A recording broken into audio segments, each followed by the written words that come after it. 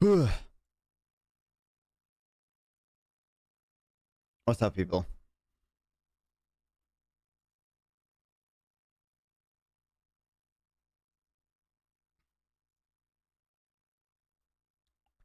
I'm just like Hassan guys, bro. See that guy back there? If he moves an inch, okay, 10,000 volts, 2 million volts. Okay, directly into him. Directly into him. Whatever Hassan asked for his big ass dog, double it. Double it. Put it in this guy. No test for you. Welcome back, Tron.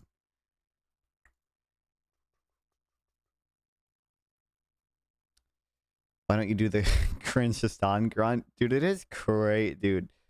Hassan, like, 30 minutes into his stream is at, like, the same, like, frustration level as I am, like, the last hour of my 24-hour stream.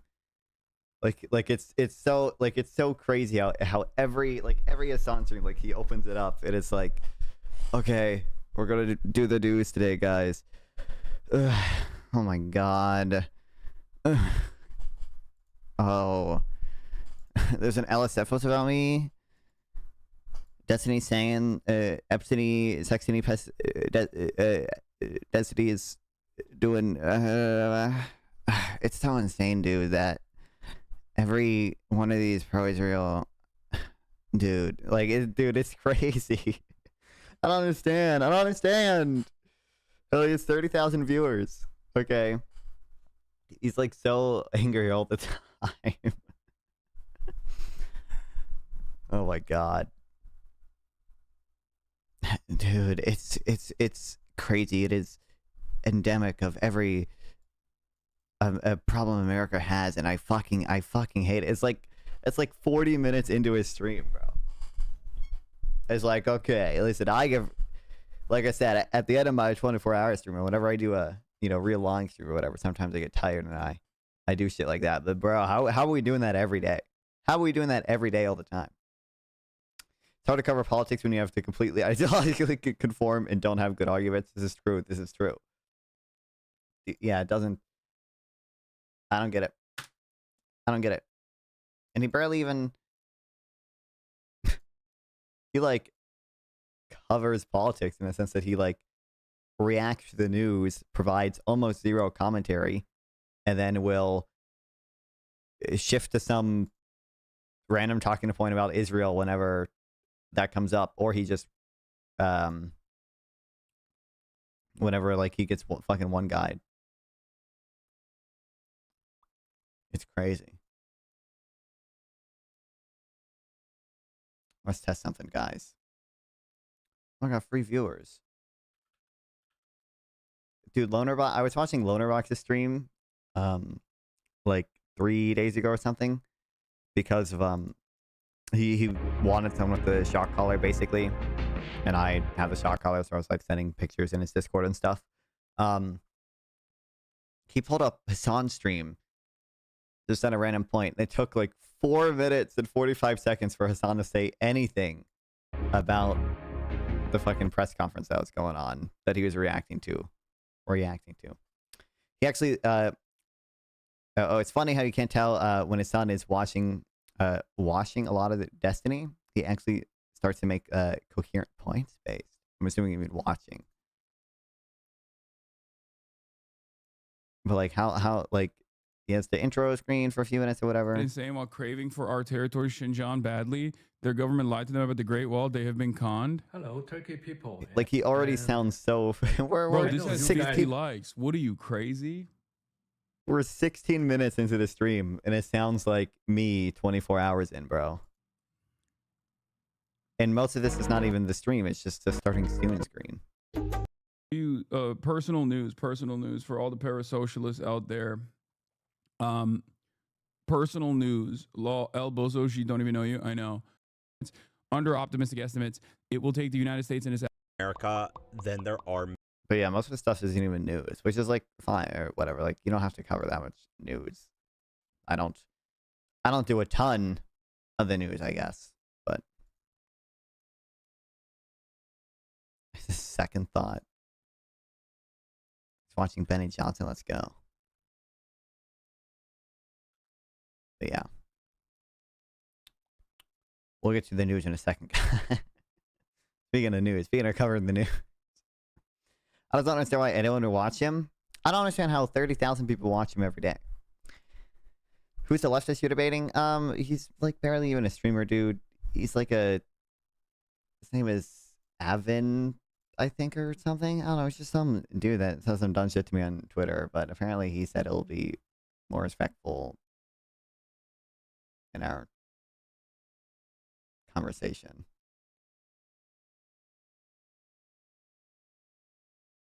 Like it was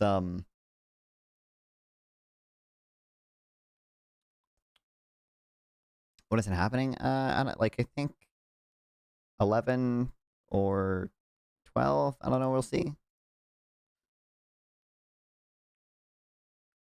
I just posted this clip of Soyfield's most recent video of him or Rokana. We need to have a bold agenda that says we're going to tax wealth, not give tax breaks to billionaires. We're going to have Medicare for all, health care from the day you're born as a human right, free college in this country, and I say there's like 30% too soy for me. Can you tell Rokana what a DBCFT is? And I think Soyfield did respond. He was like, he has a degree in Econ though, which it's funny every time Soyfield's just automatically going to ratio me because he has more followers. But never, ever, okay? This is the non-fun advice. Take it to heart. Never, ever, ever, ever, ever trust a progressive with a 4-year econ degree, okay? Any progressive ever with a 4-year econ degree is fucking lame, okay? I'm pretty sure Parker get a job, okay, has a 4-year econ degree. Okay, he's a dumbass progressive. Okay, I don't know what I don't know what happened to them where they don't listen to half of the shit they're taught in that class. AOC is like it's not just an economics degree, it's like a politics and economics degree. If someone has a politics and economics degree in general, just don't trust them. But a progressive with a 4-year econ degree are they're the least trustworthy people when it comes to econ. Okay. Maybe I'm weird because I don't watch streamers who I think are more, who I think know more than me or are rhetorically effective. Who watches this on? It's like, wow, didn't know capitalism is bad and America is bad. Yeah, I don't know. I mean, like the most value I see in Hassan is just like because he reacts to shit and barely has anything. Is like, well, I get someone who just aggregates things for me, and I know is going to agree with me and say the things I want him to say. Like that's like the most value I've seen him. I don't know. I knew like 2 Hassan fans, but they blocked me over saying that it's like Hamas shouldn't have attacked Israel on October 7th.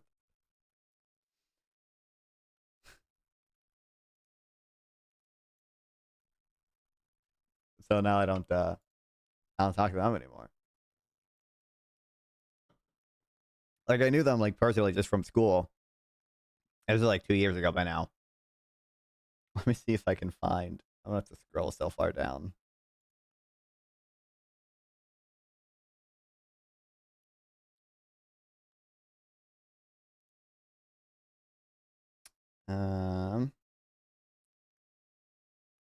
Bro, I don't know if I'm gonna be able to find this shit.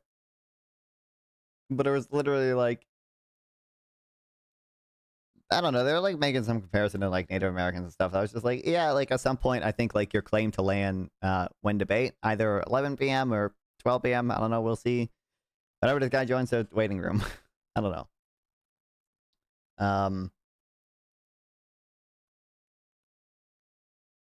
And I was like, yeah, you know, at some point, like, I don't think you like have a claim to land anymore that was taken forever ago and everyone else seems to be at peace with. Like, you shouldn't just be infinitely attacking Israel or whatever. And she was just like, oh my God, that's such a white person take. I literally cannot with you anymore. And then blocked me. It's like, okay, dog. That's interesting. That's something.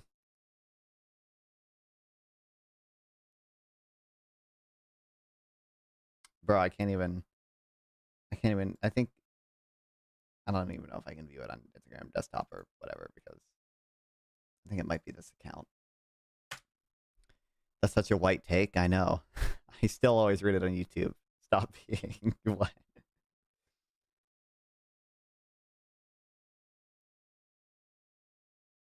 Yeah, I can't find it. Whatever. Wait, maybe I can if I search it.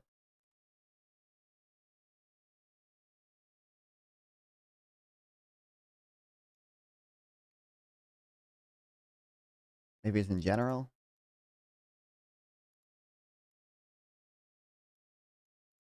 Okay, whatever. Anyway, that's the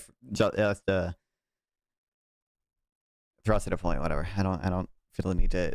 You guys can not believe me if you don't want. Okay, I don't think I need to bring out the full-on receipts. Okay, but why are Democrats using the white young men or young white men? I know. Dude, it was crazy. It was crazy. I don't know why that's the thing that got me blocked, but okay. But anyway, never, ever, ever, ever trust a progressive with a 4-year econ degree. Okay, take that to heart. Okay, everyone should use that advice. But yeah, anyway, I tweeted out. I was just like, 30% too toy for me. Okay, because well, taxes cringe. Medicare for all. In reality, whatever plan got passed through Congress would probably be watered down enough where I wouldn't have like super serious objections to it. But like single payer healthcare, probably a little cringe. This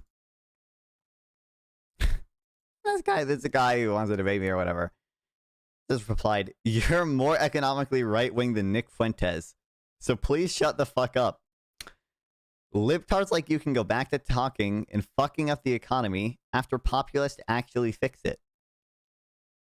Thank you, populist Donald Trump, for fixing the economy, I guess. Okay, goddamn. Or maybe it's only left-wing populists that fix the economy. Thank you, Maduro in Venezuela, for fixing the economy. Like, what are we, like, okay. Being economically to the right of Nick Fuentes is good. I don't even know, and like, we'll talk about this or whatever. I don't even know what Nick Fuentes, like, unironic takes in the, like, I don't even think Nick Fuentes has, like, economic takes. He just has like he doesn't support mass deportations because he's like really in depth in the economic literature and it's like, oh yeah, local immigrants are actually good to deport. Like, no, he just wants a like right-wing nation. Like, he just wants it, like, he doesn't support tariffs because he's like, oh, I read Arthur Dorn Hansen 2013 and I really have an in-depth view about protection. It's like, no, he just wants everything to be made. Thank you, Soggy, paying her 69 for the sub. No, he just wants everything to be produced here. He doesn't care if it makes it so poor because he wants a white nation that's like isolationist. Like, that's it. That's just all a like social position. I think he supports Medicare for all. Well, maybe only for white people. Thank you, Daniel Arroyo, for the sub. I appreciate it. I'm assuming it's running through the old subs, but regardless. And then this guy like just went through. Thanks, Benek, for the sub too. I appreciate it. Just went through like 3 of my old tweets or whatever and replied to them true. Thank you, Art, Nasam, for the sub. Like, I just like, this was just a meme tweet I did. I just said, this is what Trump will do to Gaza, which is about September 30th, by the way. This guy like just ran through my Twitter and it was like, this is what Biden did to Gaza. And I don't even know why I don't know why he's showing like a meme picture too. I don't know why we didn't show an actual picture, but Fuentes wants right-wing socialism, LMAO. I mean, that's kind of true, but again, I don't even think, like, not of it is like a serious economic position. It's all like weird, like, oh, if we bring back manufacturing with tariffs, like, we'll have manly men again. Like, it's all like weird shit like that.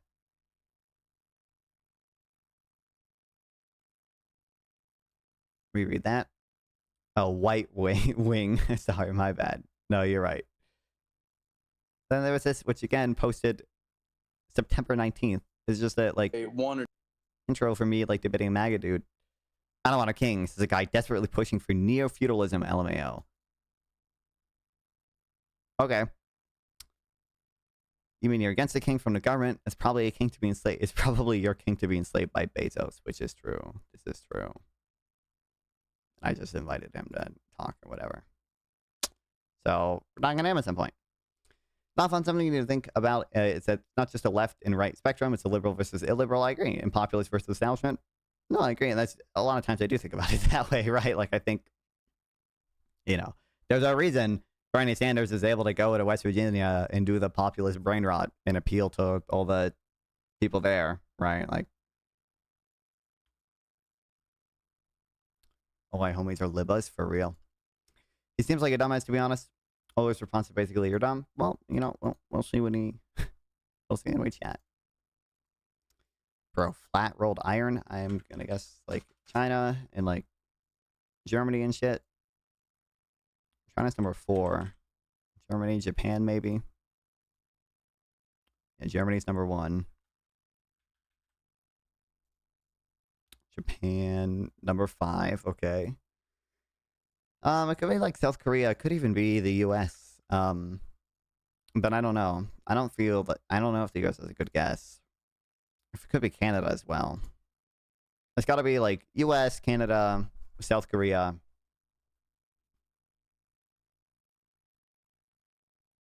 Those would be my guesses, but I don't know which is the bestest out of them. Okay, U.S. is number 6. Fuck! Should I guess South Korea or Canada? I don't know. Sora is scary? For real. Sora makes funny memes though, so it's worth it. But welcome to the stream. Arso Border Control.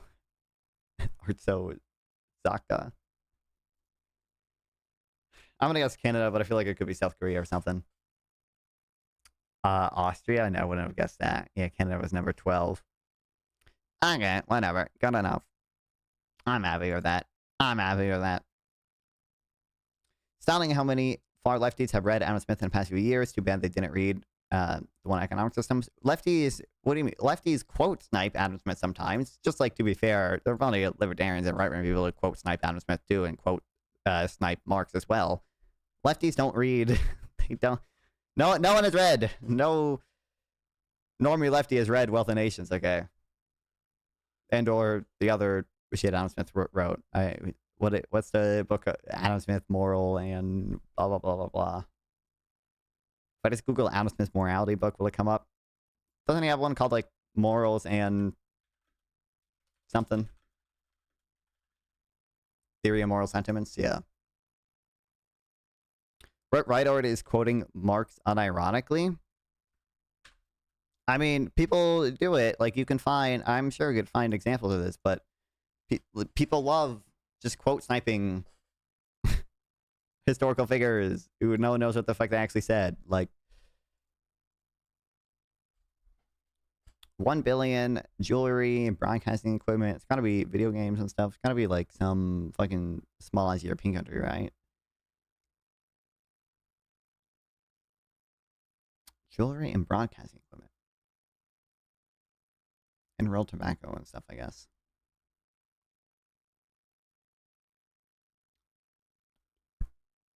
I'm guessing it's like Liechtenstein or something.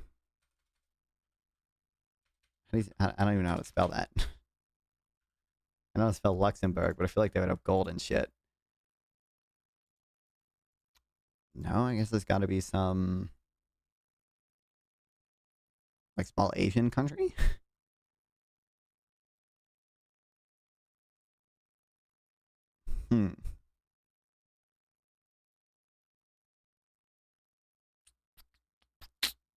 2 billion is not much at all, but it's weird because it's in broadcasting equipment. Yeah, I mean, like, Streamerland, yeah, true.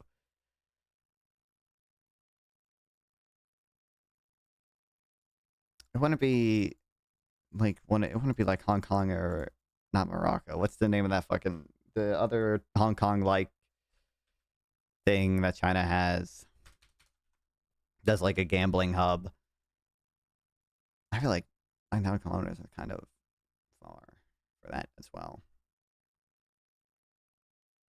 Oh, you know what? It's probably fucking one of the. It's probably Tajikistan or one of the fucking bullshit sounds or whatever. No, I guess it's oh wait, is it like Brunei or like Singapore maybe?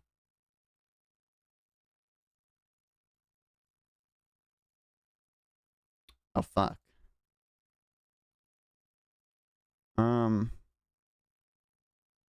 What kinds shit. of trouble are you stirring up today, my man?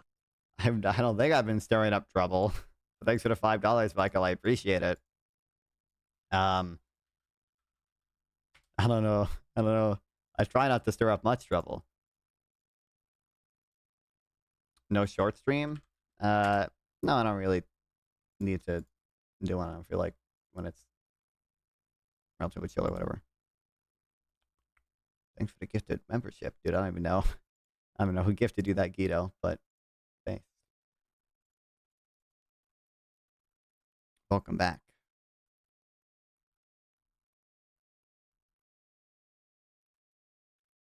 Fuck. It's gonna be that fucking, what is it called?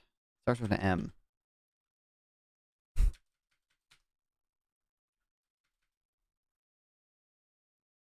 I don't even know for sure if it will be that though. Hold on. I'm gonna guess Hong Kong. If it's really close to Hong Kong, that's what it is. Oh my god, yeah, it is that fucking thing. What is it?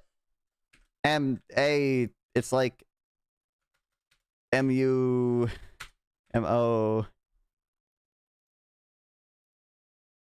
Either for trolling me, probably.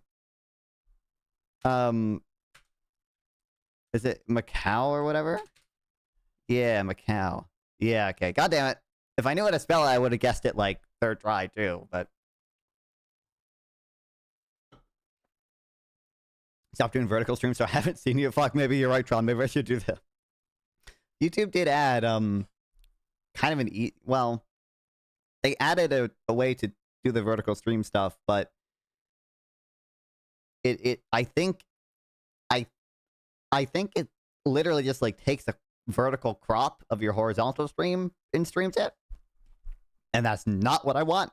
So I don't think I'm gonna use it. Best wishes on your studying. Well, I appreciate it, Guido. I could be misunderstanding how it works, but I'm fairly certain I can't do it because I already started a stream. But like they have the horizontal and like the horizontal vertical thing, but it doesn't let you send different streams to both of them. But it would have been nice because it would have like actually let you like have like the same chat for both of them. Although the thing I use for chat, you know, does let me put 2 YouTube streams in there, so it's fine. But you know, vertical could be so good for exposure and subs, but sometimes that has to grow over time. I mean, I just feel like when I do stuff like this, it just doesn't make sense to do vertical. Like it's not very like intense or anything. A lot of times when I do debates or whatever, I do the vertical stream. But thoughts on Drew Pavlov? Well, I think we are gonna watch eventually later tonight the Drew Pavlov talking to Erudite or whatever. I mean, man's a Twitter poster. That's what I have to say about him. Okay, I don't know. Just go live on your phone? Why would I go live on my? I can't do anything on my phone. I will be going live on my phone, kinda, through. I'll be going live from my phone to my OBS and from my OBS to everything else. But on October 18th, guys, we'll be going to a No Kings protest and IRL streaming that. And I think probably on Wednesday, we're probably going to do a test stream. But we'll see. Put your phone at the OBS screen. What the fuck? I have a vertical like thing within OBS that I could start when I need to do my vertical stream. It's just that I don't. Nothing is happening that warrants it.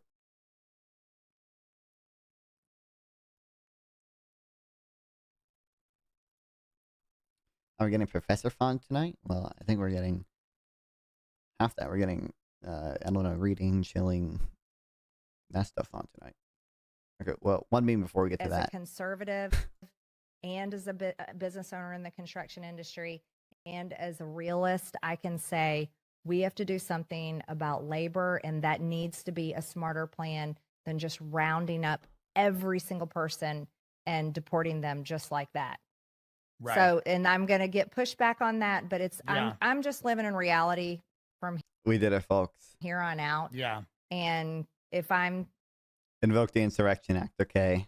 Marjorie Taylor Greene clearly Antifa If aligned. anybody's mad at me for saying the truth, then I'm sorry. Get a gyro arm screen? I have one. Yeah, I spent my whole ass fucking YouTube paycheck on. And did you even see the light recently? Apparently, bro, the anti-Israel vote, the fucking now we don't want deportations for even low-skill immigrants. Let's go. Funny how things change when when it touches your money, for real. But yeah, I bought like microphones and shit. Like I have it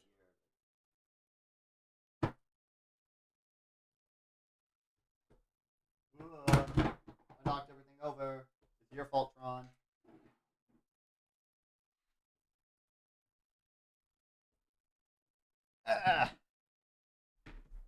Sadly, they're not doing a No Kings protest in my city. Oh, what's up, Vavis? But, yeah, damn.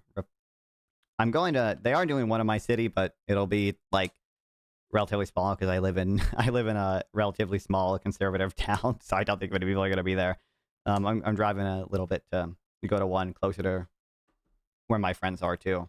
Isaac might be going there with me, folks, but I don't know for sure yet.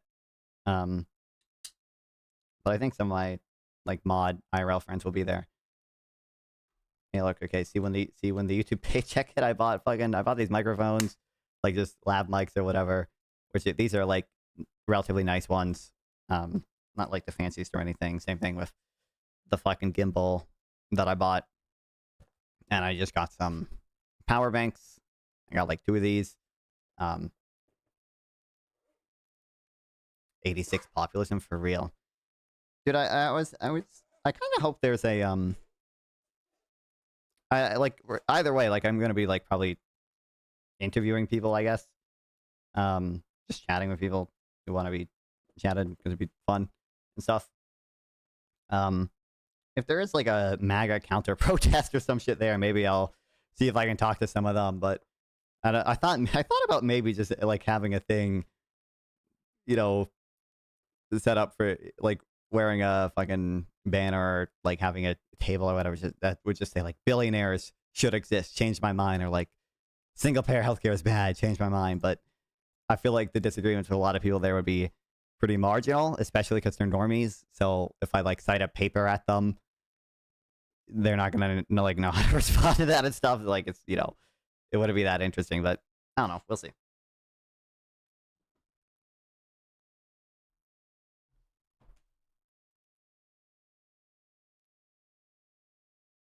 I can show you I even bought the fucking thing that lets you. It's just a magnetic thing that lets you clip the mic on there, or well, it's magnetically attached the mic to there, and then I can interview people.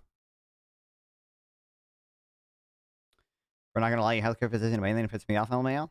Okay, well we can talk about it whenever you. I'm enjoying the waiting room whenever you're ready. I think you said you're eating right now or whatever, but we can talk about whatever, man.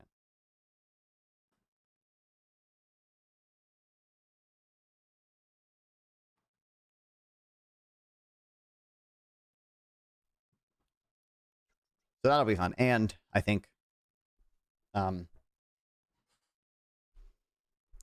I said, on Wednesday, I might just do a test stream to see how shit works, but I don't think it'll be perfect because I think I need to get like another cell phone plan. If someone wants to donate $70 real quick, so I can afford a Verizon prepaid plan, so the stream doesn't cut out every 20 seconds.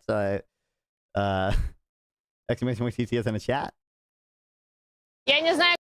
What is this? Johnson? I don't have it. There's gotta be some extension or something or some bullshit that lets you just pop out videos from Discord into another window, so I don't have to like either drag the whole window open or like just download the video. Or there's got to be even an extension that just lets you embed videos in your browser, because I can like right click an image on Discord, hit copy link, and embed it in my browser.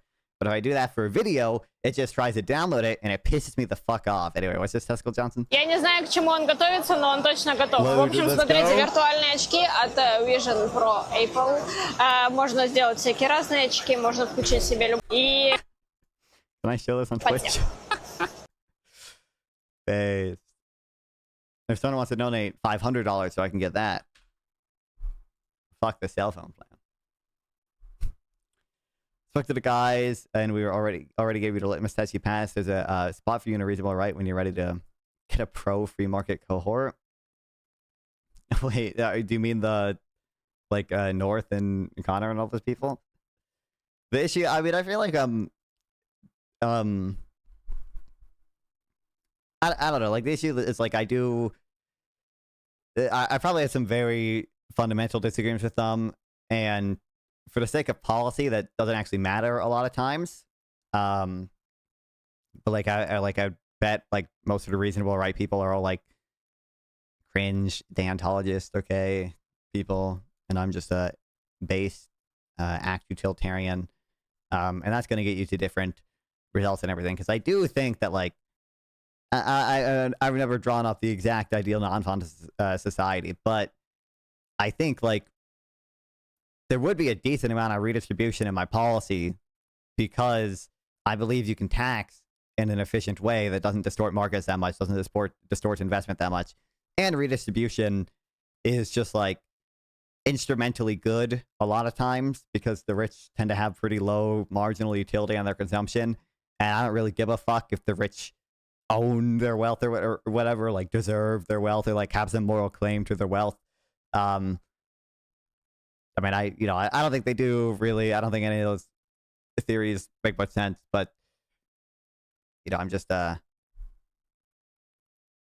anti-utilitarian, so I'm just gonna say like, well, okay, like if it increases net utility, okay, redistribute the wealth, maybe, but become a base radical centrist. That's what I am already. I think eventually I work my way through this stuff, but I also just think I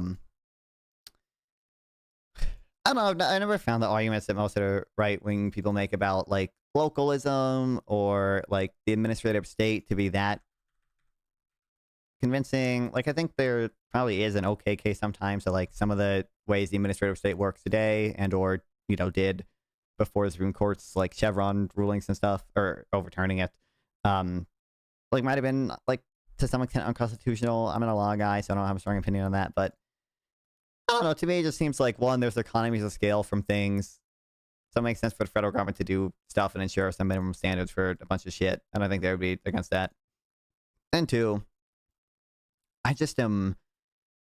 I need to work my way through. I think they kind of always said the public wealth of cities or whatever had stuff in this, but like, it really just does seem like a lot of the things people say about local government operating better or having less corruption or being closer to the people or whatever, which is holds it accountable, is just like not true. Like it seems like a lot of local governments are more corrupt, are less efficient than the federal government. Like there's a lot of oversight on the federal government, especially, and I don't even know, like with the internet nowadays, every federal scandal is something that blows up and everyone like hears about it. I don't know how you could ever get to a place for that happening for local government, because even though there is the internet and stuff, like, the internet just makes people care about the national news more. It doesn't actually let people within a state like hold their government accountable more. So I don't know. Local politics is extremely corrupt for real. I don't know, I think I have the thing downloaded or whatever, but I also have the Machinery of Government, which is apparently a book that talks about a lot of those things. Public wealth of cities. Not a fan if local governments were to be trusted, we wouldn't have FBI and police departments for real. Can you not see how far the left is agreeing more and more with the far right? I mean, it's a populist thing. I don't think it's more the far right agreeing more and more with the far left, right? Like it seems like it's more Trump has moved towards the left when he talks about nationalizing mining companies and things like that. We're gonna read on that in a second, by the way, folks. But like I said, I do view a lot of these things as just pro-establishment, anti-establishment, or populist or not populist, rather than like just left and right and stuff. I think a senator and House rep should decide how much they want to tax their state and how much food stamps their people get based. Well, we literally have that. I mean, senators always, try to seek shit like that. Like what's the name of the Alaskan senator or whatever that like she voted for the big beautiful bill because she got an exemption for the Medicaid and SNAP cuts for like 5 years or something. Ugh. Brady said he was going to do what? Trump basically, he's already done some of it. He already took a 10% stake in Intel, and I think he's already / working on taking a like 5% stake in lithium mining, and like there's a few other mining companies. Yeah, 15% share in MP Material. We'll read about it in a second, but 5% take in 2 different lithium mining ventures. And we'll get to it in a bit, folks. Look, I don't care if your color stuff on the left, probably for the better. But know where your allies are, and hopefully you aren't blinded by labels alone. I'm not blinded by labels alone. Like, people are always going to be biased. There's always going to be some friction, like, just because if you identify as left-leaning or whatever. Like, my intuition is always going to lean towards voting for a left-leaning person, even if they're a populist, just because I view myself overall as left-leaning, and that's the people I associate with or whatever. But, you know, certainly, like, where's easy money? Easy money, I don't know, ask me these hypotheticals all the time. Like, you know, I don't particularly like a lot of the populist left. I don't think, like, a lot of their policies are, like, catastrophic, but I don't know. I don't want to be... I like my billionaires. Don't touch my billionaires. Don't touch my billionaires.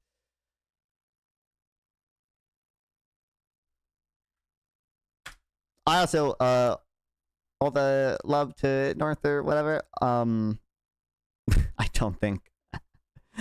to be fair, I don't see the Democrats getting like significantly more moderate or anything either.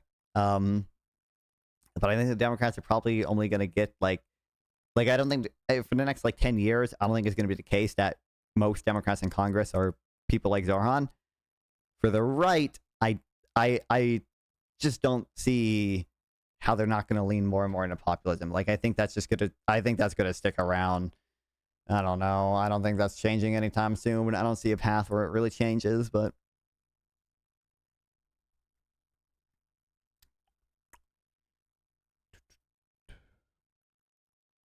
Like, I don't know if there'd be a thing in this.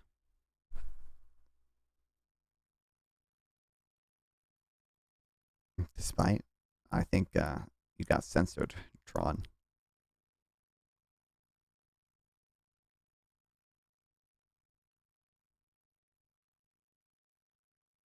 I mean, I could just message Econ Boy and see where it is in this or whatever, but it might also just be in the public wealth of nations. I also, like I said, I really don't see with the internet how you could ever get to a place where people give a fuck about local politics anymore. It just seems like we're done on that. Seems like that ship has sailed. I don't know.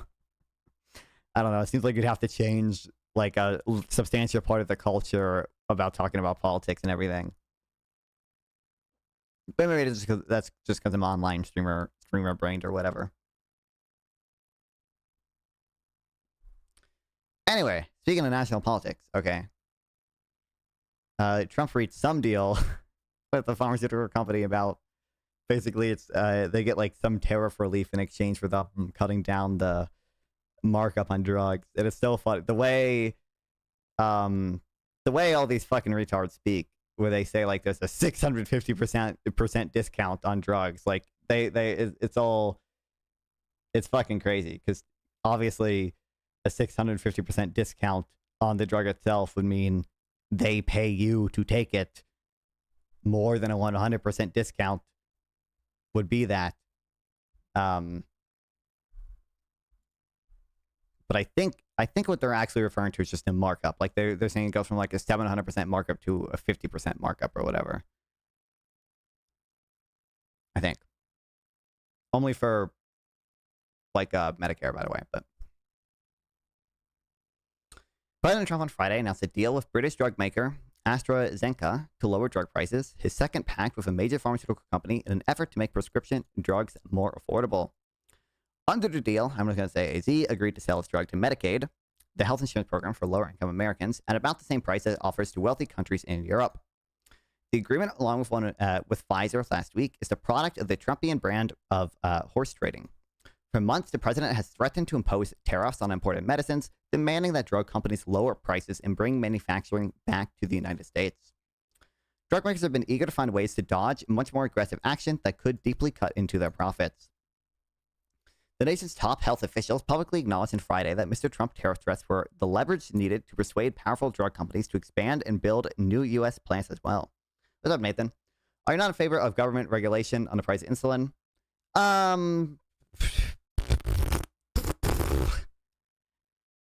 don't know. So insulin might be a little bit different just because insulin's obviously an already developed technology. Although, like, we do see like innovation in insulin still. We do see companies developing automatic pumps and shit or whatever. I don't know. So, like, the thing I would say broadly is just that it does seem like the expected, profits for future medical innovation does affect the amount of innovation drug companies do. And if you do like price controls, price caps and shit and limit their profits, that does reduce the amount of new medical innovation that they do. Now, that's not to say there's literally like nothing you can do. So like private insurers do negotiate on their own to bid prices down. And presumably you kind of have like some minimum government health insurance plan or whatever that private insurers kind of bid on competing to fulfill. And that would allow you to cover, the bottom 10, 20% of people who need that plan or whatever. But still, have private health insurers, negotiate down the price of insulin to a point where that wouldn't necessarily have a big impact on the expected future profits of new drugs, and there would still be enough medical innovation and stuff. I just don't think like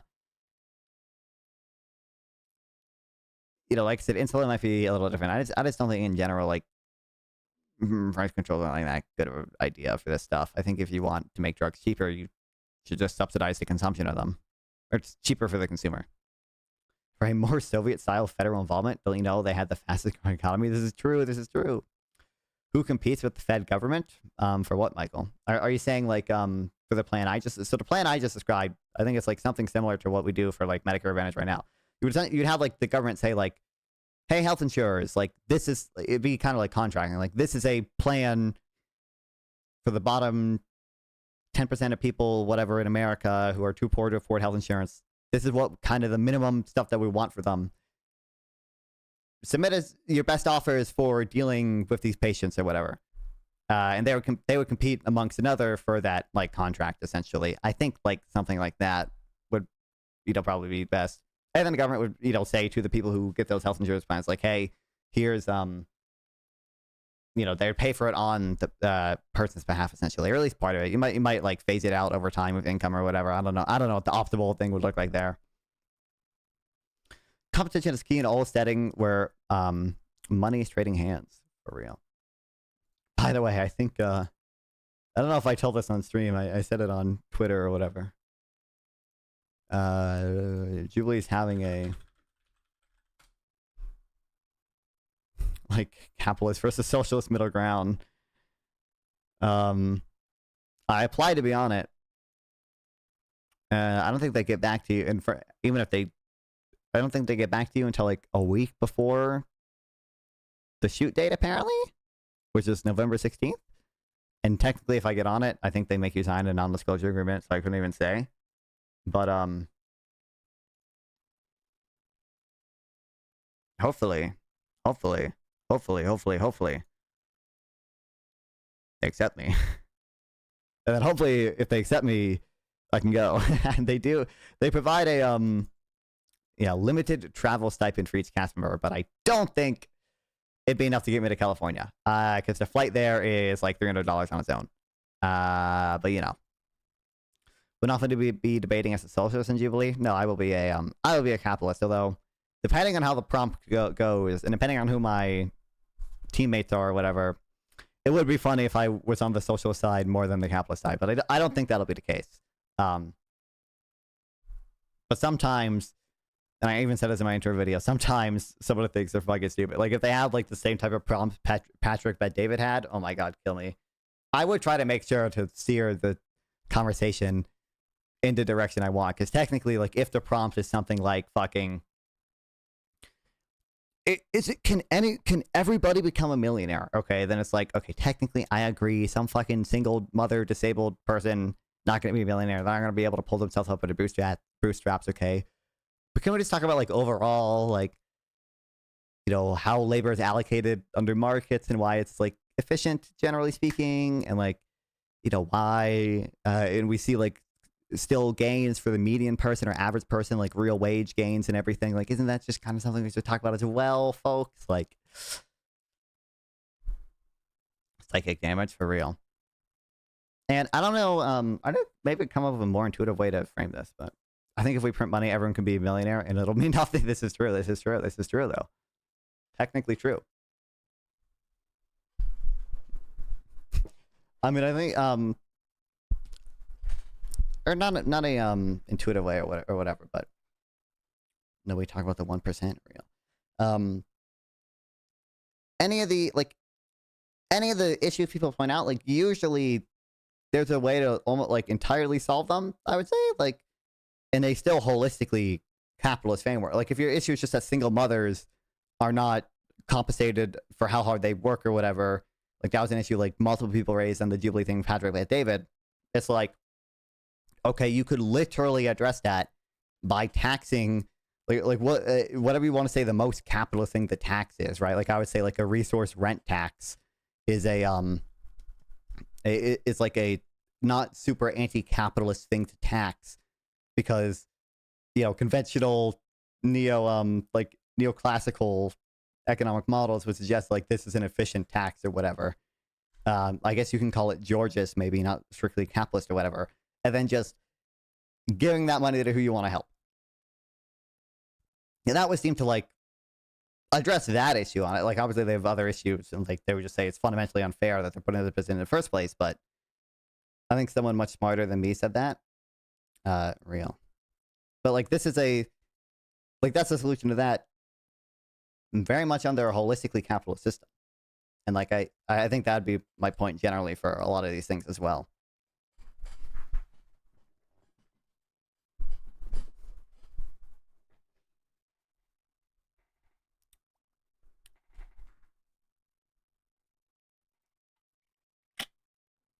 I said in my intro video, I don't know if I want to play my intro video, but the fact that I get censored, there are no solutions, only trade-offs for real. Not everyone will be a millionaire. Anyone can and should have the opportunity to become one of them. Wow, real North. Also, I am pissed off. Oh, I don't know what happened. I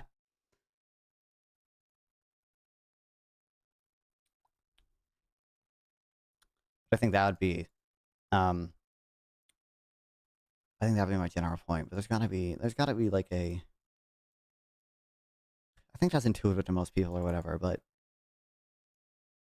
And maybe one thing that'd be useful, I think I've used this talking about before or whatever, is like, I do think like, you know, democracy, which I think everyone there is going to agree democracy is good for the most part, although they'll say, well, democracy should apply to the economy too or whatever, but democracy generally is going to act as some check on capitalism. Like, if we're seeing like super negative results from inequality, you know, the democratic state is set up in such a way where, you know, because voters have equal power minus, I mean, they're just going to say money in politics, whatever. Like, that is going to act as a check on democracy. Like, you're going to have people vote for shit or whatever to reduce inequality, hopefully. Two daughters screwed for his mother using a wrong address base, and I couldn't call him or her, but even more base. Sounds like free food to me. Why are we even complaining?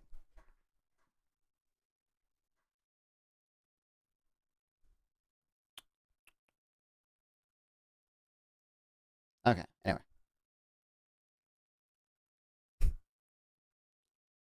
The donor class, damn them. What's up, Sauce Rama? For real. And then it would get into, I don't want to talk about money and politics while I'm there. Maybe we'll inevitably have to get in that bullshit, but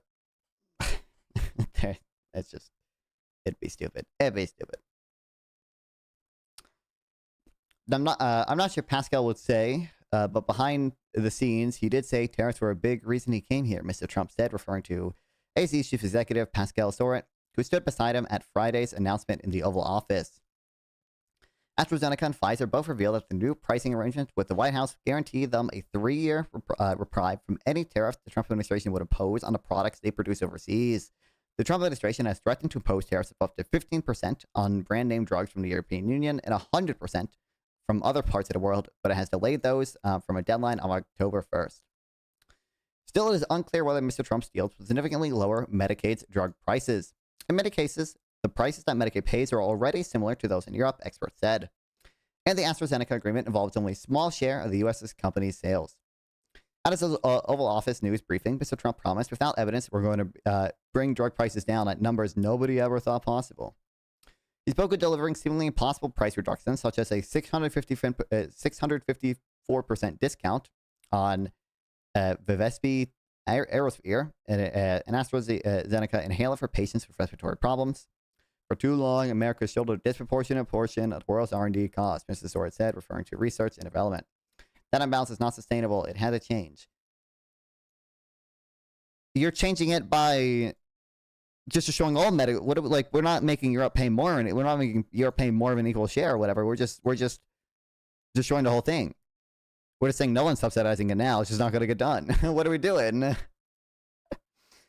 Like, it's not like we're saying like the cost is like Europe is going to pay more, right? And the U.S. is going to pay a little bit less, and that's going to like even out. Like who's paying for the R&D. We're just saying the U.S. is going to pay as much as Europe,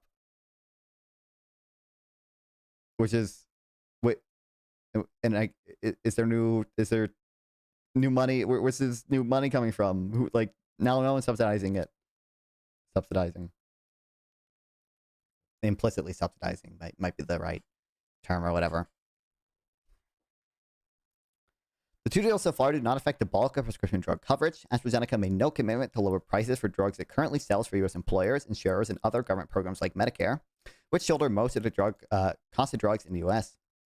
Brand name drug prices in the U.S. are 3 times as high as average as those in peer nations, but the disparities vary across types of insurance. Drug makers already give Medicaid lower prices than other payers in the United States because of discounts that are required under federal law. People on Medicare already almost pay nothing in out-of-pocket cost. Federal law caps those costs at $8 per prescription for people with the lowest incomes. In some states, people with Medicaid have no out-of-pocket cost. The voluntary approach stands in contrast with Mr. Trump's first term, where he tried to mandate lower drug prices through regulation and other forms of formal public policy. President Joseph R. Biden Jr. What? Joseph R. Biden Jr. secured legislation to regulate drug prices in Medicare. Why are we... Okay. Just want to point out this is kind of the pressure Live and Learn boys were calling for. I'm pretty sure when B-Man does it, they didn't care how it got done. Just that it does. I mean, if you can sign a clip of that, I'd be interested. It wouldn't surprise me if they wanted that at all, really. But I don't know if... I don't know if they ever would want Biden to do something like threaten to impose tariffs on our allies unless they cut the markup on drugs. They probably will support the Inflation Reduction Act and the negotiations in that. And they might support like some threats to, I don't know, other stuff, to some other like subsidy contracts we give out. But I don't know if they ever would have gone this far, really.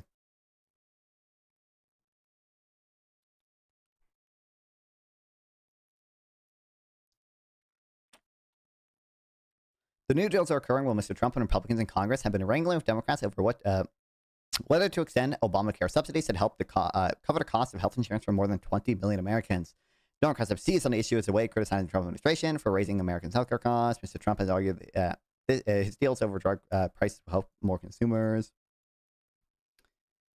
Friday's event officials held a website. Well, it's not even going to help consumers directly, right? Like, it would just because their out-of-pocket costs are already capped, so it's just going to lower it's going to lower Medicaid's cost on the government side, which can be good. I mean, there's a trade-off between medical innovation, supposedly, at least. But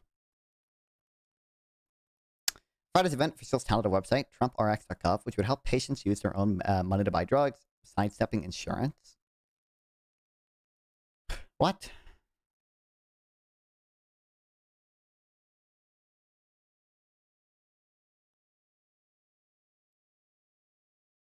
Wait, should I say January 2026? Coming soon? Okay.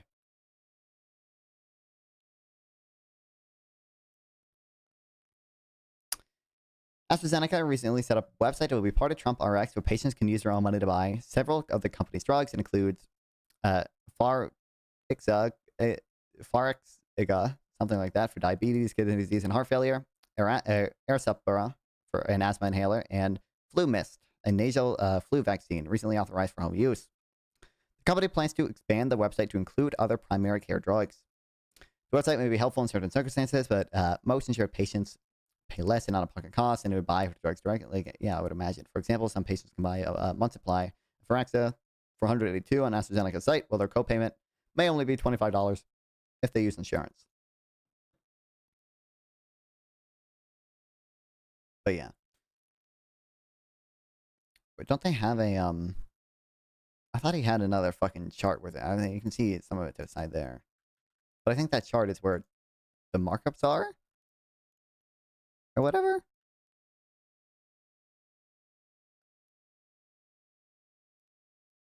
Like, I think when it says the retarded shit about... Prawn says this on. Is this Modi's shit?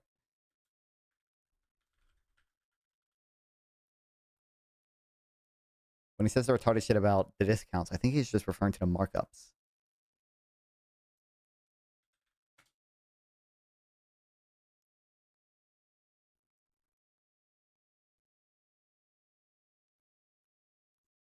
So we have, and I'm also going. Well, I'll go to Cairo. I Show think your retarded chart. What are we doing? 465 billion. President Trump, In many cases, also I mean, he's off his stuff done. I want to see that chart. Yeah, because he just.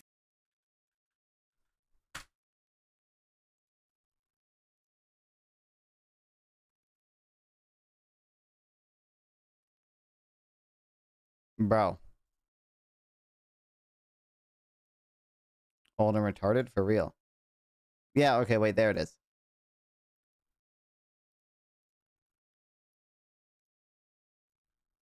I think he's saying... Oh, nope, you know, this doesn't even say that. Okay, well, never mind. I think his chart just say, I'm going to get lower drug prices, and the other chart just says, drug costs are higher in America, and it doesn't even say by how much he's reducing it. But, you know, regardless, retarded shit. Okay. One, What is this Modi's thing? Hold on, I'm just curious. Oh, this is not Modi's thing. I thought it was Modi's thing for a second because it had Connect Hell on it. Tyler Cohen talked about it as well as his stakes in some of the mining companies. It is MAGA Maoism. It is MAGA Maoism, okay? For whatever shit Drew Pavlov's on now, it is MAGA Maoism, bro. Mondami style, trust me, bro. Economics. Yeah. Dude, I first saw this article linked in a tweet, by the way.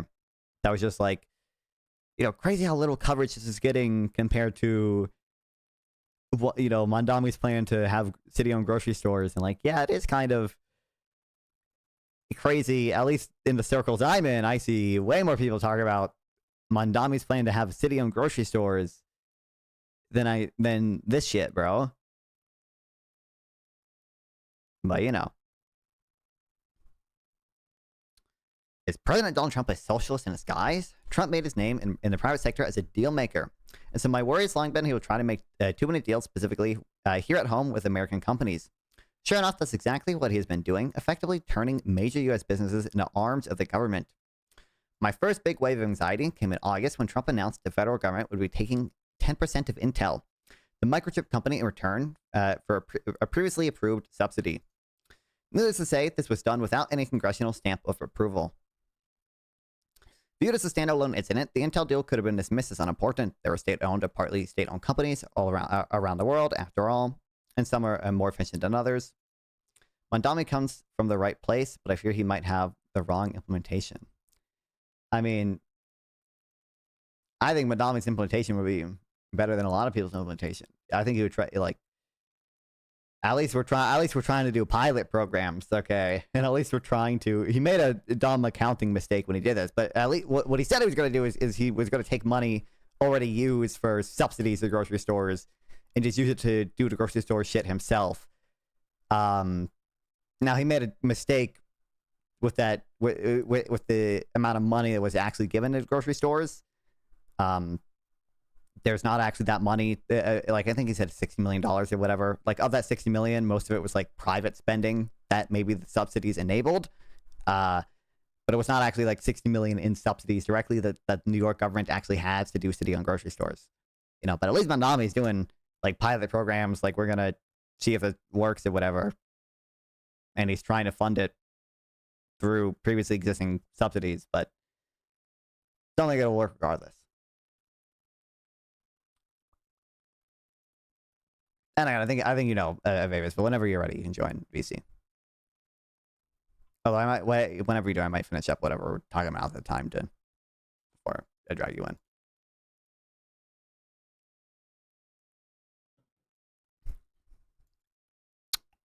Unfortunately, this is not one-off. The federal government also decided to take up a 15% share in MP Materials, a company that mines rare earth minerals that are essential for everything from smartphones to guided missiles. You might think that this is essentially for America's national security because China has such a large presence in that sector, and military applications of these rare earth minerals are many. Just last week, it's all so awful indeed. I like this plan for matching taxes for top corporations with New Jersey. I'll give them that. So cringe. This last week, however, Trump administration announced that it would be taking 5% stake in 2 different lithium mining ventures. The good news is that major lithium deposits are being discovered around the world, making this kind of U.S. government involvement unnecessary for national security reasons. The bad news is that our government still is treating this as a national emergency. The word socialism is overused in political debate, but during his 10 months in office, Trump has certainly put us on the path towards it. It would be, by the way, I don't know. It will be really interesting to see if a Democrat wins, and also depending on what Democrat wins, what the fuck is going to happen with all the stakes that we're taking the other companies. Like, like, first of all, I don't even know if the president technically has the authority to just sell them unilaterally. Presumably, if Trump was able to buy them unilaterally, the president should be able to do that. But I don't know. And it might be like an iffy thing that Trump is willing to push and Democratic presidents wouldn't be. And I don't know, like, would AOC sell the stake in Intel? Like, I don't know if she would. Now, I think that AOC might pull a fucking O'Connell boy, okay, and have like some independent board manage it rather than just being like the executive branch sort of directly managing it. But I also don't think like AOC would sell it. But I bet, you know, I'm curious if more moderate Dems would. You know, I don't even know. I'm struggling to think of people who like I don't know if Pete Buttigieg would sell it even. I don't know. It'd be interesting.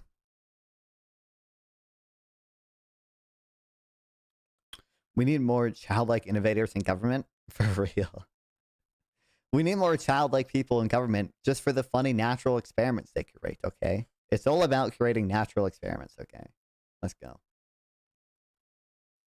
Trump administration has also offered NVIDIA the right to sell high-quality artificial intelligence chips to China, previously denied under law because the U.S. isn't generally interested in helping Chinese AI get better. In exchange, the U.S. government would get a cut of those transactions to the tune of about 15%. In that case, it is not obvious the deal will hold up in courts because it may violate the export clause of the U.S. Constitution. This was true, but did anyone sue over this ever? The issue I heard is like, who the fuck would even have standing to sue in this case? Like, it could be the case that, it probably is the case that under, like, reading a law, like, yeah, this is essentially an export tax. But, like, NVIDIA's not going to sue over it. And by taking the deal, they're saying it's at least somewhat beneficial to them anyway, or more beneficial than the alternative of just paying the tariffs or whatever. Or than not being able to sell to China.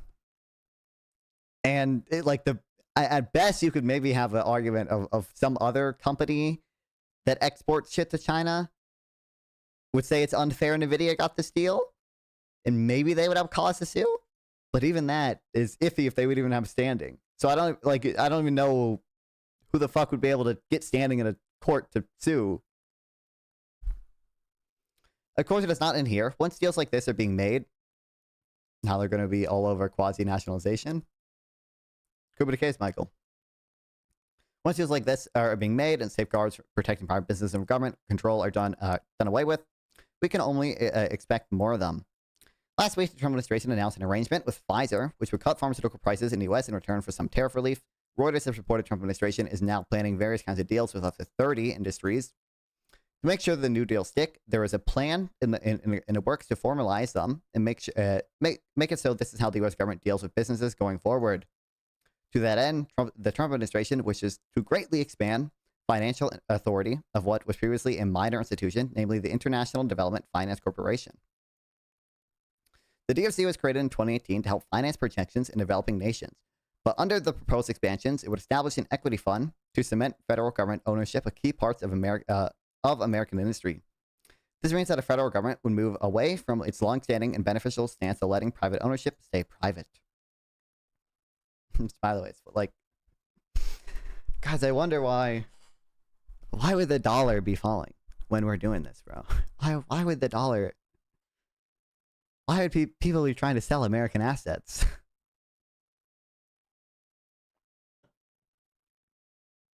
It seems more Stalin than Mao, in my opinion. I don't know. The Maoism thing is part of it is sort of the general. Should I say a collective like the collectivization, like ideology and shit, and like especially the obsession over manufacturing. Like that's a like that seems that's not an endorsement, by the way. Oh, I recognize that's obviously not an endorsement.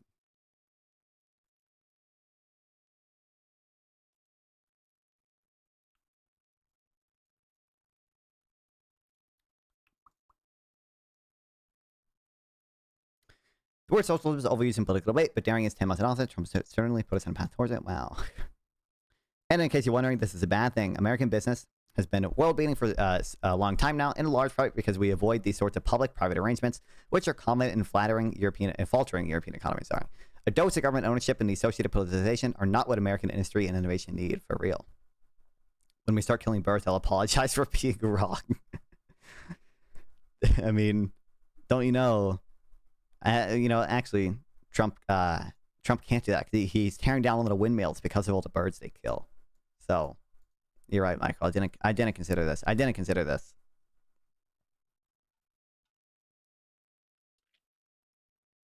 There's a reason we have a private sector to begin with, which is that market realities force companies to efficiently deliver good products at a reasonable price, or else go out of business due to competition. Now think of everything you know about the federal government and how it operates, to observe our own government being successful in cutting costs, keeping its debt and finances in line, enforcing standards of accountability. It is laughable to even pose such questions. So given these realities, why should government ownership of private corporations be such a good idea? To an outsider, the government owning 10% of a company might sound like small potatoes, but typically a 10% share is significant enough and concentrated enough to give that shareholder a large and often decisive vote. These evil fucking windmills taking out the bird, dude, I know. Horrible. By the way, okay, like, a lot of that shit is, it's not entirely made up that windmills kill birds. But it's, like, not that many birds in the grand scheme of things. And presumably, more birds would die just due to climate change and stuff like that. And also, like, domestic cats kill, like, 100 times the birds windmills kill, right? But also, Trump, this is the same thing with Trump covering up the rose garden of pavement, okay?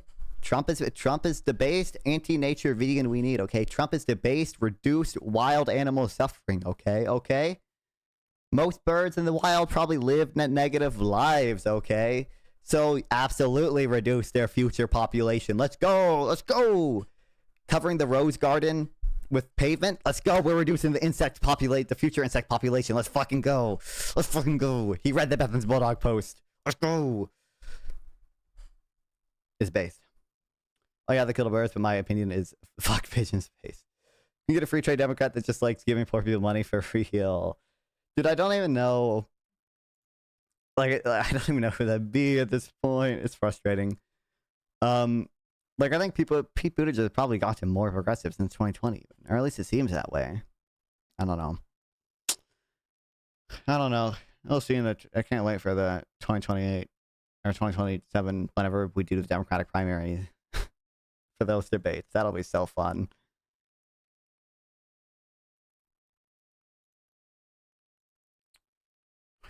It'll be fun to watch her. It'll be, well, it will genuinely be fun in some cases to watch the Democratic primaries and stuff and talk to people about it. It'll be in the most cruel and hopeless, doomer-pilled way possible to watch the Republican Party primaries.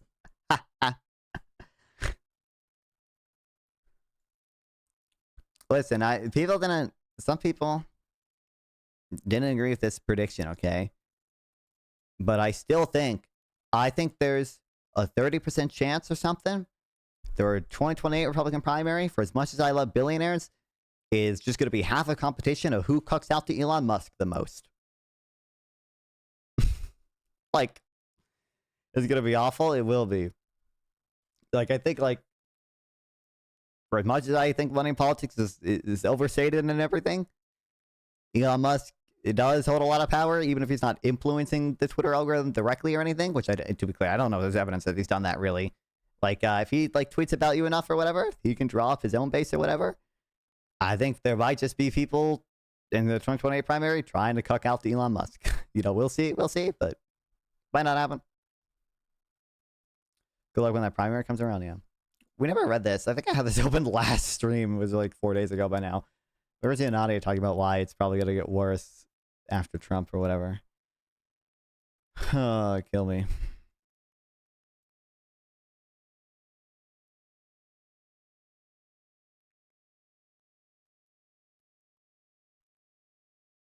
People ask what I think the future of the GOP will be after Trump. See my article on the emerging Bannon-Groyper alliance and its follow-up. To put the numbers on it, I say 75% chance things will get bad or worse. That is from my perspective of wanting a movement that is less ethno-nationalist, populist, anti-vax, and conspiratorial. And maybe 25% chance things get better. I wrote about this in Unheard. There are two indicators we may look for forecasting the future movement. The first involves examining areas in which the base and the spokesperson show resistance against the ultimate leader. There's a natural tendency to defer to the leader of the party, but tensions always exist between him, those in middle ranks, and the base. And where the pressure points are can tell us something. This method would have accurately predicted the Republican Party's hard turn against immigration in the aftermath of Bush and McCain era, during which talk radio helped dash proposals for grand bargains supported by GOP elites.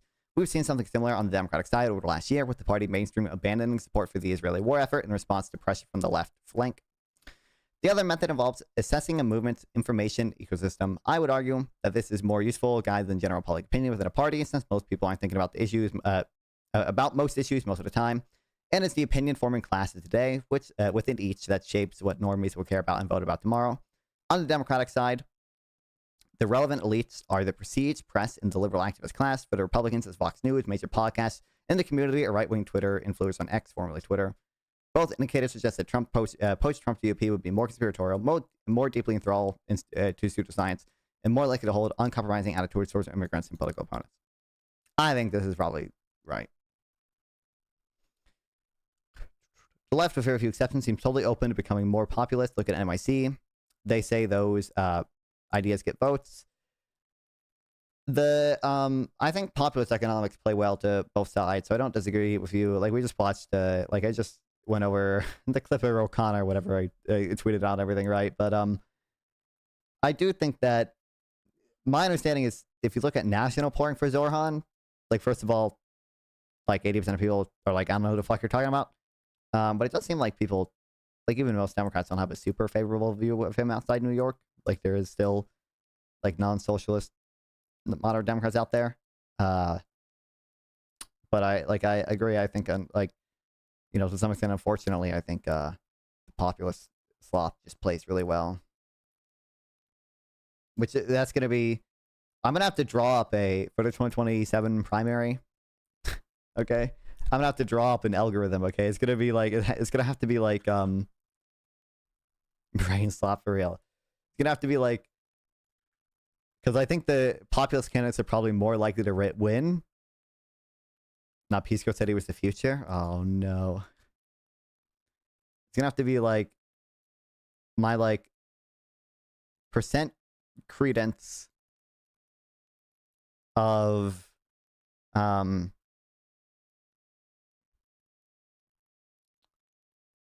gonna have to be like my percent credence that like a certain candidate will win. If I have like 80% chance like this candidate can win versus like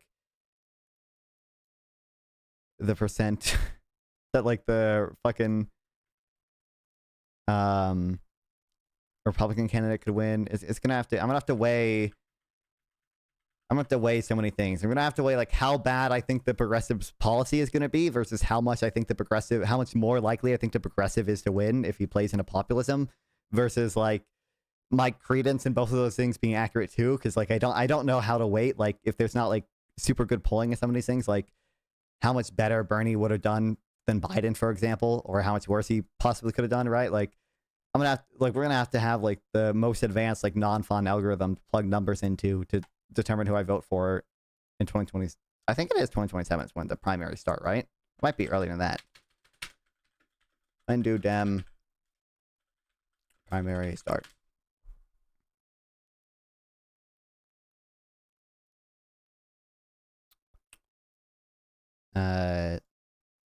Currently we're on schedule.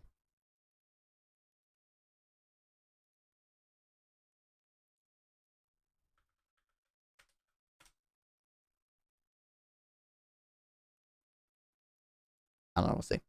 I hate most of what Zoran stands for, and I would vote for him over the other two. I still don't know where I stand on that.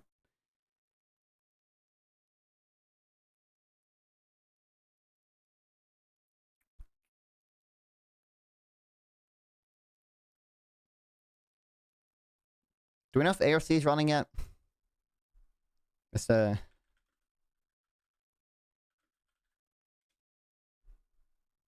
there any more reporting on that? I saw people were. I don't think there's anything new on it. I saw there's speculation that she was either going to run for president or Senate, and she hadn't decided yet. I don't know if it came up ever when, or I don't know if there's any new reporting on which one she's leaning towards, but.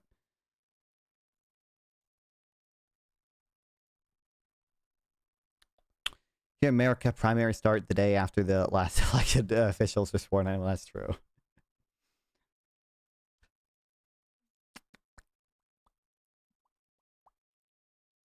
But I don't know. I'm trying to. I don't even know who else would run. Like it's gonna be like AOC, Buttigieg, fucking Kamala Harris said she's not gonna do it. Ro Khanna maybe. When he can't do it, Andrew Cuomo. I don't think I would do. I don't. Eric Adams said he was gonna. Eric Adams dropped out, right? So he's not even in the running anymore. I don't know. It would just come down to. I don't think Cuomo's policy is even that good, so I think I would probably vote Zoran, but I don't know. I don't know.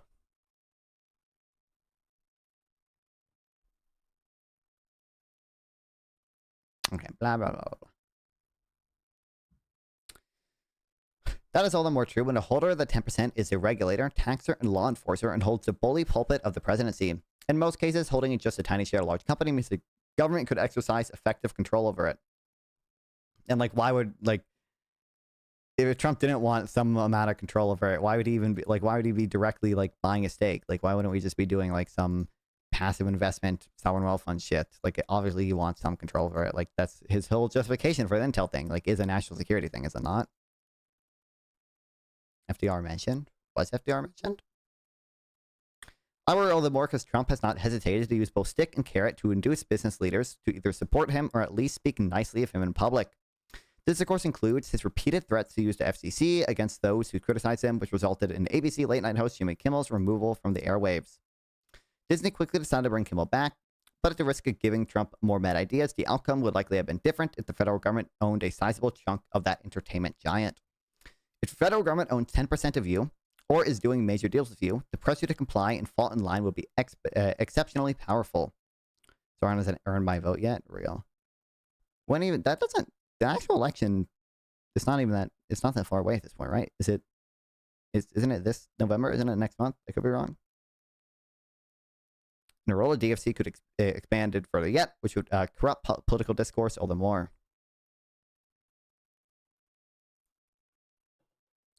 Not pro-Hamas enough, Drew. Oh, FDR just come up with the term bully pulpit or whatever. Term was coined by President Theodore Roosevelt. Oh, wrong Roosevelt. Yeah.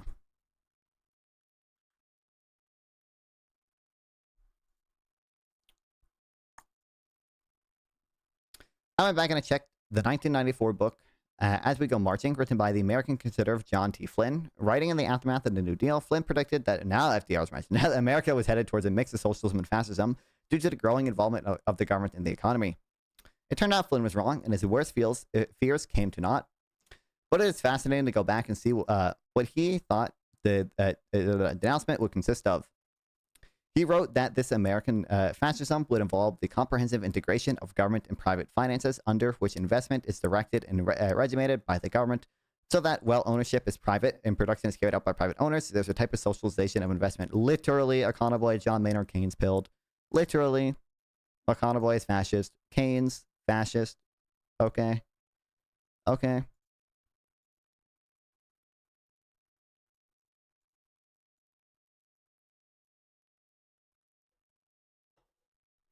Also, who would be more willing to match Trump energy and call him mean names? Oh, I think it would just come down to which one of them I thought would fight Trump. Yeah. For New Year. Yeah, right. I do think, Zoran's going to be more willing to do that. Honestly, optimal Zoran New York mayor thing is just that, like, he becomes like a anti-Trump figure and doesn't even do most of his actual ideas. Which, in fairness, I don't even think he can do a lot of his ideas because they require approval from, like, higher up state boards and things, and he's probably just not going to get that. So I'm being used as a test case for national dem strategy. Bugs me for lots of reasons, foremost being that his alternatives are both omega garbage. Real. Yeah, I think that's true, obviously, yeah. I don't think you should be drawing sweeping implications from a New York primary race in any case, but, let alone a case where the progressive is up against Andrew Cuomo and, like, Eric Adams, and there's no chance that it's going to go Republican even. But by now, Eric Adams has dropped out. Flynn continued, by this means the state, which by law and regulation can coerce a powerful control over industry, can enormously expand and complete that control by assuming the role of banker and partner. I submit that Trump is on the verge of finally proving Flynn correct. A parting question. What do Republicans expect will happen when the next time Democratic Party is in power? Real. Will Democrats use their equity share to enforce more DI, pass new green energy requirements, shift contracts towards blue states, penalize right-leaning CEOs, or push them to shut up? The rejoiner from the right, this is how the Democrats already behave, and there's some truth to that.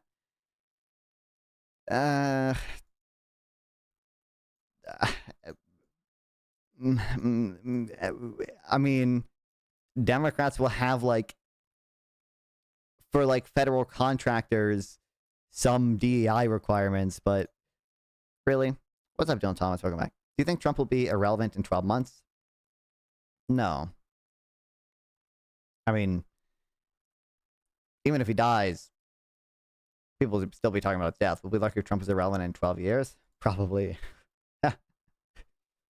I mean, like, I don't know, Trump will always be somewhat of the turning point. Like, as much as, Ben Shapiro will complain about fucking Obama being divisive and doing whatever racial politics thing, like, I think Trump will almost, like, always be the, like, for the foreseeable future, kind of be the point where things changed. America became more populist. America sort of having more divisive politics. America, the American right shifted its position on things like free trade and immigration and stuff. Then we have to do socialism now because NYC mayor election can be used to impose on all U.S. politics. This is true. This is true. This is what Peace Corps says, right? I don't watch Live and Learn anymore after Convoy left, so I don't know. Better question will be, will he be powerless like a fever break? Who knows? Who knows? Like, I wonder what will happen to Truth Social.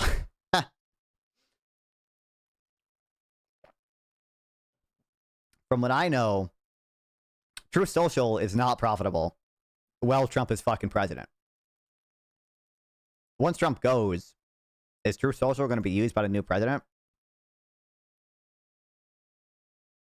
If like, I don't know how many users Truth Social has, but I wonder if like there are enough like alternative media things like that would still be willing to like platform Trump for have him do interviews and stuff that like even if he's not like in the ear of the new leader or whatever, which is entirely possible that whoever the next Republican president is would grant Trump some advising position, some cabinet position, something like that. Even if he doesn't have that, like I wonder if he could just still have some amount of control over his base because he's on Truth Social and shit. I wonder. And because he would go on fucking podcasts and stuff. I don't know. He's getting old though, so I don't even know. Might just be done. Isn't Truth Social literally his company? Yeah.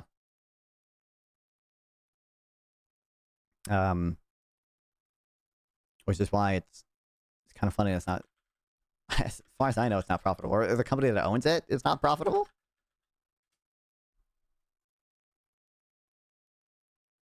Trump's made $500 million for a single Truth Social post.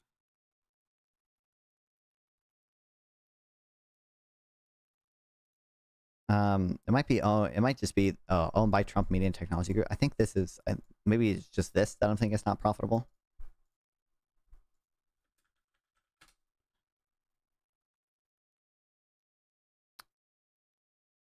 Not profitable and continues to report significant net losses. Yeah. If you think Trump's bad, let's see. Hope we never see Vance fill the chair with Garvin in his ear. Yeah.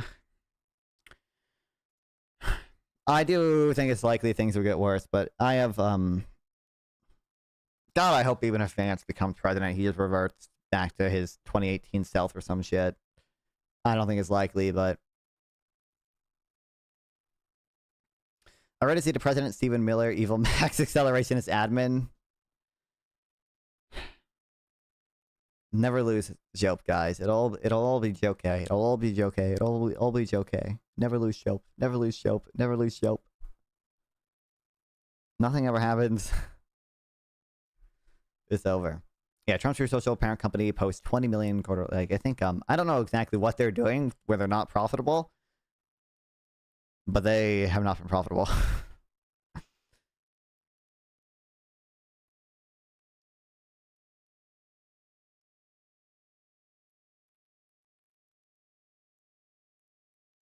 And by the way, guys, follow the non-fun Truth Social, okay? I should make a command for it, just exclamation point truth. I do have a Truth Social. I made it just because I was curious. Or like I saw a YouTube video that was just like someone like, I use Truth Social for a week or something. And he said like, there were groups where people just get like really pissed off if you just said like, I'm a liberal or whatever. And like you would have like 100 notifications of people yelling at you. So it's like, I wonder if, Blue Sky. I do have a Blue Sky, Michael, but I there's no command for it. But if you do exclamation point web, it has all my it has my website, nonfun.gg with all my links or whatever. And I was like, I wonder if I just post like my videos in there. Like if I can just get like 50 fucking viewers on these YouTube videos from people getting angry and clicking on them. I haven't found it to work yet, but okay, anyway. But empowering the government in further areas is a terrible remedy that is bound to make things worse, subjecting all sorts of companies to rule by federal fiat. That won't just be bad for these companies and their ability to compete, but it'll also prove catastrophic for freedom of speech. The GOP is traditionally the party that resists this kind of federal overreach in private sector. Now it has abandoned that principle and has established a precedent for future left-wing governments to take control of America's most powerful companies. I predict that Republicans will not enjoy the final result.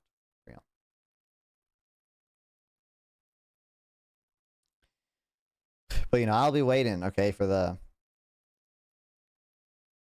2020 primary question. 2027 primary questions where AOC and Pete Buttigieg and they're all asked, they're just asked, so what are you going to do to undo everything Trump did? And will you roll back? Will you sell the stake in Intel? You guys are going to have trouble. I don't know if we're going to watch all this, but my goats are together, okay? Micah and Anna Mockler. my fucking goats believing this. together again. I think they've done stuff before, but Donald Trump has chickened out once again on the world stage. He spent the past few months relentlessly escalating this trade war with the country of China in almost a cocky way, thinking that he would be able to get away with it. Now it's coming crashing down on United States farmers, on multiple industries that Donald Trump promised to help. In just a day, he sent out a wacky post. After escalating and placing 100% tariffs, he said, "Don't worry about China. It will all be fine." Highly respected President It'll all Xi be just had a okay. bad moment. Are you kidding, dude? You went down a schizophrenic meltdown. You're going to say that Xi had a bad moment. He doesn't want depression for his country, and neither do I. The USA wants to help China, Whoa. not hurt President DJT. I've got a special gift for you all today. I'm going to bring in person, lead policy advisor, Micah Irfan. Micah, how you doing today? I'm doing fantastic. You know, we've spent the past few days in deep debate prep. what is this microphone Going over placement some though? stats, some resources, just doing a bunch of research to make sure we have everything we need for this next few months of debating. But in this video in particular, No, I it's want over. to dig into this China. Listen, they're goated. Micah's goated. The DNC posting stuff is a little weird from Micah. Okay, some of the stuff is cringe. You know, They're still my goats though. debacle that Trump's gotten himself into. Can you walk people through? Also, Adam Mockler is a good debater. He has been doing good in his debate shit, I think, at least. Steps of what's happening. Yeah, it's super interesting, Adam. So yesterday, Trump announced that we were imposing 100% tariffs on China to stack on the existing 55% tariffs we've already had imposed on them. And this was because China sent out letters to pretty much every single country in the world saying Also, that I don't know. The Micah, who's the hot twink on the left? That's do you not you know who Micah is, Goat, okay? You're lying to me, bro. Technically, like, Micah has in his bio like policy advisor to Adam Mockler or whatever. Revenge of the Twinks for real. These guys aren't even that. They're not even that Twinkie. Gotta be a better word than Twinkie, bro. Which I support. We need. Yeah, he says policy advisor at Adam Mockler or whatever. We need the wonk policy advisors for people. But it is, but you know, Micah doesn't wonk post anymore. He doesn't wonk post. He doesn't wonk post. Tom seems chill a lot better than most Zoomers. Yeah. He's definitely like in that Michael Knowles thing. Like I remember, I don't know if you were there when we watched the Sauce Rama, but like the other like lady or whatever was super fucking soy, and Adam Mockler was doing really good, not being soy, but also being aggressive and epically owning the MAGA debaters. It was good, I think. They call them cloud kings.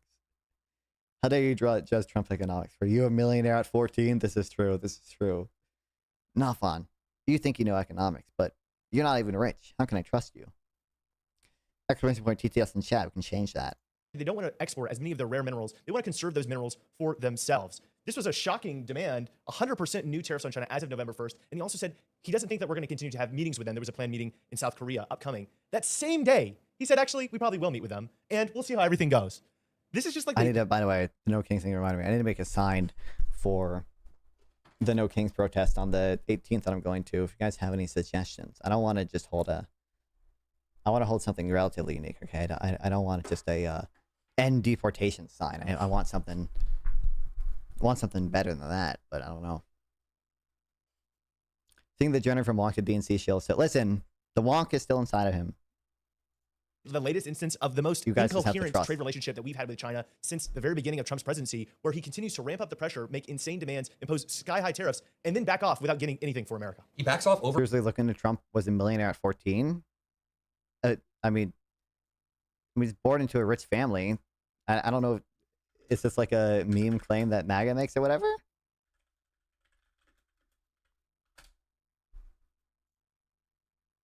Trump engaged in suspect tax schemes as he reaped riches from his father? What the fuck? Over and over. Not only that, but he has this endless delay tactic where he'll make an announcement about tariffs, then delay it for 90 days, or delay it again for 90 days, like in the case of China, and act like that's giving him some sort of leverage when it's actually rather coherent. And you don't know what effect it's having. Let's talk about the soybean farmers in America. Let's talk about the debacle between Argentina, the U.S. Oh no. Cite the Wonk numbers. Cite the Wonk numbers. Don't cite the New York Times numbers. Don't cite the New York Times number. Okay? And China when it comes to soybean farmers. I feel like most people who talk about rare earth minerals don't know what they're talking about. Bro, no one knows anything. No one knows jack shit. Isn't it about refining and scale? Isn't it about refining and scale and not reliability? I don't know what you mean exactly by that, North, but make it Trump as a fat and pedo sign. So he had a ton of money and companies in his name at 14? Oh.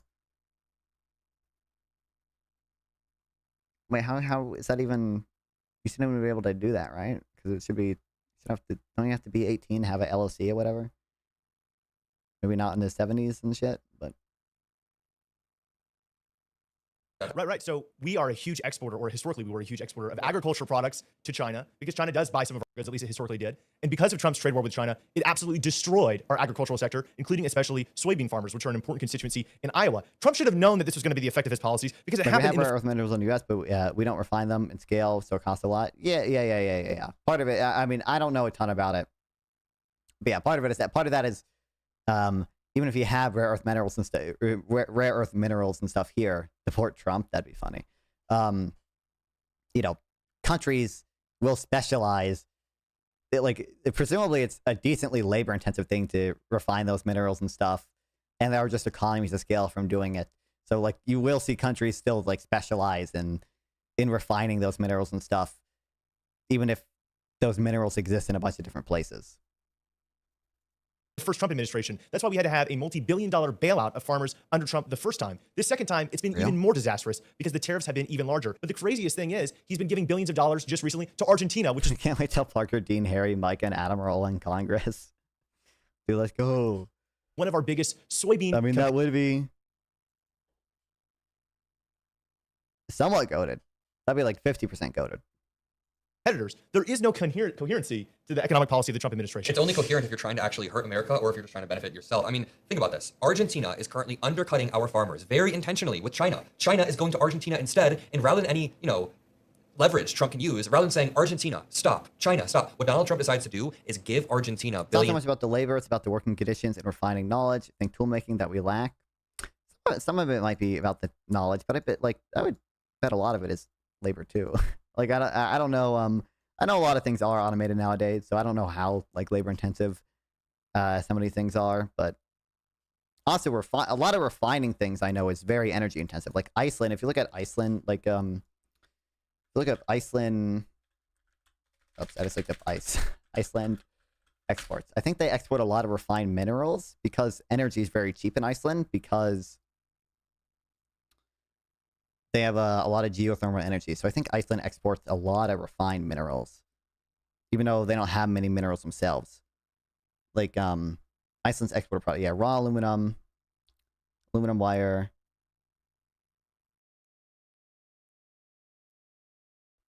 aluminum bar. They have a lot of aluminum and stuff. I thought they had more than just aluminum. I guess maybe they specialize in aluminum. But yeah, shit will be shipped from, Australia to Iceland for refinement because energy is just very cheap there. Time to buy soy for cheap boys. Listen, Trump is the fucking vegan president we needed, all right? He's making soy cheaper, all right, for Americans. Not for the rest of the world. Not do you have any idea if due to data center boom, you will have cheaper geothermal energy production? No, but I don't know why.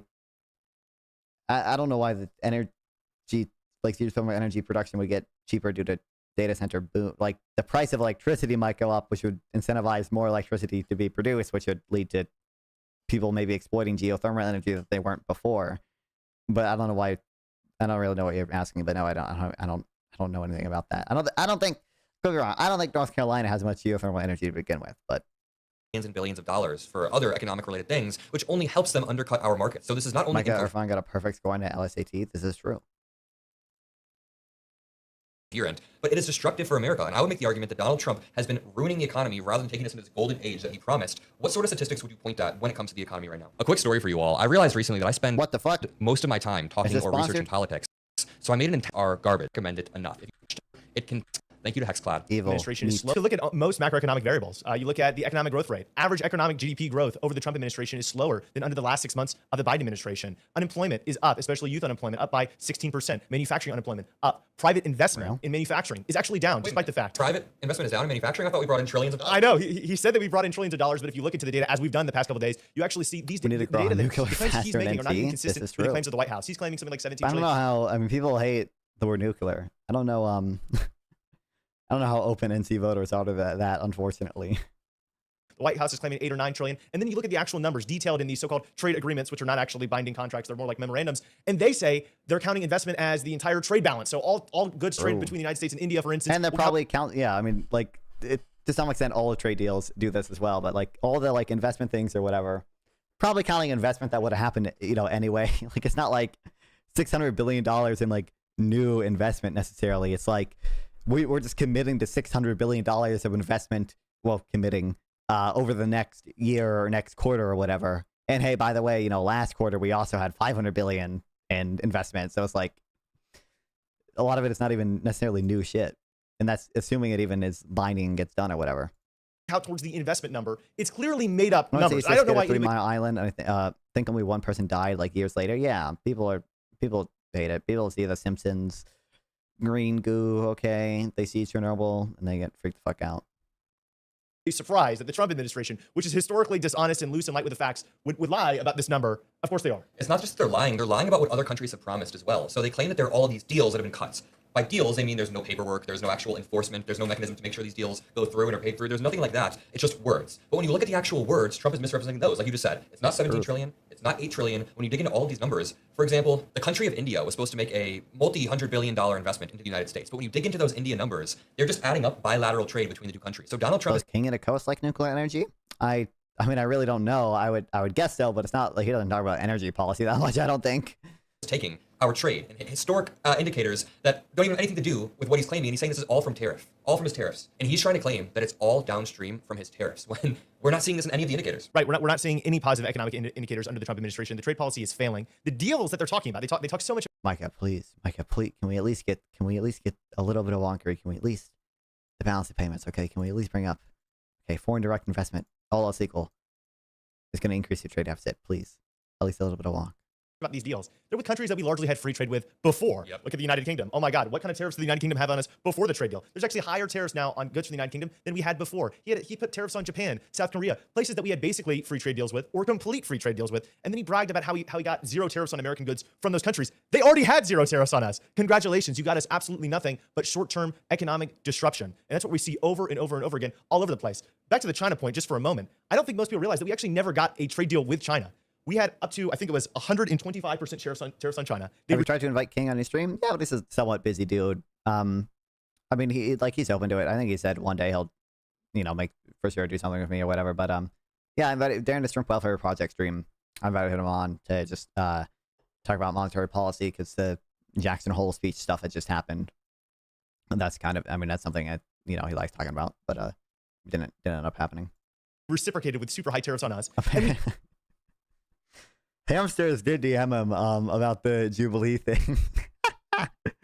So we'll see, but it would be super fucking funny if we had. I know Prax Ben applied too. It would be funny if we had. And Nicholas Decker, Hamsters DM too. And apparently Nicholas Decker said okay. So it would be fucking funny if we had me, Nicholas Decker, King of the Coast, and Prax Ben on a Jubilee middle ground thing. I doubt it, but we'll see. It would be funny if any one of us got on. Not even if just all of us got on. Dude, there's no way Nicholas Decker is passing a background check though. One of the questions on the application is just like, would anything worrying come up if we run a background check? And now I think like the background check is like they probably do like an actual like criminal background check, something bullshit, but presumably they also go through your social media. Nicholas Decker ain't passing that one. Okay. He ain't passing that one. We didn't get a deal back in May. We got a pause for 90 days. They were supposed to negotiate a deal by August. They didn't. They extended the 90-day deal. And then Trump comes in this month. So PPG can't go? Probably not. To add 100%. And nobody can actually tell us whether the 100% was going to stack on the 125%, which is already scheduled. I don't think they would accept PPG anyways, even if there weren't clips of him peeing on the floor and doing weird shit.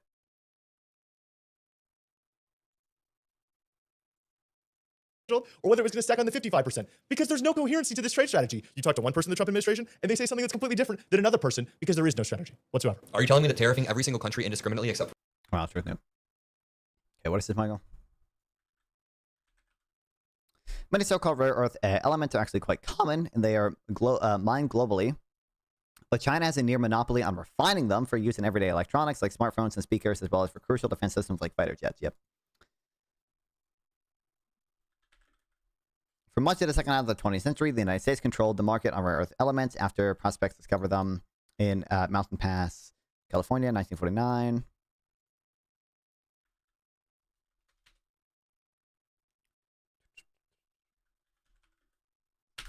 China recognized the strategic value of rare earth elements and started in the 1960s. Chinese executives visited Mountain Pass several times, says Mark Smith, who was CEO at Molycorp, a former rare earth processing company at the Mountain Pass mine. We toured them, we explained what we do, allowed them to take pictures out of everything else. They took it back to China, who gave tours of Molycorp to Chinese visitors in the 1980s and 90s.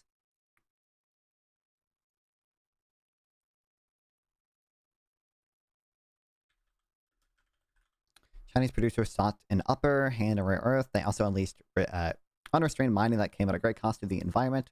In the early 2000s, Ruffle visited a private rare earth refinery in Jiangsu, a province in southern China. The thick smoke slightly gave it away, Ruffle says, of the facilities. He describes huge piles of tailings, toxic, metallic byproducts from other industrial processes sitting on a bare ground. Wow. The tax guy from Discord should apply. That'd be goated. I don't even think that dude like joins VC ever. Like I don't think they do an IRL Jubilee debate, but maybe. I also don't even think English is their first language from the way they speak, but you know, could be wrong. I don't know. Maybe.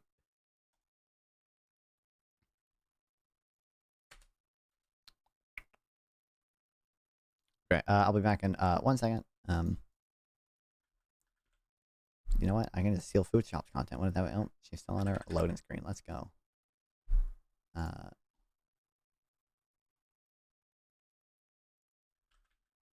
Bunny hop, yeah. I wanted to watch the AI slop. Wow, incredible. That is awesome, buddy. Okay, I'll be back in a second.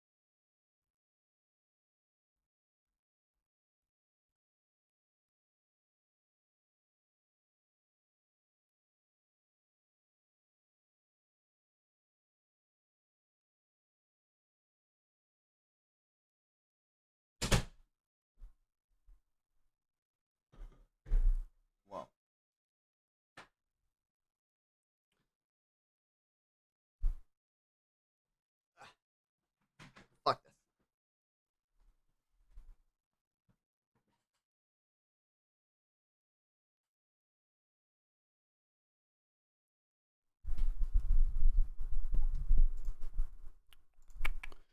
We'll finish reading some of this, I think, just because I'm curious.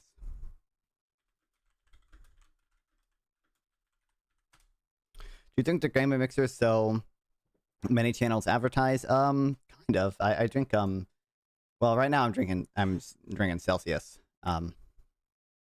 Just because I've had a lot of my Rogue Energy recently. I do have Rogue Energy. It's not the G Fuel. It's the thing that like most of the bigger people advertise. But yeah, have Rogue Energy are basically the same thing, except they let anyone in their affiliate program and have an affiliate link. So exclamation point Rogue in a chat if you guys really want some Rogue Energy powder, okay?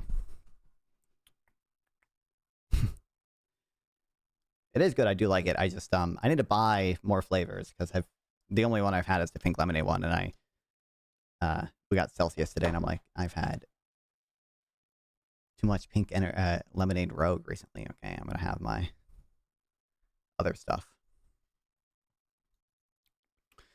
I'm not such a malcontent that a party has completely agreed with me to receive my support. I understand the compromises need to. I understand compromises need to be made, and that I'm an unusual man who is unlikely to see his preferences reflected in one political movement. On abortion, for example, I have long made my peace with the fact that Republicans are pro-life. It just keeps getting worse, though, with the new undesirable pieces being added to conservatism due to the cursed epistemological environment on the right. Objectionable things that didn't even exist on the right 6 years ago are now major threats. Include election denial, vaccine denial, banning lab-grown meat, and hostility to even high-skill immigration. Will it kill me if I'm not a gamer? Well, not necessarily. One of the benefits of the powder stuff is, I mean, you can control how much caffeine is in it just by controlling how much, you fucking scoop into it. I think it's 110 milligrams per serving, and a serving is 2 scoops, which is like a lot, but like not an insane amount. But also they sell like hydration ones too, and they sell relaxed ones. I don't think the relaxed ones don't actually have like, I don't think it actually has any like melatonin in it. There's nothing to actually like make you sleepy, but apparently it's supposed to make you relax somehow.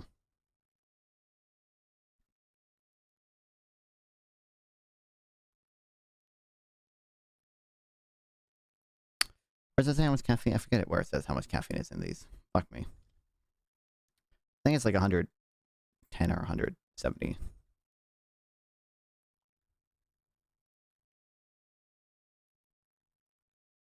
My caffeine anhydrous, 175 it says. I think that's for 2 scoops or something.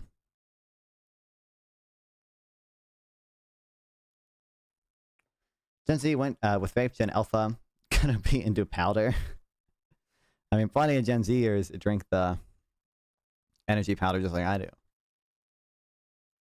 Energy powder is nice because it's vegan. Technically, I think like Monster has some non-vegan flavors, and Red Bull is like vegan dietarily, but I guess they've done some animal testing or whatever, so people get pissed the fuck off about it, even though I don't think they should.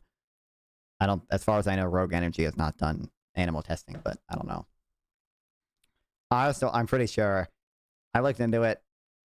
I'm pretty, like, I don't think the animal testing Red Bull did was even bad. It wasn't like Red Bull directly. It was like Red Bull partnered with some agency that it does like spinal cord research or something. And like, they gave money to some charity that did research and involved stimulating animals' nerves, probably painfully or whatever. But I'm pretty sure it was for like medical stuff. It was like to help people with ALS or something. It's like, I don't know if that's necessarily not utility maximizing. Depend on what data they got out of it and how many animals were hurt. Not clear to me.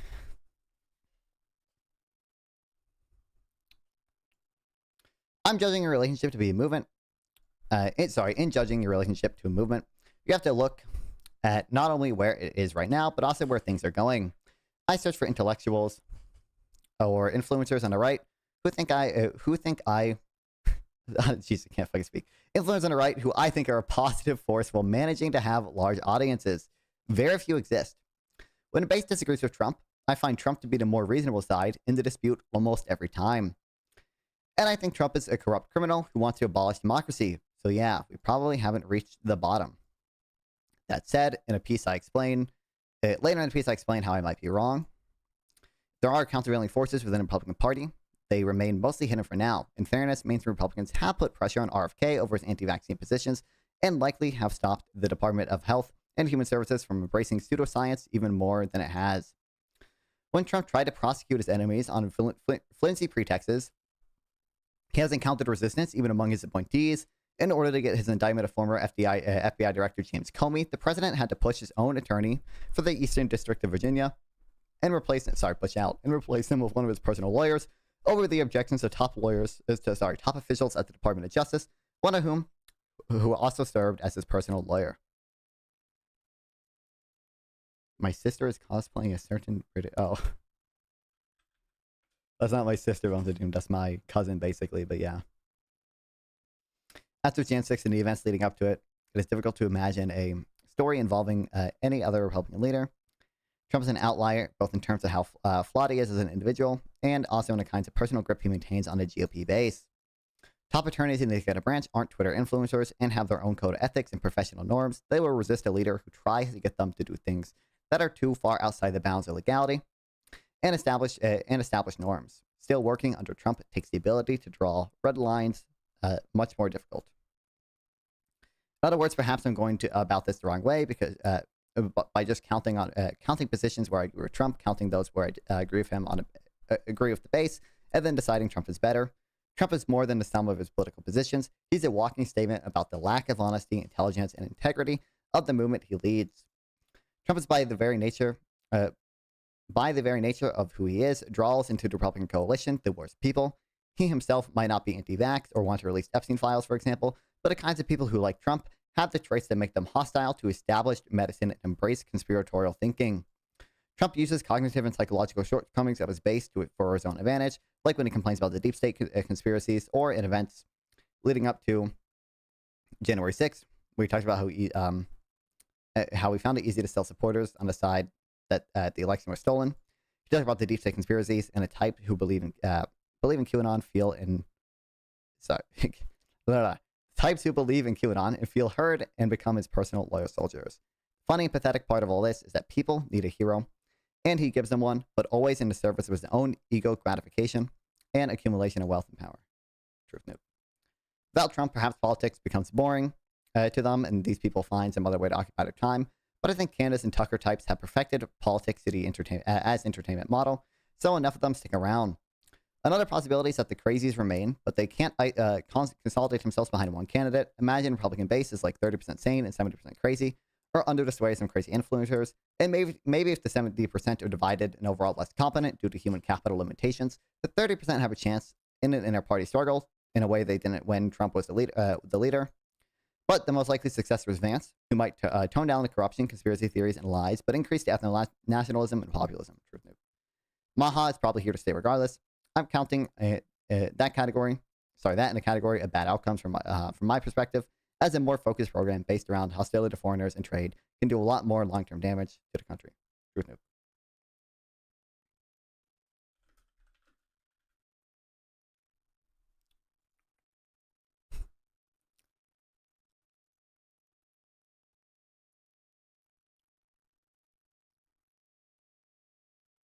But yeah, probably not ideal. Probably not ideal. Okay, but it'll all be okay. It'll all be okay. I need to make that an emote. It'll all be okay. Never lose Jope.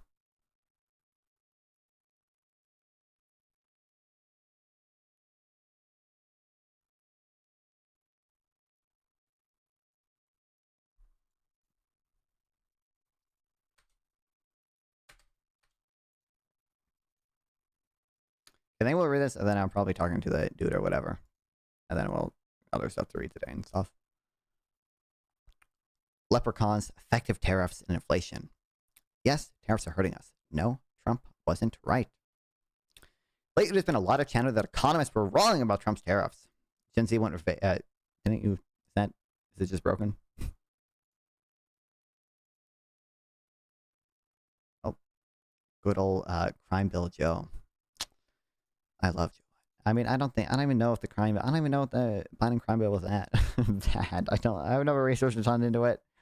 Or certainly, I don't know if it was that bad an expectation. Like, I don't think, like, people will criticize him for being fucking racist or whatever, but I'm pretty sure, like, crime was a big problem in the black community during that time. And, like, the bill probably did have, like, racist outcomes, but I don't think Joe Biden signed it because he was a fucking racist. I think he, even though, I mean, Joe Biden back then probably did have beliefs that we consider racist today, but I mean, he's been wokeified by now. I mean, like, Joe Biden probably just wanted to get crime down. He probably thought the crime bill was the best way to do it. The raw and crime was terrible coming out of the 70s and 80s. I mean, I agree with that. I don't know who disagrees with that. As a pro-crime advocate, I'm glad Donald Trump is representing me in the White House. Based. NYC was expected to depopulate. Sure.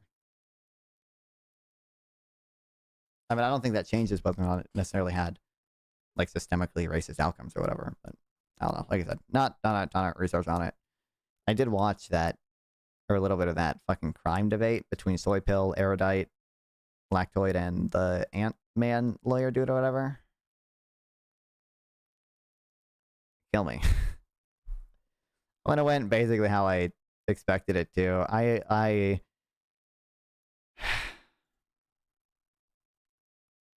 never spoken to Erudite, and I'm sure I'll run into Erudite on a panel someday, or call in one day, or see her IRL in Unfuck America someday or something. And I'm sure she's a perfectly nice person, and I consider her a political ally. It does. I don't like the way she debates a lot of people, and I just don't think she does a significant amount of research into things, and I think she uses big words to try to sound smart, and I don't think she debates in good faith sometimes. Okay, it's frustrating. It's frustrating. Okay, kill me.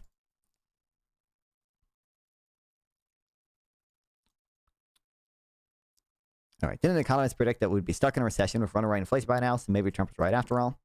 Well, no, Trump isn't right. If you look at what economists actually predicted, as opposed to what non-economists claimed they predicted, much of what has come to pass. Truth, no. And to prove the point, point in today's post, we are at right now with tariffs and their effects. And to prove that point, today's post is about. Yeah, got it. We rag on stuff like Dare from their opposition of luxurious hindsight, but like C-Rock was bad and getting worse. Is that really how you have to censor crack? I don't even know if Dare was that. Dare was not like Dare got government subsidies, but Dare wasn't even like a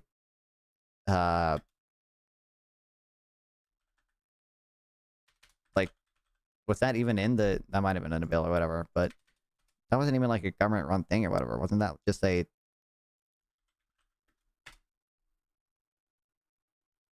Okay, what's the what does Dare stand for? Drugs against.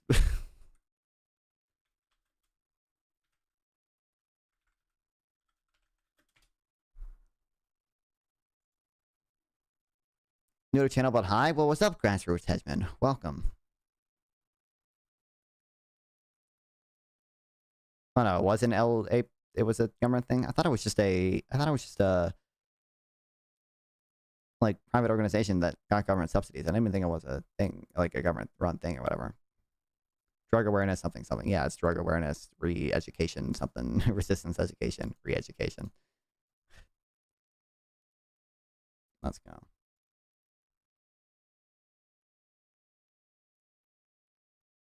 I have no clue it's effective, but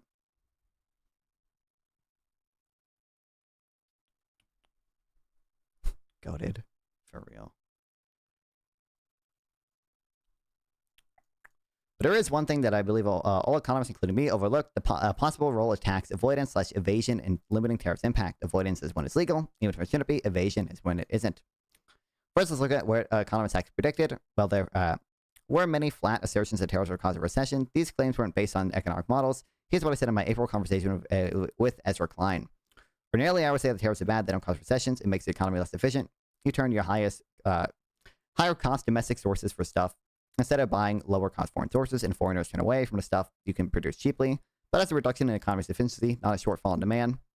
What's unique about the situation is that protectionism is unpredictable and unstable, and that uncertainty is the recessionary force. Real? Paul Krugman can choke to death on a giant cock. Okay. Goddamn, that's a little harsh. I literally cannot super chat anymore today. I spent 500. What the fuck? Listen, I don't know who else you're donating to, but I think you've more than fulfilled your parasocial obligation to streamers. But !TTS in the chat, there is a Streamlabs donation link, but good lord, man, I don't. As much as I will take your money and be thankful for it, especially because I need to play my bedtime inshallah. Well, thanks for stopping by, Sasrama. Thanks for I had a fun time. Yeah, my multi-channel Euler lol. As much as I will take your Saudi Arabia King Prince Euler money, do not feel obligated to donate. But there is the Streamlabs link if you really want to burn your money. And they don't even, YouTube takes a bigger cut, and I don't get it immediately, so it is better just for me to use the Streamlabs link anyway. But anyways, I'm just a retard on the internet. Well, you feel free to be retarded to me. Okay, I will appreciate it. My statement is much more nuanced than the conventional wisdom about what economists are saying. And if you're asking why uncertainty hasn't caused a recession yet, the obvious answer is something else has been happening, has prevented a recession, an immense AI boom and investment. And because of the computer chips got fucking exemptions from everything. Like most computer chips aren't being tariffed because people got exemptions for those, or those have been exempted. And certain companies like Apple have gotten preferential treatment because they suck up to Trump on other bullshit. Refers to title Leviathan. And what about inflation? Economic models do predict that tariffs will raise consumer prices unless the cost of the tariff is absorbed by foreign exporters. But we know that foreigners are not, in fact, paying tariffs. The Bureau of Labor Statistics, when it isn't shuttered, produces estimates of import prices. The prices Americans pay for imported goods, exclusive of tariffs. The Bureau data shows that these pre-tariff prices of imported goods have not gone down since Trump started slapping tariffs on exporters, including the penguins of the uninhabited islands. So the numbers that show that exporters are not paying for Trump's tariffs. What? Yeah, I think this data is probably actually not available right now. Or the latest releases are not going to be available because the BEA and BLS don't release numbers during government shutdowns. Like if you go to an actual source here, it'll say due to the shutdown, due to a lapse in appropriations. Okay, now it goes to BLS.gov. The latest numbers are not going to be available.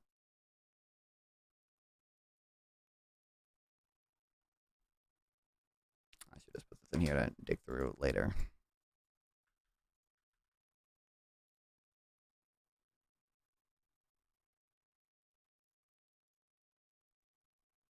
Are consumers paying these tariffs? Yes, kind of. Consumer prices are starting to show significant increases due to tariffs, but so far the price increases have been more modest than what many economists, myself included, expected. And that's interesting to see why the responses so far have been muted.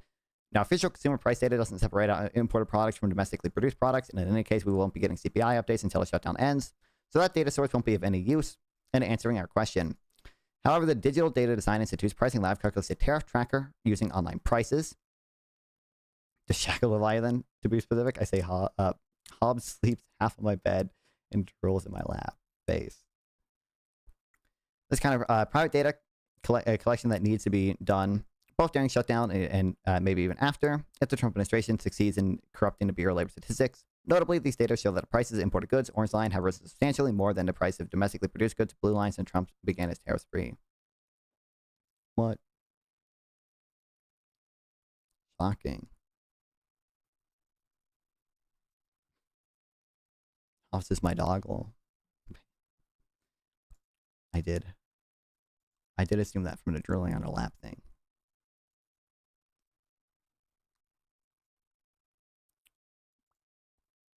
Oh, I didn't even realize my cat is gone.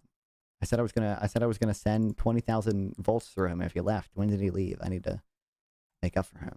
Make up for that. Goddamn. Unbelievable. My prop. My stream prop.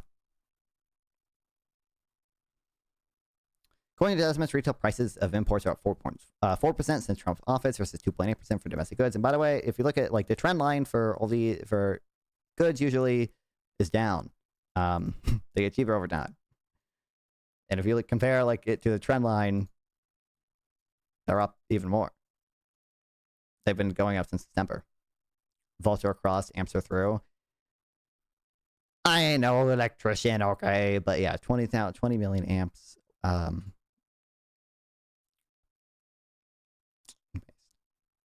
But on these relatively small numbers, given the size of tariff hikes, the widely cited estimates come from the Yale Budget Lab, saying the average effective tariff rate had gone up from 2.4% before Trump came back to more than 17% now, a roughly 15-point rise. So why aren't retail prices of imports jumping by closer to 15% rather than 4%? Part of the answer is that the pricing lab data reflects retail prices, not prices paid by importers. The prices retailers charge consumers for imported goods always include a substantial markup reflecting transportation and distributional cost, as well as some profit margin. So the size of that markup varies a lot across goods, but as one shipping and logistics blog notes, most consumer products are marked up over 100%, meaning the initial tariff impact might be relatively small compared to the final price consumers pay. Yeah, for real. 10K amps are on par with a lightning strike. Hard that is. Goddamn. Like I said, I'm not I ain't no electrician.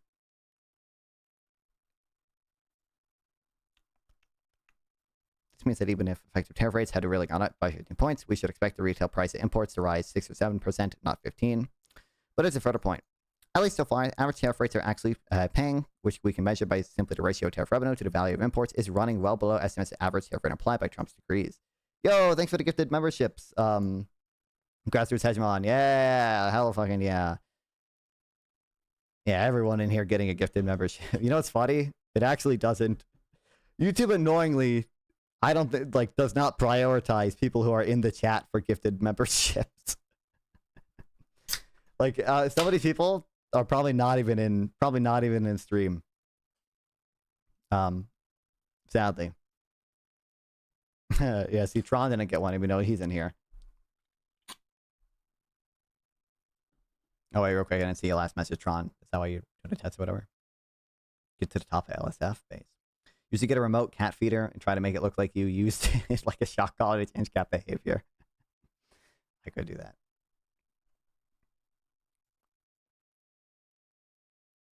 Financial Times Alphaville blog has a revealing chart of the divergence. I've seen stuff broadly along these lines before too, not from the Financial Times, but just from independent people on Twitter, I think, that made their own versions. You probably got 10K volts if you've ever put your hand near a Van de Graaff generator. Got no clue what the fuck that even is. I don't recognize my name.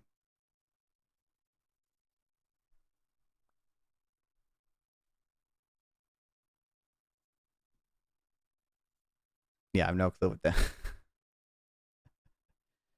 I know what this is, brother.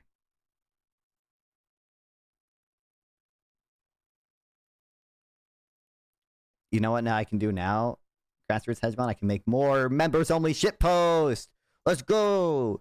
Guys, make sure to become a YouTube member today. You get so many benefits. You get the 3 fucking emotes or some bullshit. And you get, look at these epic members only posts. Okay, I'm leaking it now.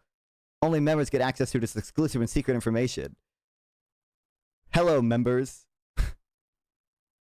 Someone gifted you a membership so you could see this.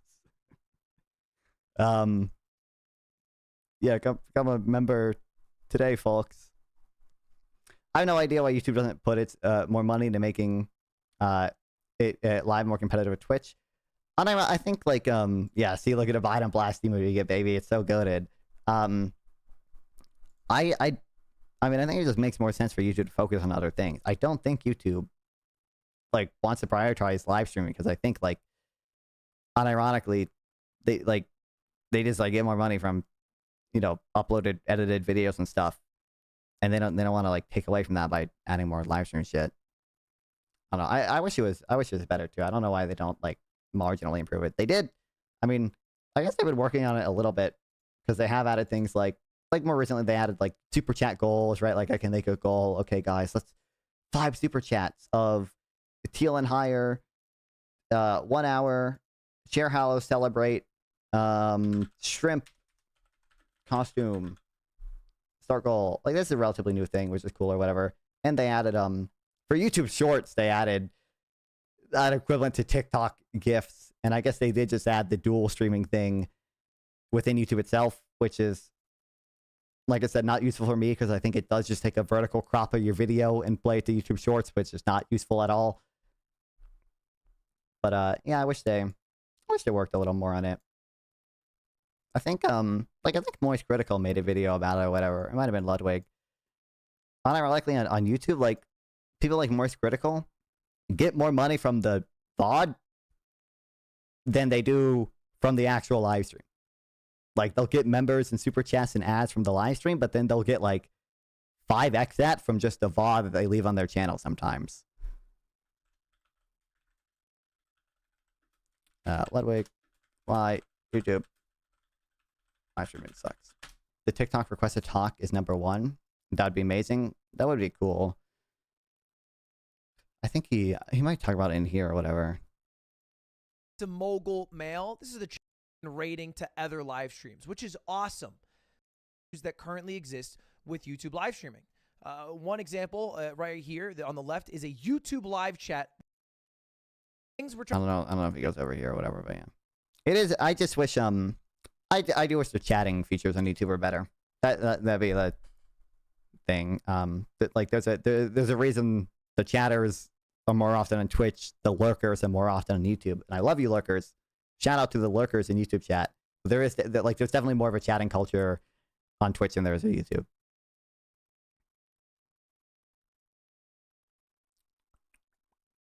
Okay, as you can see, expected tariff revenue on the official Trump tariff rates, the blue line is much higher than actual tariff revenue's pink line.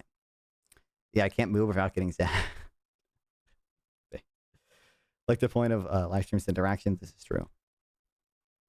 What's going on here? One explanation is that Trump's tariffs include multiple loopholes and exemptions that importers are exploiting. For example, as Joey Polentino, whatever, points out, the data centers driving up your electricity bill are able to import chips and equipment tariff-free. There is no reason for YouTube to be just doing marginal upgrades, and platforms like Kick are sprouting up. Drew, as soon as Twitch blew up, they, like it did, they should have pumped more money into it, in my opinion. In fairness, didn't Kick literally copy code from Twitch? Now, YouTube has the resources where they could... Hell, enough when I'm chatting over here. That's true. But, I mean, even you, Michael, you're an active chatter from YouTube, and you have to use the Discord chat to not get censored. Nothing wrong with the YouTube chat. It's, it actually got a little bit better. Typically, the latency is higher. It got better when I started using the browser extension that I use now for it. And then it's just, like, you have a lot less emotes and stuff to play around with. There's no, like, hype squad stuff. There's no equivalent to bits. Really, integrations are just not as big on YouTube, which I don't really buy. Like, no one uses these that much, but like on like if you go to my Twitch, people don't use these, like I said, but it's fun to, like, you know, have whatever extensions you can see. Like, you can scroll down to my Twitch, and there's the obviously my Discord. Well, thanks, Hassan. Jack off to Asmongold for the follow on Kick. Maybe Kick is the superior platform, guys. Have we considered this? But, like, you know, obviously we have my, like, things down here, which it is nice that you can have this, and it's not, like, all buried in the description. Like, you can, like, on my YouTube, I have a lot of this shit in the description. Like, I have the Discord link, I have the donate link, exclamation TTS in the chat, guys. But, you know, we also have, like, this is directly integrated. You can type a message and just immediately send it. Same thing with this Tangia thing. And sound alerts, which is cool. Kick is better. I can say things on Kick that would get me banned on Twitch, but that's true. YouTube does have a more favorable TOS than Twitch as well, and Kick is obviously probably the most lenient. I guess I also stream on Rumble, and they're technically they're probably the most lenient, even compared to Kick. Nothing like crossing phrases. Although my coworker walked in on me and hit the disconnect out of habit little face.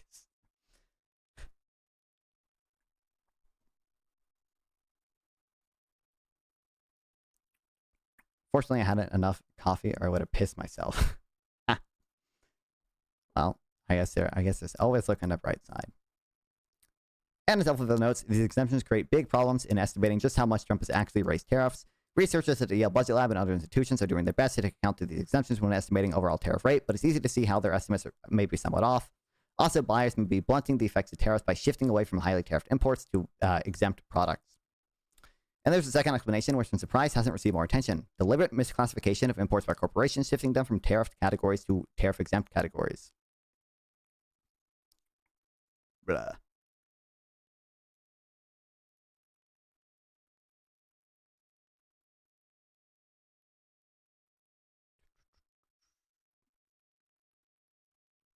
This happened. There's so many lawsuits about stuff like this, which is funny. About like a lot of times why you hear crazy things like, "Oh, fucking these shoes are legally classified as fucking slippers," and you know, the Snuggie is legally classified as a blanket. It is because companies are suing over like tariff classification, like Snuggie tariff classification. Take my prime bits. I appreciate it. $2, Michael. Hell yeah. Close it up. You know, real money is better than bits. So I guess there is that much. Yeah, Snuggie's tariff classification is a blanket, not apparel. This classification was established by 2017 Court of International Trade ruling. Like, there's so many funny things like this.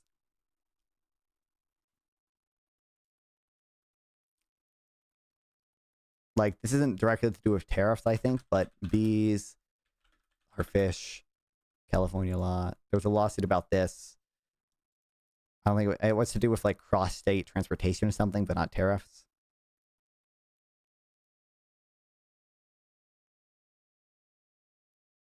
Wait, what the fuck is this?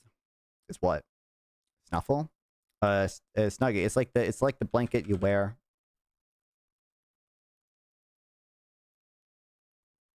So there was like, and like blankets and apparel are classified as like different tariff rates. And I think the Snuggie company sued to get them classified as a blanket instead of apparel.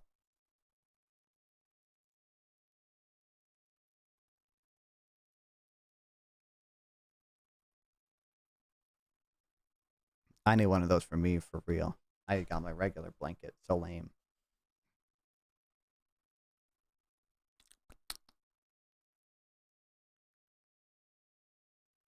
I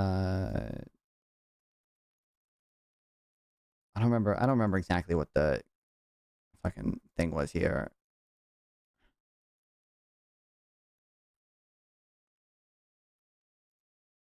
But it was something to do with transportation of bees or something under the Endangered Species Act, and the California court had to rule out, you know, bees, I guess, meet the definition of fish under our laws. Ain't tariffs great? For real. If I mean, that's also, you know, that is deadweight loss. 500% tariffs on bath roads, on that bath road specifically based. That, like, you do have to consider when you consider taxes in general, but, you know, tariffs as well. Part of the deadweight loss is just the administrative burden of classifying these things, hearing disputes as to what things should be classified as, having companies do things like the reason that there are felt bottoms on some shoes, like felt bottom shoes tariffs, is because shoes with fuzzy bottoms are tariffed at lower rates because they're like legally classified as some type of slipper. Felt is not there for a functioning reason, but economic one. Shoes with fuzzy soles are taxed less when imported than those with rubber ones. The difference between importing a fuzzy shoe, like a house slipper, and a rubber one, like a sneaker, can be huge. The benefit from a lower tariff isn't necessarily to cover the entire base of fabric. According to the inventors, a classification may be based on a type of material that is present at 50% or more of the bottom surface.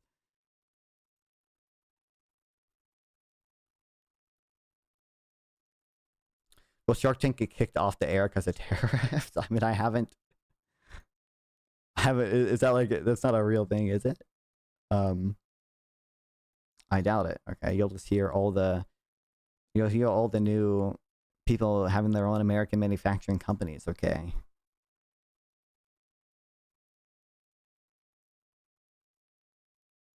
Because of the tariffs, they're gonna protect their business, all right?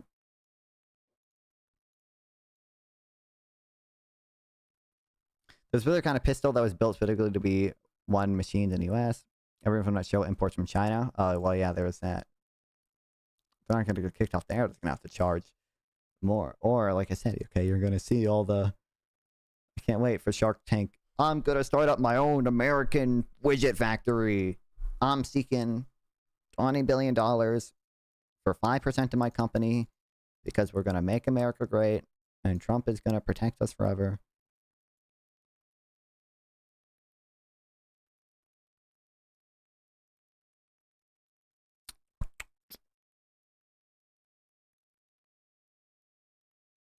But yeah, that's the reason these fucking have fuzzy bottoms.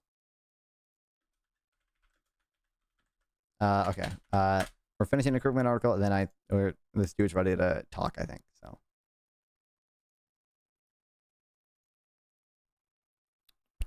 If I asked what I've learned about international economics over the past dozen years or so that really changed my views, it would be how large a role tax avoidance plays by national corporations in distorting international statistics.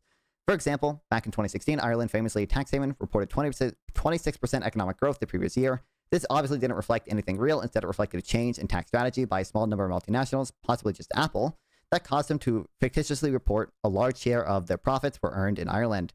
At the time, I dubbed this leprechaun economics.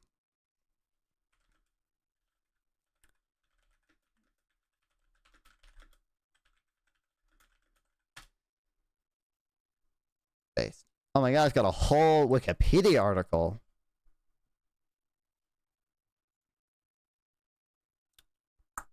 Point is that corporations are very good at finding ways to avoid paying taxes, especially when the rules are complicated, and the tax collectors don't have enough resources to track down their clever strategies. The Trump tariffs are complicated and are surely overwhelming custom officials. Moreover, Customs and Border Protection Agency is currently spending a lot of its resources going after undocumented immigrants or people that they think look like undocumented immigrants real. So it's a good bet that Trump's tariffs have been significantly leprechaunized, helping to bring the de facto tariff rate to 10% rather than 17%. And even that 10% has been fully passed through to consumers, businesses have temporarily absorbed the cost of Trump's tariffs because they are reluctant to raise prices.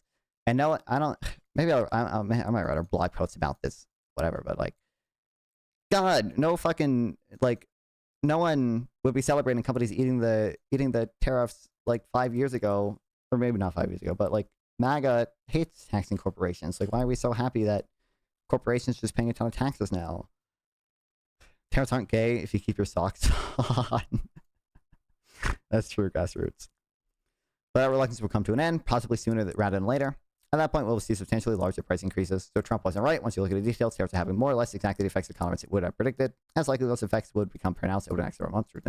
Finally, to go back to Ezra Klein's interview, in many ways, the level of tariffs is less important than the huge uncertainty Trump policies have created. True nuke. That uncertainty hasn't abated at all. If anything, policy just keeps getting more erratic. True nuke. George Harrison, Taxman. I can't play that at all. Give me a fucking copy strike. Okay, we're about to talk to this lefty dude.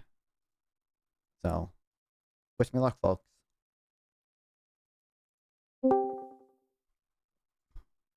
What's up, man? Greetings. Can you hear me? Yep, I can hear you. I'm guessing you can hear me. Yes, I can. Yeah. I guess to give some of the audience a little bit of context, I think the thing that you initially responded to. Oh yeah, I was unhinged. Yeah. Well, yeah, you were unhinged or whatever. But I just tweeted out a clip of like Ro Khanna saying like he wants a wealth tax and like Medicare for all, which I interpret to mean like single payer healthcare. And I just said this is a video of Ro Khanna and Soy Pill. So I just said like, oh, 30% too soy for me. Like, it's a little bit of a meme. It is like policy I disagree with, which we can get into, but like, you know, it's not like I fucking hate Ro Khanna or Soy Pill or anything. And your response to that was, you're more economically right-wing than Nick Fuentes, so please shut the fuck up. Libtards like you can go back to talking about fucking up the economy after populists actually fix it. Until then, know your place. Fucking based. Okay. So for one,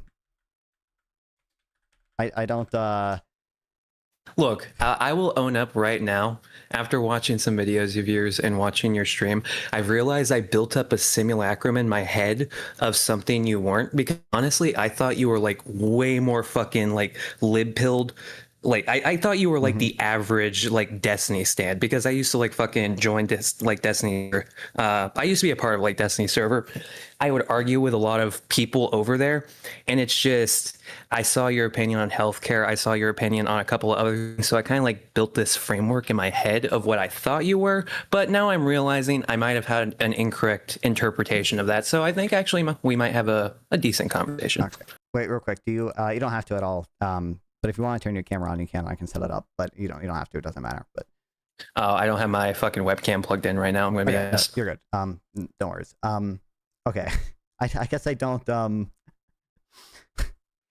one, like I don't consider myself a DGG or anything. I guess I don't know. Like, what did you think I like with Destiny on that after watching my content you thought I didn't, or whatever? Like, what? Okay, actually, like, so I learned from your presence from like a couple of my friends, more specifically, you know, the server, The Sanctum.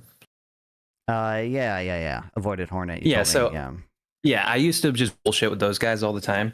And Hornet, he's like super fucking lib-pilled. And Hornet, he would like fucking praise your streams. He would say you're a fucking genius economically, and that he agrees with like everything that you say. Me and him, we're almost damn near fucking opposite on everything. And he straight up calls me a fucking communist, okay, to give you some idea of my political background. I don't view myself as that, but that's what he calls me. So from arguing with him and his positions on like how he viewed you, that I thought you were like a super DGG or lib pillar kind of guy.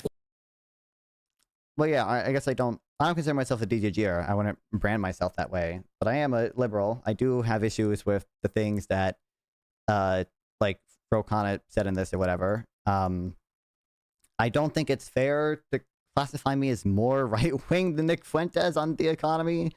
I guess I don't think Nick Fuentes is like serious economic takes. I think Nick Fuentes like just has social takes and just views like economics as sort of some weird like 40 chess way to get to his favorite social positions. Like I don't think like Nick Fuentes like has any actual deep understanding of tariffs and how they work, with deportations and how they work. I think Nick Fuentes is just a nationalist. So I mean, like I don't think it's fair to consider me more right wing than Nick Fuentes in economics even. But where I say that, it comes from the economic populism. It comes from things like whether or not you would be like pro any level of like socialized housing, whether or not you would be pro to any level of like socialized medicine, anything like that. Like Nick Fuentes recently has said he would be for like a Medicare for all type situation, right? That's why I say like compared to that, yeah, you are more right wing than Nick Fuentes. I don't think left and right is the right way to view it. And I think you even mentioned it just then and like here when you say like, oh, populists like actually fix the economy or whatever, which I'm very curious whenever a populist that's apparently actually has fixed the economy. But I think there is and this is worrying to me because I'm not a populist and I disagree with populist economics. So I would say like there is like just a growing consensus or whatever of like populist economics, and like the right and left don't even would you view FDR as a populist? It's a little bit difficult because he, I don't think we had the same type of politics back then, but yeah, generally I think he probably would be like, he was a populist dude for the most part. So when I say populist, that's what I'm referring to. I think right now with the situation we have on the ground, we need some sort of FDR level populism. And I think that's why we see people like Mamdani gaining so much public approval, is because that's what the people are craving right now. And I think if you want to beat the guys like Nick Fuentes, that's what we have to adopt, because yeah, he is willing to adopt like fucking public healthcare, right? Like he is willing to do a public option, right? And that's the issue. If the super fucking right wing guys start saying, yeah, we'll do a public option, then like we got to work on that, because people are craving for this type of populist energy. Now, I'm not saying we need to go holy shit communist, right? Because that's the that's our options right now. We can either do a little bit of populism, we can give people their healthcare, we can give people a better way of like getting housing, because I'm not even necessarily pro like public housing, right? I don't want us to go out and start building like giant fucking skyscrapers. But things that I have thought of is, why don't we like I don't know, like some fucking idea I had before is, let's say us as the federal government, we take $40 billion, which a $40 billion contract for the federal government isn't even that fucking big. But we say, yeah, this is $40 billion to any contractor that can build us homes in America for $250,000 a home, right? Just cheap, affordable homes. We give them the fucking money. We fulfill the contract. We're not owning the market. We're not dictating the market. We're not doing anything like that. We are offering incentive for these corporations to provide to low-income Americans. That's like what I view we should do from a populist standpoint. That's where I speak from. Okay. And I feel like people like you fight that. Maybe. So for go one, ahead. like when I say populism, I don't necessarily just mean a set of policies. It's like a lot of it I think is motivated by, I don't want to say hatred, but like a lot of it is motivated by like zero-sum thinking and or like us versus them thinking. Like populism is not just like single-payer healthcare. Populism would be like, you know, we need a single-payer healthcare because right now the billionaires are destroying our healthcare. They're making everything more expensive. Companies are price gouging. Like that's a much more populist message than just saying like, I think we could reduce premiums by having single-payer healthcare and, you know, the government negotiating down prices. I don't 100% disagree that voters like populist messaging, and that's why people like Zorhan win. Now, I don't know if you can apply Zorhan to the entirety of the U.S. I don't think someone as far left as Zorhan, especially Zorhan's past of even more far left things, would necessarily like win in the U.S. or whatever. But certainly, yeah, probably not. There's people like there are voters who like populist messaging, and something I'm, you know, that's why I'm concerned about America, because I think the dumb populist messaging, which leads to what I would say is dumb populist policy, is becoming more popular both on the left and right. So like I don't even know, like the $40 billion like contracting out homes or whatever, it's not something I have a huge like major issue with in and of itself. The problem is, like, I think the populist messaging at homes is either like immigrants are fucking taking all the homes and we need to deport all the immigrants to get rid of them. Like that's an us versus them thing. Or it's like BlackRock is buying every single home in the U.S. and they're price gouging the fuck out of them. And like usually the solution to those like mass deportations and like banning private equity in housing, I just think are ridiculous. And no, like there's not enough people talking about or talking about in an effective way what I view as the bigger problems, which are, for housing, a lot of it is going to be just supply restrictions on homes, and some of it's just going to be like general bumble effect stuff.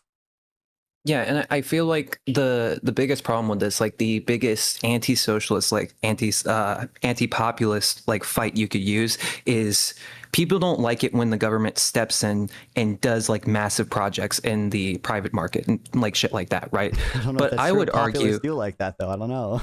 No. I'm saying outside of populist, anybody that's not a populist. I was saying that's the biggest argument against populism is you don't want the government to interfere with massive markets and shit like that, right? But I would argue we're both like young guys, right? Like I'm 25 and you're like 20, right? Yeah, I'm 20. Okay, so the reason why I'm saying that is both of our lives have been literally defined by massive government projects, right? We wouldn't have semiconductors if it wasn't for the funding of the United States government. We wouldn't have the internet unless it was for the funding of the United States government. When it came down to rail lines and phone lines, when they were still privatized before massive funding by the US federal government and state governments, they weren't interconnected, right? You had tram lines that would take you from like fucking New York to Boston, but nothing outside of that. But then once the federal government stepped in, that's when these programs actually started getting fucking good. That's how we got satellites. That's how we got space travel. That's how we basically built all of the fucking the homes that the boomers ended up buying, right? That wasn't solely on the private market. That was not all of it was solely on the private market and stuff or whatever. Let's go. Like the boomers or whatever like got homes that were to some extent subsidized because we get like mortgage. There was the GI Bill and there was we obviously give a tax credit for mortgage or more deduction for mortgage interest payments or whatever. But they were also having to compete with the. Oh yeah, go ahead. There was going to be like some things that like DARPA or like our military produces, and it's like subsidized R&D that eventually has spillover benefits elsewhere, and that's I like to some extent government subsidized R&D. I do think the market will generally under invest in things because of positive externalities there. But I don't know if I would say in the last 20 years, like our generation's been defined by a The bunch of COVID government. vaccine, bro. Fucking Operation Warp Speed would be the perfect example in the last 20 years. 5G internet would be another perfect example of that. Those were both heavily funded by the United States government. I don't know if 5G. How much was 5G internet funded by it? Do you just mean like the what part of 5G internet? Military contracts. That's what I mean by the Right. deployment of it. Like the deployment, building up the infrastructure, building up the networks. These were funded by local governments. I don't know if that's so. I would guess we might have had some subsidies for like the research and development part of it. I don't know if the military ever subsidized like 5G towers going up or something. I don't Okay, know, yeah, maybe I'm wrong. I'll give you that. It looks like I'm over exaggerating a little bit. When it comes down to 5G internet, it's probably like over $1 trillion worth of investments we've probably put into it. That's counting all of the carriers, by the way. I'm not saying one carrier. Of that was probably only like $200 billion came from the United States government. Some subsidies for 5G deployment in rural states, but that was after the technology was already made and stuff. I don't know. But my point still stands that people say, oh, every time the government has ever done anything, it was a failure, when I would disagree and say both of our lives have been defined by successes that the government did, successes in R&D. And that's why I say we should make a bounty of, hey, whatever contractor can build homes for $250,000, let's do that. Because right now, no one is trying to innovate when it comes to affordable homes. So we provide that incentive. I don't think anti-populists ever like say, or I shouldn't say ever say this or whatever, but I don't think most of them have the view that like everything the government does is a failure or whatever. But I do think populists are way too quickly to assume that like there's market failures in places that need the government to be rectified. And I do usually they want to address it in a whole like a pretty inefficient populist way. I would say I don't see any nuance when it comes to like just like the populist position of immigrants are raising home prices to deport the immigrants, or immigrants are, corporations are raising their home prices to just like allow or just like ban BlackRock from owning homes. Like there's usually no nuance there. Like it's look, I'm going to be honest. When I hear people talk about the immigrants or when I hear people saying we need to eat and kill the rich, these are both byproducts of the awful economic situations we find ourselves in today, right? I disagree because that yes, can you awful economic situation? I think we are, because the thing is, you can't realistically go out and buy a home. Like, yeah, you can. Like, I'm not saying you can't. You can pull yourself up by your bootstraps. You can go out and work. I'm doing it, right? But what I am saying, what I do on a daily basis is unrealistic for a lot of the people I fucking work with, and that's why they don't have any perspective of moving out of their parents' home. I don't know, but like you can just look at real incomes and like incomes adjusted for inflation, which obviously inflation is included in. Or housing is included in measures of inflation. It looks like generally real incomes are still going up for people. If you just look at real incomes has only gone up by like 25% though. Over what time period? I'm going off of the 80s. I don't think it's been 25%. Like it's only been about 25% since the 80s. Like it hasn't gone up that substantial amount. Meanwhile, rents have gone up on average about 200% since the 80s. I mean, I think so. Housing, I agree. If you just look at like the median payments or whatever, like that has gone up relative to income. I think housing is kind of unique. I think a big reason, for housing is just because we have a housing shortage because we don't build enough homes because in some part of that is supply restrictions that populists don't talk about as much, and usually populists, like I said, want to ban. They want to ban people building the homes, which is the corporations or whatever. But I don't think it's only 25% over since the 80s. I think it depends on what data you're looking at, but I'll try to find it, but I'm not going to be able to find it right now. I'm going to be honest. Okay. I don't have the statistic like out of my ass, sadly. I could probably ask Grok, but like outside of that, nah, I don't have it. Well, I mean, Grok is just going to give you. I mean, I think there are a number of errors. Yeah, it's going to tell me what I want. The lower estimates that people provide or whatever to prove wage stagnation or stuff like make, and I don't know what exactly Grok would cite you, but if it cited you to the EPI, I'd be able to tell you the flaws the EPI usually makes when it looks at that stuff. But okay, fair enough. So what do you have a disagreement with what I'm saying so far? I mean, I think I laid a lot of it out. I think the populist messaging or whatever is just like fundamentally flawed. I agree that it appeals to voters, but I don't think like the us versus them sort of mindset that I think a lot of populists have, both on the left and right, leads to any good solutions.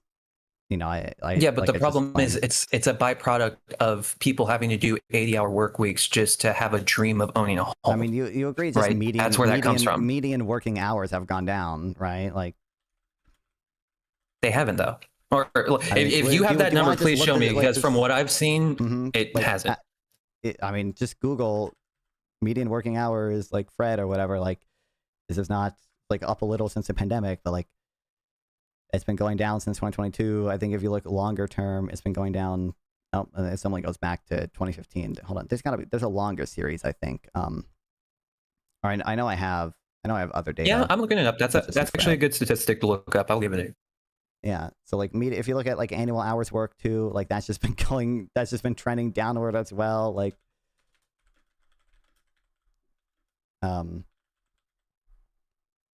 I would be very curious to see what income bracket are they talking about. I think this is for all employees. Because like, okay, I could see like office workers, their median work hours going down, but when it comes down to low income Americans, I can't see that, especially with how many people now work 2 jobs. What percent of the workforce do you think works 2 jobs? I would say probably about 20%. It's like 5%, dude, and it's been about 5.5%. Come just look up on. again, Fred. Percent of people like with 2 jobs. You're just making me look. Yeah, see.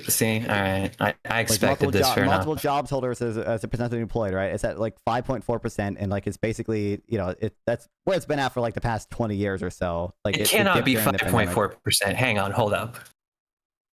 Yeah, go ahead.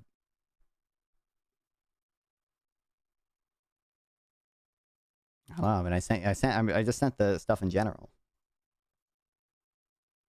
Oh, I was looking at my phone. Holy shit.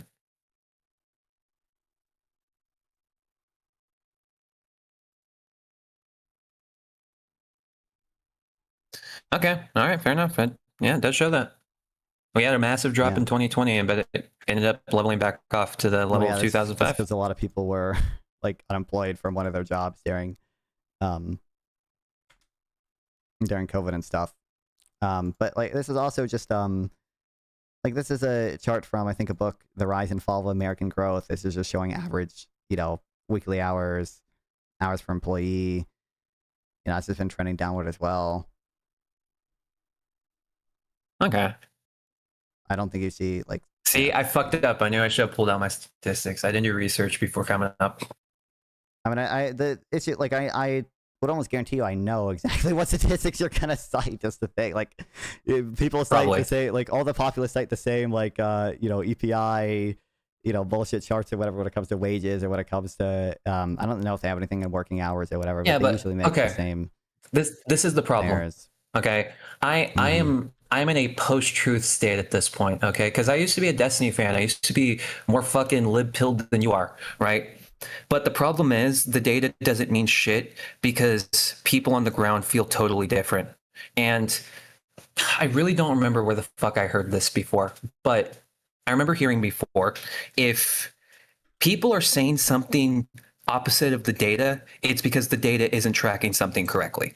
Right. It's not that everybody is wrong and people are ignorant. Like the media environment makes people's like perception of inflation and stuff worse. Like you don't think like that's a component of it? There is a reason why so many people are now saying, eat the rich. I love Mangione.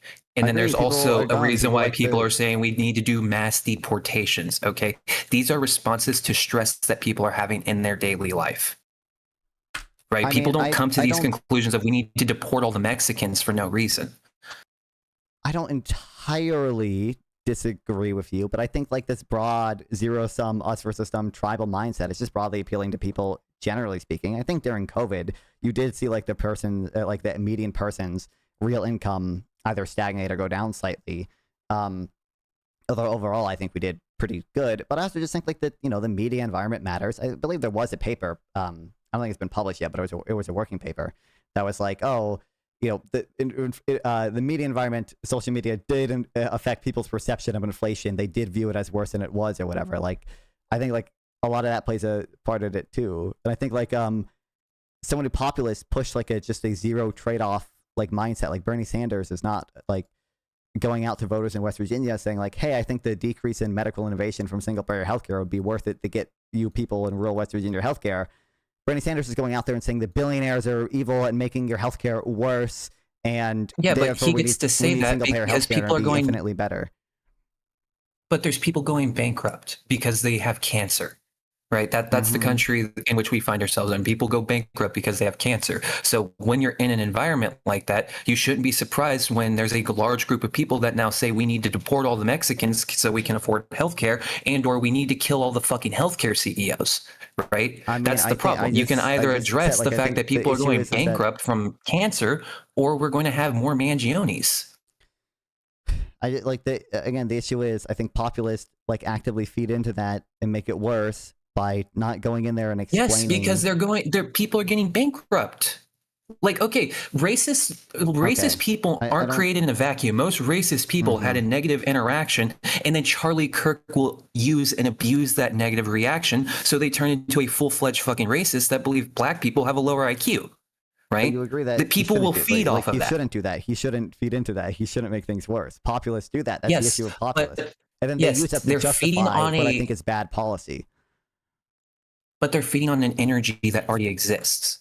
Instead of fighting the populace, instead of finding but the thing is, people always find media that agrees with them.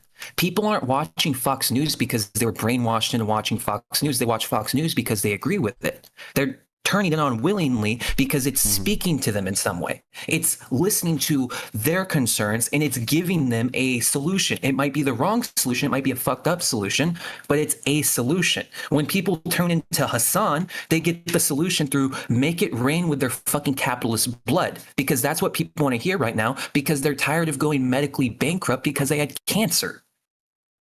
Okay, I don't even know. I don't know if you looked at this, like the percentage of people that have medical bankruptcy in the U.S. Like, I don't think that's been going up significantly over time. But what has changed is the media environment, is the rhetoric of politicians and stuff.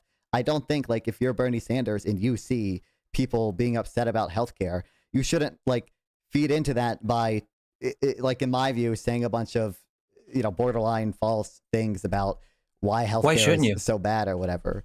Because it leads to worse outcomes. You make the populace more upset, and you lead to worse policy being made. And then you do shitty policy. You do shitty policy because your base wants you to do shitty policy. You make money. You don't have any actual good solutions because, like again, the mindset is all like an us versus them thing, and like almost like no trade-off things. Like MAGA is not like MAGA just views immigrants as like evil, like zero sum, and if we just deport them, like everything just gets better. And it's the same thing for like Bernie. Like healthcare is just like evil because of like billionaires and like greedy pharmaceutical companies. And if we just do price controls, just everything gets better. I think I don't know how to make this more appealing to people. That doesn't get better. Okay, I agree with you. What I am saying is we can either address the situation now, or in 20 years after everything has been publicized and there's no longer private property, and me and you are just like, fuck, we can't buy toilet paper. We can now look back at this moment and say, shit, we could have acted, but instead the fucking communists and the MAGA socialists ripped us out of politics. What does address the situation look like? I mean, I think I try to address the situation by fighting against healthcare for every American. Give a basic form of housing for every American so people don't fear being fucking homeless. Because it's not the fact that homeless rates are going up, it's the fact that 70% of Americans live paycheck to paycheck. That's a made up number, by the way, but yes, all right. That's it. I mean, you do know the issue. Do you know the issues with that number? Do you know what surveys you're even citing for that? I don't remember. I'll be honest. Yeah, right. So most of these things are like either payroll or like lending.org surveys. If you look into them, like paycheck to paycheck's not like a meaningful thing. It's not like a well-defined thing. That's why like you see in these surveys, it's like, 30% of people making over $200K a year are somehow living paycheck to paycheck, right? Like that's not what people envision when they hear paycheck to paycheck. These are marketing surveys usually used to like market credit cards. But credit card debt is at an all-time high. Car delinquency is at an all-time high. Okay, so right? wait, can I Mortgage no, wait, let me defaults is finish. increasing. Let me finish my rant on this before I go into the other bullshit or Yes, whatever. all right, go. If you just Let's look hit at it. 55% of adults have 3 months of savings, okay, I don't think it's fair to consider at least those 55% of people living paycheck to paycheck. The median American has $8,000 in transactions account like checkings and savings account, which are easily accessible. The median net worth of an American family is something like $192,000. Okay, and these are median. They're not distorted by billionaires. They're not distorted by super big outliers or whatever. When it comes to like, wait, how is that the median? How is that the median? The median in Seattle is only $82,000, and Seattle is one of the highest paying states in the country. I don't know where it would be coming from that the median would be $192,000. Where the fuck would that come It's from? coming from the Federal Reserve. They do a survey. I can send it. You don't even make that much in fucking New York City. You are in the top one. No, you're in the top 10% of Americans if you make more than $250,000 a year. Where the fuck would that number come your from? Yearly income. This is your net worth. So it's including all the assets you own too. This isn't. It's in table 2, which is on page 18 of the PDF I just sent you. It looks at. Yeah, but net worth is completely fucking different. That would be counting someone's house, their car, their computers, everything. Yeah, I just their explained to you fucking that is their why, retirement. That is why net worth. Yes, exactly. That is why net worth is higher than you think it is, because it's including things like that you weren't including when you said like if you make 200K a year, that you're the top 1% or whatever. Okay, you do understand if you make 200K a year, you're going to have, if you make 200K a year, you're going to have a net worth of like anywhere from $1 million to $2 million. Yes, I agree. I cited the net worth number, and you said, "What the fuck? That's way too high. If you make that much, you're like in the top." Yeah, when you said medium, I explained, was thinking you were thinking median income. That's my bad. I was being autistic. Okay, this is median. Yeah, this is median net worth. Okay, and just remember, it's all median, so it's not distorted. It's not really distorted by outliers. It's just looking at the person like in the. Yeah, okay, I can see that being the median for net worth, especially given housing prices today. So I mean, if you just the credit card debt thing, credit card debt like always like just is on an upward trend in nominal terms. But if you look at credit card debt either as a percent of GDP or just as a percent of cash balances, like it is just not up that much. In fact, it's like there was a big drop. That was like 11. I think it was like $11 trillion right now in credit card debt. It's like an insane fucking number like that. It's the highest it's ever been. 11 trillion was probably, yes, again, but look at it as a percentage of cash balances. It's 6.2%, which is as low as it's been since COVID. There's a big drop during COVID because of the government stimulus. People paid down their debt with it. But it's at like as a percent of cash balances that money Americans hold, it's 6.2%. That's relatively low. It's not actually the state's probably a little bit outdated by now, but we can just recreate it on Fred. I think 11 trillion is probably like total debt in the U.S. I don't think like there's only 1 trillion ish in credit card debt. Yeah. All right. So I don't think. Sorry, I got distracted. Okay. Yeah, my bad. Had a ADHD moment.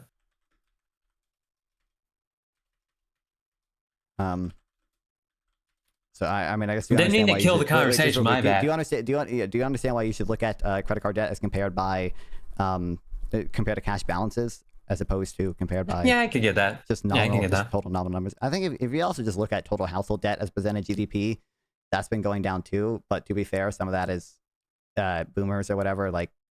But.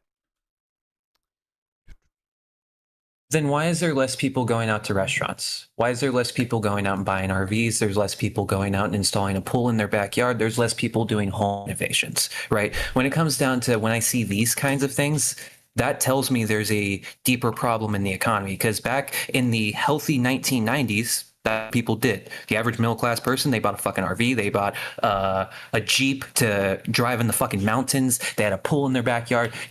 That's what middle class life used to be in the United States. The average person, the average middle class person in the United States can't achieve that anymore. You would have to be a fucking literal millionaire to do something like that now, especially in a state like California.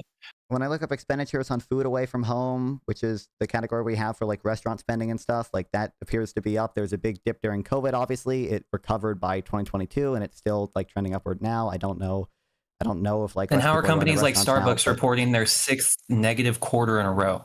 Well, their 6th quarter in a row of sale declines. Do you understand how some companies could be reporting sales decline, but the aggregate numbers still be up? And this only goes to 2023, by the way. So it's not. Yeah, but I would ask you, where are the successful companies?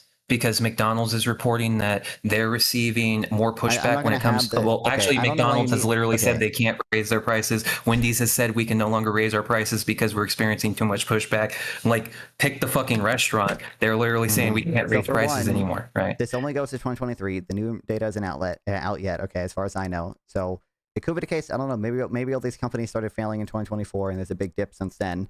But do you disagree that in aggregate, like, food away from home expenditures? If that's what it says in 2023, yeah, I can give you that. Because, again, in 2023, I was super fucking lip-pilled, right? But as of 2024 and 2025, listening to earnings reports, listening to all this shit, looking at companies like Walmart and fucking Amazon, Walmart is reporting doing good. They are making profit right now, but at the same time, they're talking about major supply chain issues because they're struggling finding goods, and that was before tariffs. Right? But no, that was before tariffs. Wow. I don't know. Like Walmart does. After tariffs, they're fucked in the ass. I hate to say it. Well, yeah, but I mean, Walmart is not even included in food away from home. That'd be counted as food at home. Like that's because you buy food at Walmart, eat it at home, regardless. Like I don't like. You should always just look at aggregates for things. Like if you don't look at like headline. It's the same thing. Like people for Trump look at headlines about like some fucking Japanese bank investing 100 billion in the U.S. Right? That's not important. Just look at the aggregates because there's going to be some companies investing more because of the tariffs. There's going to be some companies investing less. Okay, so just look at the aggregates. Like there are obviously like fast food companies that are struggling right now. There are other restaurants that aren't struggling, and not necessarily fast food, but other companies as well. I think there is actually a series for fast food. We can look at that as well, but just look at the aggregate for things, and it seems like at least expenditures on food away from home is still going up, and like it could be the case, and there might even be cultural damage from this or whatever, but like it could also be the case people's preferences changed when like after COVID, like people just prefer to get more food at home now. They don't eat out as much. They get DoorDash more often. I don't actually know if that's included in food at home or food away from home. I think it's probably included at food at home, but I don't know. You just care about that's a good question for stuff. And also, if you just look at the percentage of people or percentage of income spent on groceries or spent on food in general, like that just has been trending downward as well. Even throughout COVID, wages outpaced the amount food was going up. Oh yeah, no. COVID, we were having like large wage gains and shit like that. However, I haven't seen wage gains post-COVID, right? Like post 2023, I haven't really seen a massive wage gain, right? Especially for low income Americans. Okay, so I live on the West Coast, and I basically want to live in any city on the West Coast. So I'm always looking at housing prices, job posting, shit like that. That's also why I started to massively I don't want to sound like an ignorant fuck, but there is a part of me that doesn't believe statistics because, like, as I said, I used to be in the sanctum, and I would argue with Hornet. And one of the things that he would always bring up is like, oh, housing prices have only gone up like 20% over the last 40 years, right? So then I would start breaking it down and be like, okay, well, I went on Zillow and I made a list of 100 different fucking houses in my city. And I literally showed there wasn't a single house that didn't have 150% price gain in the last 10 years of 100 homes that I fucking picked from random ass neighborhoods, whether they were low income. Hold on, I didn't mean to deafen, I meant to mute, but I want data on this from, there should be like monthly data on this, just or not. I thought like the BEA just would break it down in this, but maybe not. Hello? Sorry, no, I was talking to someone of my fucking chat and DMs. I mean, you understand, like a lot of the work the statistical agencies do, like the BLS and BEA do, it's just like they literally just do that, but on a much larger scale. Yeah, but when I pick out 100 homes on Zillow and see there wasn't one of them that didn't increase by 150%, because the reason why I use that language specifically is because the average increase over 10 years in my city was 300%. That's literally just looking at Zillow, right? That's not me doing some holy shit investigation or anything. That's 100 homes, right? And you said it was in a city, right? Yeah, it was. I did 5 cities, 100 different homes. Were these 100 like different homes in each city? I mean, like obviously. The cities were Las Vegas, Portland, Seattle, San Francisco, and LA. Okay, so you understand what average is. You probably saw, just in America generally, an increase in home prices in cities And there are some places where in rural areas, home prices either decreased or like remain stagnant. So you understand if you average it out in aggregate, if you just look at cities, that's going to not be representative because there are places in rural areas, mostly in the Rust Belt, with declining populations where home prices are stagnant or decreasing. So you're only looking at that's true, especially in especially inside of like places like Pennsylvania. Yeah, I can give you that, but the problem is people don't want to live in rural Pennsylvania, right?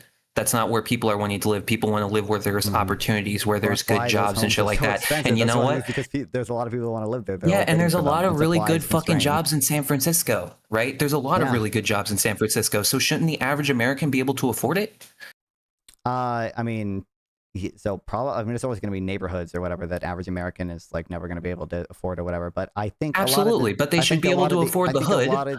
I think a lot of the issues with San Francisco have to do with the fact that you can't build duplexes even in many places, right? Like it's just not very densely populated, and that's mostly because of ordinances and supply restrictions that don't let you build apartment buildings or duplexes even. Yeah, but you know what? I used to live in Seattle, all right? I used to believe that, where we could do a goddamn not just bikes, fix everything, and have a neo-lib utopia, right? I used to believe that. And then I realized, oh wait, Seattle doesn't go by all of these barbaric fucking zoning laws, and every time they redo one of these duplexes, it's $1 million home and or apartments that start at $4,000 a month.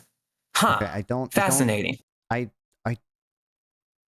don't know if that's the case that Seattle doesn't go by super strict zoning laws. There's got to be a measure out there somewhere, but they have their measures, but what I'm saying is what they get away with in Seattle isn't what they get away with in most cities. Okay, well, I know San Francisco does have relatively strict zoning laws. I mean, you can just look at it. Oh yeah, and same with LA. But I don't know. I don't know about Seattle for sure. There's got to be some index somewhere. But I think that you could. What was your claim about Seattle gun? They don't like. You claimed that they're only building for rich people or whatever. Like even in the case where they only build new apartments or whatever that are for a bunch of fucking rich people. They're always high income luxury. That's great. There is a filtering effect that still reduces home prices overall. Like unless it increase, like there are under certain assumptions you can't actually get to increasing home prices in very specific scenarios where building new shit like increases the desirability of living there. And like more people move there because of that. There are like very specific cases where that can happen. I don't think that happens empirically very much in the U.S., but like that's theoretically possible, I guess. But like just generally, there's something called the filtering effect, where people move into the new luxury apartments and they move, they leave their other apartments and that frees them up. And like this goes all the way down to people who just moved out of the relatively luxury apartment. I used to believe that. And that works in bumfuck Georgia. This is not like a used to believe thing. This is like we have empirical evidence for this thing. Not over the last 10 years. Over the last 10 years, I don't know why when it comes down to an apartment that was $900 a month, that apartment is now $1,800 a month, right? They didn't decrease in value. They didn't have low income Americans that moved in. Okay, I don't know why the average rent for a 2-bedroom apartment in the United States is $1,900 a month. That's the average median for a 2-bedroom apartment. Do you agree that the filtering effect is like a real documented, empirically observed thing? Yes, but what I'm saying is the filtering effect has failed because it's still not keeping up with inflation. It's not keeping up with what the average American can afford. The average American can't afford $1,900 for a 2-bedroom apartment. Okay. So I'm not claiming the filtering effect is necessarily going to lead to home prices decreasing or like falling faster than inflation or rising lower than inflation. But like this is a real documented thing that happens. We have empirical evidence from this. I can send you some studies that I have even from just to make it clear, I'm not disagreeing with that, right? I agree with that concept. What I am saying is that is not keeping up with what our demand is. Our demand. I mean, I agree. There's when you have a deficit of almost 4 million homes, you can't have a filtering effect. You can't have a filtering effect. So what do you mean? Obviously, if you build more homes, there's going to be a filtering effect there. Even if like your big issue is if there's a demand, how would the price drop? How would low-income Americans move in if there's still demand? If there's still a need where people are not getting the homes that they need, why would there be low-income Americans? Because when I hear there's a shortage, that just means it's being replaced by other middle-class Americans that we're having to take homes from low-income Americans because we don't have enough homes. Okay, Like maybe 9 I'm times out of stupid, 10, it's but what not. you said It's not some. just made zero sense to me at all. I don't. Maybe What my I'm brain's just saying, not comprehending the middle genius class of it. person lives in a what would be considered a lower income apartment, and then when a middle class person moves out and then moves into a better place and it frees up that unit, it's just a middle class person from a low income neighborhood that is moving into a middle class neighborhood finally because we have a deficit. That's kind of what what some of the filtering effect is. Yeah, I don't know. Like, if your claim is just that. I'm saying low income Americans are not getting. They don't have a place in America, right? That's what I'm saying. I'm saying no matter what, it's still out of their reach. It's still unaffordable. It's still a middle class American that can afford that, and that's it. There's a housing shortage, obviously, that affects low income Americans the most. What I'm saying is, one, building new fancy luxury apartments still addresses that because of the filtering effect, and two, a big issue. Not when there's a deficit of middle class homes. What it still does. It filters all the way down to them or whatever. Just because some middle class people buy the homes that people filter out of, those middle class people filter out of their homes, which means lower class people can maybe afford to move into the homes that the middle class people left or whatever. And again, there's like empirical evidence from this. I can cite stuff on it, but the fundamental issue again, I think, is populists don't mention this as much as I would like. There are some who have gotten a little bit better on it. Is oftentimes, even in Seattle, there are just supply restrictions that are not addressed by populists. Populists usually are in favor of doing things that I think would lower the supply of homes, like, for example, banning private equity from owning homes, or I don't necessarily think social housing will reduce the supply of homes, but there are certain cases where the social housing would reduce the supply of homes if you build it not dense enough so it crowds out more private home construction. I'm not okay.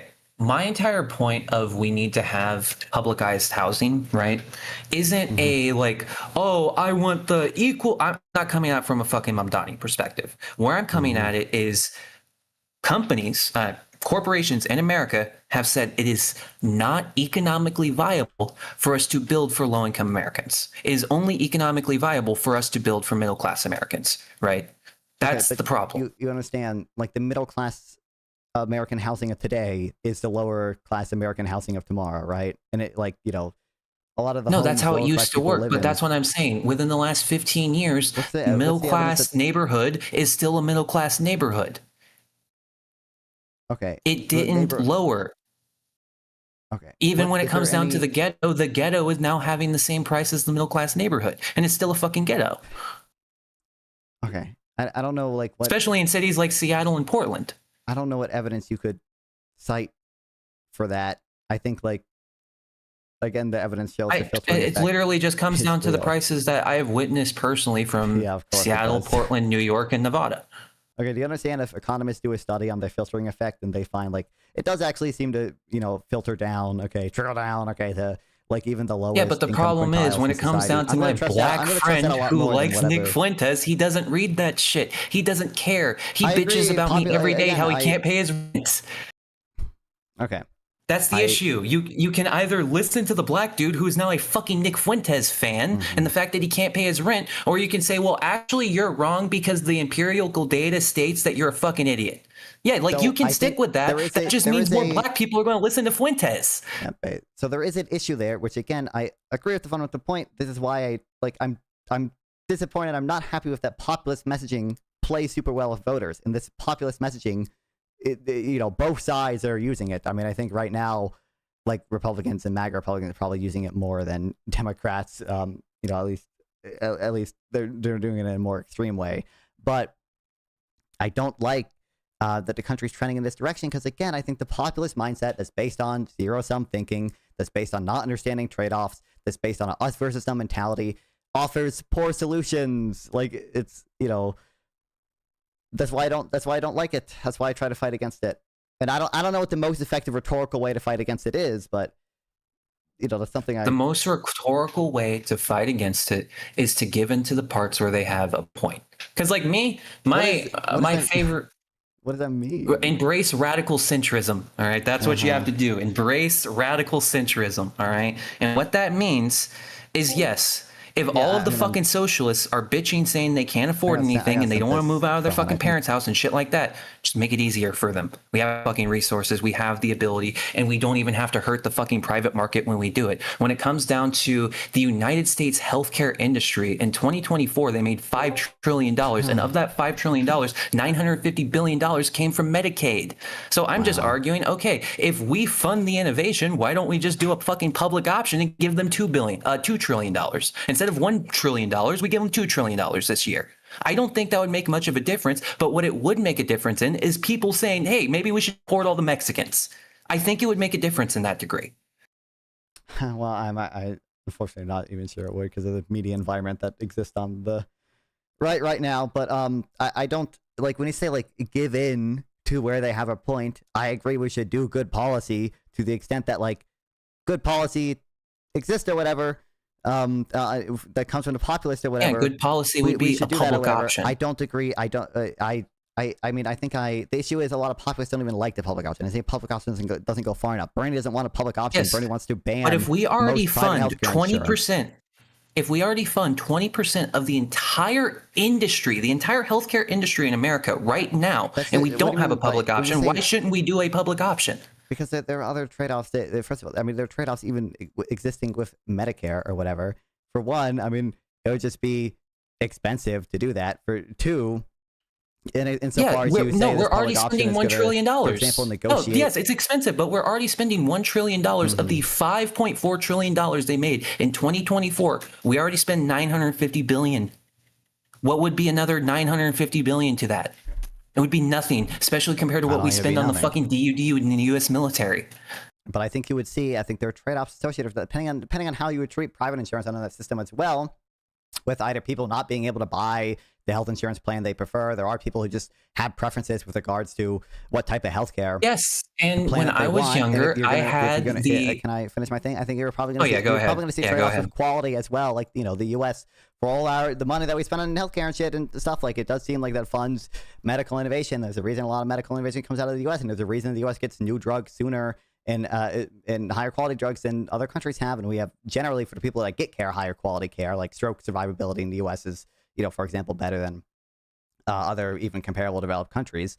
Like there are always going to be trade-offs in these things. The problem is Bernie's never going to tell you these trade-offs. Bernie's never going to propose any serious solution to these trade-offs. Bernie just wants to ban insurance that most Americans are happy with. If you poll them, by the way, most Americans say that they're at least moderately happy with their insurance plan they have now. And there's no like nuanced plan behind a lot of these things. That's the issue. That's the issue of populism. So I used to live in Washington State. And when I lived in Washington State when I was younger, I did have the public option, right? Because Washington State does provide a public option, right? I went to all of their hospitals and everything. And if you gave me a choice today between my current healthcare option and the public option in Washington State, I'm going to choose my current healthcare option, my current privatized healthcare option provided by my employer, right? I'm not saying it's not better. What I am saying is if it was a choice between me having no healthcare and the public healthcare that Washington provided me, it would be a very easy, simple choice for me to make because I was still able to see a doctor. I was still able to see a therapist. Like Washington, they provided me a counselor, right? I was able to see therapy for free. Yeah, believe it or not, people are going to take free healthcare over no healthcare. Yeah, I recognize that, obviously. And I think there should be some minimum, like healthcare, either a subsidy, cash transfer, or like negotiated plan or something for, you know, the bottom 10% of Americans or so who might need it. But I don't think that addresses any of the, you know, trade-offs that I presented. What trade-offs would there be when we already spend $1 trillion a year? What would another $1 trillion do? It would just add to more funding, more medical innovation. Okay. Are you saying that?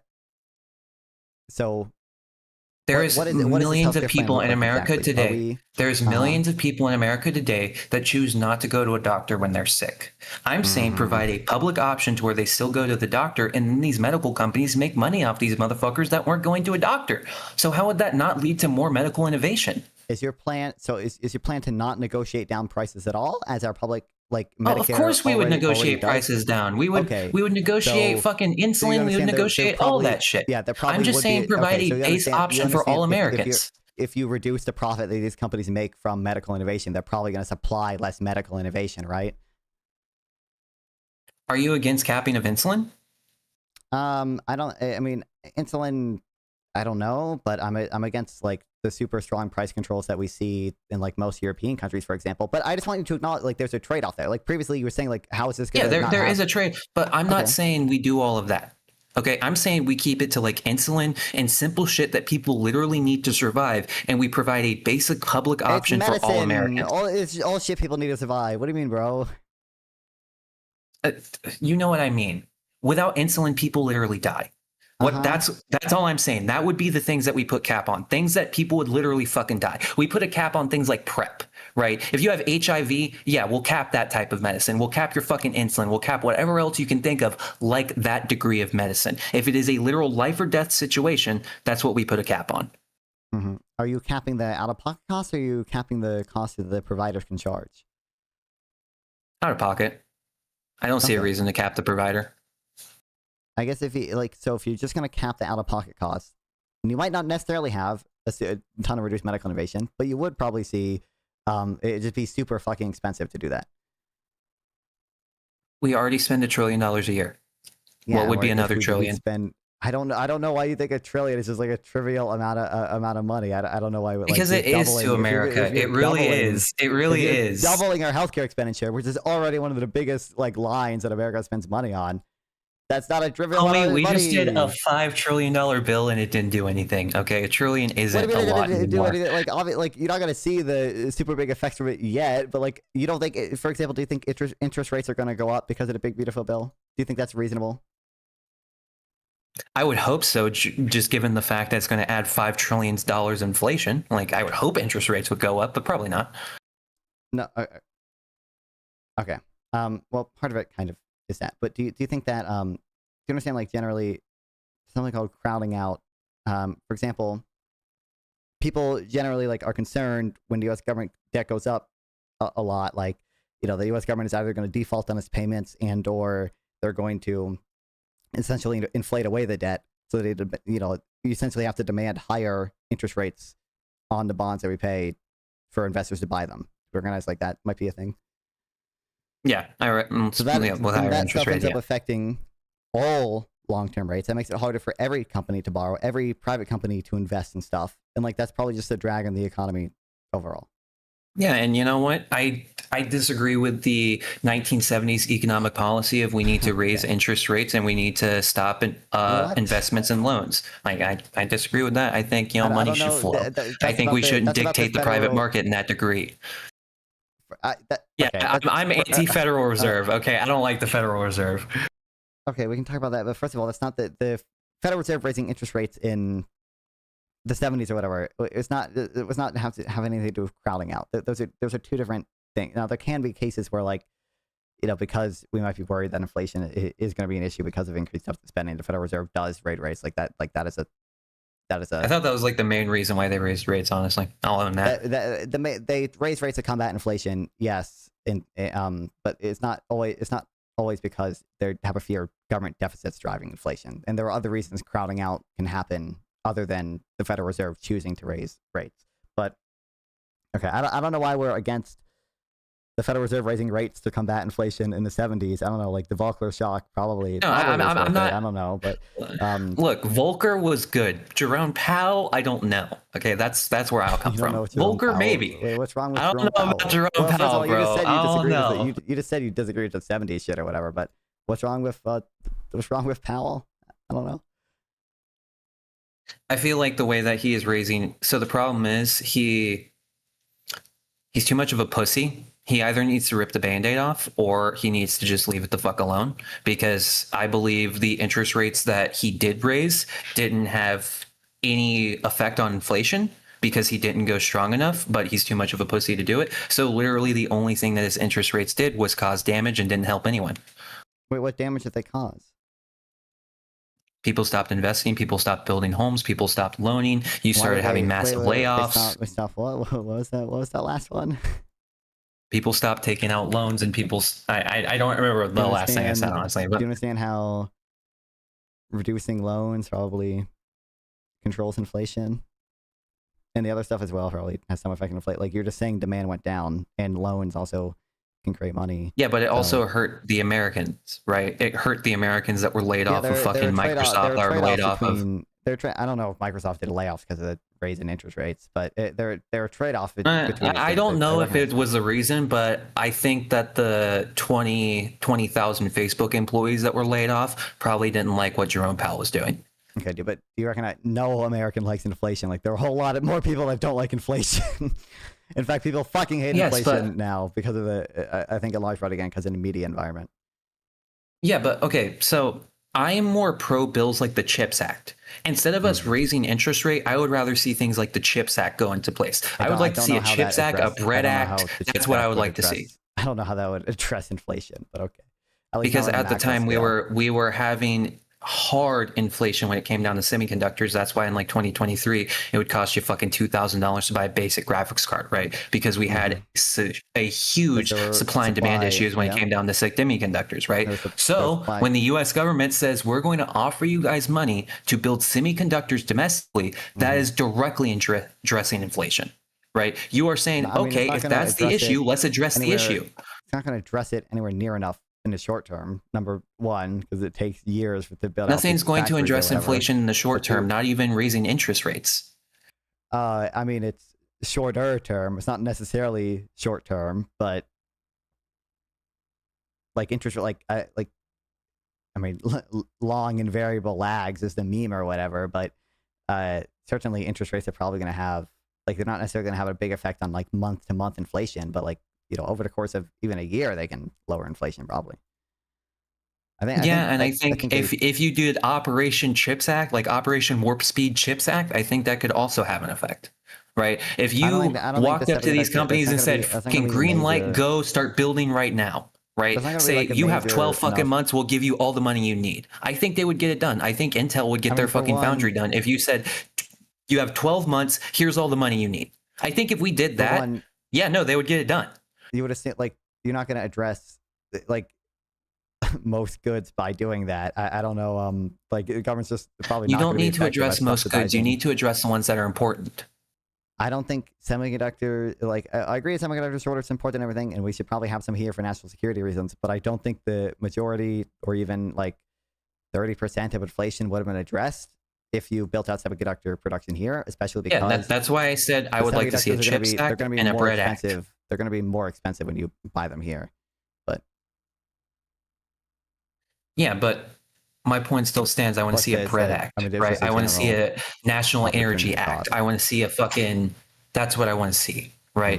Why would we start the CHIPS Act? Why are we using interest rates to dictate inflation? Where instead you could go up to egg companies and be like, "Hey, why your eggs cost so fucking much? What can we do to drop your fucking egg prices? You guys need more fucking things built. You need us to do research in fucking bird flu. What the fuck is it? Why do you guys keep charging so much?" Do you recognize markets already have an incentive to do that, right? Like the price is a signal, as an incentive for investors to do that.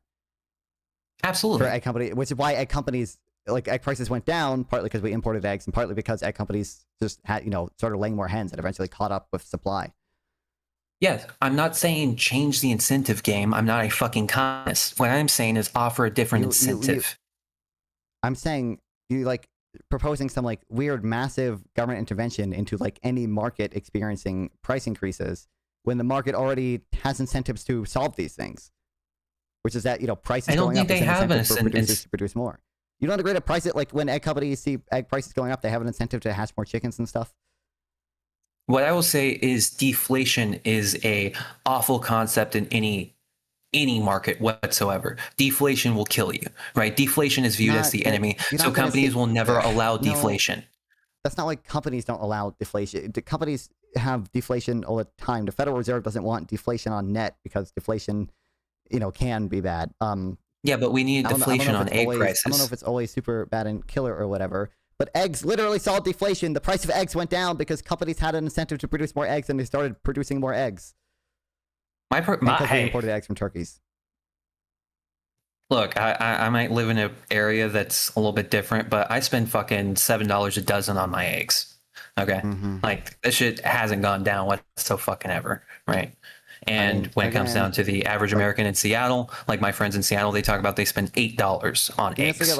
Right? Average price of eggs, and like there's a big spike during COVID and another big spike more recently, and Yeah, like, they've been going and you down. know what? I have a friend in Texas, and when I was talking to him in Texas, he was like, "Bro, I spend $2 a dozen. What the fuck are you talking about?" Right? Wow. But that cannot be the argument. The argument can't be there's $2 eggs in fucking Texas and $8 eggs in Washington, and then the average is $4. That can't be the argument.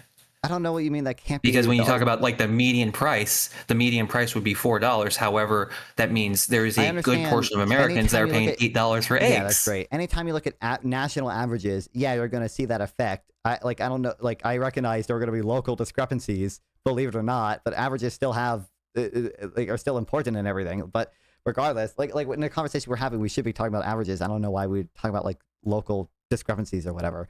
But the problem is people live in local discrepancies. You're proposing, yeah, I understand. Like the market already has incentives in place, and it like really good mechanisms for transmitting information and everything to like increase the supply of eggs or increase the supply of anything anytime there's a shock that we see that happened to eggs because of the bird flu, or a shock that we see that happened to semiconductors because of the COVID supply chain stuff. Why would I trust the government more when they don't necessarily have the same incentives, when they don't necessarily have the same information to come in and like manage these companies or whatever, or provide some incentive for these companies? I'm not saying manage. I'm saying walk in, offer them an incentive to provide us $4 eggs again nationwide. They already have that incentive. But they don't. What do you mean they don't? If they had that incentive, I wouldn't be spending $7 for my fucking dozen of eggs. Right, I wouldn't be spending $5 for my gallon of milk. I don't know what you're talking about. The average price of eggs was going up, but then it fell. Yeah, but I spend $2.50 for my bread. I spend $5 for my gallon of milk and $7 for my eggs. Bro, please shut the fuck up about your own grocery cart. Okay, do you agree the average price of eggs like spiked in January 2023 and then like went down up until like September when they started rising again, and there was another spike in March, and then it's come back down. Okay, so. Shut the fuck up about your own personal grocery cart or whatever. To acknowledge that just on the national level, and we can pull up the numbers for eggs, the supply of eggs as well. Just on the national level, in total, the aggregate egg market, okay? There was a big spike in egg prices, largely because of the bird flu. And then egg companies started producing more eggs, and we started importing eggs as well. More recently, with the recent spike, a big part of it was that we imported eggs from Turkey. Egg companies started producing more eggs, they started laying more hens, and the price of eggs came back down because the supply of eggs increased again. Yeah, but the problem is the egg prices didn't drop in LA. They didn't drop in New York. They didn't drop in San Francisco. They didn't drop in. They did drop. They went from $12 to $8. Okay, I'll give you that. They decreased a little bit. They're almost certainly lower than the counterfactual shit. Like even if they didn't, which you just said, they even in nominal terms that they had a price they drop, did decrease. Yeah, they had a price drop, but it's still unaffordable for the average American. Okay, I mean, like, they went from like fucking $12 and $13, right? Yeah, they did drop, but still, that's fucking insane. You can just look at the aggregate like percentage of income that the median American spends on groceries or spends on food in general. That's food in home and away from home, and that's been going down. That was at like 30%, or I don't know, it was at like 20-something% in the 50s or whatever, and like it's down to like 14% now or something. I can see that for rural America. I can see that for cities with less than 500,000 people in them, right? And yes, 50% of America does live in these small cities where they're not heavily affected by these problems, right? But then the other 50% of Americans live in major cities where these problems are eating us in the ass. Do you think if we looked at the data for cities, which I bet like there's probably Fred series you can look at for that.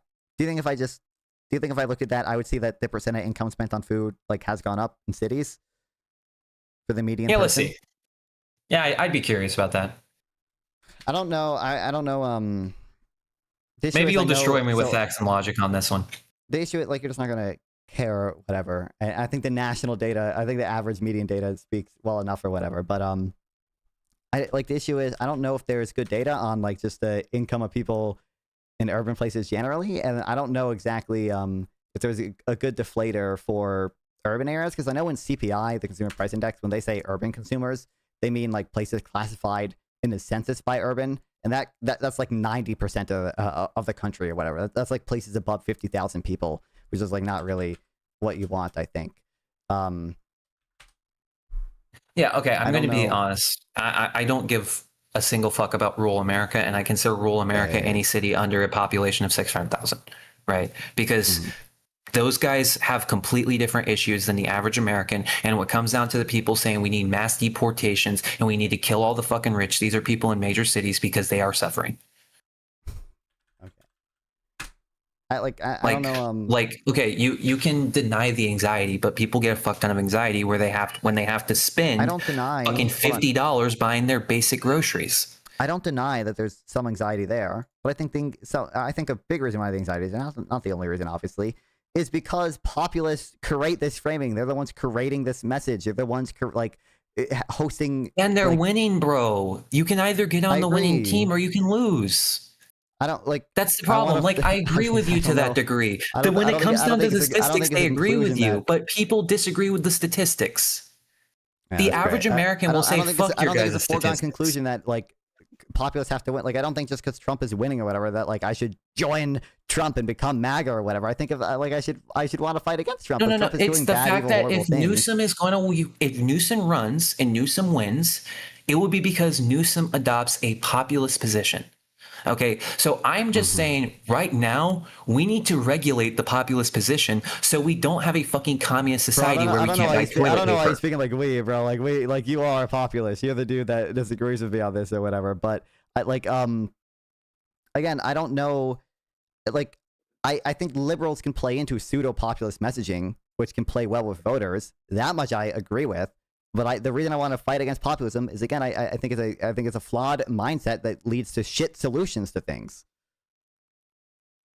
It is, but what would be such a shit solution with offering every American a basic shitty form of healthcare? That's not the populist solution to things. The populist solution is ban private insurance. No.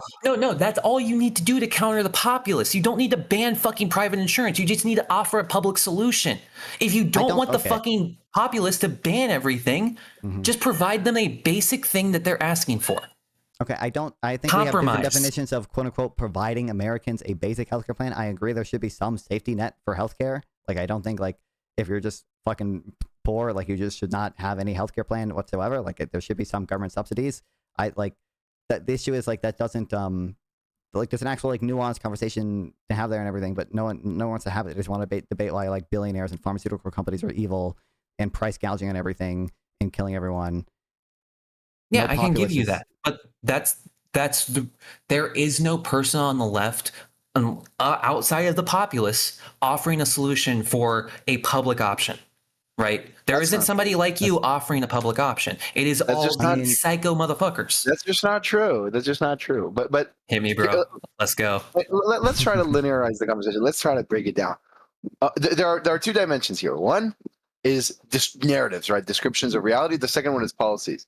Me and Non-Fun, we think both the narrative and the policies suck. And then there's another dimension about, okay, should we believe it personally or should we campaign on it? Which one are you taking? Are you holding that the narrative is correct? Are you holding that we should campaign on the narrative? Are you holding that the policies are correct? Or are you holding that we should campaign on the policies? Just we should campaign on the narrative. You should campaign on the narrative, psyop them, and take them. Do you think the narrative is correct, though?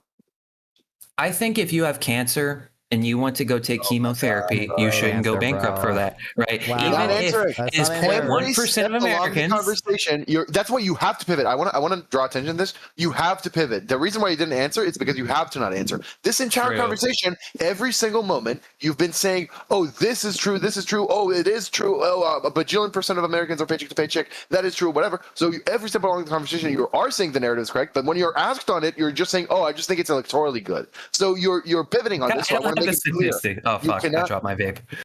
Yeah, awesome. Wow. You cannot hold that. Oh no, I just think it's electorally popular or whatever, and then every step along the way say, oh, it's actually like narratively true.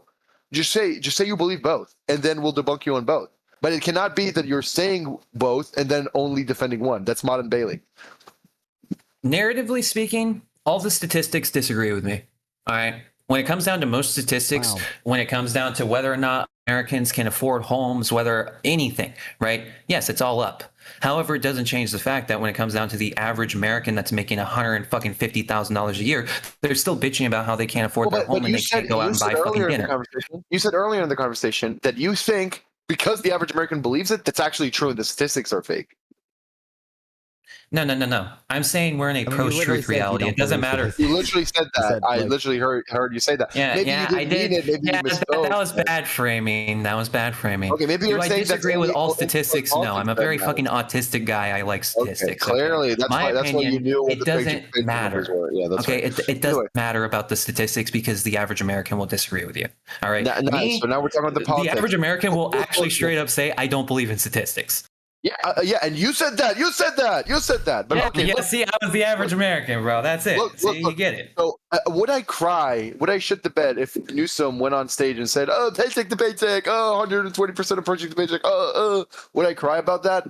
Probably a little bit, but not too much. So politics-wise, I don't care if they're saying it insofar as we get elected. The problem is that when they say this stuff, first of all, they're lying to people, which I have a problem with. But the second thing is, by saying it, and maybe it gives them some marginal electoral benefit, they're creating the grounds for people to believe more of the narrative, which creates more of the populace who will do the populist policy. So I don't want the populist policy. It destroys lives. It's really, really bad for you. It hurts, especially bad for the poor. So when you say populist policy destroys life, what populist policy does that?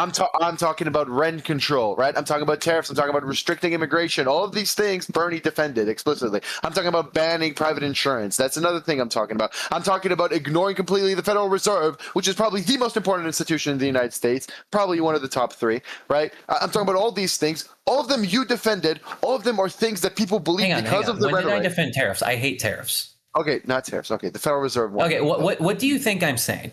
Because maybe I haven't been clear with. I don't know. That's what I'm saying. That's what I'm saying. I want you to be clear. I think you've been saying the entire populist package, that is both the narrative and the policies, both electorally and narratively, but you're only willing to defend the electoral one on the narrative. You're not willing to defend the policies, and you're not willing to defend the narrative insofar as it's true.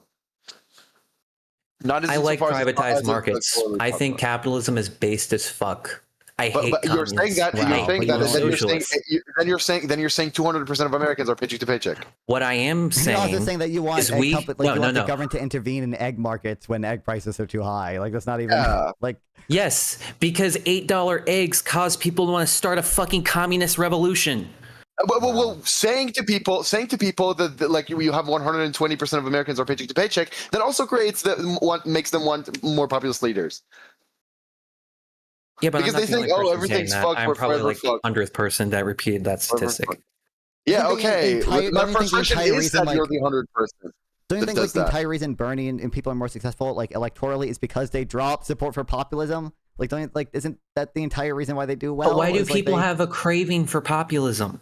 Why don't they have a craving for liberalism? Two reasons. One, it's a chicken of an egg scenario. A lot of people are populist because populists tell them that, right? And the second thing is because people are retarded. People don't know how to read. People have you can read about this, but people have anti-market bias, right? That's a big thing. Like the rational voter stuff. Like people are just not. It doesn't pay people off to be rational about their politics. It doesn't pay off. Why should you think about it like this? Your vote has a very low chance of changing the election, right? So it doesn't make rational sense for you to put so much effort to be maximally informed about it, right? Individually. And so you're just not gonna. And so, that way you have a mass amount of people who are just not informed about politics, who cannot name the three branches of government.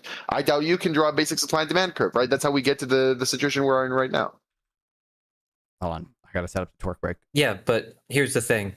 Most Americans are completely uneducated. They don't know how to read statistics and they can't even do basic fucking math, and you're expecting them to figure all of this out and deny the populist rhetoric. And or you could just give in to the basics of populist rhetoric. I'm not blaming the voters. I'm not blaming the voters. You should. You should. I think you just said it's bad for me to blame the voters. So you pick one. Pick one. No.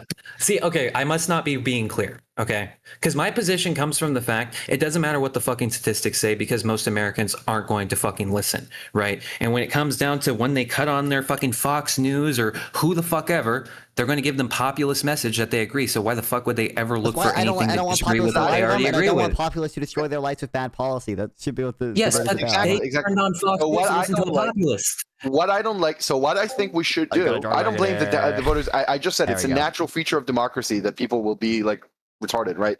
It's like, oh, it doesn't pay off for me to be informed, so I'm just not going to be informed. And that's the rational thing for them to do. It's to be uninformed, right? Also, some voters have inherent biases, and then I do blame them, right? So when people are like have an inherent bias against markets, I do blame them, right? But whatever. Insofar as what I want the politicians to do, I want Democrats to take more credits. I want them to go ruthlessly after Republicans who are like fanatic fascists, right? I want that. I also want them to like appear to take control of the media narrative, right? What I'm not willing to do is to use rhetoric that what do you call it, cultivates the ground for terrible policy, because then what will happen is that the Democratic Party will also get co-opted, and then we'll get shit fucking policy like rent control and like infinity tariffs. That's what will happen.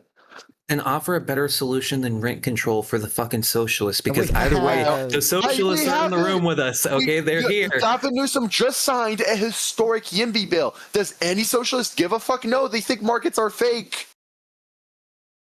Then show them the markets aren't fake, because the fact of the matter they don't care about data. They don't care about data. Hey, you can fucking get rid of all the zoning and everything and do all that amazing shit, but I'm not convinced that's going to lower prices. Well, I'm sorry. Two questions. The only thing that's going to lower prices is building more homes, motherfucker. Yeah, awesome. That's what deregulating housing does. But here are two questions. Very simple, and it's fine if the answer to them is no. Okay, if the answer to both of them is no, I just want to know for my own personal peace. Okay, hit me with it. Let's go. One. Can you right now on the spot draw a basic supply and demand curve for like tariffs or something? Look, I'm just gonna own it right now. Okay. I don't even know what you mean. Have you ever read a single paper, empirical paper, not an article in CNN, a paper published in a journal about housing markets? Yeah, which one? Yes. I've even read I've read multiple books about it. My favorite one, literally one of my favorite books is High Rises. It's literally an entire book about public housing. I'm looking for a paper. I can't name the papers off the top of my head. Okay, that's fine. I'm gonna own that. Okay. But my favorite book is literally High Rises. It's all about public housing. So when you say in the last 10 years, right? When you say in the last 10 years, it was just the case that building luxury homes or whatever didn't make homes cheaper for low income people. You understand that we have a paper right now, like from the last 2 years about that, very rigorous, very well publicized paper, right? That used a lot of data and found that actually what you said was completely fake. It is the case, and it is from the last 10 years. So you just made that up. You based it on no data. And so why should we listen to you? What do you mean? I'm asking why should I listen to you? Like why? You can ignore everything I'm saying. You can't ignore everything I'm saying. No. God. No. I'm saying but that's the Trumpist thing, right? Like, oh yeah, I agree. Okay, maybe tariffs are good, but like whatever. Let's see you win the election or something like that. That's just like conceding to me. No, tariffs are bad. Tariffs destroy the. I know. I'm saying it's the same. They destroy the free market. I'm not saying it's the same proposition. Anti-free market. I'm saying it's the same claim. I'm saying it's the same tactic. It's like, oh yeah, sure, bro. Let's see you sell that to the American voters or whatever. Like, I'm not making a claim about electoral politics right now. I'm making a claim about what's true. So I'm saying, insofar as the data is available, we know that markets work for this. Even building luxury homes reduces prices for low-income people, and we know that zoning deregulation works. Right? We have mountains of evidence for that. And so I'm saying, insofar as policy, we should have the base neoliberal policies or whatever. Now the question is the narrative. What is the narrative? And I'm saying the narrative should not be populist because that causes the bad policies. But you still have 30-year-old millennials that live with their parents that hop on Twitter or fucking TikTok and talk about we need to shoot Mangione. We need to have another Mangione. That's why we're fighting against that. That's why that's why we're fighting against that. That's why every time, your fighting is futile. Okay, bro. The average American will ignore the statistics. They don't give a fuck. The only thing they're going to listen to is someone that listens to them. when I said what I think politicians should do, the people listen to should be the politicians. I'm not. We're like Nonfun is a random streamer, and I don't even have a stream. Okay, so I'm not saying everyone listens to us. I'm not saying people will listen to us. What we're saying, I described to you, and you didn't listen. Almost certainly, what I think the politicians should do, and you didn't. Nowhere there was tell people like actually if you use the PCE deflator and you use the BLS data and instead of the BLS CPI, actually what you find is that real wages between the area have increased like that much. That's not what we're saying. That's not what we're saying people should do, right? We believe that's true. We believe we can win any debate about that, but that's not what we're saying the politicians should do. So I'm not saying that's what will convince the 30-year-old millennials who get all their information from TikTok. That's not what we're saying, right? But what we're saying is that the policies we advocate for are correct, and we'd like to debate the policies on their merits, right? Because you called Nonfun more right wing than Nick Fuentes, right? That was a claim about policy, not about electoral narratives, right? Yeah, that was a claim on policy. And then after we debate the policies, public market. after we get you to say, oh, economics is real, the neoliberal policies are correct, yada yada, then we get to how do we implement them in practice. And our claim is not that you should go to voters and tell them read Greg Mankiw. That's not what we're saying. Tell voters to do. What we're saying is that we like when Gavin Newsom fights against Republicans very brutally. We think Democrats should appear more on podcasts or whatever. They should sell a narrative about abundance or whatever to voters. But what we're not saying, or what we actually actively negate, is the idea that they should sell everything is worse because we don't have unions and fucking infinity paycheck to paycheck. That's not what we think should happen, because that causes terrible policies like nationwide rent control or stuff like that. You're welcome to terrible. But nobody's pushing realistically for nationwide rent control. That almost happened under Biden because that's the only thing progressives want. That's all, bro. The last months of the Biden administration, I was so anxious that we might actually get stuff like that because it's the only thing progressives want. It's not that no progressives want that; it's the only thing they want. Yeah, Biden had a plan for. So to be fair, I return to what I've been relatively saying. Muted, but there are absolutely politicians who want nationwide rent control. I'm pretty sure AOC. Yeah. Okay. If there is a voter base for nationwide rent control, maybe we should act now before they do that, because that would be bad. No, we should not do that. No. I'm saying maybe we should offer a policy that counters that, because we don't have a counter to that. That's what we're saying. It's an urgency for Democrats. Yeah. First of all, there's still no fucking lib. Okay, I'm a lib. Yeah. There is no we. You're not a neo-lib. Okay, so there is no we. No, I'm a lib. I'm not a neo-lib. Fuck neo. Do you support rent control? Do you support rent control? Do you think Zorhan's rent freeze is good, for example? No, I think rent control is bad. It does lead to destroyed fucking units that are not taken care of, so on and so forth. What are the effects of? Don't just say it destroys stuff. It's literally, it's just logical. If I can't raise my rent, and if a fucking plumber costs me $4,000 to fix a fucking pipe, then the plumbing's not getting fixed. No, you got it. You got it. Yeah, you got it. That's good. Okay, good for you. So you have some bare minimum understanding of economics. That's good. That's good stuff. I'm saying now. Not a fucking communist. Wait, no. I'm saying you're a lib. It's like saying I'm a human, so there is a we, right? Every communist is a human. At least some. No, I'm they not cannot say like we. That. They cannot say we, right? I'm saying neo-lib. That's the we. That's the we that should be operating here. But either way, what we're saying is that it is an emergency. It is urgent, right? That's why I'm super happy that Gavin Newsom signed this bill. I don't think the bill went far enough, but it was really great. Yeah, right? That's the problem. It doesn't go far enough. Exactly. No. It wasn't neoliberal enough. That's what I'm saying. It's not that. Yeah. All right, let's go.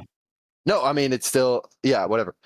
Either way. So I think Democrats need to wake the fuck up. They need to, make it easier to build more homes. But the solution is not tell voters, we should have infinity rent control. Also, another thing, populists, or at least the progressive wing.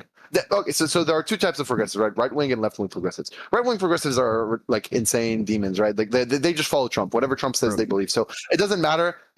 Trump can do. Here's the difference between the populists on the left and on the right. For the populists on the right, Trump can do anything and they'll like it. Populists on the left, Democrats can do everything and they will still dislike them. These are the differences. For Democrats, right? Biden went into office, and I remember this for the first 2 years or something. Because all you care about is personal experiences. I went on Twitter and almost every single Democrat Biden tweet or whatever, it was fucking retarded progressives saying, do student loan forgiveness, do student loan forgiveness. Yeah, then Biden did that. and we just switched the claim. No one gave them any fucking credit. So I'm saying that's a cancer that needs to be excised. It's this fake illusion that if we only did this, the populace would be satisfied and they would realize that we have an alliance with them. No, there is nothing like that. Biden can do infinity student loan forgiveness and they will still not care because the fucking minimum wage Senate parliamentarian would disallow that or whatever. There is nothing that would satisfy them. On the Republican right, Trump can just like rename shit for 3 months in a row and do nothing, and they'll be like, yes, we're winning the golden age of America, right? So populists on the right, I disagree with whatever. that. Populists on the right are like strongly shitting on Trump right now. I'm not. No. What's Trump's approval rating within Republicans? What's Trump's approval rating within the Republican Party? I think it's the like 37%. No, that's like 37%. I'm saying among Republicans. I think among Republicans, not nationally. Oh, I don't know among Republicans, honestly.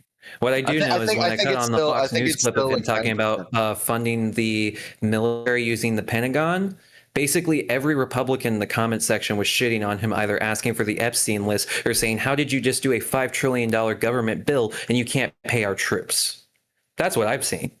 I mean, there were some like conspiratorial populist people or whatever that don't like Trump because of the Epstein file stuff, but like no, they also don't like Trump for a $5 trillion government bill that isn't doing anything. Yeah. So Trump's approval. This is from this is from 2021. Never mind. I'm looking. I think Trump's approval rating within the Republican Party is like above 85%. Like I've never seen a poll that contradicts that. So I'm saying among Republicans, among the populist right, that's what the Republicans are right now. Among Republicans, that is the case. No matter what Trump does, they'll like it, right? Trump can't fuck a pig on stage and they'll defend that. So that's the difference.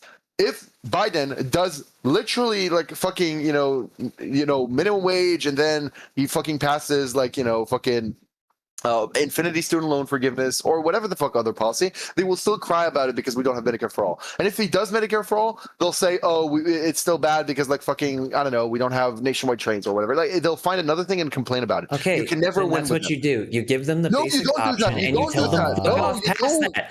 Give them the basic option and tell them fuck off past that. You see. The average American would be fine with that.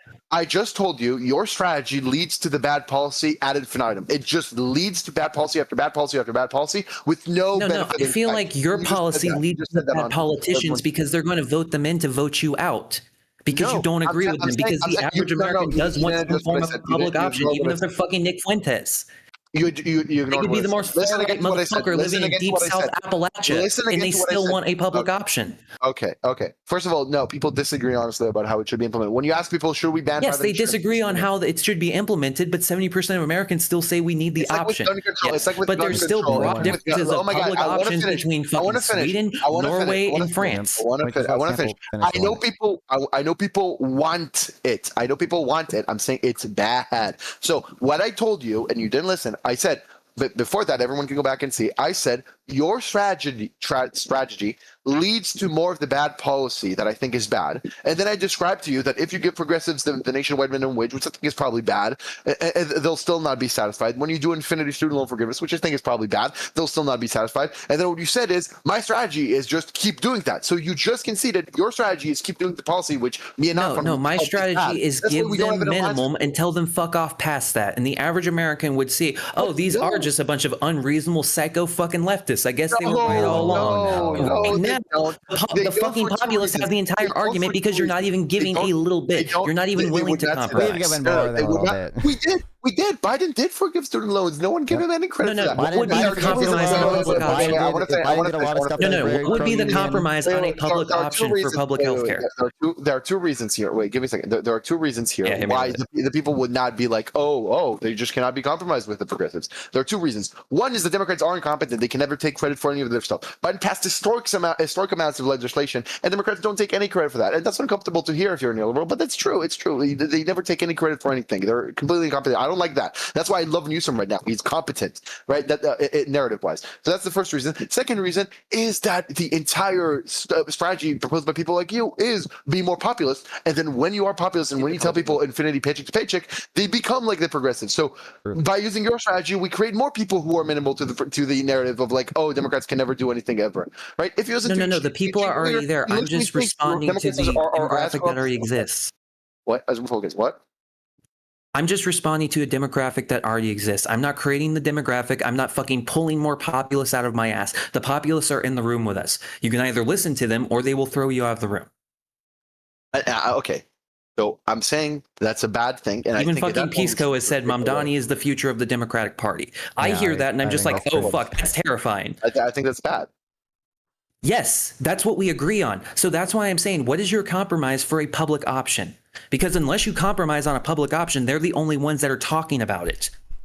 I would like a Germany style system might be okay, right? Like that's fine. There we go. That's all you need to fucking do. The problem is when I do that, you need to understand you're condemning a lot of people to die because now we've reduced medical innovation, right? You're literally saying, yeah, kill more. No. I brought this up earlier. We already of the $5.4 trillion that the U.S. medical industry made, 950 billion came directly from Medicaid. So what would be another 950 billion? This yes or no? Would this reduce medical innovation? You already conceded this. So I just wanted. No, I didn't concede that. You did. You literally did. You literally did. No, I didn't. That you would negotiate prices down, right? On things that would be a matter of life or death. Do you think like that what we already do? Future expected profits of pharmaceutical companies, or do you think once the public option is there and negotiating? I don't give a fuck about your expected profits when it comes down to insulin. Exactly right. Because insulin is over $100. It's a 100-year invention. Don't believe in markets. It was invented over 100 years ago, and it literally saves people's lives. Yes. Okay. The problem with people like you is that you say you believe in markets, but you think there's this magical thing that once it like no, it's the really problem with important. People like you is just because I say common sense policies, you think I'm a fucking communist. When no, I'm on the same side of you, and you are literally selling our country to fucking communists. I don't think you're a communist. I never called you a communist. I said you're like a populist card. I think you're like 70% Schenk. I think you're like 70% Schenk. That's what I think you are. That's my moral review right now. You know what, Base? I'll accept. Hold on, just real quick. Like, would it change your mind? Money and politics are like the number one issue. Like, would it change your mind on all of these things if I could just like send you a paper? There's a few different papers, but like one of them just looks at like Medicaid price negotiations and how much that decreased medical innovation, and it did find like there were less patents and less money spent on R&D after Medicaid. Yeah, I'll read the paper.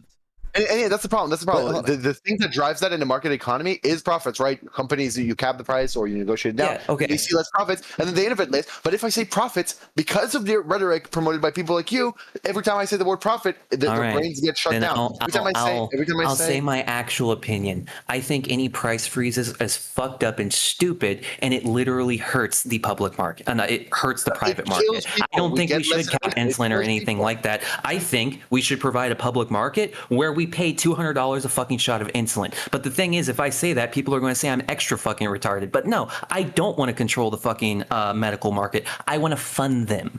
That's what I want to do, because that's what America has always done. We have given fuck tons of money to massive corporations, and then they did amazing things with it, and that's all I want to do. I'm a hyper-capitalist in that degree. Ton of money. Like, do you think most of the profit from pharmaceutical companies comes from the government or from private markets? What time period?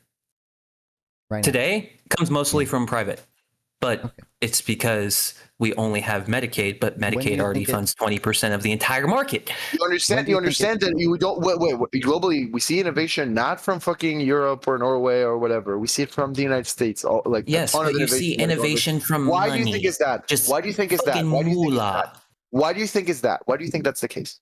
Because so we make the money. We have all the money. They can fucking spend unlimited amounts of money on R&D. That innovation is not just higher salaries for CEOs and bigger bottom lines for companies. That saves lives, right? That's a great thing. Yes, and that's why I'm saying I would prefer a public option where we spend $200 a shot on insulin, because people get their insulin and we get the innovation. But most people wouldn't sign off on that. So I have to sign off on the Democratic policy option of we'll cap insulin at $35. But no, I don't personally agree with that policy. I think it should literally be we spend $200 to $300 a shot on insulin and we say fuck it, because Americans are living, they can go back to fucking work, and we get the innovation, so everyone wins. Don't get the innovation. How? We still spend the money. It doesn't matter if it comes from your pocket or the government's pocket. Okay. If it's either that the government buys it from the companies and then sells it for less with the public option stuff, and then you lose money through the public sector, right? Which hurts people. Or that you do it by, capping the price of stuff, which creates organization and also harms innovation, which kills also people. So No, Do you think, I'm do not, you think I the don't agree average with what you're American that has a private option right now would choose the public option over a private option? Probably not. Probably not. Exactly. So the only people that would be getting it are people that aren't receiving healthcare right now. That means there would be more money going to the fucking medical innovation because these people aren't seeing a doctor. So if we give them the option to see a doctor and we pay whatever fucking money it costs, then the fucking healthcare industry makes $7 trillion. Yeah, sure. We spent $3 trillion that year on innovation. I think I can make headway here. Do you think that logic also applies to restaurants? Like, oh, we should just have like a public option for restaurants, and does the average person would they stop going to the? No, because it's completely different. You don't need to go to a restaurant. What about the logic of restaurants makes it the case that it's not utility maximizing to have public options, but about like insulin, it is public utility maximizing to have public options? Because if I work at Walmart and I go to a fucking McDonald's, I am not going to be better when I go back to the Walmart. But if I work at Walmart and I'm sick and I go to the doctor and then I go back to Walmart maybe I perform better at my job, and then maybe I have a dream of actually getting out of the fucking Walmart instead of just being a sickly, fucking ugly motherfucker at Walmart. Can you repeat the question? I don't think that answered anything. Can you repeat the question I asked you? What do you mean? What's the last question I asked you? Right, that you just answered. Like, you just answered some question. I don't think you actually answered. So I'm wondering if you listened to the question. What was the question? I listened to the question. What was the question? I'm also two Jack and Cokes in. Okay. I'm sorry, bro. My question again is, what about the Econ 101 market principles says correctly that having a public option or whatever, or like the price caps or whatever the fuck you want in the restaurant industry would not be utility maximizing, but all of a sudden when the name restaurant is changed to insulin, now it's utility maximizing? Like, why is it the case with one and not the other? Because one provides health to the individual. One is providing a value to society. You eating a fucking McDouble doesn't provide value to a society. However, you go to a doctor and you treating your body like a temple and making sure you're up to your fucking best standard. Okay. Yeah, that provides value to society. And the logic he's trying to use, like, and I don't think he doesn't understand what he's trying to do. He's saying like there's such a substantial positive externality to people getting like preventative treatment or whatever that they're gonna fucking be more productive or whatever. Yeah, I think the thing that has actually positive externalities is investment in innovation, stuff that your system depresses. But also, how does it depress that? You haven't answered how it depressed that when I'm saying just give them more money. You can look, Okay, Germany has a public option. If you do price negotiations, you're going to decrease the expected future profits. I'm saying that's the Democratic standard. That's what the Democrats are saying. That's what Biden's saying. I don't support that. That's not true. What I'm saying, if I want to pass my policy, that's what it has to do that. Yes, I'm saying I don't get my policy without the price fix. But without, if I was king of America, I would just pay $200 in insulin. There would be no price fix. I'm not king of America. I think it was the Inflation Reduction Act. Here's the thing. You're saying just give people that stuff, and then we can either like show the populace that are not satisfied that they're unreasonable. We show the voters that they're unreasonable, or that they actually say, oh yeah, that's good, and then they join us. You know that Biden did do the negotiations down. I think specifically for insulin too, right? You know that Biden did that, right? Yes. Does anyone care? Does anyone? I didn't support that. No, I'm not asking if you supported that. Even when I was lip-pilled, I didn't support that. I'm not asking if you supported that. First of all, you support that right now, but I'm not asking everybody if you support that. I'm testing right now your empirical claim of if you do the minimum of the policies that they want, then they'll be like, okay, you gave us the some of the stuff we wanted, then we're friends with you, or they'll be like, no, we're still not friends with you, and then the voters will be like, oh, they're unreasonable, whatever. I'm testing. That's your hypothesis. I just gave it back to you, and that was very reasonable. Everyone can go back and see that's exactly what you said. I'm testing that hypothesis. But by saying, oh, that's exactly what Biden did. We have a natural experiment here, right? That's exactly what Biden did. He did do that fucking, negotiations specifically for insulin. That's the commodity you specifically gave. He specifically did that, and no one gives a fuck. No one gives a fuck. Progressives are saying, oh, it wasn't far enough. And Republicans are like, yeah, but Biden is evil because Hunter Biden and cock, whatever. Like, no one cares. No one gives a fuck about these bad policies. They want everything or nothing. I'm sorry. Because there's not too many Americans with diabetes. And the Americans that have diabetes, most of them have insurance that covers for the insulin. Like, we need to give them more. Like, no, I'm saying provide a public option. Providing a public option means people get their insulin, their prep, their fucking doctor's appointments, everything. Yeah, that's the slippery slope. That's the problem with you. So first of all, Obama tried giving a public option in the ACA. It was struck down by Lieberman. right? But Yeah, he they got fucked tried over that, by that. and people still blame Obama for that. They don't blame Lieberman. They blame Obama. Yeah, but imagine if he didn't get struck down with that and people had a public option. No one gives credit. No one gives him credit. I don't care about the imagine stuff. People do give him credit for Obamacare. People praise him for Obamacare even to this day, and all of the Americans that were able to get insurance because of that. Listen to Cenk. Even Hassan praises him for that, and that's fucking Hassan. No, Cenk's nephew. Yes. You appeal Look, to Cenk's rage nephew, watch right? Hassan. Okay. First of all, I know on this stream, we don't say Hassan. We say Cenk's nephew. Okay, but you appeal to Cenk's nephew, right? Cenk himself, not the nephew, Cenk himself doesn't give him any credit. He's saying like, oh, it was the total gift to the corporations, total gift. It was absolutely right-wing plan. Oh, it's a total gift. Like he just fucking total retard mode. He doesn't give a fuck. No one gives Democrats any credit. Here's a question. When is the last time you heard a populist on the left give Biden credit for any of the following bills? The American Care Act, right? The Infrastructure Act, the IRA, right? Like, when is the last time you heard a progressive give him any credit for any of them? I just named 3 bills. Can you name a progressive that give none? That's the problem. Zero. That's the problem. That's the problem. Fucking zero. That's the problem. That's the problem. He did so much with such razor thin fucking margins, and nothing from progressives, nothing ever. So why we tried to do the policy? The only thing progressives were saying for a year straight is do student loan forgiveness. That was everywhere, and we did that, and it changed to Biden did the union thing. That's terrible. Or he didn't pass minimum wage. That's not enough. They want everything, bro, and that's the problem. Trumpists are retarded. They're in a cult. Trump can do anything and they'll like it. Democrats can do everything and they will not like it. I will keep saying this because it's true, and you know it's true. Yes, but okay, I know that's true, but what I also know is left-wing Joe Rogan isn't going to save us. It's going to take more than that. Maybe. Oh my god. But so what is that more? I never said do leftist Joe Rogan. I said take control of the narratives, pump your do credit, take credit for everything. Like here's an example. Like Gavin Newsom right now, he's like going after red states and red governors, and he's ruthless. He's making fun of Trump, and he's putting a mirror to his face. It's not making fun of Trump in the sense of like he's Captain Chaos, like a King Jeffries, or like he's orange. No, he's like an inch from calling him a retard on national TV. Like he's ruthless right now. Okay, I like that, and people like that, and it does resonate. That's a great thing. And he's also passing Himby laws. Okay. No, if you guys are tapped in with all retarded leftists, you've seen the retarded leftist shit on Newsom, even when he's going after Trump. They don't give a fuck about the anti-fascist messaging or anything like that. Yeah, I agree. The left-wing people are like not satisfiable. That was my thesis. Like I said, you can do like you have to satisfy them to a degree. I just said to a degree. Do everything. No, it doesn't work like that. It has to work like that, or they're going to fucking take over the country. Look. Here's the thing. Biden could have. Let's go one by one. You give me policies, and I'll tell you if Biden could have done that. Biden could have done even more infinity unions, right? He was very pro-labor, way too much than what I want. But he was very pro-labor, and he did that. He did the negotiations. He ended the railroad strike. Wait. Yeah, great, by the way. Base. But he could have also not done that. Great. By the way, that's the thing. I show progressives that he's very pro-labor, and they're like, oh, but this one time, right? That's the entire logic. It wasn't one time. It was multiple times. Let's say base.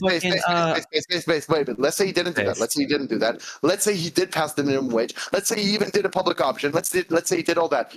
Do you know what progressives will tell me if that was the case? Huh? I'm not voting for him because of Gaza. That's what they will say. They don't care. They don't care. They don't give a fuck. They don't give a fuck. So none of that works. They want everything, and even that's not enough. So I'm operating as if that's like a constant of the universe, that like progressives are not happy with you. Like that's a constant of the universe. That's why I call myself a neoliberal. I don't know what the term means. It means nothing, but that's the term progressives use when they're not happy with you. Okay? And you know what? That's why I call myself a radical centrist, because I don't like these motherfuckers, but at the same time, we have to listen to them to a degree, because if we don't, the communists are going to take over. The communists will win, bro. Just infinitely concede. See you hate. That's what I'm saying. Biden did a lot. Biden did a lot with so little. By the way, I want to repeat that. That was insane that he passed so much with such little margins. That was like totally unbelievable to me. But Biden did so much, and you said you could not name a single progressive that mentioned that to his credit ever. I think like maybe twice I can think about that, but like nothing ever. They don't care. They don't give any not credit. shit. And that's partially fault of the Democrats. I think Democrats should take credit for stuff. I think Democrats should take credit for stuff. And you know what? I don't like when politicians lie. But like if like, you know, saying fucking, oh, we did that and that was not the case, or that's like kind of a twist. Yes, and if I was a Democrat who passed a public option, I would be like, look here, you fucking leftist retard. I did everything you fucking asked, and now all of the sick little fucking homeless people can go to a doctor whenever they want. What they'll say is they'll look you in the eyes and say, tell the people in Gaza they have a public option. Like, no, they don't care. They don't give a fuck. They don't give a fuck. I will. We'll airdrop fucking health packs. All right, that's what we'll do. We'll give it to Gaza. That's what we'll do. Either way, you got to give them something. No, they'll be like, no, they'll find another thing. That's the thing. That's your illusion. It's the same with Republicans. I have to believe the illusion, because without the illusion, the communists win. The opposite of what you're saying exists on our side. If you look at, by the way, I think Bones is in the waiting room. If you want to pull him in, but he just left. He just left. But look. Nah, I'm fine with this. I'm saying the dynamic here is that you say, oh, we just got to do a little, maybe coalition, whatever, with the ultra left people. We got to give them a little stuff, and then they'll, be more amenable to us. And then it doesn't happen. The opposite happens on our side when Democrats are like, no, we got to do bipartisan stuff. We got to be bipartisan. We got to be bipartisan. And then they try. You have to be bipartisan with the socialists. I hate to say it. No. You got to do it, bro. Wait. I'm saying the opposite of what you're describing, but he's in the waiting room. Maybe you want to add him. But either way, the opposite happens on our side when Democrats are like, we got to be bipartisan. We got to be bipartisan. And then they are, and like they get nothing for it. They only get backstabbed. They only lost because of that. The opposite happens with you, where it's like, oh, we got to be bipartisan with the socialists. We got to be bipartisan. And then we are, and fucking nothing. Okay, but all right. I've argued with a fucking annoying ass motherfucker named Ninetails, okay? And the fact of the matter is, in our current society, Ninetails has leeway to make whatever fucking argument they want to, right? I'm arguing to offer a public position so I can tell Ninetails, shut the fuck up. You have no political relevance. We've done what you've asked, and you're fucking useless. Get the fuck out. But until then, Ninetails has the argument that there's people going... Yeah. What leeway does? You know. Care. She's gonna give a fuck. It doesn't I guarantee you. She's not going to give a fuck. She will never give a fuck, right? But you need to have an option to tell her fuck you, because as it sits, she will make the same argument I made, where people are having cancer and going bankrupt. Okay, and guess what? Saying you have cancer and you're going bankrupt is an easy way to get 1 million likes on TikTok. She's not gonna. Again, for one, she would not. I don't know for sure she did this, but I almost guarantee you she would say, I'm not going to vote for them no matter what because of Gaza. Like that's true. I think that's absolutely correct. Number two, again, it doesn't matter. It doesn't matter that Biden and Obama, Obama did the ACA. She doesn't care about that. She doesn't give them credit for that. It doesn't matter that Biden was super pro-union, generally speaking, because the fucking one rail worker strike, dude. I don't know why I would have any type of compromise with these people when it's not going to actually lead to them. I don't You don't have to compromise. You can say hello to Zora. Here's a question. You literally think we have to give them the public option or give them. Yes, you don't have to give them anything. You just have to say hello to Zoran Mamdani. No, that's your fucking option. I already said that and no one cared. But I'm not. I'm joking. Yes, and no one will care, and that's why they vote for Zoran Mamdani. Aren't people shitting on Zoran for having a weird fence-sitting stance on Gaza, or what people call a fence-sitting stance? Didn't he piss off literally everyone? People don't like that on his October we're about 6 months away from Zoran. Yeah, we're about 6 months away from leftists denouncing Zoran. 1 out of 4 paragraphs would it was the usual numbers, 120 people. Yeah. I'm sorry. Yeah. We're about 6 months away from leftists saying that Zoran's an Israel shill. So no, I mean, a lot of progressives even think that of Bernie, right? And Bernie, I think, called it out genocide. So I'm saying. What I'm saying is, none of this matters. We give you multiple instances of Biden doing exactly what you proposed, and progressives still hate the fuck out of him because of Gaza, or because he didn't tax the rich, or because the minimum wage failed, or because of the labor strikes, or any number of things. That's what I told you. That's the fundamental dynamic here. Populism leads to terrible policies, and the left and right, populist left and right, have a lot of overlap with their policies. But the right populist will be okay with anything Trump does. The populist left will be okay with nothing Democrats do. So that's the dynamic here. What I'm saying is 100% true. So take their ammunition. But I'm telling you that's what Biden did. Oh my God. No, he didn't, because people there's still He did complete the 0.1% policy. of Americans going fucking medically bankrupt. As long as there's did complete- 0.1% of Americans going medically bankrupt because they had cancer, the communists have a fucking way in. If They it have was the ammunition. case, if that was the case, they'll say, but Gaza. I already told you. Yes, they will always say, but Gaza. Wait. That's the thing. That's the thing. They'll always say that. They'll never vote for you. They'll never vote for you, dog. They don't care about you. You don't need them.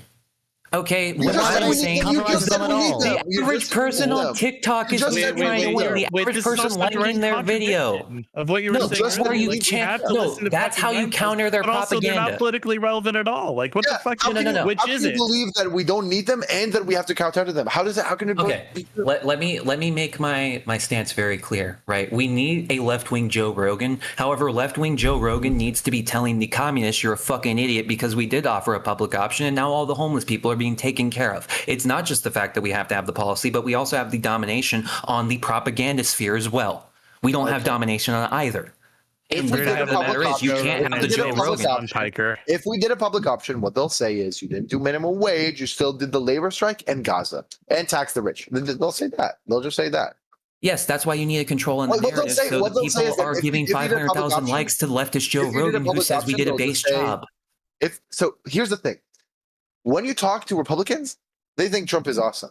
When you talk to progressives, you have to market the Democrats as evil to begin with. You have to say like less of two evils. You have to implicitly say Democrats are evil, no matter what. Democrats are the punchline with the left and the right. That's the problem. That's what needs to be fixed. We need to make it cool to be a Democrat. The way we do that is not by making it progressive, because then we kill people and we lose. That's not the way we do it.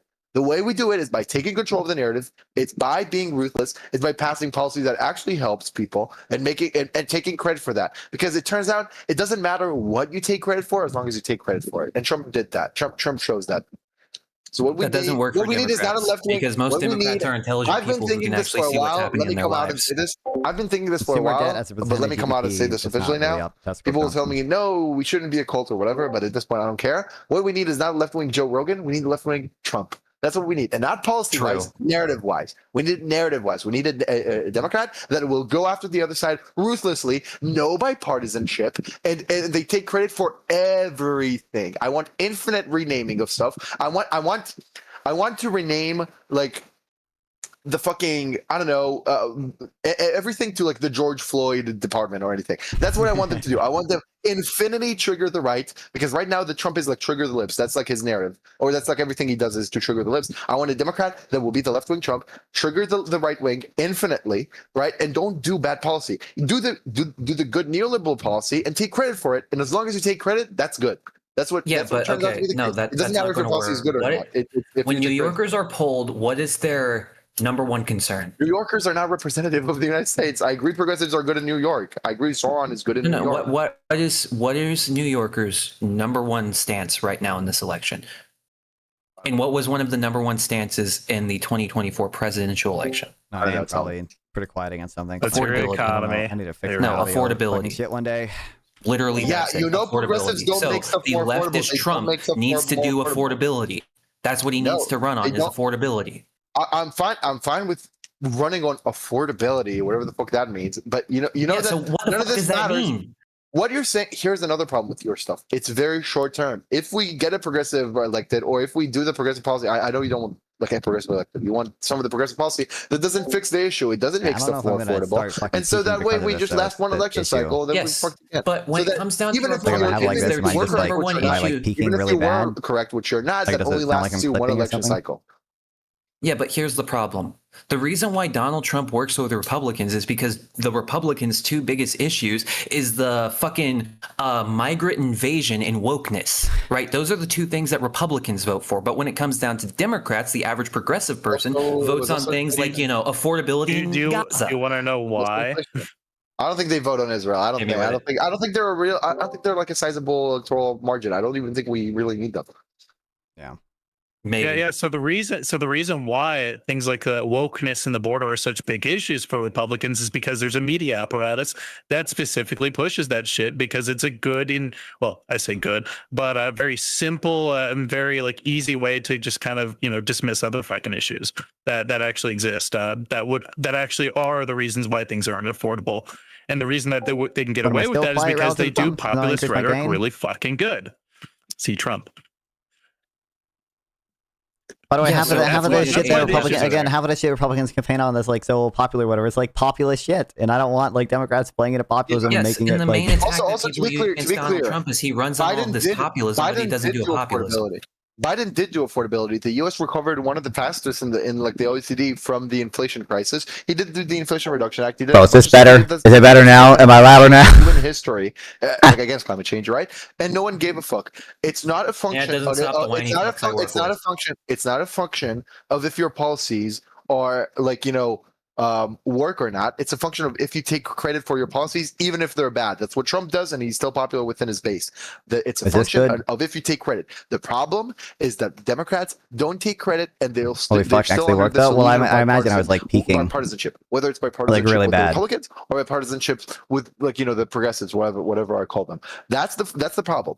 What we need It should is be to pass the good policy better and now. take credit for it. Take credit for it. Show people the results because there is always a statistic you could show people. That just pisses people off because people don't see the results of the policy. That's the problem. You need to do a big enough policy where the average American sees it, right? So the average American can see Donald Trump ending wokeness. Okay, that's the problem. Listen, Biden did do the ACA. I'm sorry, That's pretty good level. the ARPA, right? American Rescue Plan. I think I'll have it like he this. did do the American Hopefully Rescue it's Plan. fine. That cut child poverty in half. That's something. But did he end wokeness? Did he destroy Oh my God! DEI? Can I finish? Biden cut child poverty in half. That's a thing that happened, and no one gave a fuck. It's not a function of if people feel it at the end of the day. It's a function of if you take credit for it and if you control the narrative. That's what the function is. Again, when is the last time? No, I like when people tell me when my audio is fucked, Biden because did cut otherwise I child have poverty to. in half. Because that's the thing that What happened. happened to Fix my that posts and child stuff. poverty? Why did child poverty drop? They ended Child the tax end of the credit, child tax credit. mostly. Yeah, they ended Like, the yeah. child tax credit. That's what caused it. The American you don't even care about this. You Yeah, said so you were child looking- no, How can you tell me? Wait. child poverty is Here's going to cut because the something memorandums doesn't make sense. ended. Something It was doesn't because make of sense. COVID memorandums. It was Something because of the something- COVID policy something we doesn't make passed, sense. most Yeah, of which I has already agree. fallen off. That I so agree. the poverty is already going I back agree. up. It's stopped, but it's not Biden's fault. That would have been socialist policy passed by Biden, though. It's not socialist policy. The tax. That would have been absolutely socialist policy. The child motherfucker. tax credit is socialist policy. This is Wait. You know what? Perfect. According to your standards and your hypothesis, extending the child tax credit would be socialist policy. If only we ran a candidate in 2024 that ran on extending the child tax credit. If only we did that, we would have won. That's a good point. What a Trump brilliant ran on point. the same thing, though. That's why I'm going to be getting more child tax No. credit No, when I he did fucking file not. my No, he taxes. did Okay. not. No, I'm getting. No, more. listen. So what you're telling me right now is even if we do the public options, this Republican will run on a public option. How do you solve that? What do you mean? If we say, oh, we're going to do a public option, that really works, and then Republicans are like, we're going to do a public option as well. What then do you do? Just do infinity more progressive policies? Look, No. you were caught, bare minimum and then you fight. You do bare minimum and you fight. I feel like we're not doing bare minimum. No. You said the child tax credit, but Trump. So here's what's absurd to me. One, you just said the child tax credit is socialist policy, but whether that's false. But Kamala literally ran on it. She literally ran on it. That's like the biggest thing she mentioned. I'm going off of the Republican definition that when the Republican Let me finish. Okay, Hit me that's with what it. she literally ran on, and she still got fucking blown the fuck out, right? Well, not it was close, but whatever. But then you're also under this illusion that Trump ran on any policy. Trump ran on no policy. No, Trump He had ran no on. policy. I'm going to lower your eggs. Exactly. Yeah, that's not policy. Exactly. That's what we're saying. That's a narrative. That's a narrative. That's not policy. So what you were saying, Buy into the narrative and fucking do the bare minimum, motherfucker, or Trump will win and he doesn't even have to do anything. That's the problem. Here are the two Mamdani problems. will win and Here he are the doesn't two have to do problems. anything. Here are the two problems. One, you think public option is the bare minimum. That's part of the illusion. If I tell people, hey, look, vote for my party, we do the bare minimum trademarked. If we say that, people would not want to vote for us. So No, you don't say you're doing the bare minimum. You're saying you're doing everything. You're going full in, motherfucker. Already. And then they'll say no because Gaza. That's what they'll say. Truth. Yes, a lot of them will say that. No, However, I don't doesn't think work. the million likes on TikTok will say that. I think the million people on TikTok, Of course which they will will. go for it, liking the Joe Rogan, No, who's saying, no, you know they what? won't. The U.S. is pretty based right now, guys. Look at all the Joe homeless Rogan people doesn't care getting about help. that. No, Joe Rogan is fucking Joe Rogan. He'll be like, oh yeah, but transgender. No, the Joe Rogan of the left. All right, I'm saying we convert Hassan to Christianity. He'll never give Democrats the Joe credit. Rogan of the left would say, yeah, but Gaza. So like, yeah, that's what they'll say. So I'm saying, and the reason why we can't have a leftist Joe Rogan is because that's what leftists are. They hate power, they hate giving credit to Democrats, and they want to complain about them infinitely. Democrats can do everything, and they will still dislike them. That's the difference. Unless you grasp that, you're not gonna be realistic. You're not gonna be like truth tracking at all. So I'm saying clearly the better investment, anyways. When will we be on the Do you copper think that or standard? no? No, I think he ran on empty messaging, like they're eating the cats. I think we should do that. That's what I said. I think we should have a Democrat. Okay, no. I think we should have. Voters are college educated. I think we should have a Democrat. Gavin Newsom's. Yeah, exactly. Like, I think we should have a Democrat. I think we should have a Democrat that is unhinged, that triggers the fucking right, that calls everything like like Gavin Newsom saying he won the Nobel Peace Prize. That was hilarious. That was awesome. That was base. But also, I think they should rename everything to like the George Floyd fucking airport or whatever to trigger the right. That's what I think. Like, the fucking Republicans, they're shooting the dogs, right? Like Priesty Noam or whatever, right? So that's what I think we should do. That's something that unironically happens. But insofar as policies happen, yeah, things removed. Like, I'm a big wonk. I love policies and I love talking about policies. Insofar as policies are concerned, it doesn't matter if your policies are good. It matters if you take credit for them. Trump can literally rape people with tariffs and be like, "See, beautiful, beautiful tariff. What a beautiful word, tariffs. What a beautiful word." That's what he can do. So that's what I think Democrats should do. I'm not saying we should be in a cult. That's what everyone tells me when I say this. Oh, do you want Democrats to be in a cult? Not really. Some should be. We should have some base in our movement that isn't a cult. I've said it, but I think we should take credit for everything. I think we should start saying, yeah, we did the Infrastructure Act. We did that, and that way we force it. Okay, progressives are never going to give you credit, so we should give us credit. Democrats never take credit. Here's another question. Be beautiful. You said you'd never heard progressives give Democrat credit for the policies they passed. When's the last time you heard? Well, Hassan gave Biden When's the last time you heard a Democrat take credit for it? Good fucking question. Rokana. Rokana's decent at it. No one I gives don't a think fuck. Wonk is an acronym, no. Wonk just means like then you're he's like, a oh, let nerd me into the campaign with policy fucking stuff. the track APAC Nazi guy because all the Democrats are corrupt. That's what Rokana is. He's always has been. He's also kind of NIMBY, but I don't buy that he's a YIMBY. No, what the fuck was Kamala's vice president saying? What the fuck is his name? Tim Walz. Yeah, Tim Walz. Yeah, Tim Walz. So to give you credit, we should roll out motherfuckers like Tim Walz and allow him to go. We did. He was the vice and president. let him talk about the successes he's had in his state and how they've lowered unemployment, they've lowered child poverty. Here's the problem. Here's the problem. Tim Walz is another beautiful example. Thank you for mentioning that. When it was the case, when everyone was debating about who's she going to pick, as the VP, right? I heard from progressives, if you pick Tim Walz, then you appeal to the progressives, and then that's really good for you. Progressives don't even know who the fuck he is. He's just a random old white guy. They did. No, That's not he has a good true. narrative All the because he did progressive, all the free lunch. all the progressives I know wanted Tim Walz. I didn't even know who the fuck Tim Walz was. Let me. I'm not saying we knew before. I'm saying we knew that he was like progressive coded. Progressives really liked him. That's just the truth, right? So I'm saying that imagine an alternative reality where she picked Josh Shapiro and she lost still. What we would hear, like right now, we heard that she lost, and from progressives, we ask why did she lose, and they're saying because of Gaza, right? If we picked Josh Shapiro, they would say we would ask why did we lose, and they will say because of Gaza, and you didn't pick Tim Walz. Like they will just keep saying, because of this thing. Like they'll just find another thing. It doesn't matter. We gave them a lot of breadcrumbs. If so, why are you pro or against? I do care about tariffs. I'm very much against. I'm very much against tariffs. We picked him, and no credit, nothing happened. It was just but Gaza. That's just going to be the dynamic for infinity now. Look, I've argued quite a few Gaza arguments, and the problem is when it came down to Kamala Harris, she didn't even commit to a two-state solution. Okay, that's why the people Bro. were going so fucking psycho, anti-Kamala. She's a fucking That's not what. Zionist, so on No, and that's so it. They, forth. they did not go super. Like if Kamala came out and said, "I support a two-state solution," none of the progressives would have changed their mind. What the fuck do you mean? They would have all just said, Not "She's lying. progressives, This but, is the like, same administration that gave Israel You infinite guys bombs." underestimate how popular Zog is right now. You're 100% correct. You're 100% Ironically, they would correct. just say that she's not going far enough either. They just want a one-state Yeah. solution. Some of them would They even will just say. go ahead and They will say. that. Yes, They will say she's lying and two stuff. states, Like, it doesn't matter. they'll say that's the status quo or whatever. That's like the normie proposal, right? You're not internalizing what I said, and I'm going to keep repeating it until you internalize it. Let's make the entire conversation about this. You cannot give I'm me doing it. I'm locked in. No. I said this already. The difference between the populist left and the populist right is that the populist right will like anything Trump does. The populist left will like nothing Democrats do. I swear to God, I've been meaning to say this every fucking time you've said that. Okay, so we've all seen the statistics of college-educated people vote Democrat, right? And so from that, when just educated people in general vote for Democrat. Now, educated doesn't mean fucking smart, right? You can be educated and then still follow all of the same dumb fuck, ignorant communists on TikTok, right?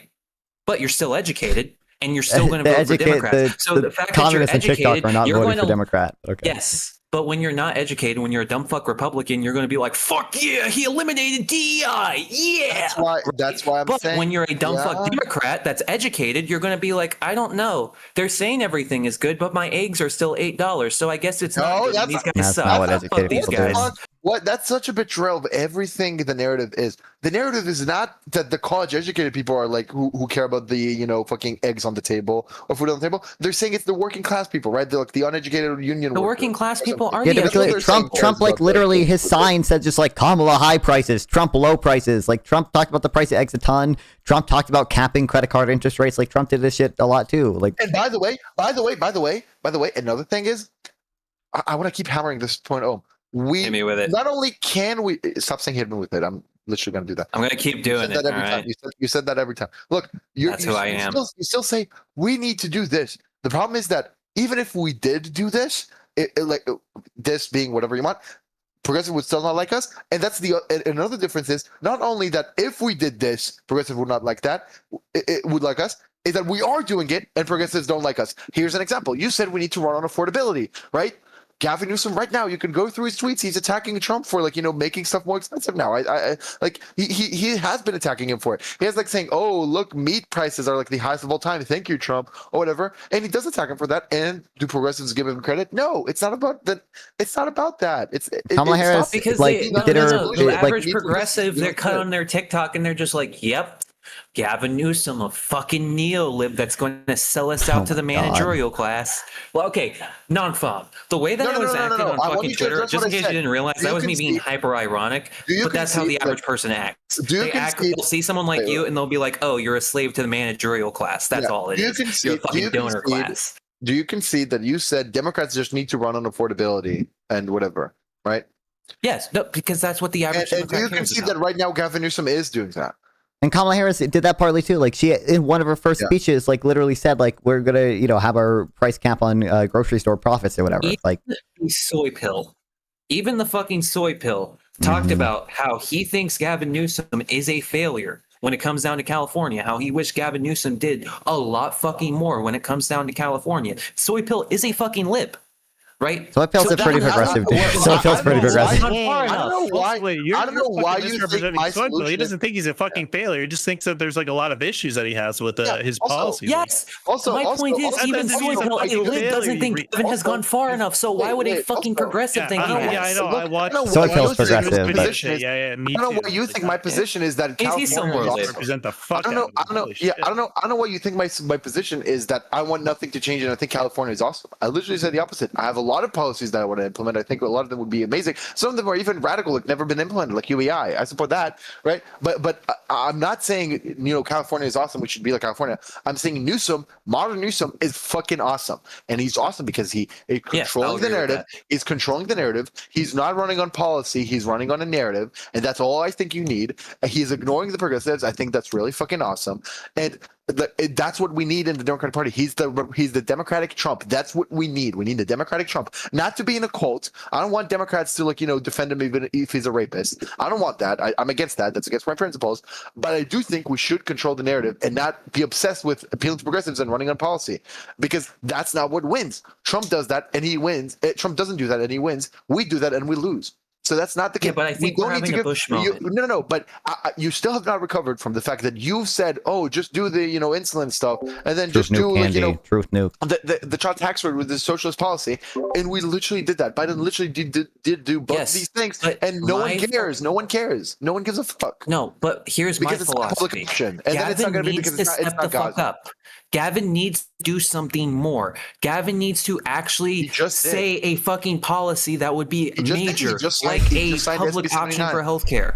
No, he needs to do something big. And the reason why is because right now everybody's saying Gavin's pretty cool. I love Gavin. No, he needs to do something I've seen this before. No, I've seen this before. The last time this happened, the entire Republican Party was saying, I can't believe we're going to have another Bush as president. That didn't fucking happen. Trump came out of nowhere, fucked everyone in the ass, and destroyed our country. And guess what? It can happen with a future fucking Mamdani in 2027. Unless we act now. Because I would put money on the fact that Gavin is not going to make it past the primary. I already know what. Okay, look. Even if I would vote for Gavin right now, but I'm still saying he's not making it past the primary. What do you mean past the primary? He's not going to be the nominee? That's what you're saying? Unless he does something big. He will not be the nominee. Here's a question. First of all, I mean, okay, Biden in 2020 was not running on that and he won the nomination. Bernie was running on that and he lost. So already false what you're saying. But maybe we're saying, oh, it's COVID, it's historic, whatever. I mean, Bernie. No. I'm saying we still had people. People still had faith. People don't have faith anymore. All right. I mean, my bad. No, my thing is, even if you do the public option, even if Governor Newsom tomorrow is like in an interview and he's saying, you know what, healthcare is really bad for the American people, we need a public option. What progressives will say is not, oh, thank you. What they'll say is, oh, what's your position on Gaza? That's what they'll say. They'll keep saying that. They'll keep infinitely doing that. Have you guys realized how little Mamdani actually says in interviews? Mamdani would lose a national election. I don't care about Mamdani. I don't think so. I think Mamdani would hold a better position in primary than Newsom. Yeah, you're retarded. You're retarded. That's insane. Look, ironically, because Mamdani would at least have the ability to say, oh, I think this would work. Gavin Newsom, people would point out the fact his policy didn't work. The reason why I pay attention to Mamdani is because of his control of the media narrative. He's really good with that. He's really good with having catchy stuff. And yeah, some of it is policy, like freeze the rent or whatever the fuck. But a lot of it is being able to be likable and appealable and be on social media, have a social media presence. Democrats are not doing that. That's what I think we should pay attention for, but not for policy. Because what will happen is if Mamdani gets elected, he gets into office and he either moderates and then maybe he does good stuff, or he keeps the fucking freeze the rent or whatever, and nothing changes. And if anything, people suffer because of it. But because it's vibes and aura, it's like Mao. Because it's vibes and aura, people will still like him. Like you need to understand. It's not about policy. It never has been. No, it's not. We're not in a post. Calling on J. Reagan. It's a post-truth reality. All right. Look, here's another truth nuke. I've been dropping enough truth nukes in this conversation. Here's another truth nuke. We're not in a post-truth era. We're in a post-policy era. People don't care about policy. People care about narratives, right? And some of the narratives is stuff that is true. Some of it is stuff that is false. But what it is, it's not policy. It's not policy. So we're in a post-policy era. Stop with this illusion that if we only had this policy, progressives will like us, because it's never been the case. We named 3 policies or 2 policies. With him accusing not going to have insulin to Alex if you and we did that and no one gave us any credit. And we did this through and over give us and no one gave us any credit. We picked Tim Walz as the VP and no one gave us any credit. Nothing will matter if it's policy. What matters is narrative. I swear to God, Gavin does the narrative and he's amazing. If we reach out together, we can touch tips. Okay, just hear me out. All right.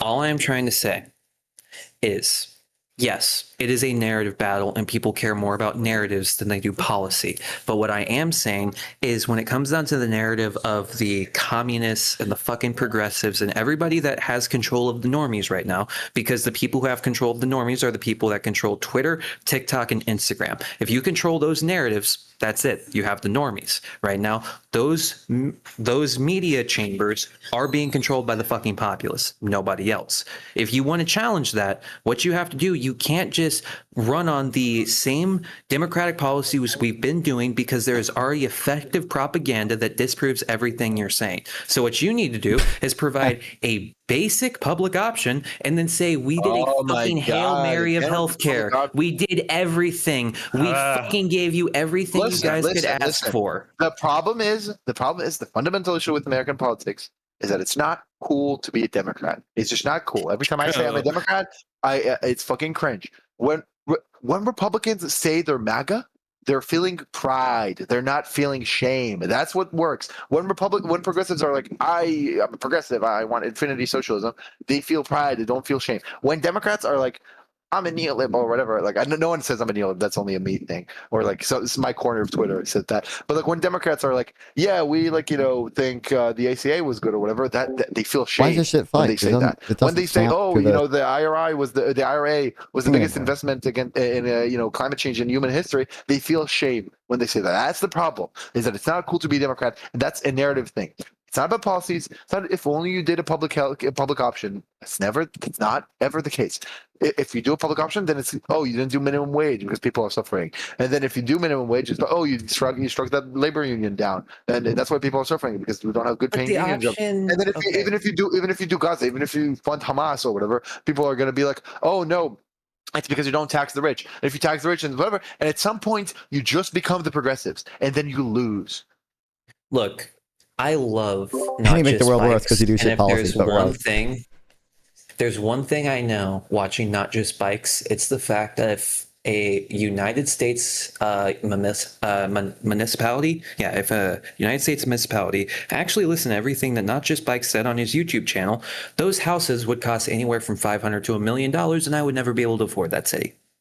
Oh my God! Why? So you're just rehashing old memes now. Oh my God! Yeah. You're like an inch away from saying we have more vacant unions than homeless people. Okay, you're like this close. Look, what I'm saying is, so first of all, we went over this. Even if you build expensive housing, that still trickles down, whatever the fuck you want to call it, and makes housing more expensive for low income people. But either way, I'm saying there are. Did I say? Oh, you said more expensive. Yeah, you said the opposite.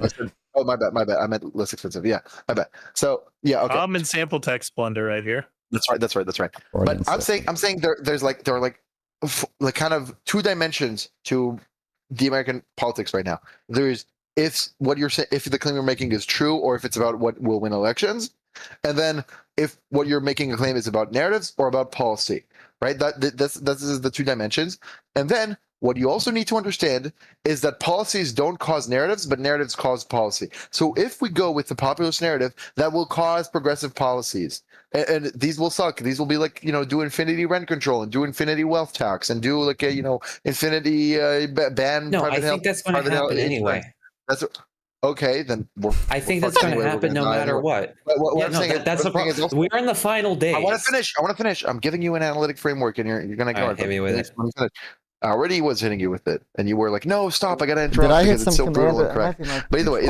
So I'm saying, the policies What's up, don't cause the 69 narrative. If Trump can literally rape you with a tariff, MAGA people will still like it. So it's not policies that cause a narrative. It's narratives that make the ground fertile for policies. If we run on, we have infinity% of people work paycheck to paycheck, and fucking inequality has exploded, and fucking, which is false, by the way. I appreciate it, my Dolphin 69. Thank you very much. I thought the Gini coefficient has actually increased. The post-tax Gini coefficient is not increased. Yeah, post-tax and transfers, it's like pretty flat.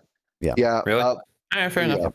That's what. No, I don't blame you. No one cares about that. That's like new studies that use really good data that show that, but no one gives a fuck about that. No one reads studies. So I'm saying, I read studies. All right, I just read on. I'm not reading the right studies apparently. Read on and Splinter 24. What's the last study? Socialists. What's the last study you read? Like what? Yeah, what's the last study you read? That's a good question. I don't fucking know. Honest to God, I literally just scroll through. That's okay. That's okay. Just say I don't read studies. That's okay. Wait, what is like a journal that you trust for studies? All right. Can you name like a single economic journal? No.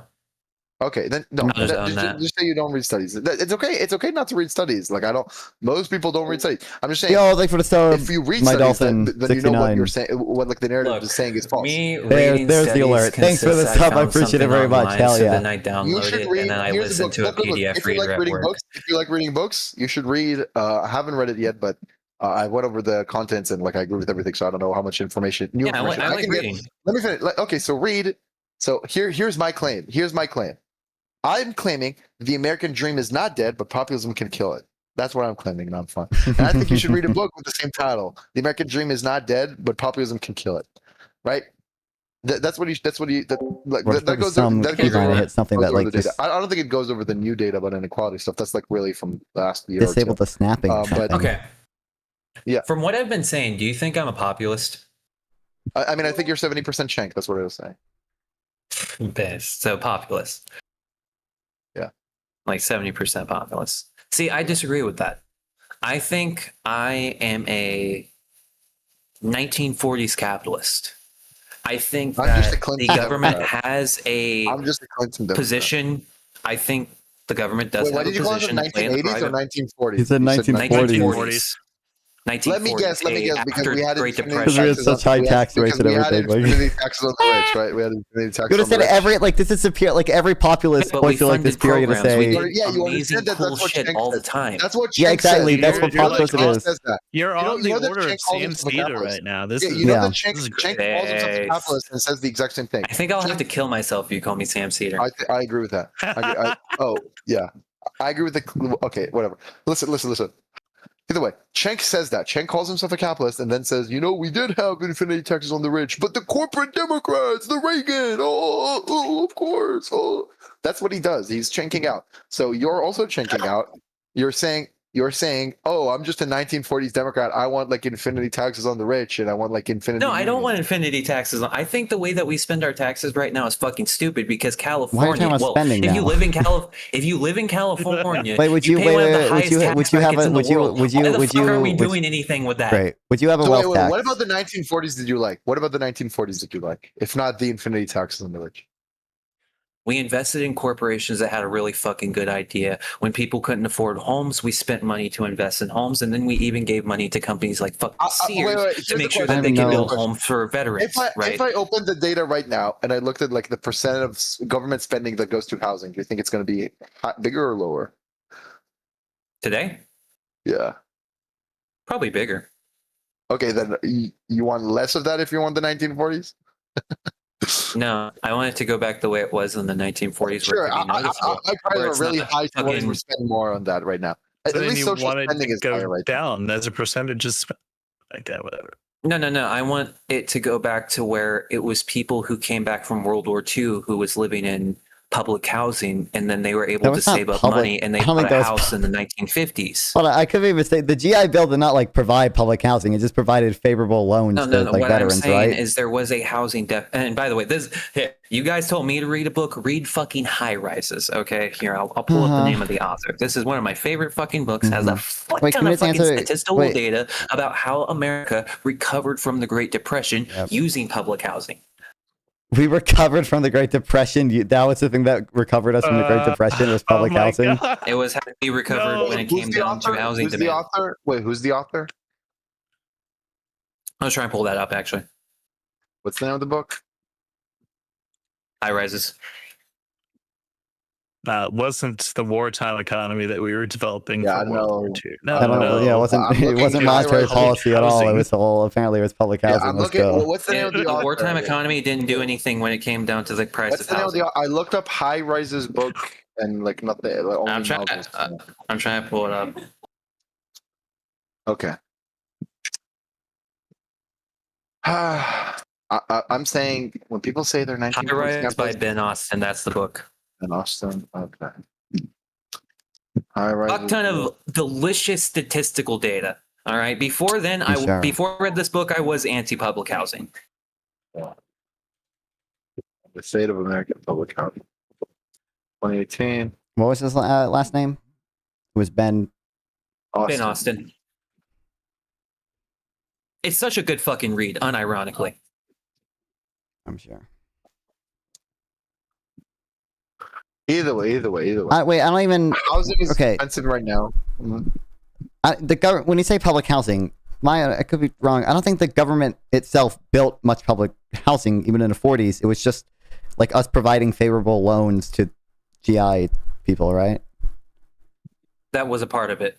There was also the fact that we didn't have enough homes to provide for people. So like the book High Rising specifically talks about the Chicago area and what Chicago had to do to address their housing demands through public housing and shit like that. That's what the book is specifically diving into, like the just fucked up economy that Chicago was suffering from and what they had to do. Wait, so this isn't even what the federal government did? This is just... Well, there's examples of the federal government, but most of it is referring to Cabrini Green specifically, which was a massive public housing development. So the vast majority of your opinion on like public housing, what about a story right now about public housing? The U.S.'s like economic growth in the 40s goes down to Chicago. Wait. Chicago. Isn't that Brendan Johnson right now, the mayor of Chicago? Right? Yeah, I think so. Yeah. Okay. Here's another story about public housing in Chicago. Brandon Johnson, right? We all know that was in abundance, like that, I'm pretty sure, right? Brandon Johnson is like, we're going to invest so much in public housing, right? And he's doing the progressive thing. He's like, oh, we're going to have infinity units, we're going to have infinity that. And then what happens? He says like we spent, what was it, like fucking $1 billion and we built only like 1,000 public units. So like they spent $1 million per house. Yeah. Right. And so that's the situation we're in right Thanks, now. Emerson, for the stop. I appreciate it. About public housing. That's the only thing they want to talk about. And when they get to do that, then it's like, oh no, we need infinity union protection, and we need like 120% of the labor of the union to be black. Yeah, and that's where I would fall back to what I said. All of them to be transgender, and then they do that, and then it's like really expensive to build a house, so it's like $1 million per unit, and then we don't solve the issue. The way we solve the issue is like New Zealand did. If you want a quick paper to read a paper about the synthetic control paper about the deregulation in New Zealand. They deregulated rents, deregulated zoning, and rents fell relative to the counterfactual by a lot. Austin is doing that right now. Austin and Houston are building a shit ton of housing, and they're seeing rents fall dramatically right now. California just deregulated housing, but a lot of it with the SB 79, and I expect a lot of it to decline as well. So it's just the case that it's not infinity social housing that solves the issue. Maybe it buys you some retarded voters, but it's not what solves the issue. What people want. No. It addresses the lowest common denominator. That's all we need to do is address the lowest common denominator. I don't know what you mean by that. Gavin Newsom is doing that. I don't think he's doing that when they build new housing.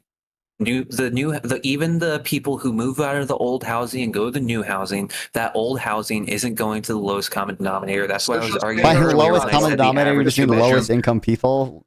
That's what. Yeah. Okay. Yeah. Okay. Do you think somebody in poverty should be a slave? Yeah. The socialist mayor of Chicago right now ran on that. He ran on do infinity public housing, and what did they do? They spent $1 billion and they only built 1,000 units. What you're saying is incompatible with making stuff better for people. And that's why I fell back to what I was saying earlier, originally in the conversation, where my real solution would be the federal government offers a contract where it's like, we will give a contractor $60 billion straight up. We'll give them 30 and then 30 once they complete. But that is under the predication that you can build X amount of homes at $250,000 a pop.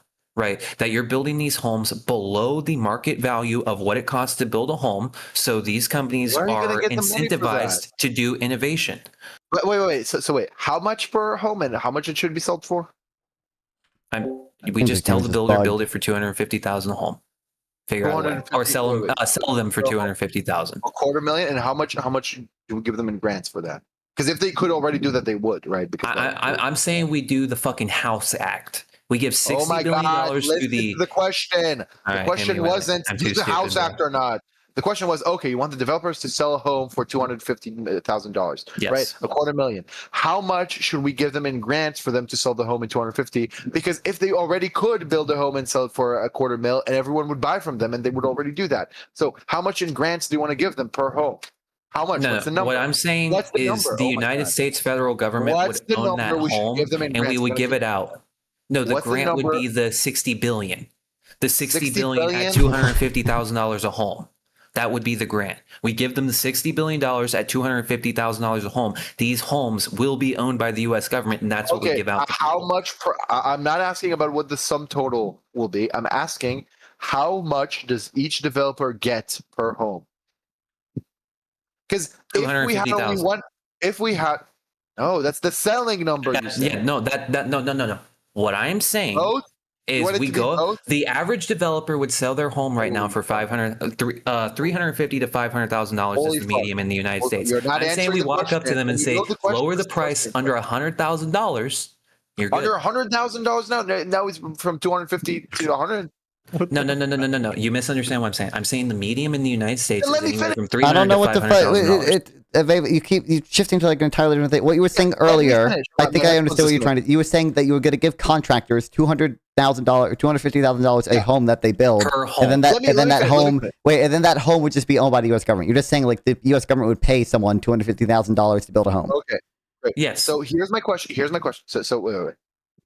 So let's say non-fun is the developer, and I'm the government. How much money do I give non-fun, and he then builds a house? And then the second question is, how much does the cost of the price of the home will be? Two questions. What is your targeted price for a home to give developers money for? And how much do we give the developers money? I'm saying the contract would state you get the $60 billion, right? As long as you can deliver a home at $250,000, because the average developer in the United States does not develop homes That at was not answering my question. You need to understand that doesn't answer my question.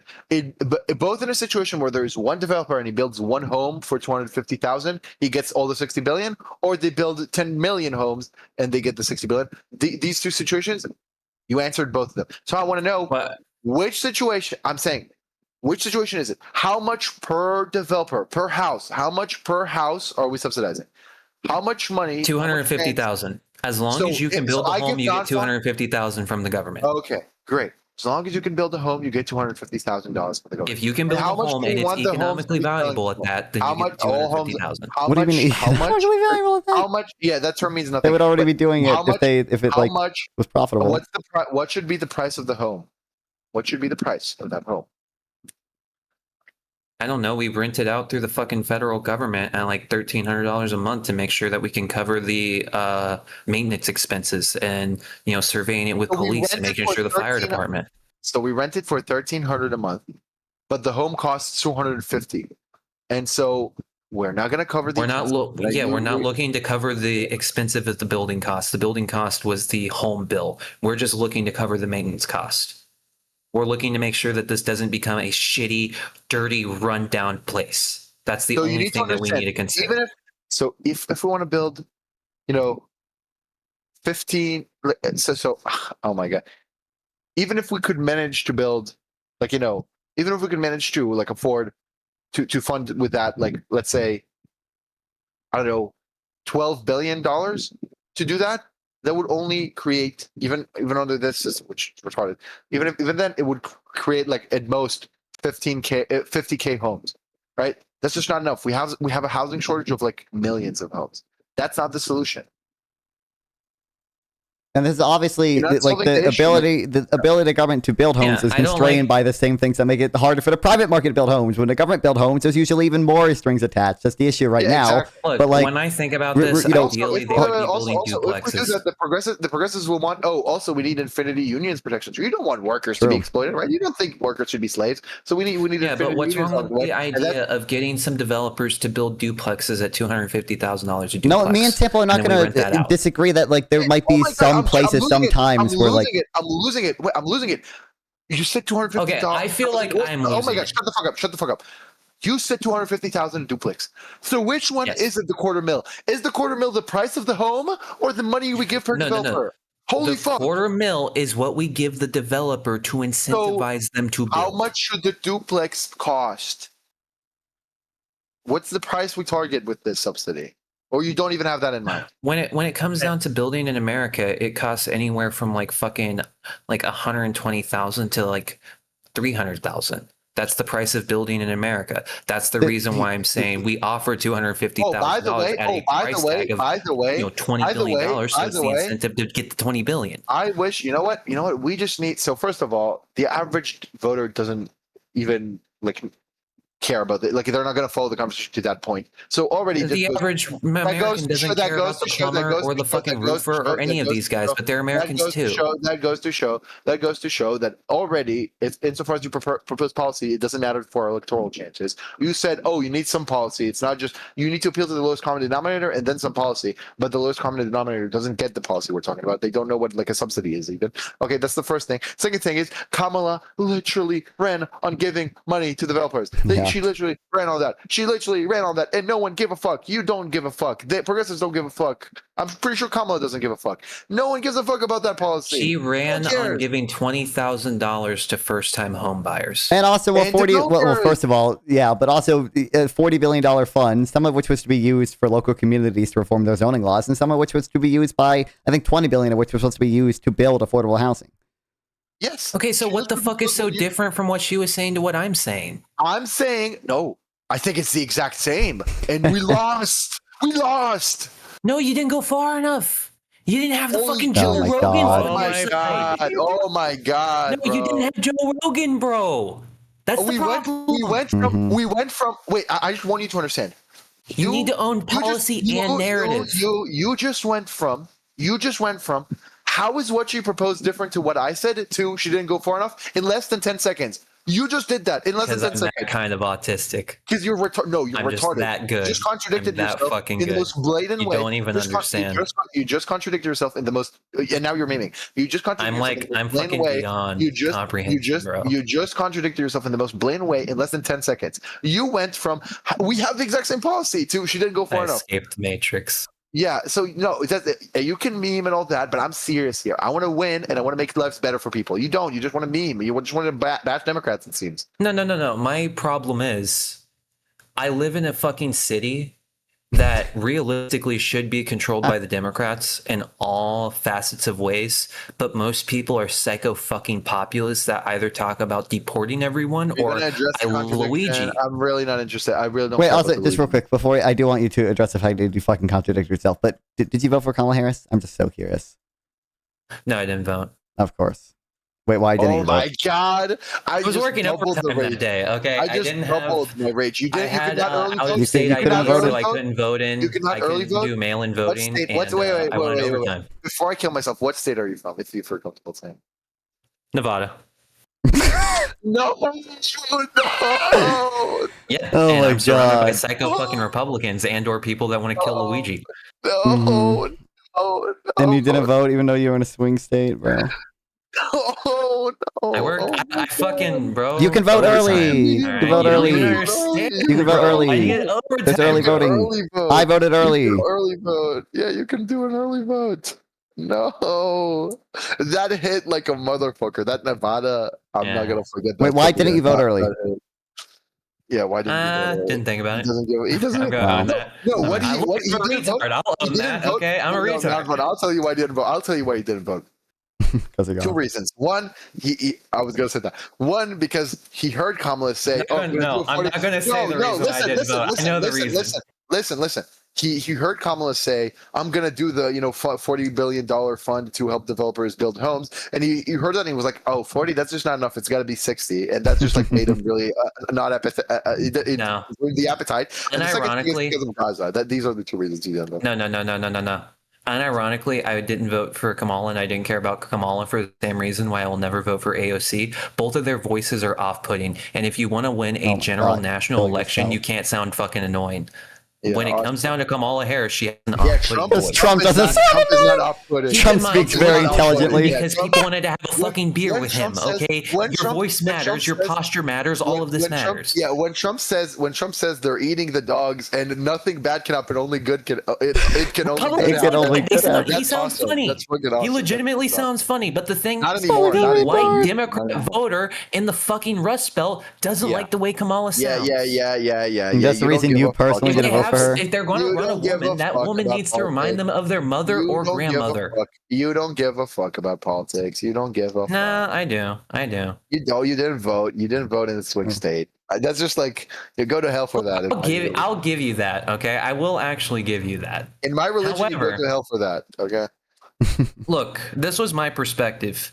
I have anti-vaxxers at my work that will literally scream about anti-vax shit in the fucking cafeteria. Awesome. You helped them get the HHS. You helped them elect the person in charge of HHS. Look, this is the reason why I say we have to give into populism, because my daily life from the motherfuckers that I see, I live in Las Vegas. So right? we need I to shouldn't give see in psycho to the right-wingers in Las retards Vegas. because it works. What I don't like is that you were like, oh no, Kamala, look, we just got to do the bare minimum. And like, Kamala did propose like, this home fund or whatever, but it wasn't enough. But you didn't even know about it. So that goes to show the two things I'm saying. Because she didn't control the narrative. The narrative said she was a bitch. That goes to show the two things I'm saying. No. That goes to show the two things I'm saying. What I said when you said we need to control social media. That goes to show the two things I'm saying. I think we should control social media. I think we should take credit for our stuff. And I don't think we should focus on policy. I don't think Kamala should have, or maybe she should have, but that should not be a strong focus of the campaign. I don't think she should have an 80-page PDF for all her policies like she did. I think she should just keep hammering Trump and call him a retard on national television. That's what I think she should do. What you think she should do is do like a 60 billion fund, but when she proposes a 40 billion fund, you didn't even know about this. So you don't give a fuck. The only reason why I was going to vote for Kamala was because she had a $4,000 child tax credit. I was going to vote for the $4,000 tax. You just said that like all we need to do is, but she did run on that and she lost. But even if Kamala was in office, I'm still in no position to fucking buy a house, right? Oh my god! Like I'm not gonna buy a house. Like I'm gonna buy a house. It's like 5 years. Here's the asymmetry. Trump doesn't I invest my money. I'm actually smart with my shit. I still have to wait like 5 years. Trump doesn't propose. The tariffs are really good for your investment. Yeah. Trump doesn't propose. And now you're even farther away from affording a house. Hang on, the S&P is up actually. Well, not relative to the counterfactual. Wait, did you just call falls the every time he announces new tariff? No, the S&P, motherfucker. Shut the fuck up. I heard XNP. Eat my dick. Okay, that's all I heard. Look, listen. Trump doesn't propose any of these things, and he won. Kamala proposed literally almost every policy you mentioned in this discussion, and she still lost. It doesn't matter. The policy doesn't matter. There is no such thing as a bare minimum. There is no such thing as a bare minimum. If we elected Bernie, he would probably cause a recession, so we would have an even lower minimum, right? I don't like Bernie. You're not listening to what I'm saying. I'm saying there is no such thing as a bare minimum. The problem with the bare minimum is that's the logic that lets you say, oh, Democrats are never doing the bare minimum. Oh, they propose the public option and the infinity unions and minimum wage and taxing the rich. Yeah, but Gaza, that's the bare minimum, bro. Just don't do it genocide. That's the bare minimum. Instead of moving the goalpost, they're just moving the fucking floor. Yeah, they move the minimum. Hear me yes, out. Exactly. Hear me out. Take the radical centrist path, okay? The radical centrist path states all you have to do is say we're not going to give bombs to Israel, right? Unless they pay for them. And if they pay for them, yeah, we give them bombs. But if they don't pay for them, then we don't give them bombs. You've lost everyone. We don't. We don't fucking. What? Am I in the wrong room? Like I'm usually in rooms where people are like insanely against Israel. No. It's not that. I'm probably saying the progressives most against are Israel out of the three. Progressives are progressives are never going to accept. No one who didn't vote for Kamala Harris because of Gaza would have accepted if she came out and said, "I'll still give arms to Israel if they pay for them." No, that's not the. No one gives a fuck about that shit. You didn't say that.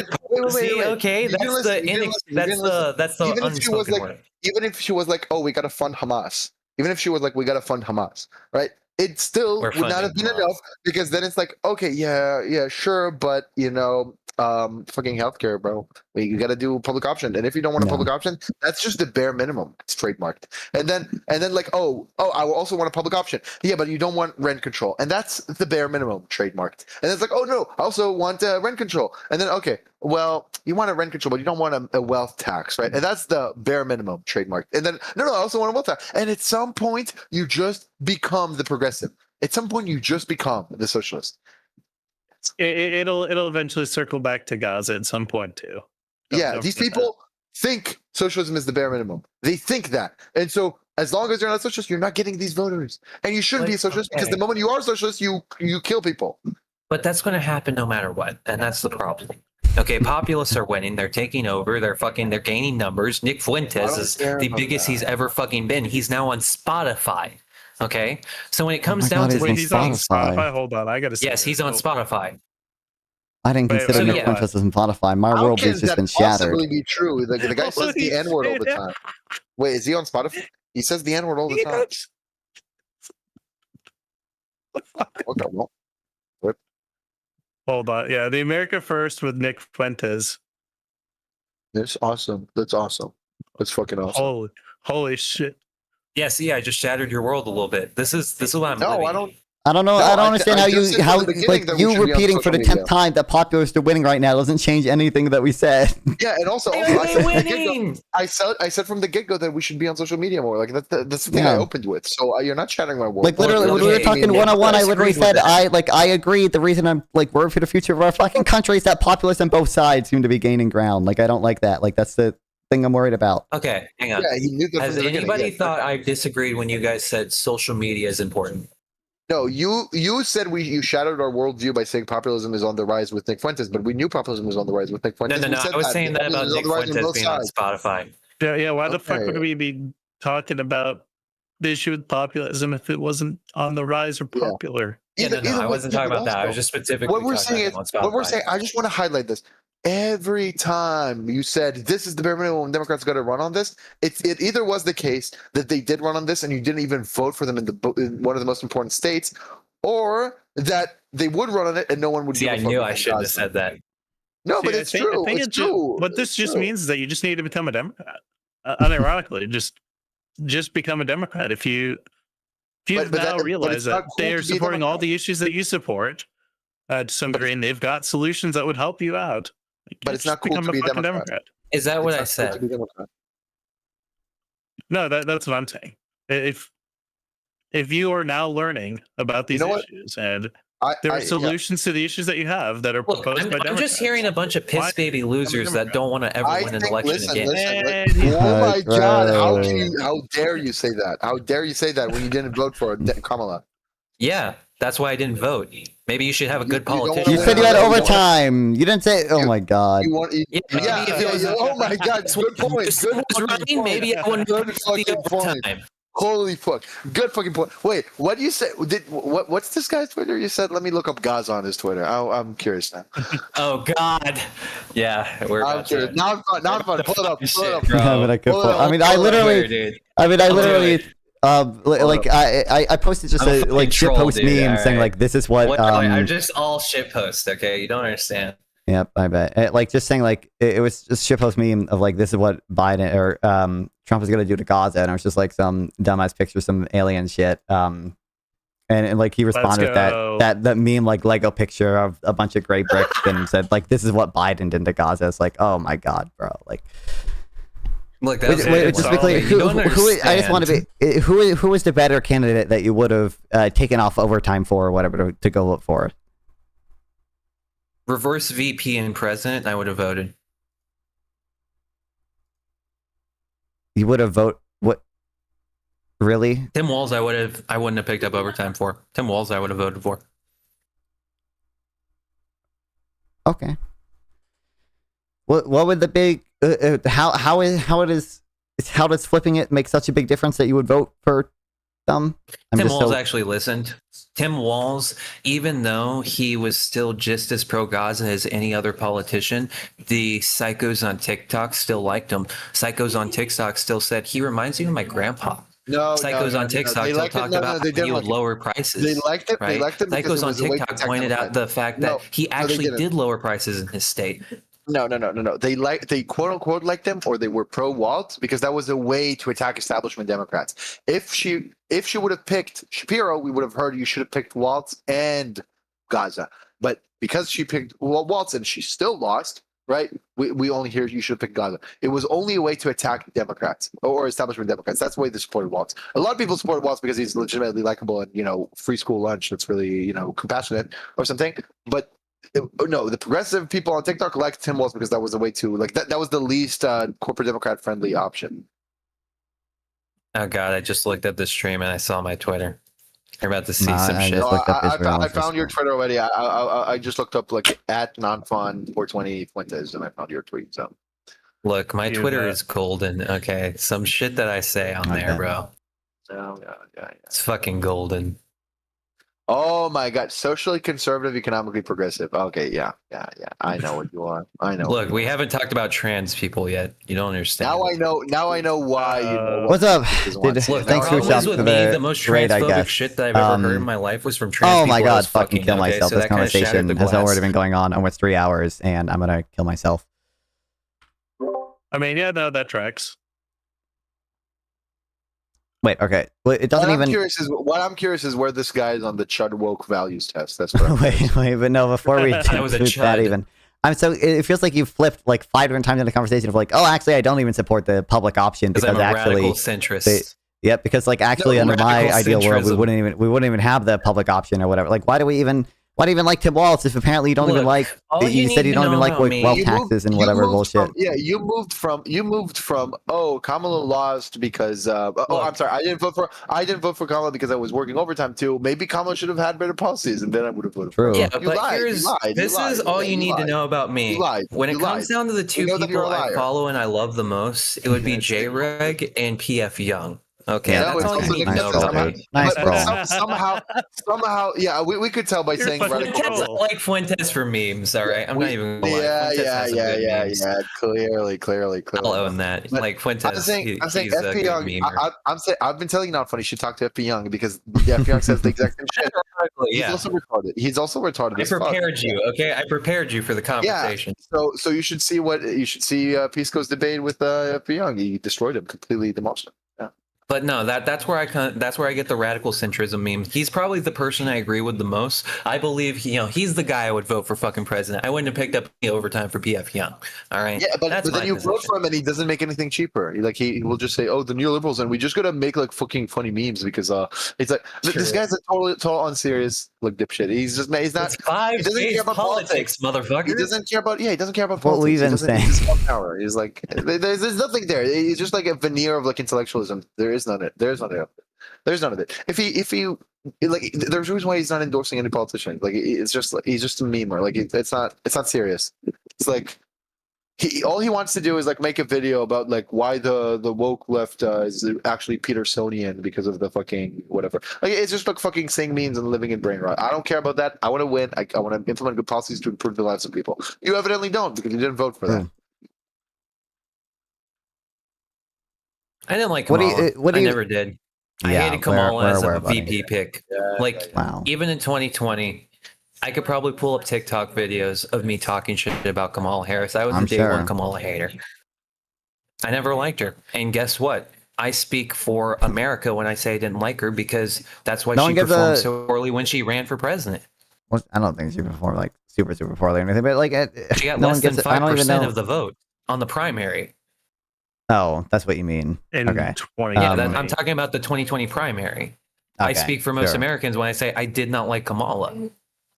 I mean, Democrats are the only ones voting in the primary, and only politically engaged Democrats at that, right? But regardless, I don't know. I don't know why we're like. Okay, for Hang on, one, I if would ask, Kamala- like, you if could Kamala say was you're a good choice. How did she lose to Trump? The Yep, worst sure. Hold on. candidate in United You could States say, history. brother, you didn't even vote. But for number one, Oh that's my what we've fucking been God. talking about this the whole as a fucking time. It feels like you flipped on this like 10 different times about like why Democrats lost or whatever. flip-flopper.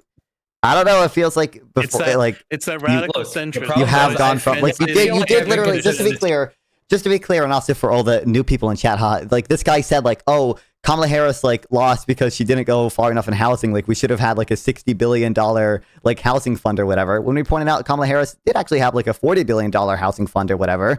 Like that was in, that's the like Hey, exact same thing that you wanted or maybe- whatever. Maybe You were like, if Biden would have accepted the fact he had ass cancer and dropped out before, maybe Kamala would have performed better, and I would have voted for Kamala. people aren't going to disagree. Why wouldn't you have voted for Kamala either? So one of the things I want to ask is, number one, why wouldn't you vote for Kamala She's a either way, little considering over- she, especially in a swing state, like do you not think Trump is bad enough that you should vote for Kamala Harris, even if you like marginally disagree with her on whatever bullshit that you keep pointing out? But like, I don't even know.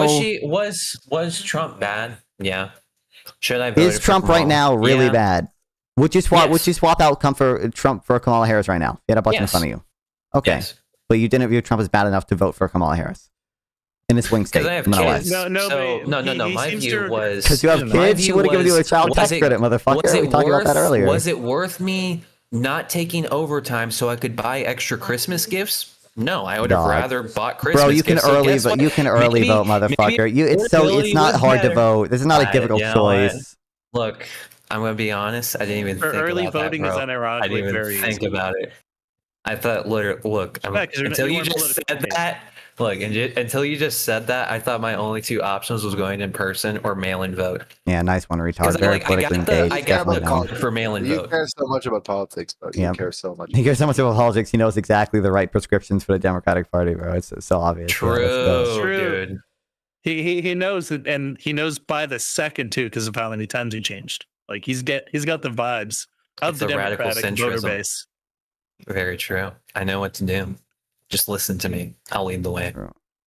I don't. The only thing, the only thing you've told us is cuck out to progressives or whatever. Do the quote unquote bare minimum. Apparently, the bare minimum is the public option. By the way. No. What have I said that's unreasonable though? That we should. That Democrats what you should. said that wasn't reasonable is that every step along the way, that when we propose policy, like for example, expanding the child tax credit or doing insulin caps or the fund for I don't like insulin caps. subsidizing housing construction. You said all these things were the minimum. And if we just ran on them, voters would care. And then we ran on them with Kamala, and voters didn't care. You don't understand that the election is about me. Okay, but I feel like you're lying when you say that. It's not about policy. The vibes were wrong. The vibes were You bad. were lying. The vibes You were have no right. neo-lib, You were lying fucking to us. establishment dim. Okay, No one- Zog, no one that was thinks- the vibes. No one liked the vibes. No one here thinks that if you ran, look at my bio. No one thinks that if that's what the politicians were saying, then that we would win.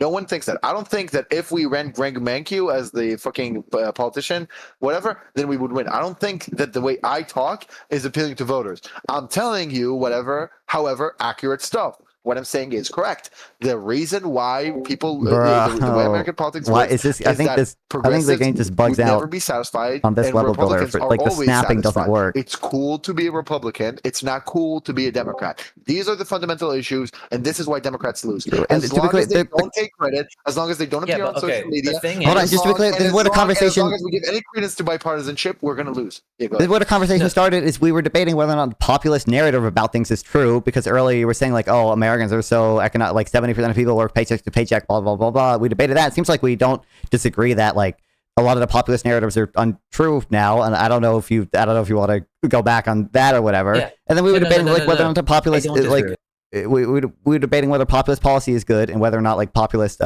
rhetoric is good as well. Yeah, but here's the thing. I work as management in a warehouse, right?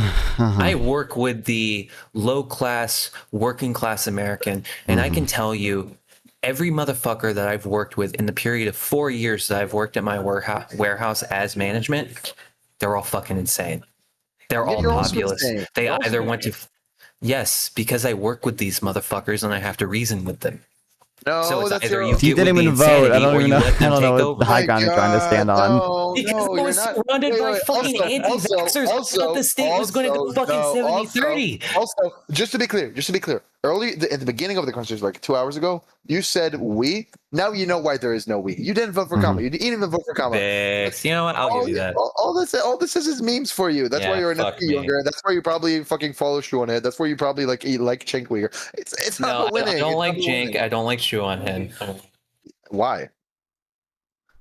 They're kind of Jank is just. I just don't like their voice. He's weird. Yeah. He has vibe. It's a vibe issue. It's vibes-based politics. Jank gives bad vibes. It's that that's simple. why Okay. you people are Bad so vibes. unserious. Get Pisco to react to this debate. I want Pisco to react. It's just bad vibes. We need Pisco. Then not fun. You need No, to I send want to this talk to Pisco too. All right, I don't want people to have. I'm not. Pisco's not that reachable, but I know. Nah, I don't want to give Pisco bad vibes. You don't understand. Well, you Look, see, I also don't have good vibes. All right, I'll own that. But that's the problem. You need to have good vibes. didn't you come in because of arguing that the vibes-based vibes that you politics. provided were better? When did Or at I least the argue vibes you- that? No, I'm autistic as fuck. I will never argue my impeccable vibes. At least your prescriptions for the Democratic Party, right? Is you're saying like the vibes need to be better. We need to give the public option to people so that we can point to it and say, hey, we tried this shit or whatever, right? No one I work with goes to a doctor, and a lot of them should see a therapist. Okay, we're going back to this. And when I was in Washington State, I could see a therapist for free. And when we talk about like gun violence and getting people to see a therapist, providing a public option would be a very easy way to ensure people do that. Wait, not fun. I have to share something with you. Mm-hmm. Yeah. Oh God, am I going to get owned in the marketplace of ideas again? A little bit. Not fun. Check DMs real quick, just very quickly. What have I done? Don't worry about it. No, look at the top of the image. Look at the top of the image, Alpha. No, don't worry. I saw the. Oh God, there's something on my Twitter. No, it's not. Look, I'm just saying, it's like an Econ meme. If you want to attack me, look at the Twitter, bro. That's all I'm saying. Let me look at the Twitter. Oh, that's very interesting. What is this retweet? Look, there's a lot of fuck shit on that Twitter. Yeah, I've been like trolling as a right winger for the last couple of months. Yeah.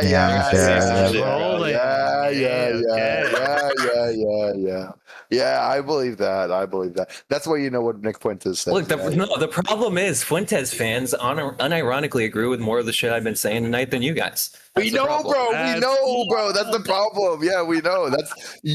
I would rather get those guys to calm down, okay? Because I can get those guys to go fuck a black chick and they'll get rid of their racism. Okay, that's what I can do. All right. What do you mean racism? You are racist. I'll get my policy. All right. Very quickly. Wait, Bones. You didn't see the screenshot. You're so against racism. On stream now. I did see okay. Yeah, you're so against racism, bro. So true. You just hate racism. That's right. Yeah, not to mention like half of Nick Fuentes' fans are probably brown or black anyways. Like, let's be completely honest. True. Yeah. Well, not half. You just seem, I don't know, judging by your Twitter, you just seem to be like Destiny brain broken. Like, I don't care about that. All you care about is memes. It's like the social media stuff. It's the FP Young stuff. I don't give a fuck about that. I'm good with hearing FP Young talk about why Destiny's actually Petersonian because he's like following the archetype of the woke left memes. Like, I'm so good, bro. I'm so good. I want to win and I want to talk about policy and I want to follow Gavin Newsom. That's what I want to do. You don't want to do that. You don't do that. That's fine. That's awesome. But that's not. There's no debate here. There's no I've been caught. I just looked at the non-font stream at the worst time.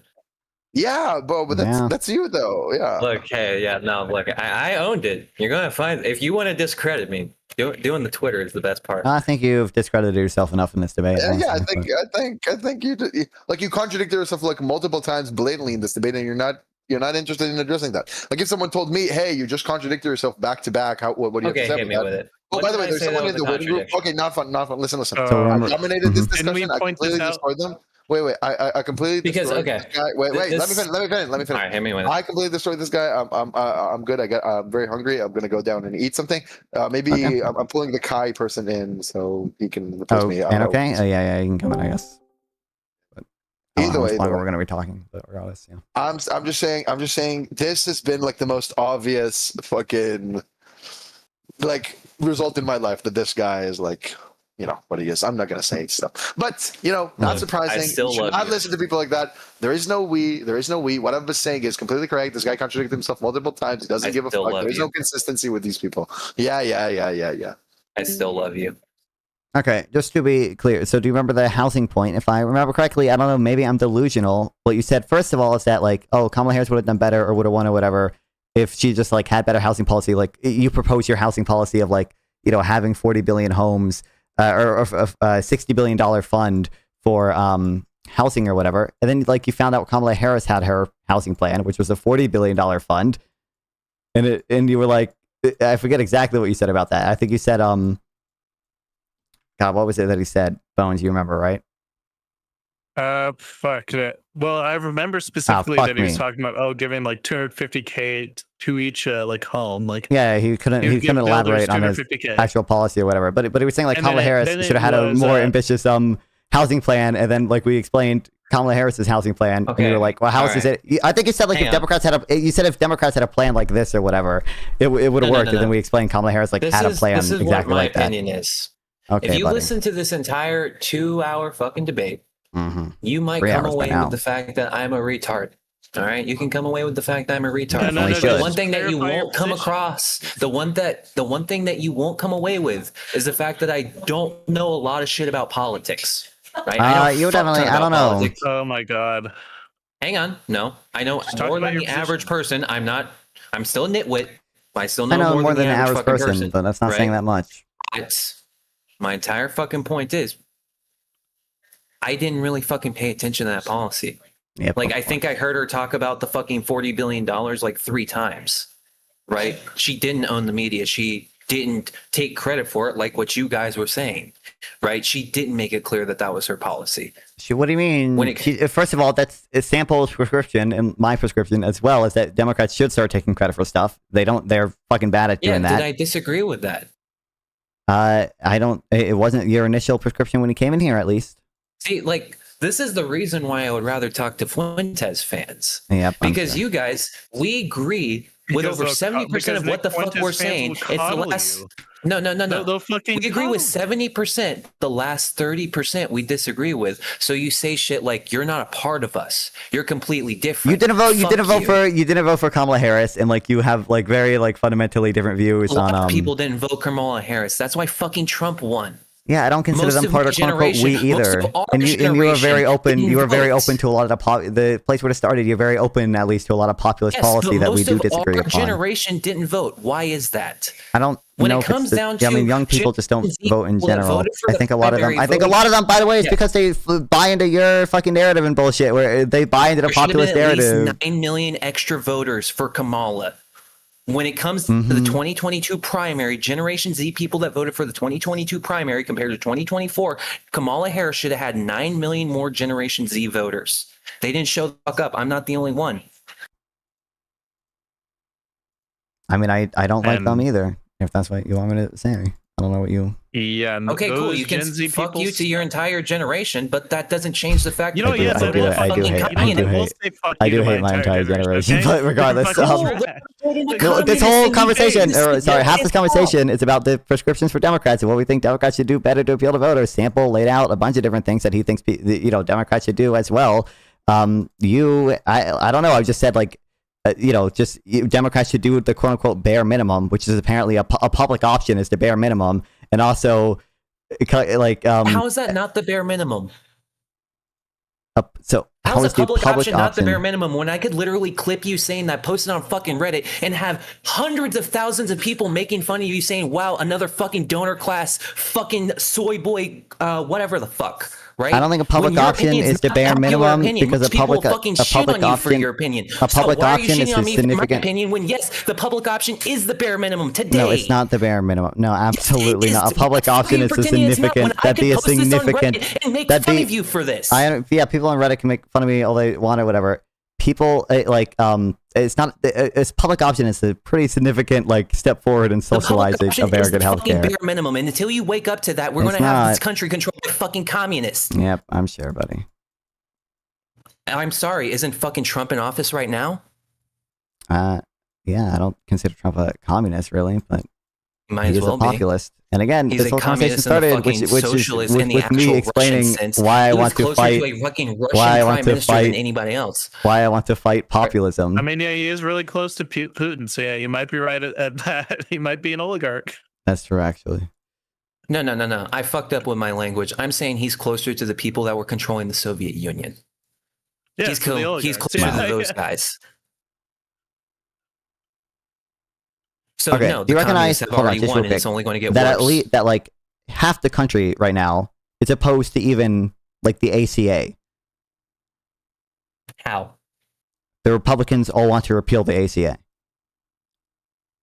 I why don't haven't they think done half the I don't think half the country hates the ACA. I think it's more on the order Or of like so, we'll have to. So the 25-30%. Republicans. I'm being like I'm sure if you just Oh, poll you're on the talking about ACA the broadly. politicians? Yeah, I bet if you just poll on the ACA, I bet it's like 60% support, and Republicans probably support it too or whatever. But a lot of the country does not like the ACA. Okay, it's, Depends how you ask the question. No, 64-35. it probably does go. Yeah. Is it what you say it pulled was? up by KFF. According to KFF, it's currently 64-35 in favor. Yeah. Okay. Yeah. So like a significant portion of the country of the voters don't like the ACA. The Republicans tried to repeal the ACA. It was Joe Manchin or whatever who blocked Trump repealing it, right? Or repealing most of it. I forget exactly what provisions say in the ACA that they wanted to keep. And like Trump doesn't have a cohesive healthcare plan right now, but I don't think I think he would prefer to get rid of the ACA if he could. And they're not they don't want to expand the subsidies that that's why the government is shut down right now. It's just a dispute over whether to extend the subsidies from COVID. Yeah, Trump has been trying to repeal the Affordable Care Act since his first fucking Okay, term. Exactly. And like almost half the country voted for Still or not hasn't done quite it. almost half because a lot of people in America don't Yeah, vote. I've been hearing they were going to repeal the ACA since 2017. Dude, do you understand? I was a little insane to say a public option is the bare minimum when a significant portion of the country doesn't even like the ACA. The bare minimum, and even Nick Fuentes is saying it's the bare fucking minimum. Yeah, because again, Nick Fuentes is a populist bullshit too or whatever. Like I recognize. So imagine that. this. Imagine Nick Fuentes literally says that black people have an inferior IQ. Right, that's what Nick Fuentes says. However, we still have black people that are listening so why to him and why the fuck should we base. listen to him? He represents an even smaller portion of Americans than like the No, he doesn't. Not anymore. That's true. Really? No, not anymore. Like what? Have you not seen the amount of fucking views that motherfucker is pulling? Yeah, they're all from like what, like 20-something-year-old. Are you gonna say they're all bots? Like, no, I said they're all retarded boys. The fuck? Do you not know how to listen? Okay, so it's 1 million retarded boys liking a fucking Instagram. Wait, is this Medicare for right? A repost. Yeah, a fucking 30-second clip that is of already Nick Fuentes to saying we not need to voting. take back our country from the evil debates. maniacal Jews, and we're going to give you all health care after we get rid of the Jews. People that are in a category of people that already don't like voting. I'm probably aware of this stuff, Jessica Johnson. So what you're talking about is a fraction of a fraction of a fucking fraction of a voter base. Why the fuck should we care about what the fucking dumb fucks over there? It's not a fraction anymore, and that's what I don't think you guys are understanding. It's no longer a position that you can ignore. Wait, what's the race realism is no longer a position we can ignore? Or? No, not race realism. Or Medicare for all. Medicare for all. Okay. Yes, the Groyper's asking for Medicare for all. I mean, I think even without the Groyper shit, like it wouldn't be a position that you can ignore. And again, me and Table both talked about like the policy reasons why we don't like even Ro Khanna, real moderate dude. Establishment dim. Yeah, true, definitely. Ro Khanna How is he wants not an establishment dim? Ro Khanna is a pretty progressive Democrat. How? He wants a wealth tax. He wants Medicare for all. He wants free college for everyone. I'm pretty sure if we scroll through his policy stuff, he's probably pretty progressive on Gaza as well. Isn't that all establishment dim shit that even Biden ran on? Last time I checked. So I don't think Biden ever supported Medicare for all. I think Biden did at one point support a public option. Biden didn't really want to. So he strengthened the ACA for no reason, and he didn't give a giant speech about how he was going to make it to where people with cancer could get treatment for free through the ACA and so on and so forth. That's not a public. What do you think a public option? That's not even a public option. He basically said he was going to provide a public option. How would you provide cancer treatment for free and do all of this amazing shit? You can just expand coverage under the ACA. You don't have to do a full public option to do that. Like you can just cap out-of-pocket expenses for chemotherapy and stuff. All right. You fucking geniuses. How the fuck do you think I had healthcare through the state of Washington? What bill provided me healthcare through the state of Washington? What federal bill provided the grounds for the state to give me healthcare? Do you think the ACA is a public option? It was literally the ACA. Yes, it was the ACA that gave Washington State the legal framework to give me fucking healthcare. Damn, sounds like you didn't okay, wait, I'm confused. Okay, I just needed to repeat that. Okay, Washington, because they passed it. Yes, they gave me healthcare. I didn't have a fucking problem there, and that's why I'm pro healthcare now. Because when I did turn 18, because of the state that I was in, I did have fucking healthcare. I think it's fucked up that the average American doesn't, when half the motherfucking Americans, as it is, already have it. 24 of the fucking 50 states already have it. You're Yeah, just that was saying a no, great we sermon. can't do That it. was It a would great destroy. fucking It sermon, would Moses, destroy okay? all of was a great capitalism fucking if we sermon. gave True. the other. Wait, hold on. 26 You literally, by the way, states you option. again conceded on this point that if you reduce the expected profits for some pharmaceutical companies, there is going to be less pharmaceutical innovation. That's why you said, actually, let's just Yes, not but do any then I price said there's negotiations. no. And then you said what? The only reason why I wasn't agreeing to price negotiations is because it is the Democratic standpoint. Okay. Outside of that, I personally don't support it. You know, it's the Okay, whole Hillary yeah, I Clinton, understand. the public and private position. My private position is no, I think it's fucking stupid. My public position is Wow. I'll go with the Democratic Party. Yep.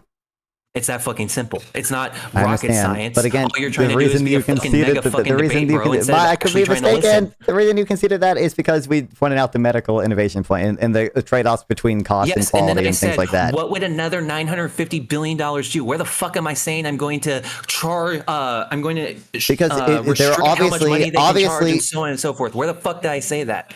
Okay. The only thing that I did Again, was I agreed with you the can, if already you expand, if you Democratic have a public standard. option, if you have more people on the public option, okay, that's going to increase There we go. He's getting healthcare angry. coverage. Okay, that's going to increase healthcare costs. It's going to increase the amount of money that government is spending on healthcare. The thing that a lot of countries do, that Medicare already does to some extent, to try to offset that, is negotiate the price of drugs down. They say, we're going to have a lot more people on public option, but that gives us more power to negotiate the price of drugs down. That is usually what people cite when they say like a single payer healthcare option and or public can't we option buy in bulk? would reduce healthcare costs. Instead of capping it, I would rather buy in bulk.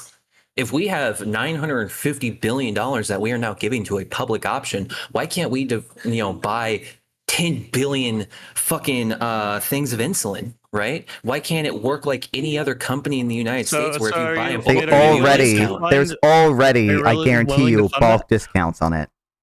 Okay, so what happens if we give them another $950 billion to a public option? Either you can either agree that the government's going to pay out the ads and we're going to have a bunch of fucking we're going to have a major deficit because 20% of our fucking budget is going to go gonna to happen. I healthcare don't care. expenditures, Run it or up. you can say I'm going to reduce like healthcare.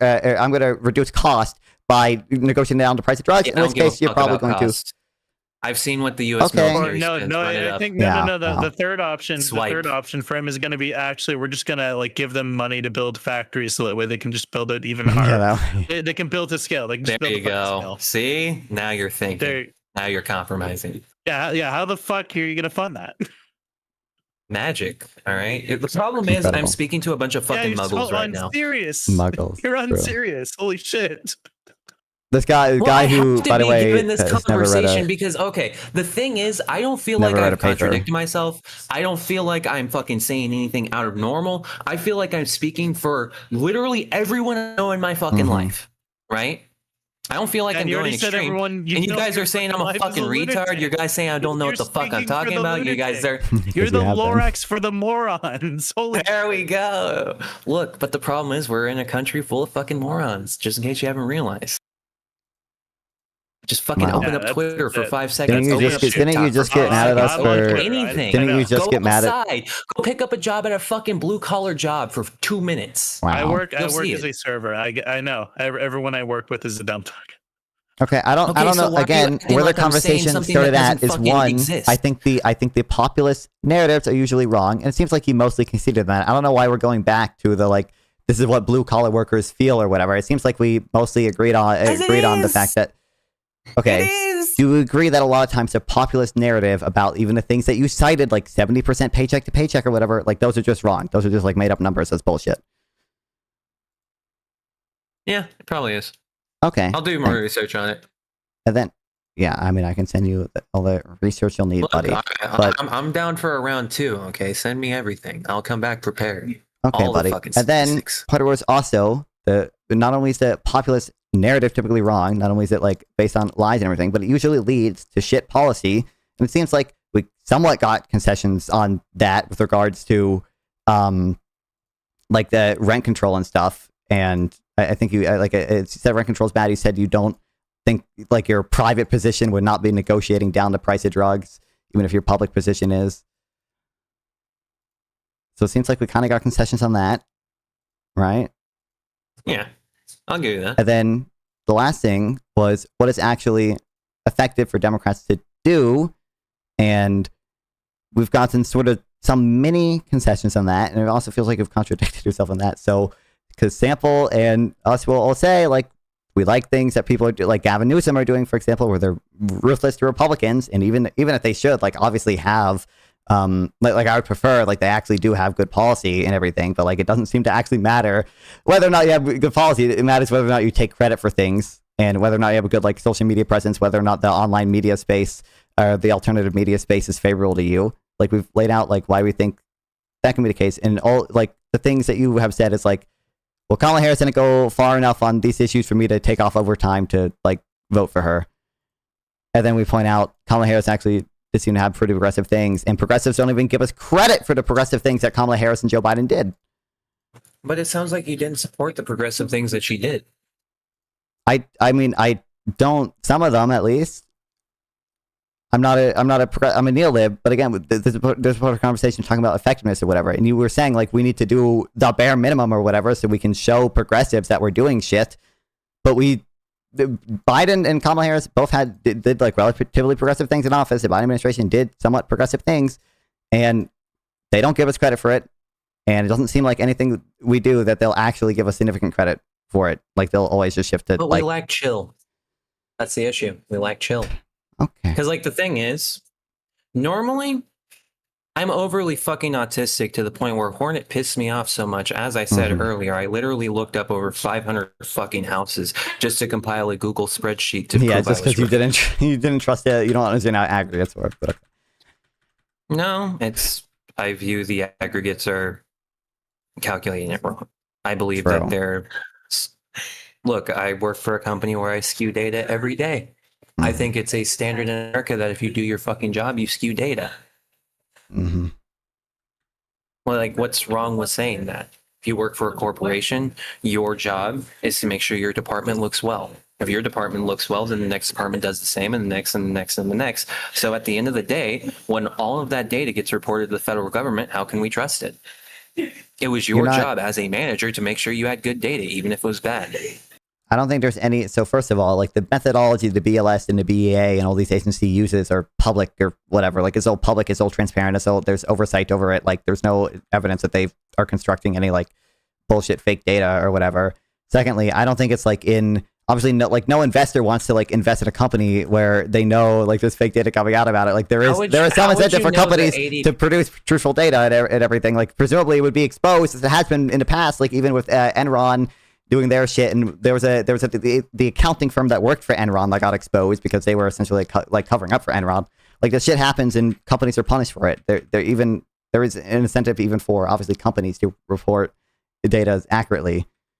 Most of the data that comes from like labor and shit like that nowadays comes from ADP, right? That's not Which true. is a private No, corporation. what do you mean? What do you mean most of the data? ADP is the largest ADP is an agency payroll that also provider. Yeah, they also measure payrolls, provider in the United but I don't know what you States. mean by most of the data comes from that. Like, that's not When it comes down to like what the Bureau of Labor Statistics, where they get their data from, No. a good majority of it, like 30%, No, comes that's from not ADP. true. No, because I they are don't the think that's biggest no, I payroller don't think in the that's true. United States. The BLS does their own survey. The ADP also has their own like electronic version of the survey, but it's two different. They do two different surveys. Last time I read the fucking Bureau of Labor Statistics job report, they literally cited the ADP report, like directly cited it, and said that's where they got their information. For use in their own data. I don't think they might, the BLS can compare their numbers to the ADP report and stuff because there are like strengths and weaknesses of both methodology. But the BLS, when it does its payrolls report, is using their own survey. They're not using the survey that the ADP does. How can we trust either? Because the methodology right now that all of our fucking basically everything in the United States is corruptible to political influence. Mm-hmm. How can we trust any of these agencies, especially when Donald Trump is firing everybody and fucking Biden was the one that appointed everybody to begin were they with? trustworthy? Can we use the numbers up until Trump got into office then? I would have used them up to about 2017. And after 2017, you can't really trust them. I trust the numbers from fucking Obama. Like when I look at what was happening on the ground, what people were saying and what was reported, yeah, it matches up pretty fucking well, right? Even during the Bush administration. Yeah, so but like something what, after Didn't we 2017 already is go? great. Didn't we? just, like, So now we're just wait, hold on, interviewing people? just real quick. Now we're back to the very beginning of the debate where you're just like, no, I don't trust the data. When people are saying something different than the data is just all wrong. It's all just made up. I'm explaining why I have distrust of the data. If you show me a statistic, right, 9 times out of 10 I'll believe it, right? Especially if I'm it looks sure. fucking believable enough, right? Yeah, I'm a fucking retard in that degree. However, I still have a distrust of it just for the fact of, yeah, I could believe that, but that means every motherfucker that I work with is wrong. And I could say that because they're a bunch of fucking retards, but that means there's a lot of Americans that are just completely butt fucking wrong. Yep. But we still have to address them. Public option for healthcare. No, he needs to do something big. Does that mean we have can't to ignore them. kowtow to every single like retarded thing that they want? No. You give them basic shit they're asking for, like a public option. That's it. I'll keep going back to that because that's all it comes down to. Yes, It's only stupid only shit a like that. massive policy shift. We I- ran I through. too We was, ran through again this whole thing, which I mean, again, I don't think the public. I How don't is think it it's a fair to massive consider public policy shift option. when already half of the states in the United States already provide a public option? They don't- Basically, I don't know. I'm telling people in the South they finally get health care. What the fuck is wrong with Appalachian people finally being able to go to the doctor? You can think the public option is a good policy. That's fine. Whatever. We gave our disagreements with the public option earlier. That's fine. You can think it's a good policy, but it's chase the fact that that like a public option is a pretty significant step forward for the U.S. healthcare system as of now. Also, not to mention. And also, hold that, on, just real quick. the We ran state through you're this. We mentioning ran through is this entire Medicaid thing. and Medicare. Hold on, we ran through this entire thing again. It doesn't matter if you do a public option. All the shit that Biden and Kamala and the Democrats have done for healthcare, whatever, progressives don't give us credit for. We ran through this entire thing where it seemed like you even conceded. Like your percentage is that just we have to like huck out to the progressives over and over and over again and keep doing the progressive policy until eventually, I guess we've just you just become the progressives. I think you're a cuck pussy. All right. And I think you need to own up to the fact that neoliberal policies is not working. They're not popular. No one likes them. Step forward in terms of it. And I don't know. First of all, this conversation started out. I think people like intuitively find neoliberal policies bad. We have a 30% approval rating right now. Oh my with God, fascist bro. Trump. Why do people still not want to approve the reason I told you I was worried about the direction the country is going in is because populists are winning on both sides. I agree. People don't find that can't be the only option. I don't know what neoliberal. That can't be the only answer. They're literally just getting brainwashed by communists. What the fuck makes you different than McCarthy when you say that? True. Hold on. The reason I said I was worried about the state of the country in the very first part of the conversation is because populists are winning on both sides. I agree. McCarthy when you say that. I agree. I don't think the media is. I do think the media environment plays a role in people becoming more populist. And it's like, again, this is what we talk about with Bernie and everything too. I don't like when populists like have their own shows and repeat a bunch of like populist like narratives that I don't think are true, because I think it feeds into that and makes people more likely to support populists, which is a bad narrative and leads to bad policies. But again, like, I don't disagree that many people find like sort of liberal, quote unquote, liberal establishment policies like unintuitive or they like unpopular, they don't like it or whatever. That's why we, again, the like last third of this conversation, whatever, it's been like, how do we actually make these policies appealing and how to actually get people to vote for Democrats or whatever? I think, Democrats need to get better at doing the alternative media stuff. I'm not going to have super strong opinions on all this stuff. I'm more of a policy guy. And I think Democrats need to, like, it is vibes based. Democrats need to take credit for the things they do. Democrats need to, like, actually appear strong and stuff. They need to, like, appear like they're actually doing shit. And I think a lot of them are bad at that. But that doesn't, like, you're not offering anything. Like, I don't even know what we're disagreeing about there. It just seems like you keep going back to, well, I like the populist policy and Democrats need to actually do the populist policy. No. This is why I want to bash my fucking head in the wall and why I know communists are going to win, because we are supposed to fucking agree on this and we can't. Okay? It comes down to offer the bare fucking minimum. Okay? And the bare minimum would be the guy in fucking Appalachia having the same access to healthcare as the guy born in fucking Spokane, Washington, Seattle, Washington, LA fucking County, or San Francisco, or New York. That is what that means. Yeah, we're back on True. Sermon. True. Like, again, we can run through what we think the trade-offs of the public option are, and I think a public option in the U.S. would probably be like net bad, at least compared to the well, it might be net good compared to what we have now, honestly, but it'd be bad compared to the, I think, better alternatives or whatever. But regardless, like again, progressives don't give us credit for the progressive shit we already do. It doesn't actually, like, if we get a public option done, again, they're going to say, well, I'm not going to vote because of Gaza. I'm not going to vote because of they didn't get the minimum wage as well. What do we do then? What is the progressive shit that we do outside of, oh, she Wait, how many promised things did we $40 say? billion? Biden did the insulin cap that you wanted. Kamala Harris had the child tax credit. Kamala Harris had the. No, you keep saying, hey, the American people wanted the insulin cap. I've already stated multiple times, I didn't fucking want that. But that's a Democratic establishment position now because the American people have chosen that. That's a, I think, relatively progressive thing Kamala had. So was the child tax credit. So was the, I don't know, the child tax credit was like super progressive, but she had a child tax credit. She had the, $40 billion home fund, which is something you wanted. I guess you wanted $60 billion though. Okay, it wasn't quite enough. Kamala Harris even, like, she called for a ceasefire in Israel, whether or not you want to believe her. That's something that she at least publicly stated. I think Biden did do a lot of progressive stuff with the NLRB. Like, he was pretty pro-union. Biden, like, obviously I do think it is fair to consider some of the things that Biden passed, or some of the extensions Biden passed for the ACA that are being debated now. And, the caps that Joe Biden did in the IRA for Medicare prices and everything were pretty progressive policy. My friend, who is a literal Muslim, right? Why did he vote for Jill Stein? Probably because he didn't think. I don't disagree with you. Progressives are never going to give Biden credit, and they're always just going to say he's not good enough in Gaza. I don't disagree. He's a fucking neoliberal lawyer in Chicago. Why did he vote for Jill Stein? I'm assuming you're going to say because it's Gaza, which I agree. People are not going to, even though I think Kamala Harris would have been way better for Gaza than Trump. People are just not going to vote for. They're going to say. Gaza was a good part Biden of it, but genocide. he said that she was feckless and that she wasn't a real progressive and she was fake.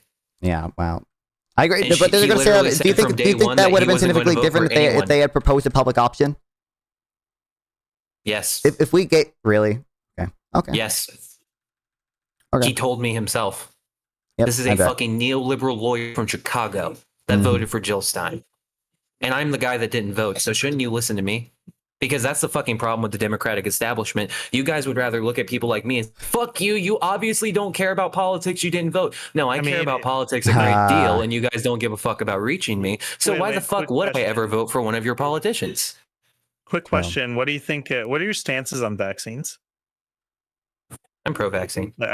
Okay, I promise I'm getting somewhere. What about your Muslim friend? Wait a minute. No, what about your Muslim friend? Do you know if he's pro-vaccine or anything? Yeah. Do you consider being pro-vaccine like a more progressive, position? Within the last 10 years, yes. However, being pro-vaccine originally in the early 2010s, that was a right-wing position. Being anti-vax was a actual far-left progressive position. Vermeer, how many times have I debunked the stupid paycheck to paycheck shit? Vermeer, you can join VC if you want, but you won't because you're retarded and you're blown the fuck out on any of this actual stuff. How many, like, I've debunked the CEO pay shit for 200 times before. You don't care. You don't care about actual Which is statistics. early 2000s. Not progressive position. You know that, right? It's no longer progressive. So it's just a fake progressive. Also, real quick, I didn't get to respond to this. Easy money. When I say public option be a step forward, I don't agree to public option public option might be better than what we have now, just because American healthcare is so fucked. I don't agree to public option is the optimal policy.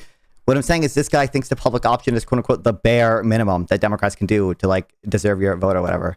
That really triggered you because it's I don't Verby, you never joined VC. You're it's too much of a pussy to debate because you know you get blown the fuck out on all the things I've blown you the fuck out on before. Okay, like issue voters where they they just go off of vibes like the Gaza shit.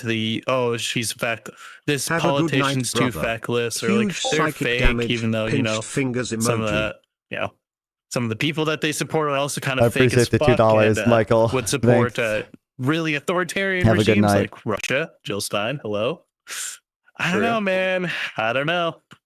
I agree. Easy money. Maybe this lawyer is just retarded. Yeah, she's I think she's probably anti-Ukraine if she's holding a lot of pro-Russia positions. So.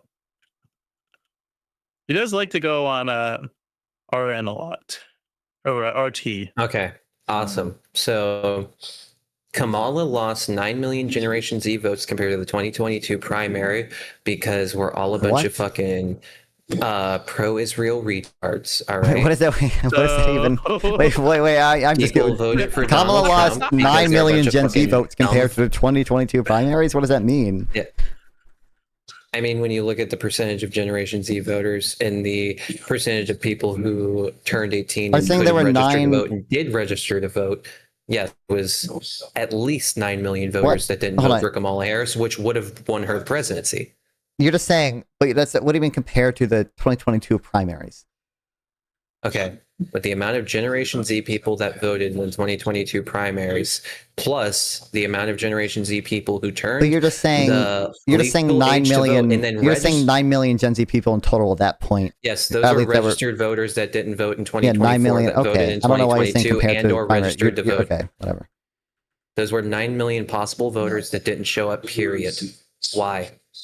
I think These were 9 million people that registered to vote. Mhm. These were 9 million people that already One, I voted think young people just going to be more disengaged in politics generally, and I think a lot of it is because they didn't view Kamala Harris. I will. Primary, motherfucker. Come on, use common sense for 2 seconds. What? You're telling You me said- they're not you said politically nine- you engaged said and there they were voted in 9 a fucking primary? You said plus people who turned 18 and registered to vote,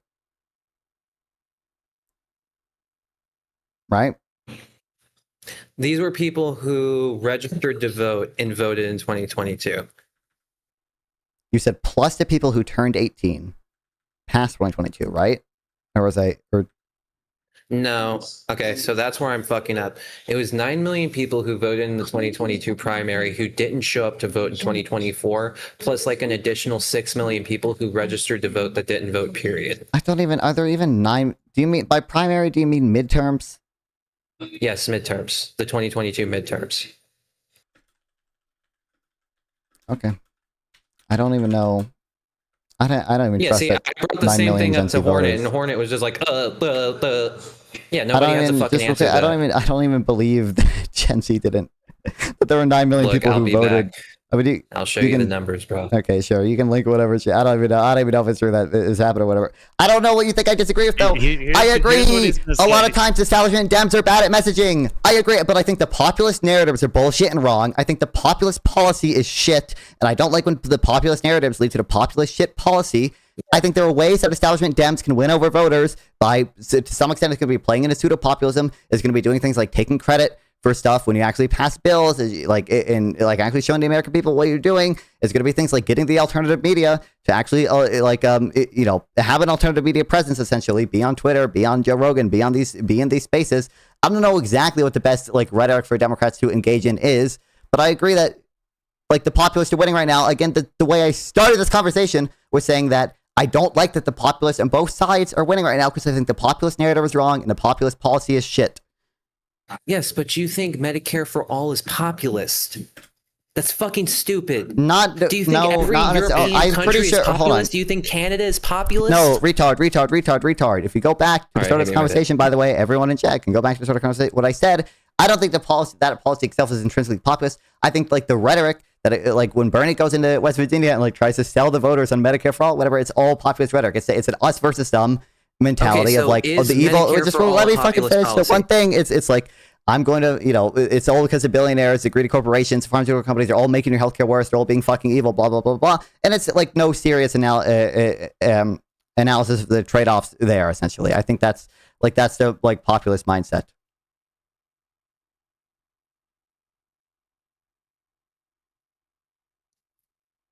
Okay, so what's your point? My point is, I don't disagree that populists are winning right now. I think there are ways that establishment Dems and more corporate Dems, donor class Dems or whatever can win or can get better messaging. I don't know 100% exactly what that looks like, but I listed a few things I think would be good. And I don't think the proper solution is to infinitely cuck out to progressives who don't even give Biden credit for the progressive stuff that he did. Yeah, but honestly, that's the problem that you have, and that's why I know you want to lose elections, because you think I don't want to lose Medicare for elections. all is a fucking cuck policy. Did you think a listen to anything policy I that just said? basically every European country has fucking pulled off, and even Canada That's not and even Mexico true. to a degree. That's not even, to be clear, like Germany You has like understand a we're one of Germany the few has. countries in North America that doesn't have a fucking public health care option. You said Medicare for all, first of all, not just public Yes. option. Then That would those are be different a things. public option. That what the fuck would Medicare for all be? When I was Single in Washington payer. State, I was getting state Medicaid. What the fuck is that? Okay, when I hear Guess Medicare what? for I was all, one of the 950 when I hear million. when I hear Medicare for all, Not a I public think option, single by the payer way. healthcare, where private healthcare is severely limited, and the government is the like almost sole provider of health insurance, and or even owns some hospitals and providers in some cases, right? Yeah, that's what I fucking think of when I insane. hear That's Medicare for all, communist. because I don't agree. Okay, whatever. That's why, by the way, you can look at the 2020 primaries where like Bernie and Warren were saying, oh, Medicare for all, and Pete Buttigieg was like, nah, Medicare for all who choose, right? Like that's what I, like when people say Medicare for all, I think of a public option that Bernie and Warren want. I don't think of the Medicare for all who choose that Buttigieg wants, right? That's why they use different language. Yes, for those so things I or would be whatever. Buttigieg. Okay. Medicare for all who choose. Great. Okay. Wahoo. Also, let's go That back changes to like your like state Medicaid is actually just a public option. Do you know the difference between like a public option and Medicaid? Public option would be actually like on the fucking healthcare exchange. Medicaid isn't. Medicaid is just like state funded. So anytime I've been talking about this, I'm specifically talking about state funded Medicaid, giving state funded Medicaid to anyone who can't see a doctor. That's all I've been talking about. Yeah, it was. Yeah, so that's not public option then. Yeah, that's all I've been talking about. So when you were talking about 30 minutes ago about how like public option is the minimum and half the states are doing it. No, half the states are doing fucking Medicaid for people. Yeah, that's what I was only talking about. There's only 3 fucking states doing actual like public option. One of them being I think Washington, Colorado, Minnesota is about to try it out, but also like you were conflating public option. And Okay, yeah, Medicaid, right? I'll give you that. Like, The entire like a time. Okay, I think this is the reason you personally If didn't vote for her. if they're going to run a and if you want to win a general national election, you can't sound fucking annoying. Oh, when he said that he didn't vote for Kamala because of her voice. Well, Because I do feel like a basic Considering that Medicaid you've been all is over the place standard. the entire time, no. Like, yeah, you've been pretty incoherent the entire time. Come on, bro. Yeah, come on. You haven't been coherent this entire time. Like the fact that I just told you, hey, like you've been conflating this shit for like the past 30 minutes, and you're just like, okay. Nah, well, you're, whatever. You're just So, like, do you get you're the being point now? hyper Like, autistic. It's fine. All right, I get it. I'll win you over. I always do. You know, honestly, listening to this, I'm still confused on the parts of populism on the left that non-fun doesn't like. Would you like to articulate that? I mean, I don't know what I haven't articulated. So I think the populist narrative generally, you see this both on the left and right, but like even at some of the things that this guy repeated, like 70% of workers are working paycheck to paycheck. No one can afford a home, and it's all because of BlackRock buying the homes. Okay, the billionaires are making everything worse. Okay, and blah blah blah blah blah. Like that stuff, I don't like, and I think it typically leads to bad policy as well. But when did I say billionaires are bad? I don't think you said billionaires are bad, but I think that's part of the. NRK just asked what populist stuff on the left I don't like, and I gave that as an example. See, that's the problem. You can't even attack me without saying the words that I actually. no, said. he was talking about. Are you retarded? The left. He was talking Yes, about the I am fucking left. retarded. Not I own that, bro. I own that. I am retarded. How bad are you at Can we tracking? chill for a Holy second? shit. No, I just want to. I'm always on 100. All right, so non-fun. Let's like isolate some policies. Like, what policies do you think are bad policies coming from that rhetoric? Yeah, Medicare for all, rent control, corporate tax increases, wealth taxes, stuff like that. Okay. Now, Avius, what do you have to say about those policies in particular? Those are things you're for? Yeah or no? The only thing I'm for is Medicare for all. So everything That's it. else not. No. And especially wealth tax. Actually, you can ask even the lawyer I was talking about. I've had rants to him about how I fucking hate the idea of earnings tax. No, fucking the wealth gain tax. Basically, if your assets go up, they'll tax you on the Unrealized difference. gains. I hate unrealized gains. I think that's the most retarded fucking policy anybody's ever thought of. That's Wow. my opinion. Okay. Which is, by the way, a progressive policy that Kamala wanted, but we're not going to give her credit for that. But okay. So your populist takes of like giving people what they want is pretty much solely about some type of Addressing some type people's of basic option, needs. Well, you just said for the healthcare, the Medicaid for all. Yeah, exactly. Not housing for all or anything like that, or you can't realistically do housing for all. The only thing you can do is provide an incentive to private corporations so they can build for low-income individuals, because right now there is not an incentive. Well, I mean, so why is there all this They don't need to do disagreement that. then? I honestly feel like the Medicaid for all, you guys just came to a basic agreement on for the most part. So I mean, I don't even see why this guy has one populist opinion. It feels like. Well, so on policy, he doesn't even seem to disagree with us that much. That's the thing. Is that I think, agreed for the most part that the populist narratives was shit. We got some amount of concession in that, because he did come into this saying 70% of people work paycheck to paycheck or whatever. Okay, we got the concession that a lot of the narratives like that just aren't true. We got the concession that even a lot of populist policies are like bad or whatever. He doesn't like rent control, he doesn't like wealth taxes, he doesn't like this shit or whatever. But he thinks that Democrats, in order to win, need to cuck out to all the progressives or whatever, even though they don't seem to give us credit for any of the progressive stuff that we already do. All right, let's get more specific. Avius, what do you think that Kamala could have exactly said and proposed to make people like you or the population in general go out and vote for her last year and make sure that she wins over Trump? Like, give like your top 5. Number 1 would have been healthcare. Number 2 would have been housing. When I say housing, I'm not talking about. She had your housing plan.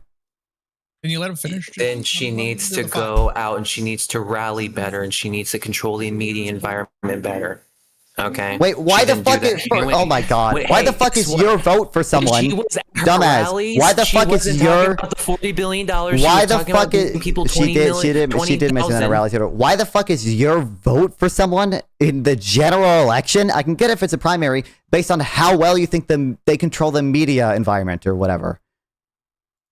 You literally said that matters, though. You've like already agreed to this. Oh my god, that doesn't matter for who I'm voting in the general election. That matters for whether or not Democrats win overall. I don't base my vote based on who has a funny voice, in your words. It's vibes based. I asked them both himself.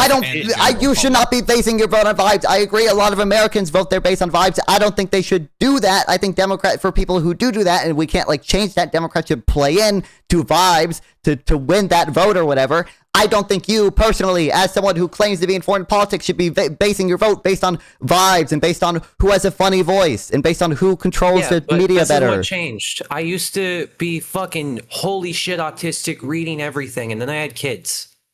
And I realized there's way more important shit than to be constantly diving through all this shit. But you know what? Next time I come back, don't worry, I'll be prepared. I don't know what you didn't answer any of my whatever. Okay. Wait, not fun. We could take a point, but let's just get the last 2 out. Yeah, do that before it. But yeah, just get your last 2.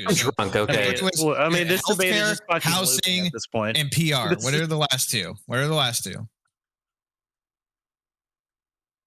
Avius. What are the last 2? She needed to drop all like the whole Kamala is brat thing. She doesn't realize that hurt her.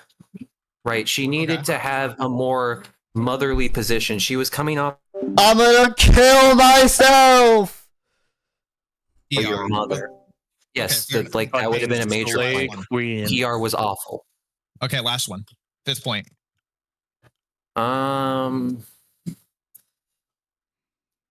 Match Donald Trump when it came down to him talking about eggs and talking about bread and everything like that. You know, I'm not unironically saying we need to do a fucking, a bread act or an egg act. I'm not actually full on fucking 100% on that. What I am saying is Kamala didn't even challenge him on that. She just sat there literally and let him dictate had in the her entire policy narrative. again. First of all, it seemed pretty unironic earlier when you were arguing for the fucking bread act and stuff and egg act or whatever, but okay, regardless, Kamala literally had an anti-price gouging.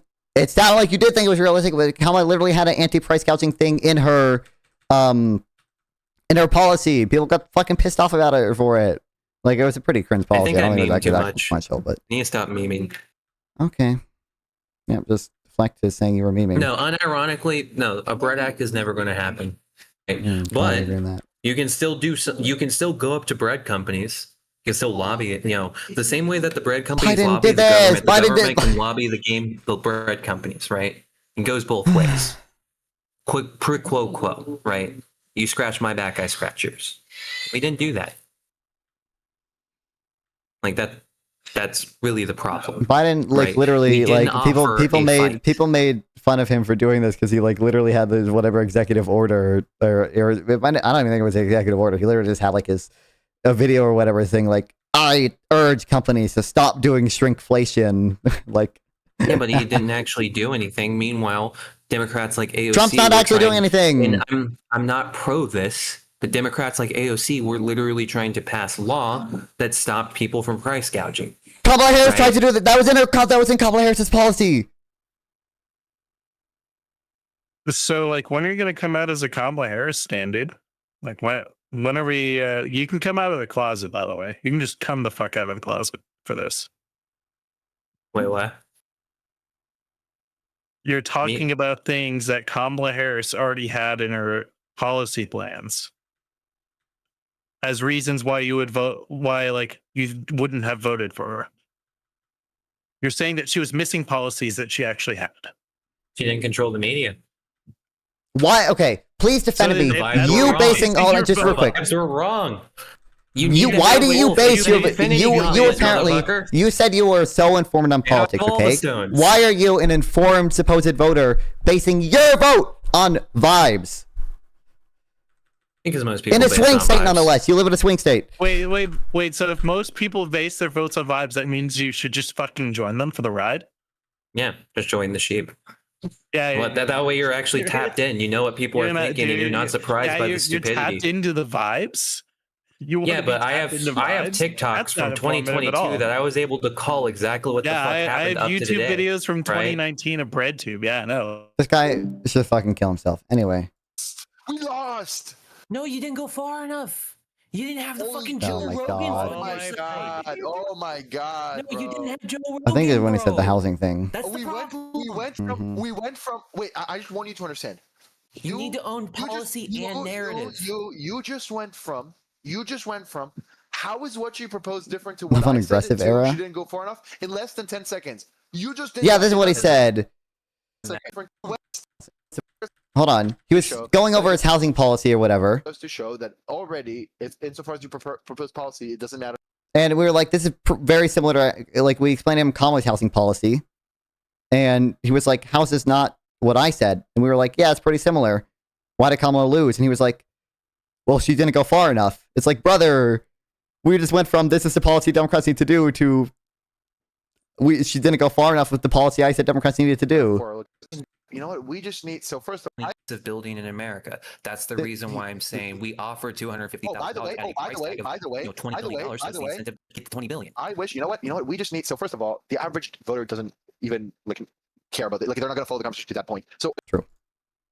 It goes to show that already, insofar as you propose policy, it doesn't matter for electoral chances. You said, oh, you need some policy. It's not just, you need to appeal to the lowest common denominator and then some policy. But the lowest common denominator doesn't get the policy we're talking about. They don't know what like a subsidy is even. Okay, that's the first thing. Second thing is, Kamala literally ran on giving money to developers. Yeah. She literally ran on that. And no one gave a fuck. You don't give a fuck. The progressives don't give a fuck. I'm pretty sure Kamala doesn't give a fuck. No one gives a fuck about that policy. She ran on giving $20,000 to first-time home buyers. And also, first of all, yeah, but also a $40 billion fund, some of which was to be used for local communities to reform their zoning laws, and some of which was to be used by, I think, $20 billion, which was supposed to be used to build affordable housing.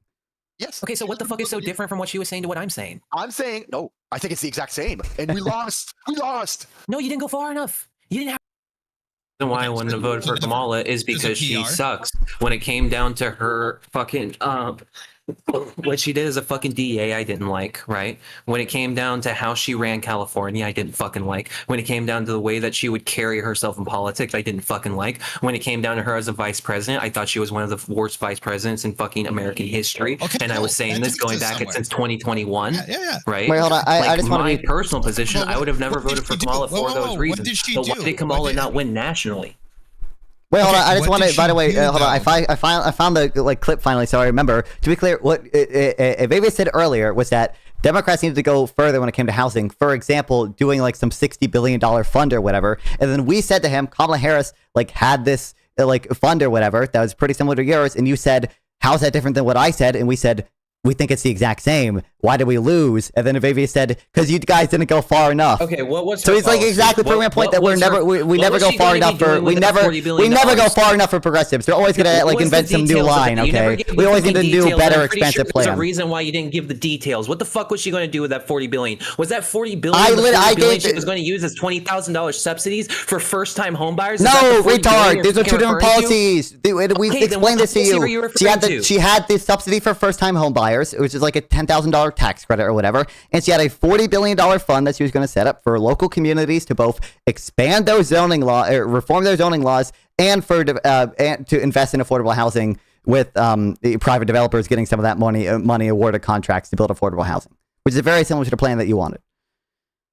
And you even said it was the same, and then you said, but she's going to go far enough, which is just again proving our point that apparently Democrats just never go far enough for progressives. There's always going to be a new line. Well, he said that he didn't like her because of the DA and how she ran in California. I want specific examples of what she did. Yeah, again, it's always going to be new, whatever bullshit. To be clear, this guy said earlier the reason he didn't vote for Kamala Harris is because her laugh is weird, because her voice is weird. I heard. No, dude, I've been in here for. Do you think I'm the okay? Do you think I'm the only person that said that? No, but you're a retard if you say that. Okay, cool. You're a retard if you base your vote. I'm sorry, you are a retard if you base your vote. If you are basing your vote. You're surrounded by retards. Go to Canada. That's your option. Okay. No, I think that again, I think there are steps Democrats can take to appeal to retards. I'm not disagreeing with that. Really? Okay? Because you're what failing I'm saying at is, it right now because I am the retard and you haven't. I don't know. To me. Oh my! I don't know. Again, I can I've laid out the things I do think Democrats can do better, but I think you personally, because you said that you're an informed voter, you said you know a lot about politics. If you're basing your vote when you know about Donald Trump, about history, I don't give a fuck about politics. Okay. You say okay. To be clear, that directly contradicts multiple things you said earlier in this conversation. But okay, glad we got that concession. Yeah, okay, I completely You're watch. Yeah, no, I don't. I don't like politics. I'm retarded. I hate politics. I only watch Nick Fuentes, Fox News, and Holy Son. shit! Okay, yes. Only engage Okay, with yes. political content because I'm a retard. Right? Okay, yeah. Hold on. You are saying. I understand. I literally only engage with this content because I don't fucking care about it. That's okay, true. I understand. Yes, you claim to know a lot about politics. You claim to be an informed voter, yet you are basing your vote based on who has a funnier voice.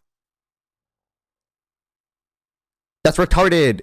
If you wanted to say in the primary election, voted for in the fucking Bush because they wanted to have a beer with oh him. my motherfucker. god. Oh my god. Wait, you shouldn't You're be basing your acting vote like off of that in the general election. I agree. A lot of Americans base their vote on vibes. You're retarded. If you wanted to say like in the Democratic primary, I don't think Kamala Harris can win. Hold on, can I finish my thing? Retard. If you wanted to say in the Democratic primary, I don't think Kamala Harris can win because she's not relatable and she has a funny voice, so I'm going to vote for someone else. That's fine, okay? That's fine logic if you don't think they're an electable candidate.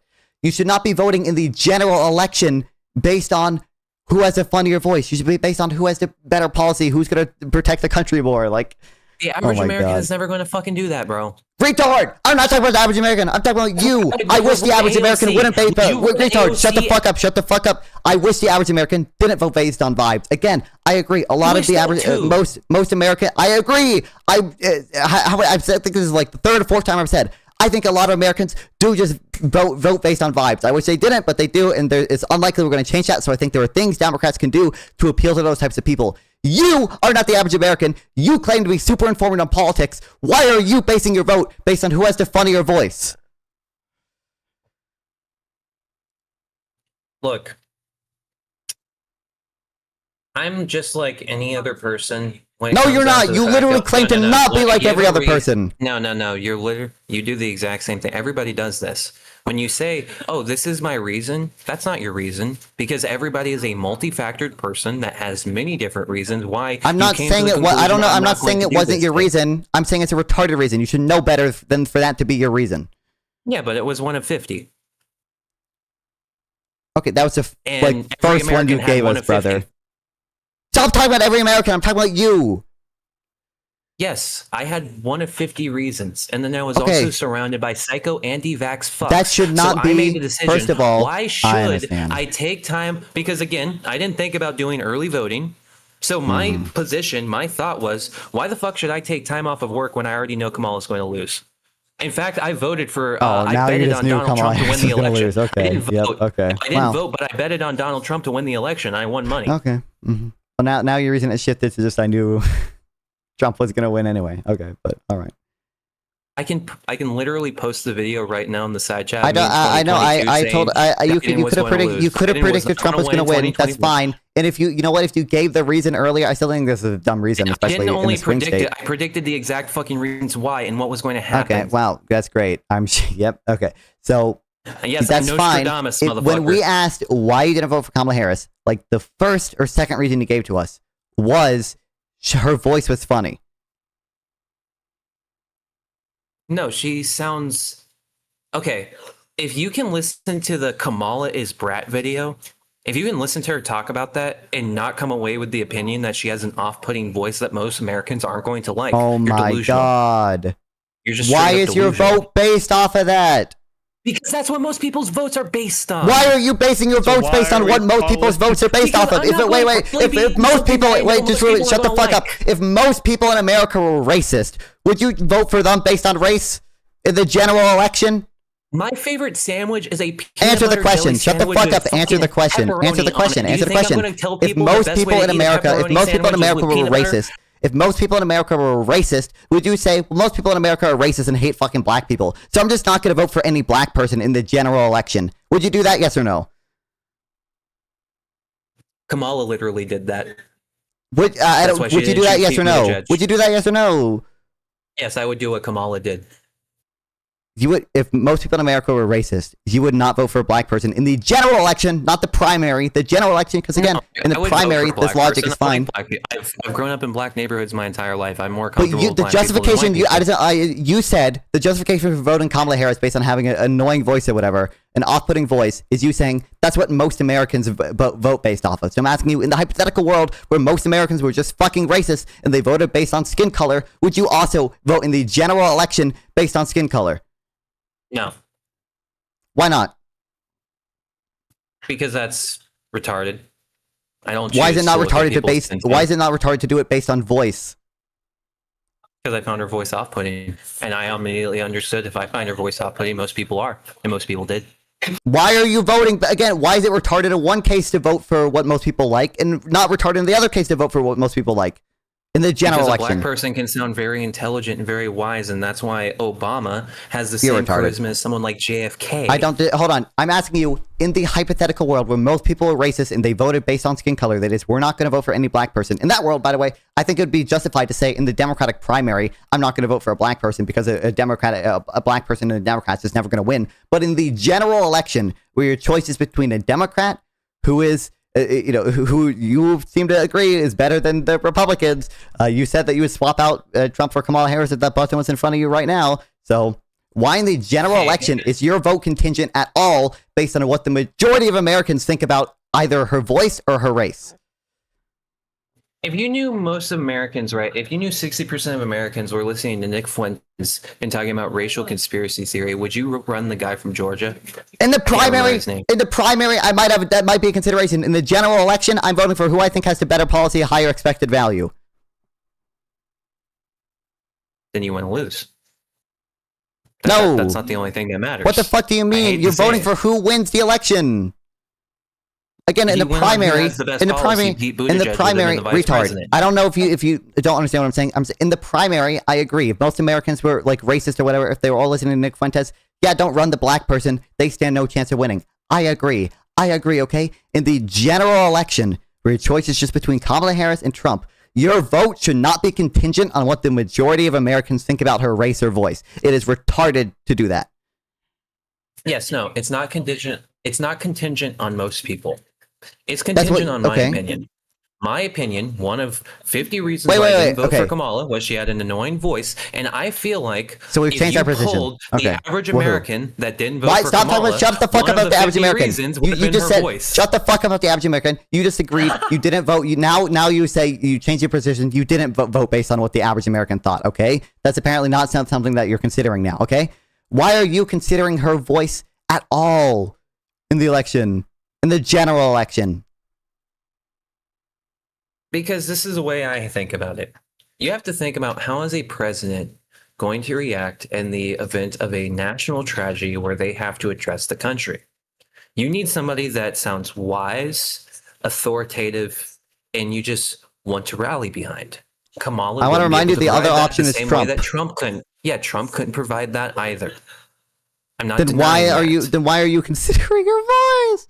Because his base, the only thing they cared about was deporting people and getting rid of DEI. Our base cared about lowering prices and actually giving a fuck. They didn't feel like Kamala gave a fuck, so they didn't show up. I think a lot of Trump's base cared about lowering prices too. Healthcare, Trump lied about affordability and stuff. Yeah, but at least he talked about it. Kamala also talked about it. Kind of. Okay. She didn't even talk about it during the presidential debates. The only thing she brought up in the presidential debates was the fact that she was going to do a fucking $20,000 first-time home buyers. That's the only thing she brought up during the debates. Why do you think that is? I don't remember everything she brought up in the debates. I don't know. So why didn't she bring up the policy you're shouting at me? Right? Why didn't she bring that up? Why didn't she make that one I don't know what her rationale was, and I don't even know if she didn't. I don't remember the shit from the presidential debate. So I don't even know what she brought up and didn't bring we up. gave everything to the socialists. No, most of the socialists follow TikTok. I'm not saying we gave everything to the socialists. I'm saying the progressive policies, progressives don't give us credit for. She didn't even talk about it during the. She didn't talk. People do know. Well, actually, you know what's funny is that you didn't know about her policy almost being exactly the same as yours, and then once you found out about it, you said actually the policy I said Democrats should do in order to win actually doesn't go far enough, even though it's basically the exact same as my policy. Okay, like I guess you didn't know about that. I didn't. No, I'll own that right now. Yeah, I didn't know about the $40 billion policy that Kamala was doing. And you agree doing. that you said an example of a policy that Democrats should do is a $60 billion fund for homes. Yeah. So. And you agree, and then you agree. This. Do you agree that you said? Shut the fuck up. Do you agree that you said? Debate. Do you agree that we brought up Kamala Harris's policy, and you said, "How is that different from what I said?" It's not. I agree it's not. I agree it's not. And we said, and you said, "Do you agree that I'm just?" This is almost a direct quote. I don't even know if that's a super bad policy, but this is almost a direct quote. I can probably pull up a direct quote if you want me to go back and listen to it. But you said, hold on, just real quick, shut the fuck up. You said, how is Kamala's policy different than mine? Do you agree that you've said something a functional equivalent to that? Yeah, I'll agree with that. Do you agree that you then sample text said, I think it's the same. Why did Kamala lose? And then you said, because she didn't go far enough. I'll have to see the clip. I probably said that, but I don't want to 100%. Yeah, okay. Well, that's what you said. That's what you said. But look, I'll own that I didn't know about the $40 billion. Why did I not? Not just that, but a policy that you said Democrats could do to appeal to people. Kamala Harris did, and you said that then you later said actually that wasn't far enough, which again is proving our point. A lot of progressives are always going to shift their goalposts. They're not going to actually have. They're not going to have anything that.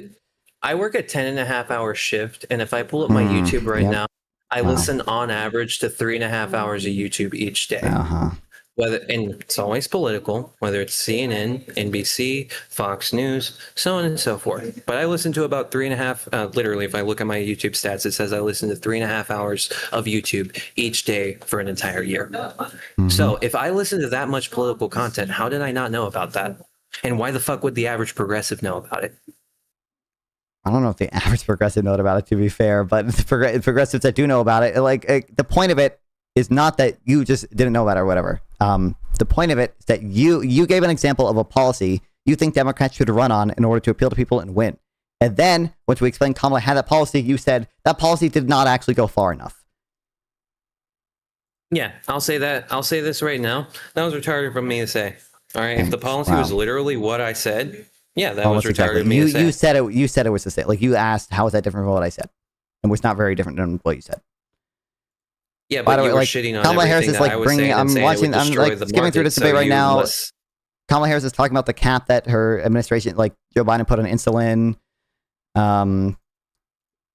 Like she's talking about her new policy of putting caps on all prescription drugs out Okay, of so pocket. did you support Kamala's policy, or did you think it was too left wing and that she was giving into the left wing retards too much? I could go. I don't have a super strong opinion on the insulin caps necessarily, but I think her. I mean, No, the housing policy. Oh, I don't know. I doubt it would have been effective. I agree with the policy itself, probably. I'm skeptical So if why she have you would have been actually been fighting able to with get it me? through.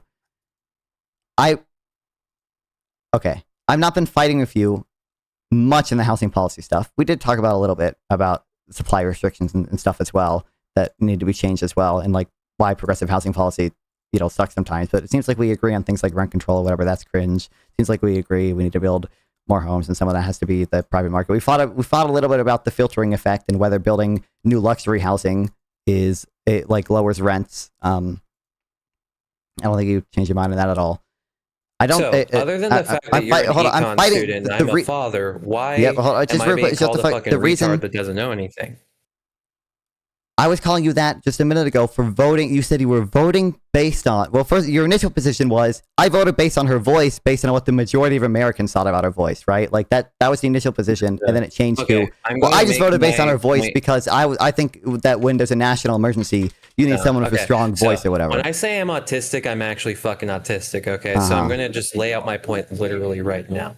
Nice, Okay. fucking clear, okay? My entire position is I didn't like Kamala's voice, so I didn't vote for her. But on top of that, I knew that since I didn't like her voice and I find her voice off-putting, I automatically knew that other people are also going to feel the same way. Mm-hmm. That's it. That's all I was trying to say. And That's not justification. So first of all, no. First of all, we can go back in this video. I understand. First of all, my question was, why is this a justification for your vote? And the only thing you've got to on that is like, well, in a national emergency, you need someone with a voice you can rally behind. Okay. Second of all, you literally said, I don't think should be a significant consideration for your vote. I don't think Kamala Harris's voice was so bad. It really shouldn't be, and it wasn't. Okay. My And I think Trump is probably consideration. significantly fucking worse on that. Like Trump speaks like a retard all the time. I disagree with that. Well, you didn't agree with it hard enough to vote for Kamala Harris, so. I said I would rather have Kamala as president right now than Donald Trump, but I didn't also go out and vote for Trump either. I wouldn't be going out and voting for JD either. I recognize that. I'm saying you didn't agree with it hard enough, apparently, to think that Kamala was worth taking off overtime to vote for. I didn't know she had my fucking policy.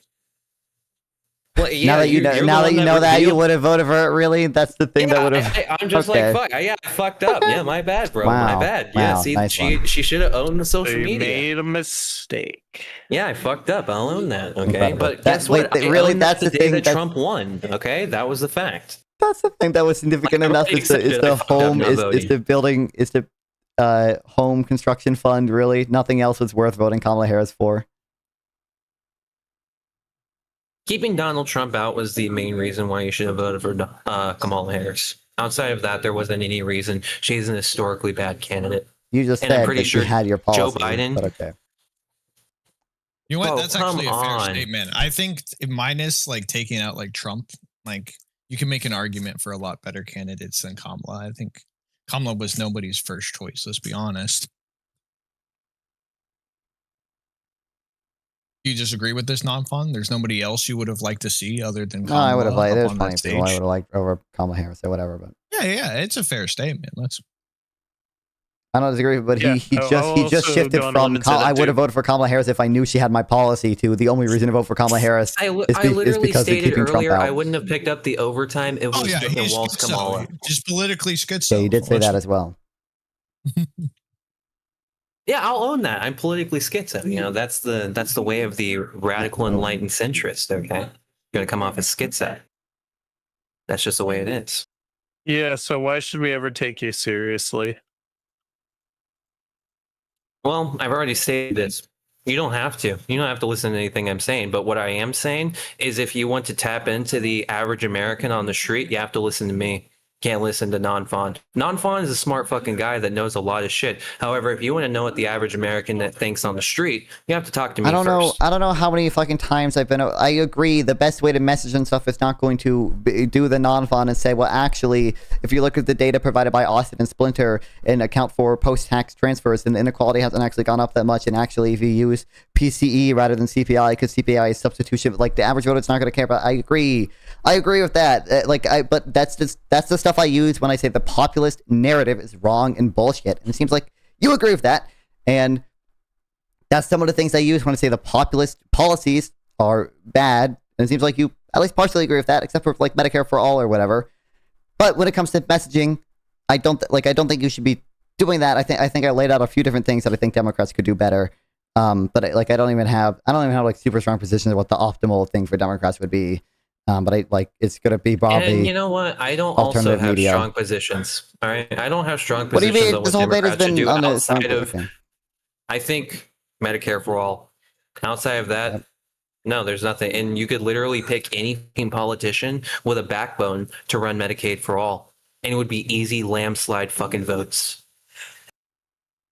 That's my position. Wait, why didn't Literally Bernie win pick then? anybody, do basic economic policies, because Bernie wasn't basic economic policies. Bernie was an insane fucking have right Medicare winger for all. that What wanted do you to mean? literally, yeah, but he wants to abolish the healthcare industry. He wants to That's what Medicare punish for all healthcare means. CEOs. Not to me. Medicare for all means Medicaid for all. What the fuck? Yeah, okay, but that's Wait, not what it means for, the fuck? like, most people. The thing you said makes no fucking sense at all. Medicare for all means How is it Medicaid not for all. Medicaid? How is yes, but that's all I'm saying. Provide What Medicaid to what you said people makes the no same way sense. Washington States provides to people. Okay, Virginia doesn't provide the That's insurance not what that people mean by Washington State Medicaid. does. First of all, you saying Medicare for all means Medicaid for all makes no fucking sense still. That's just a meaningless statement. No one knows what the fuck that means. That's a schizo, unbelievably dumb statement. Second of all, we went over this. This is not what at least most people I think interpret Medicare for all as meaning. Okay, the reason you had a difference between, again, Elizabeth Warren, Bernie Sanders saying Medicare for all, and Pete Buttigieg and people saying Medicare for all who choose or whatever, is because Medicare for all is, I think, typically interpreted, maybe I'm wrong, as the Bernie plan, as something like the Warren plan, where you have like a substantially single-payer healthcare system. And Medicare for all who choose or whatever, or the public option, is different than that. That's why they have different terms. And it's just Do they simply have private options in Canada? some limited ones, yes. Do they have private options in Norway? I don't know what Norway healthcare system looked like, but I imagine it would be some limited. Do they have ones. private options in France? I think France has a decently managed competition Yes. model. Do they have competition in Germany? Yeah, Germany's not a single payer system, retard. What about the UK? They have some limited ones, yes. Yeah. So when I say I want healthcare for Americans, I want to copy what the UK does. Yeah, that's single payer healthcare. That's substantially limiting the amount of private insurance that can exist. How? They still have private insurers. They The have same as very America. limited private insurers. No, like they less than don't. probably. Yes, they do. What percent of the population in the UK do you think is on The private health only insurance? form- no, the only And it's form of heavily public regulated. If you have public insurance in the UK, you literally have to go to The I NHS can't is a remember single what- payer system. Yeah, The government NHS. The government You literally owns can the only go to hospitals. NHS The government hospitals. the government owns the hospitals. Okay, the government owns the hospitals. I think there's some like insurance plan the government still provides or it still has for other people as well. Yeah. And there is like some as like very limited private insurance that's allowed in the UK, but private insurance is severely restricted in the UK. That's all I'm And arguing. the is I'm arguing hospitals to are build government owned. The NHS hospitals are not privately owned, or at least most of them aren't. NHS hospitals and NHS dentists. But in the UK, Mhm. anybody that actually wants to have good health care, good dental, anything like that, no, they still have it from their employer, right? They No, still I don't have know. a I don't. private insurance option. If I look up, They if don't use I the look up, fucking NHS. if I That's why they're trying to defund the NHS, because most people don't even use the NHS. It's only poor people that If use I the look up, NHS. that's not true. If I look up percent of people in the UK that get employer provided healthcare, what number do you think I'm going to see? Probably like over 80%. You're fucking retarded. Percent of people. Well, I guarantee. okay. I don't even know if It's not- employer provided. I don't even know if employer provided healthcare is allowed in the US. Wait, what? Sorry, in the UK. No, it's the same as America. It's like a part of the No, benefit it's a package, single same as payer anything else. system.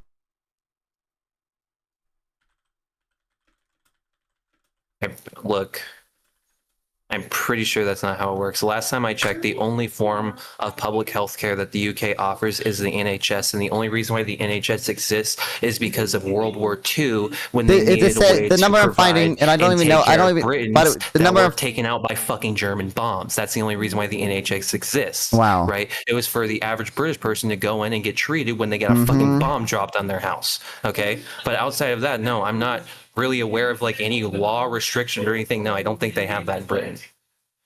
What do you think single payer healthcare is? I don't think you know what single payer healthcare is.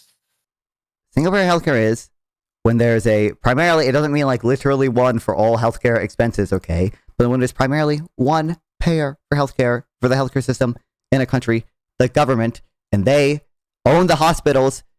And, you know, I think some of them also just have like health insurance plans that are provided by the government as well. But it's typically what we mean by public option is health insurance plan provided by the government, and single payer healthcare is like literally the government owning the hospitals. But I do think there probably are countries that have like a in total single payer system that if you want to talk about insane, but to be clear, I think 11%. I think 11%. Like at most is the amount of people on private health insurance. Look, I can't fucking in the take you UK. seriously because you clearly don't understand anything about fucking France. If you want to destroy me and talk about an evil, authoritarian, socialist fucking healthcare policy, Why are we France, shifting to but you clearly France? don't even understand anything about fucking France, because the whole thing of the healthcare argument is Britain literally only provides the NHS, and people compare it to France all the time. I just said the number you at most at 11 point. It's at 11.8% of the UK have private health insurance. It can't be that small. No, I fact checked it. It's true. Because it's a single payer system, retard. I found it from the Columbia University. Mine says 12% though, with 6.2 million people from 2020. I thought it was a Let's run with it. It says 12% in 2008, and now it's 11.8%. Okay, so 11% of people have public health, private health insurance. Then, so that means 88% of people choose to use the shitty, inefficient NHS system that takes you months to get a surgery over paying for their healthcare because of how fucking shitty it maybe is. that's the cost of single payer healthcare, is that a lot of the quality goes down and wait times go up. So why wouldn't they do the private option where wait times are shorter? Because Why wouldn't they pay instead? It's not even necessarily to broke, but private insurance. So First of all, I 98% believe I Britain, could be wrong. 88%. I believe private insurance is like restricted in Britain.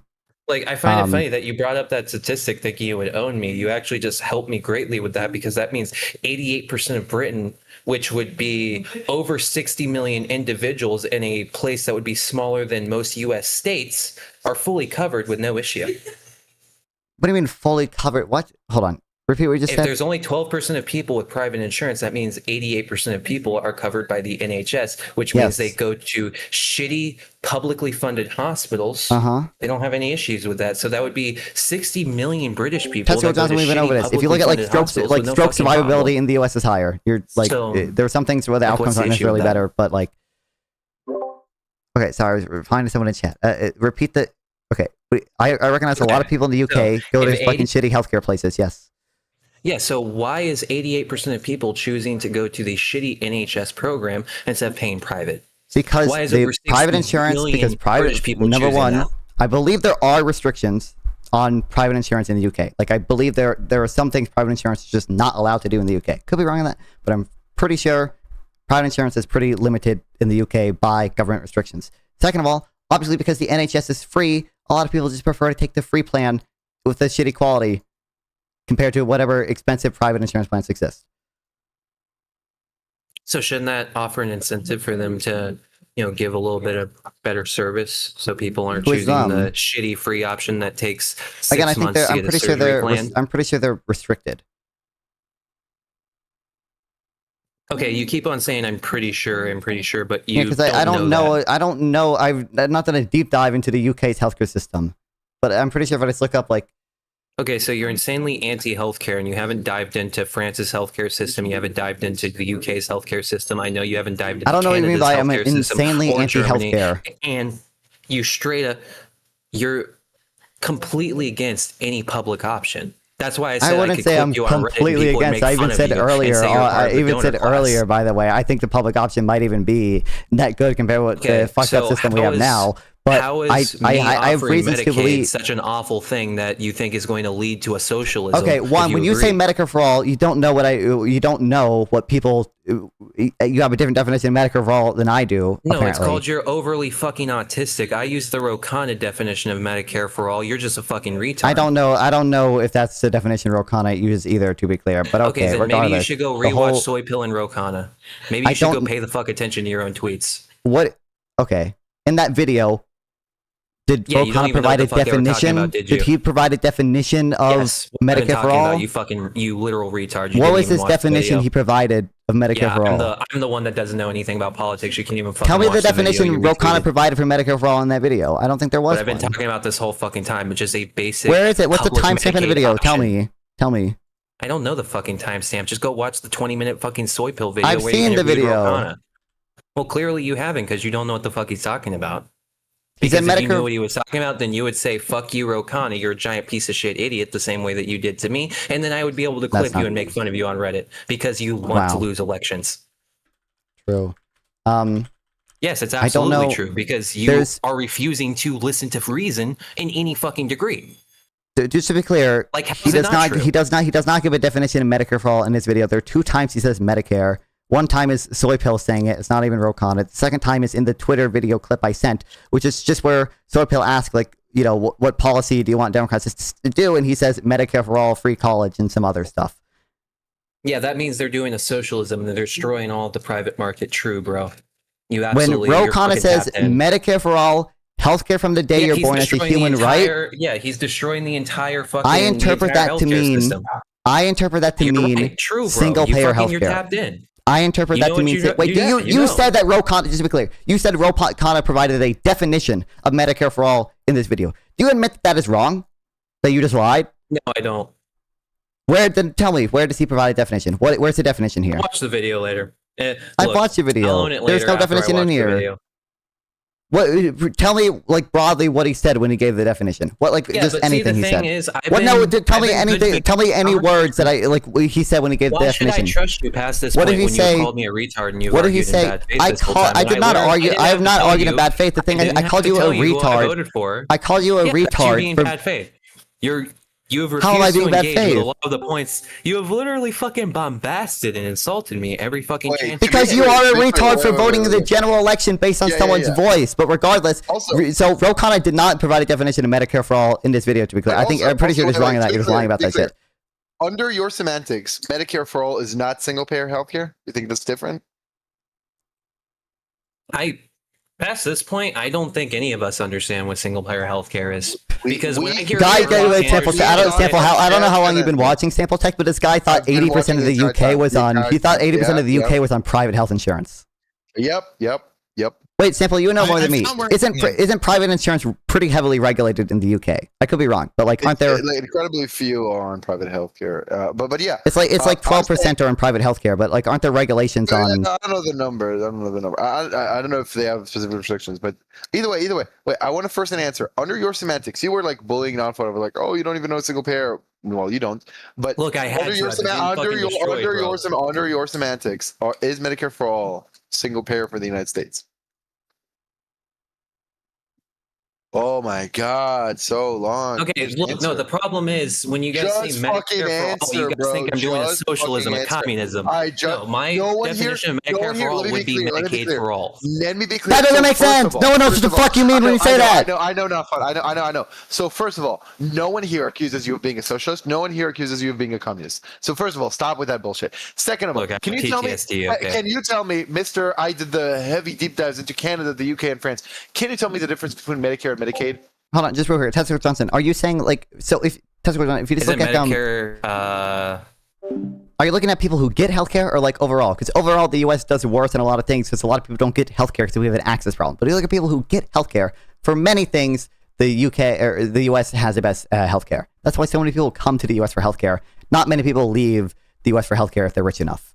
Okay.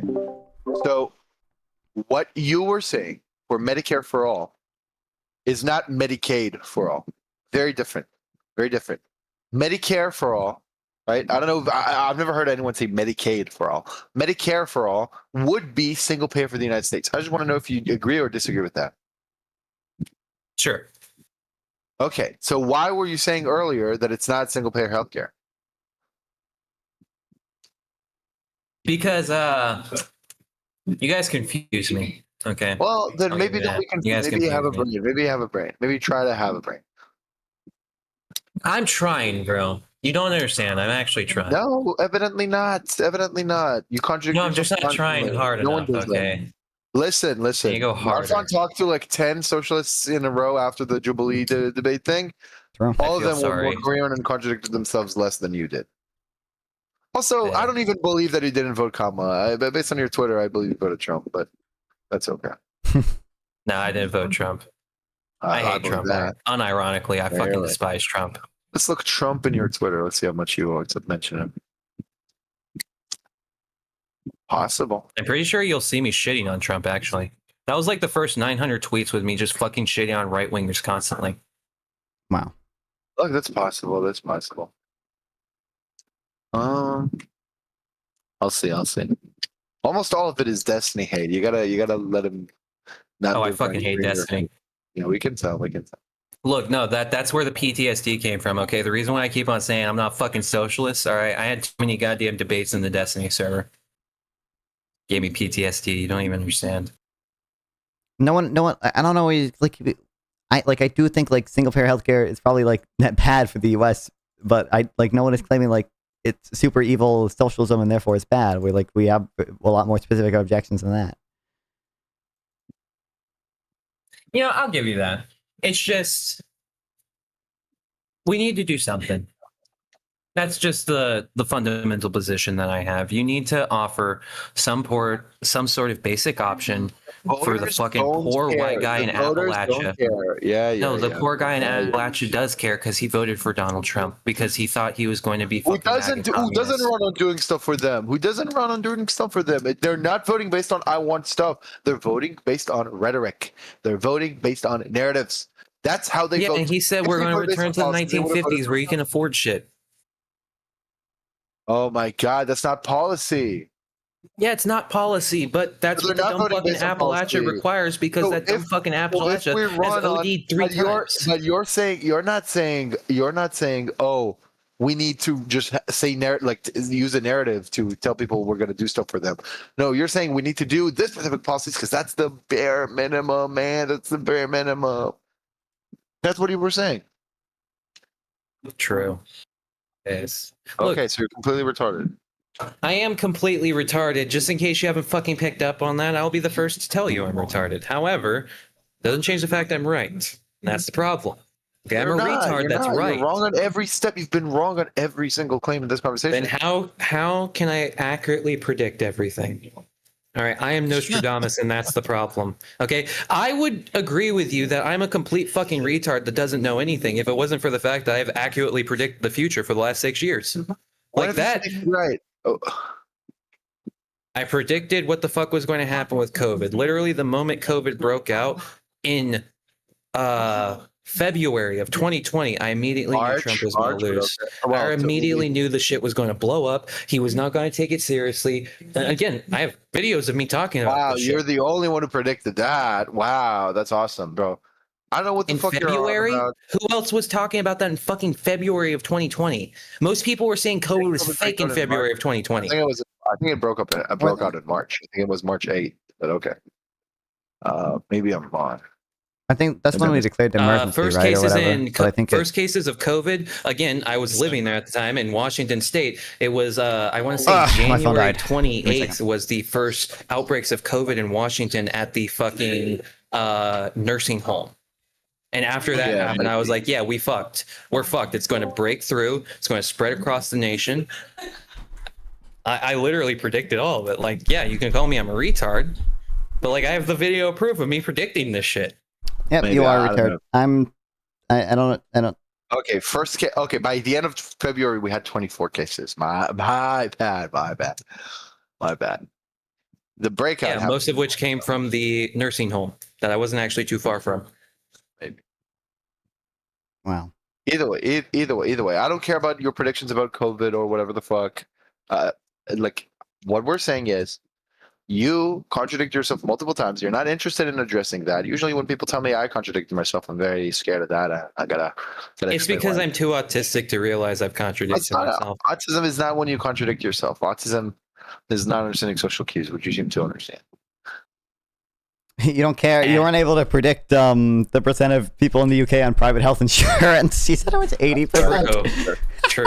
Also, maybe you kind of maybe you're kind of unable. Maybe you're also kind of unable to predict stuff because you made the prediction that if Democrats did this, that, and the other thing, they would get elected.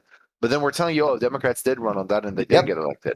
So you're like kind of retro predicting and failing. So Okay, that's so really embarrassing. all right, so you guys keep on saying that's a imagine being a contradiction. worse version of a prophet, dude. You're fucking. You said as an example of a policy that Democrats should do in order to win. Okay. The reason why I don't say that's a contradiction, why I won't own that, the reason why You did own it earlier. You literally said I contradicted myself. I own it. You know, GG's. Now you're contradicting yourself about contradicting. Yeah, you're literally. GG's, bro. GG's. Okay, you're that's all retarded. it is. Yep. Okay, buddy. I don't give a fuck anymore. Do you want to? Is there any final words you have, buddy? Anything? I just have to know before you go. Okay. Why retweet the anti-Semitic image? Why do that? What the fuck? What's the value added? If you're like saying you're a for funds, yeah, for funsies, honestly. Yeah. Fuck off. Yeah. Like, what do you expect I was gonna say? Maybe like, oh, I've been a Gorper this entire time, or something. Wait, hold on. I just want to be. I just want to be clear. Like when Rokana says Medicare for all, healthcare from the day you're born as a human right, you think I should not interpret that as single payer healthcare? No, I think you should interpret that as Medicaid. What about when he said? What about when he said that he literally wants a single-payer healthcare system first tried in states and then implemented on a federal level? This is something he said this year, by the way. So we're not even going old quotes. All right, yeah, I'm wrong. I'll own that right now. Okay. Wow. Also, Rokana is retarded. To be clear, Rokana is retarded. He is an NIMBY. He is like, so he has some YIMBY platitudes, like, oh, I agree with abundance. We gotta go YIMBY, whatever. But every time he gets to talk, it's oh, the fucking private corporations buying all the homes. He's a progressive NIMBY for all intents and purposes. I don't give any credence. Kind of. Yeah. But the problem is, as you guys have seen, what are your thoughts about money in politics? I just really, really have to know. I just think that's very interesting. I don't care. You don't care? Oh. What about APAC? I don't care. Yeah. Okay. Do you think APAC's the only APAC? Sure, bro. Okay. Let's look up. Okay.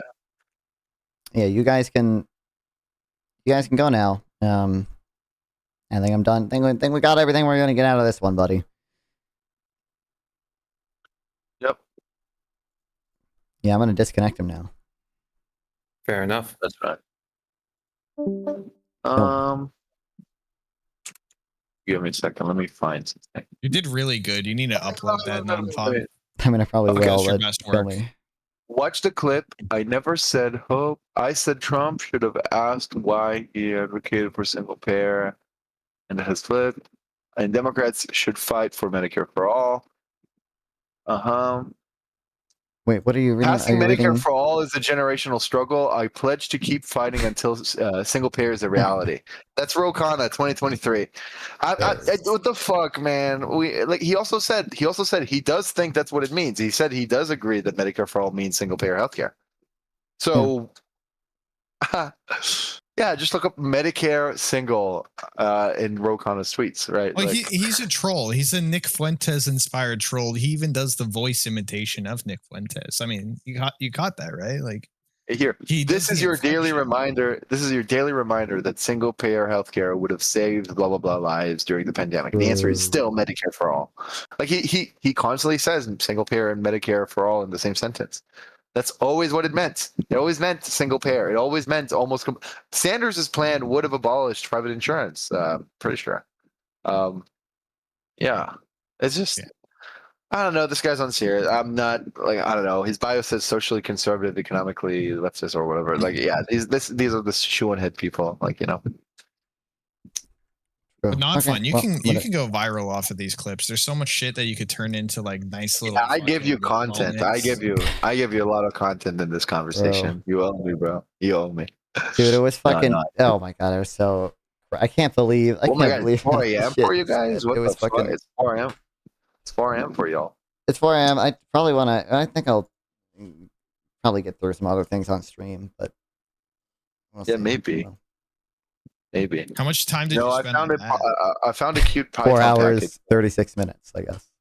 Yeah, because I had come in about like, well, I said 3 hours. It's probably actually 3 hours now, but it was like 2 hours and like 40 minutes into. Yeah. So, I asked him like if I can jump in and like said like 4 hours ago. So fucking insane.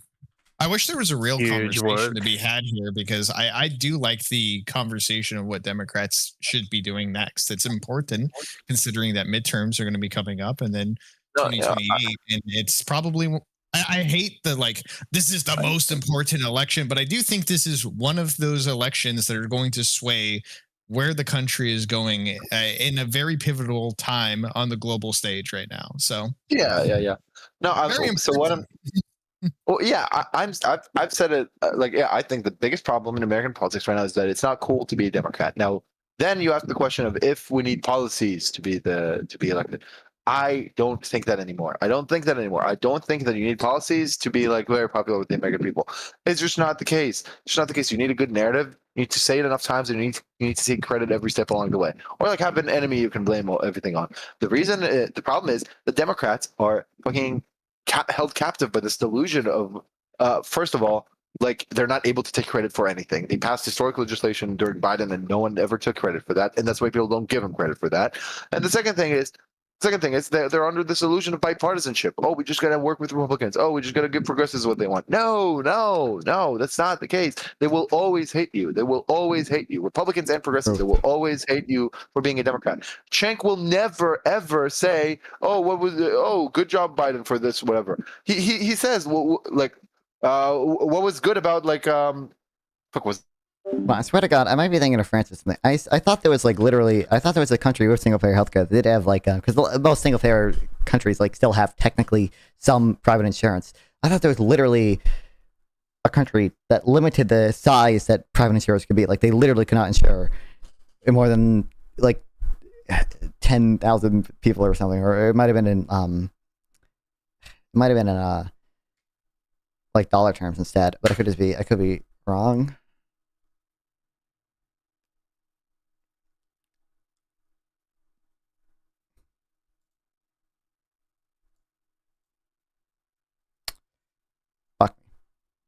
to his base and they fucking eat up his dick. But even when he said some wild shit like about the Canada, a lot of about invading Canada and about these tariffs, even r/ like conservatives and conservative mouthpieces were like, whoa. I don't know about that. Maybe he's joking. He must be joking, right? So it has to pass the smell test on policies. No, it doesn't. He said so. If you listen to the progressive narrative about what causes American politics, it's like, oh, it's the hard-working families who just want to put money, like bread on the table or whatever the fuck retarded shit, right? So they really need to care about childcare, right? Like that's got to be a top issue for these people, right? Trump was asked, what would be your policy on childcare? And he was like, look, childcare is childcare, and fucking what was it? But he's talking about Kushner and something like all like complete non-answer, complete flop. You can watch the clip, you can find it online.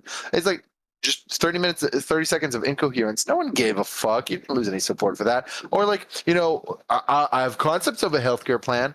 Right, like if healthcare is like this decisive issue that if you're not proposing Medicare for all, or I'm sorry, a public option, then no one will ever vote for you. But Trump can say I have concepts of a healthcare plan. Bro, what the fuck? And also, I don't know why you get a little bit more saying that. Yeah, that's the problem. It's not about Trump is a symptom. I don't think he's I don't think it's like it's special, and that's why people don't expect anything from him. They don't expect anything from him because he operates in a different way. He operates in a way that is not about policy. It's about narratives, and that's why when he doesn't give you policy and he gives you a narrative, people are like, "Oh yeah, sure." When Democrats do that, Democrats are still expected to give policies and not narratives. We got to break that. We got to make it so we are only giving narratives, not policy. Because if we run on policy, no one cares, and we're only losing. We're only like kowtowing to progressives, and we're not going to win with that. We're never going to win with that. What we're going to do is we have a Newsom who only runs on narratives, and I hope they get it. I hope they don't try to do like, and also Gavin cannot. I also think he cannot. I don't think Gavin is associated with any policy, and I don't think he can make himself associated with any policy. When you hear Bernie, you do think Medicare for all. And so he did associate himself with that. Maybe when you hear Trump, you think mass deportations, but I think that's not the deepest issue. I think it's just Trump is retarded, and Republicans want to stick it to the libs. Like they hate libs and they want to trigger them. And that's what I think we should do. We should trigger the rights. We should trigger the cons. That's what I think. That's what I think. I don't think you should be hung up in a lot of the policy things because that's going to have to be ironed out and changed anyway. I just think that what you say about your policy position does still matter, right? So if you know, they're going to ask you, well, what's your policy position on housing, right? I mean, since that was brought up so much, and if you come out of the gate and let's just say your policy position is I want government housing, and you are like, hey, I want the government to own your house, it's going to sound horrible and people are going to be like, that's whack. And I no longer support, like, even though I supported the idea of lowering, housing costs, you just came at me with some whack shit. That's bad. So you have to own the narrative, but you also have to have a good policy position that people can agree with. If you just come out of nowhere and start saying shit that people don't agree with on like face value, it's going to sound horrible. They don't care about the policy in the same way that like non-fon cares about a policy. Non-fon will actually bring out like the fucking papers and be like, well, this is what the fucking economic graphs look like, and this is what like 5 different. Yeah, but no one thinks we can win with that. Me and Anfam, we don't think we can win by telling voters. Oh, Can't I repeated that? It's funny because I repeated it like 10 times, but he doesn't seem to care. Yeah. No, I make it very clear. When I call myself a neoliberal, I don't think Democrats should call themselves neoliberal and like talk about unsplintered data. Like I don't think that's. Again, I don't think we should run Greg Mankiw as like the president. I don't think that. I'm saying just that there are like dimensions to this, right? That we can talk about policies and we can talk about narratives. We can talk about what's true and we can talk about what's like politically beneficial, right? These are the two dimensions I view politics under. I'm not interested right now in talking about what's true. I'm not interested about how we get elected. And there's like one-way causation here. Policies don't cause you to have a good narrative, but a bad narrative does cause bad policy. That's the most important thing. If you run on the populist narrative of like working families, infinity unions, paycheck to paycheck, corporations buying the homes, and you're going to get bad policy as a result. Even all you did is descriptive statements, right? You just gave descriptive statements of like, oh, we have more homeless people than more vacant units than homeless people. Oh, taxes used to be infinity on rich people. A bajillion Americans are paycheck to paycheck. Even though you're just saying descriptively false stuff, even though you're saying just descriptive claims, people are only going to interpret for that dog shit prescriptive policy. So that's the bad thing. But if you have dog shit prescriptive policy, if you have great policy, that's not going to cause people to have a good narrative. And so what we should do is just have a good narrative, keep pumping it, keep taking credit for everything we do, because we do a lot. Biden did a lot, and no one cares. And stop having this illusion of bipartisanship. Progressives are never going to care for anything you do that is their policies. No, when I happen to agree with progressives, sure, of course, do that. But when progressives are like, oh, we need a $20 minimum wage. Bernie's proposed like a $17 minimum wage. Fuck that. Even if he did that, no one would give a. No, even if Biden did that, no one would give a fuck. No one would give a fuck. Flying fuck. They will be like, oh, but Gaza. Yeah. So that's the difference. Wow. What I want is I want the 2028 nominee to go up there, and when people, obviously the main things that are going to be brought up, they're going to be like, hey, what are you going to do about housing? I want them to go, I'm going to make it affordable. And when they say how, just say, well, you know what, we're going to build more houses. And they're going to be like, how are you going to do that? We're going to make it easier for businesses to build more houses. You're playing the policy game. They're asking you how it goes.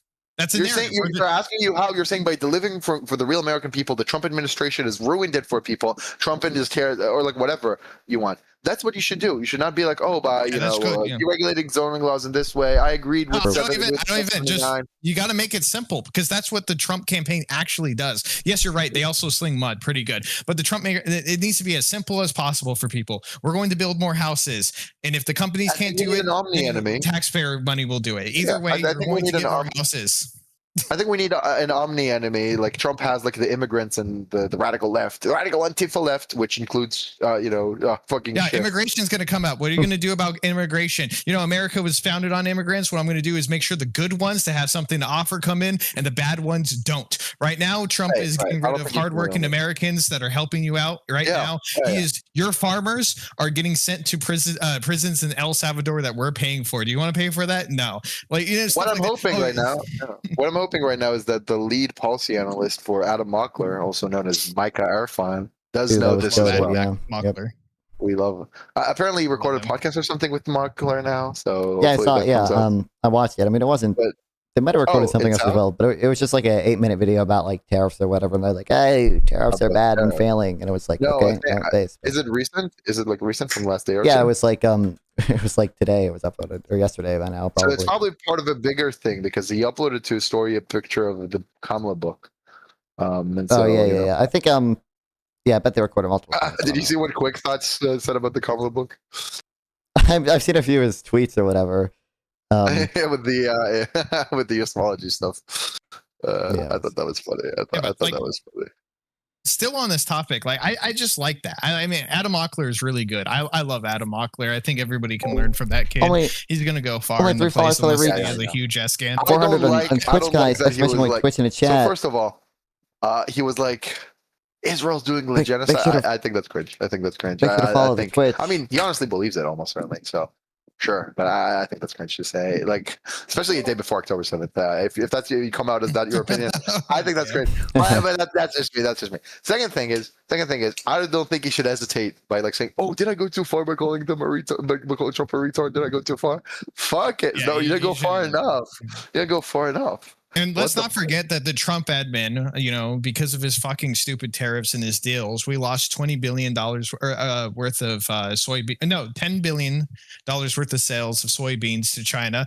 And now we're giving those soybean sales are going to Argentina, and we're giving Argentina a $20 billion bailout. So, we're losing a total of $30 billion. Amazing economic plan from Trump over here. But, what we could be doing under a Democratic plan is improving our infrastructure, which would create jobs for people. And not only that, by going green and doing a lot of these green projects, who benefits from that? The Rust Belt, because we're going to need fucking steel. We're going to need manufacturers. And we're going to have to build a lot of things back up. These are jobs that you don't need to even learn new things, and we can get them over. We can start building shit that only America can fucking build. And nobody says that. I think we should be the opposite of progressives. I think we should be like progressives, but the opposite. So they would not vote for you unless you have, Medicare for all and, infinity money to Hamas or whatever the fuck, right? So what I think is I'm not voting for anyone until they propose to repeal the Jones Act. That's my position. That's my position. Okay, we were talking about this 5 hours. Everyone say your final shit or whatever, and then I can move on. I'll go for. I just think the thing you need to internalize is it's right now it's populism versus populism is a narrative. It's not a policy prescription. So there's populist policy, but populism is mainly a narrative. Populist right-winger people would be okay with anything Trump does. Populist left-winger people would be okay with nothing Democrats do. The way forward for the Democratic Party is not. It's not to focus on policy, but just that once the progressives want, it's to have a narrative and relentlessly attack people and not be bipartisan and fucking meme and have a social media presence. That's why I like Gavin, and that's why I pay attention to Zoran. Wait, real quick. Sample, do you agree? This is my take. You might have been here when I said it. Okay, do you agree you should never, ever, ever trust the progressive with a 4-year econ degree? Progressives with a 4-year econ degree?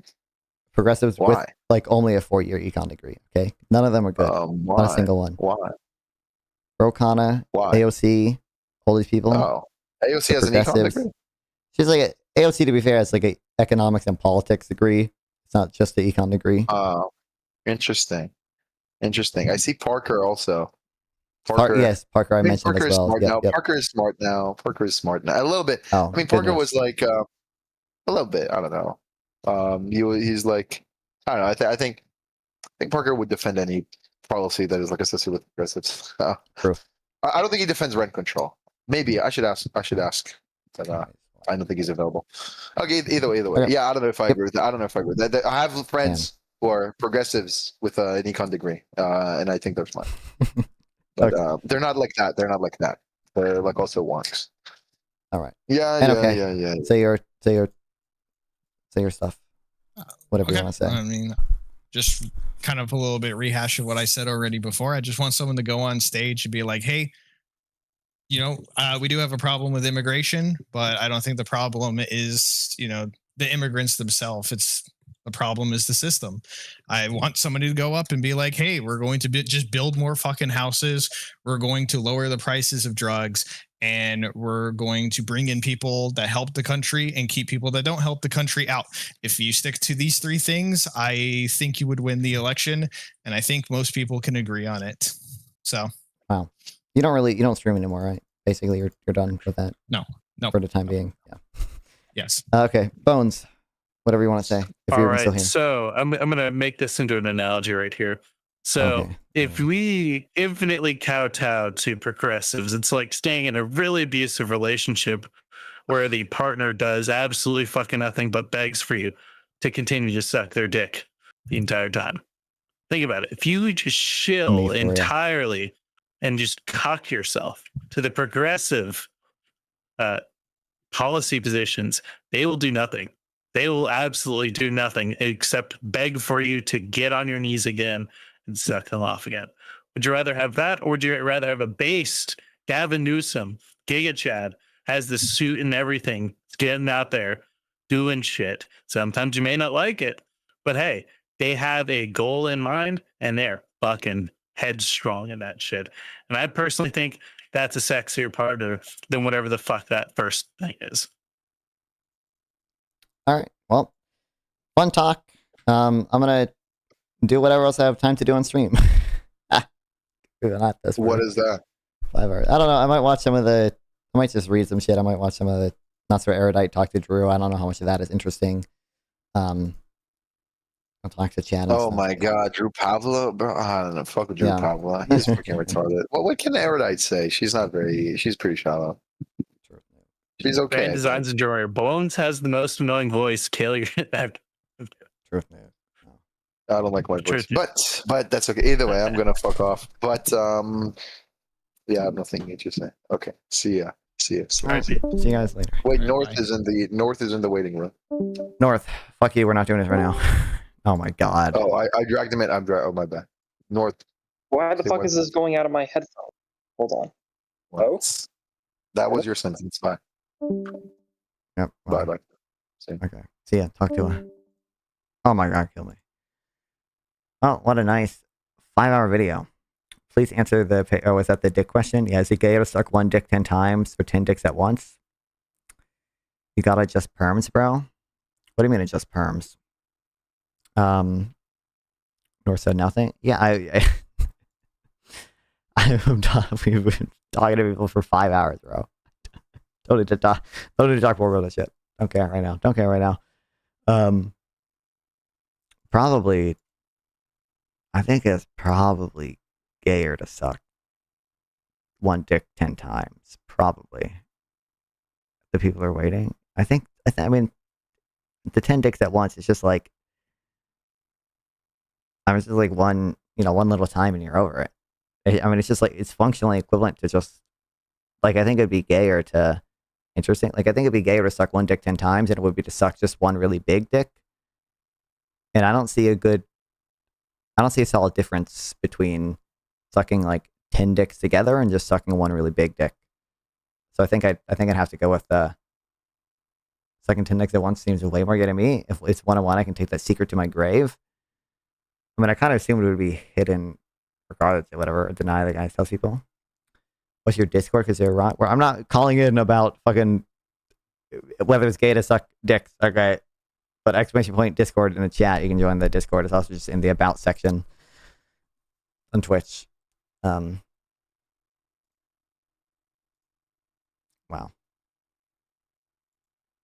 Scared. I just talked to people for 5 5 hours, the most autistic, retarded conversation I've had in my life. Oh my god, kill me. I don't need to do Collins about dicks right now. I don't. Sorry, guys. I'm ready to fight. I mean, listen, hey, there's people in the waiting room in my server. I mean, you guys can just go to hang out in my server, or go to debate in my server and talk about that if you guys want to. Love my Australian friends. You got pretty worked up there. It was fun annoying you during that. Bro, he was so retarded, bro. Oh my god, kill me. Oh my god. I need to sleep, unfortunately. Rip. Sad. Drew probably was low energy during this whole conversation. I don't know. I watched like the first 5 or so minutes of it, and it was just like 2 monologues they gave. Didn't seem that high energy or anything. Oh my god, he just damn it. First, I would ask, why did you claim one of Kamala's main running positions was going to be $40 billion subsidy when she didn't mention it past September? I have no clue if she didn't mention it past September or not. But it's not the point of us mentioning that in a conversation we had, retard. There's only about 4 CNN articles I can even find mentioning it. Wow. Which, before September, leftist did rally behind her when she started talking blah, blah, blah, blah, blah. Don't care. Okay. She dropped all her views on the leftist policies, appear to be more moderate right, because people like Joe Rogan abandoning their platform. Okay, don't care. Retard. Okay. Is that us? No. Is that us or him? I think it's him. You know about the Hassan Pike shot caller? He's very crazy. I already talked about that. I don't think there's anything. I don't think there's anything new I have to add on that one. I don't know. It looks like to me, probably shocked this dog. PPG VC later. Does PPG want to talk about something, or are you just saying that? PPG's not even streaming. If there's something specific PPG wants to talk about, maybe we can do it, but I don't know. I ask, yeah, I have no clue. I don't care. There have been more clips of Hassan, like supposedly, like either shocking his dog or something. I kind of think that what might have happened is just that it seems like he has like reached for, like you can see in this clip, like his dog moved and he does the same movement where he reaches for something and like, you know, kind of like jumps back or whatever. She doesn't yelp or anything. I kind of wonder if what happens is instead of him hitting either, there's different like modes a caller can be in and stuff. There's like there's a red button and there's a like right or black button and there's a test button. The test or the tone button. The tone button will just like play a tone. I think depending on how you have it set up, the black button can either be just vibrate or black button can be like a small shock. And the red button is like the big shock. Or maybe you can set it to big vibrate too. But I kind of wonder if you just meant to hit either the tone button or the vibrate button / the small shock button and then accidentally hit the big shock button. Or if you meant to hit the tone button and hit the shock button. I kind of wonder if that's what happened. It wouldn't surprise me if that's what happened. But like he's just very clearly lied about what caller it is and stuff too. So it's how the break take and say you think the dog deserved it. I do not, believe it or not, think the dog deserved it. That's not something I think. Oh, really? Hang on. Can you hear me? We can, but you're chopping in and out. Well, it actually might need it more than you. The elections are on Mamdani, and the fact that I saw like a lot of like kind of standard bearers of the moderate left. This is true. I think he said like he considers himself a dispossessed conservative now or something. Publications with like hundreds of thousands of subscribers. They literally shed it to their audience. So okay, we're good. Okay. No worries. All good, man. So listen, I think a year ago we were on the same side, even maybe as late as 6 months ago. But I've been wrestling with an internal ideological dilemma for a long time now, even years probably in the making. And when Trump was first elected, I was extremely sad and I was like shattered. I was extremely upset with the first months of his administration when he was really harsh on Ukraine and I really disagreed with his foreign policy, etc. I've been happy to see that in, I think like the recent, maybe like the past 2 months or 3 months, he's been a bit better on Ukraine, which is an issue that I really care about and is really important to me. But it just... Only after is like, I mean, he's totally flip-flopped his position on Ukraine because his negotiations went nowhere. He couldn't actually believe it. He was disappointed that Putin did not respect their whatever relationship. It's a number of things that have basically combined to make me feel extremely disillusioned with the left. And this idea that, oh, well, I'm a grifter, I'm doing this for money, it's actually extremely not true. And I'll explain why. So in March, I wrote a Substack article called MAGA Maoism. And it was essentially like a kind of conservative critique of Trump and the Trump administration, kind of like from a right-wing perspective in a way, because I was kind of saying like one of the major problems with Trump is his kind of like approach to politics is not really is not really part of, I guess, like traditional Western approaches to politics. There's like a kind of like aspect to it where it was, he was very anti-Europe for a long time. His approach to, economics was quite tin pot. And so like the argument that I sort of made was that it was almost like he was acting like a kind of like tin pot third world regime rather than the American president. And so it was a conservative critique of Trump, and it was probably the most successful Substack that I've ever done. And I made like $1,000, $2,000 just off subscriptions from that alone. And the Bulwark, which is When will Non-Fun get 1,000 subscribers for his Substack? Like Exclamation point. I don't know if I have a command, but exclamation point web. My website links to my blog. Of subscribers, they literally shared it to their audience, and tens of thousands of people read it. And I was invited onto the Bulwark podcast with Tim Miller and Cam Kasky, and at that point, I was like fully within sort of liberal tent. And I could have just kept on becoming. I could have just been like a sort of like a kind of like liberal conservative critic of Trump in a way, and probably made a lot of money doing that, because like there's heaps of money in sort of like the Bulwark, and there's heaps of money in sort of like that kind of Lincoln Project type conservative critique of Trump.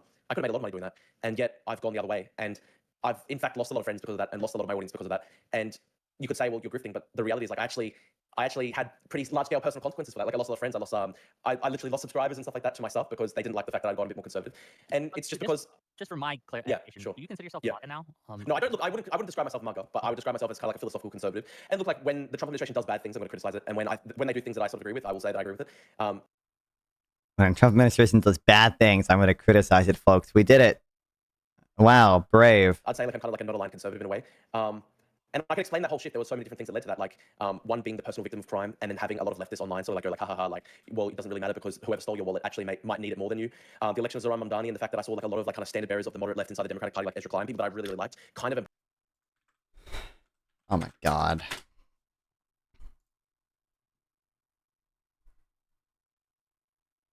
Racing him, and I was like kind of shocked by that because I think Zoran is basically like a closet tanky. So stuff like the fact that like the Okay, retard. Okay, I'm not spending more than 5 minutes on this. Okay, no, retard. You're retarded. Okay, none of us ever claimed that Kamala Harris is retard. Okay, shut the. I can link you. Just go to her Opportunity Economy. You might have to go to it on the web archive now, but just go to like Opportunity Economy Kamala Harris.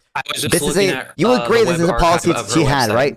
I found 4 CNN articles mentioning it. Right. However, I no one was saying this was the biggest thing. No one was claiming this is Kamala Harris's main thing. The point is, retard. Shut the fuck up. Shut the fuck up. Shut the fuck up. The thing that we're saying is, you said in order for Kamala to win, or in order for Democrats to do something, she needs to do a policy like this. We described a policy, and you said this policy seems the same as my policy, and we said we agree it is basically the same as your policy. About the borders hurt her. Shut the fuck up. I don't know why you're putting this. I don't care. I'm not spending more than 5 minutes on this. Okay. So the point is, no one ever claimed this was like. No one ever claimed this was like the big. Answer. And no one ever claimed this. I don't think on net that Kamala Harris's stuff about the border hurt her. I'm pretty sure if I pull back the stream, you literally said that the $40 billion was one of the main things she ran on, and I should have known it. When no, I shouldn't have known it because she didn't even mention it often, and it wasn't mentioned past September. Wow. No one was okay. You said the big thing. You said Democrats should do something like this if they want to win or whatever. And we said this is a plan. September, that's great. Okay, wait. That doesn't matter. Doesn't matter. Shut the fuck up. Doesn't matter. No, it doesn't matter. Okay, so you saying this wasn't. She didn't talk about it enough or whatever. It doesn't fucking matter. Okay, because what happened was we described a policy and you said this sounds like my policy, and we said we agree, and then you said she didn't go far enough. So that like just played perfectly into the September because she was trying to. Yeah, that wasn't what you said at the time, buddy. Yeah, you can retcon this now or whatever and say actually my new position is that she didn't talk about it. It is a retcon because you're saying your new position is that she didn't like talk about it enough or whatever. Maybe that's true. Okay, whatever. It doesn't matter because it was a perfect example of you supporting a. Shut the fuck up. I don't know if I ever said it was one of the main things, but it was a that was bit, me like bringing up it the was whole a thing that she didn't bring it up in the debates, and I asked you why she didn't bring it up. That in the wasn't debates, true. Said, That's not true. You said you described your ideal housing policy. We point out Kamala Harris has something very similar to it, and you said she didn't go far enough. It was just a perfect example of the fact that people like you are always just going to say the Democrats never went far enough. Made a difference. I have no clue. It doesn't matter for any of the claims I'm making, retard. How does it not matter? Bro, because this wasn't what it was in dispute. It was we were not debating whether or not like Kamala Harris didn't like campaign hard enough on this policy. You didn't know about the policy. You gave an example of a policy you thought would be good that Democrats could win on. We pointed out Kamala Harris literally had this policy, and then you said actually that policy didn't go far enough. Your claim didn't say she didn't drop the policy. She might have stopped talking about it, but she never dropped the policy from her campaign, from her website or anything. But just real quick, I literally pulled up her website on the way back shut the fuck up. Your critique. Your critique was not that Kamala Harris must not have mentioned it enough. Your critique then was that the policy itself did No, I not literally go said far this enough. in the debate that she didn't control the. You the said that as well. fucking You said media. about Yes, general media, because she when didn't you control the said media that, well I was enough. just like, But your okay, claim yeah. I was that just this like, okay, if I policy didn't itself know- did not go hang far on. enough. My claim was that, okay, fuck, if I didn't know about the $40 billion, it must have been because she didn't control the media. Only for me to now That look was it up not and realize, true. oh, she didn't You even said mention it you past said like fucking and September. you said and I quote like it didn't go far enough. You weren't referring to her controlling the media. You were referring to the policy itself. I think you're trying to desperately dictate the narrative because you know I had a good point. No, none of the. This is unbelievably retarded for anyone watching the debate will recognize this. I'm going to play the clips or whatever. No. Anybody watching it could see that I was making legitimate points, and you're freaking the fuck out, and you can't give in to the legitimate points because it doesn't. There's no fit legitimate. your You're changing the point that you made. Your claim that you made in the debate was not. Oh, Kamala Harris must have not expressed the policy loud enough or whatever. Your claim was this policy itself did not go far enough. She didn't express the policy at all past September. I don't wasn't a know if that's policy true, that but she had for it could be her the case. But that was never in dispute during the debate we had. Will you agree with that, Yes, right? and before September, Hold on, you agree? Hassan You and agree that all was never the something we talked about in the leftists debate? backed You her agree that up. was never something we talked about in the debate was whether or not Kamala Harris campaigned on housing hard enough? Like that was not. It was not in dispute. Like this stuff was not in dispute. That was basically what I was arguing. That's not true. You And didn't again, even know you- about the you can go policy, back- so how you could can you know watch it wasn't it, like? How bro. could you can know go she didn't watch talk it. about? What? Like, okay, maybe I'm retarded and autistic, but I feel like that's You why are. I was communicating. The only thing I've been trying to communicate is we need to do something about housing. We need to do something about healthcare. We need to do something about food costs because those are Okay. the things that affect Americans on a daily fucking basis. Yep. And if you don't want Donald Trump to win, if you don't want Mamdani to win, if you don't want these motherfuckers to take over America, Wow. you have to give basic things like Yep, like Kamala the was public trying option, to do. and apparently $40 billion for new homes. Those are those the bare minimum. Is that the bare minimum? What's the bare Okay. minimum for housing? Is the bare minimum what Kamala did, or do you have to go further? Why did she drop it past September? Why didn't she talk about it during the Me fucking don't. Never national in dispute. presidential I don't debate? know. I don't. People probably get as mad about it because people get as mad about aggressive policies sometimes. Okay, but I don't even know if it is the case that she dropped it past September. It's possible, but it probably is just not a Why very didn't she salient bring it up issue. during the presidential debate? I don't think she brought it up during the presidential. She might have. I don't know. Yeah, but why I didn't she? Why didn't retard. she I have bring it no. up? I have no clue. I don't know if she. It didn't. I bet if I control F housing, she at least brought up the first time buyer home credit or whatever. It's probably just Yeah, not she a didn't salient. bring it up. She It's didn't probably give a just not. fuck. I almost guarantee. I bet She's an if I establishment hold on. again. She I bet doesn't if give a I. fuck. Yeah, that's true. I bet if I control F housing, she probably said she wants to build 3 million new homes. I bet that's something that Kamala Harris said in the debate, actually, even if she didn't mention the $40 billion fund itself. But regardless, this was never, to be clear. You do understand every Democrat has said that, right? Including Joe Biden. I don't think that's true. Joe Biden said he was going to build 5 But you can million say new you don't homes believe during his them or administration. whatever. But your claim was just that. Did Joe Biden She didn't build say it in 5 the million debate. homes? I have no clue. I don't know what Joe Biden promised and got done at home delivery. To be clear, I'm like skeptical of how Kamala Yeah, Harris you would don't even know what the fuck. You don't even know what fucking Biden promised. I don't know what You don't the care. number. I don't know the number. The millions of You don't homes under- Biden promised to deliver. Yeah, hold on, just real quick. I didn't promise. My a work. We are public going to option work with the private Biden sector and home promised to builders to cure increase. Just cancer. wait. Hold on. I'm just quoting the debate right now. To my work, say we are going to work with the private sector and home builders to increase 3 million homes, increase by 3 million homes by the end of my first term. So she did bring up that Okay, she I'm wanted to pretty build sure 3 you can million go new back homes. to 2020, and Joe Biden said he was going to build 5 million. Retard, do you acknowledge that didn't Kamala Harris fucking didn't happen. mention that she wanted to build 3 million new homes in the debate? Yeah, but that's not my policy. Yes, what she mentioned That before was the September was my goal of her and she policy on dropped it, and housing. She That was started the goal. talking about how she was strong on border.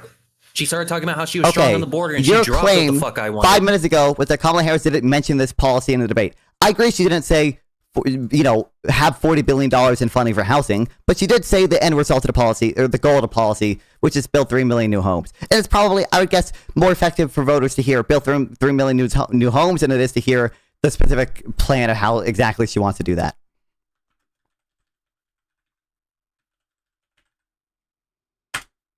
Okay. This is what I have to say, not fun. I see your point. Do you see my point?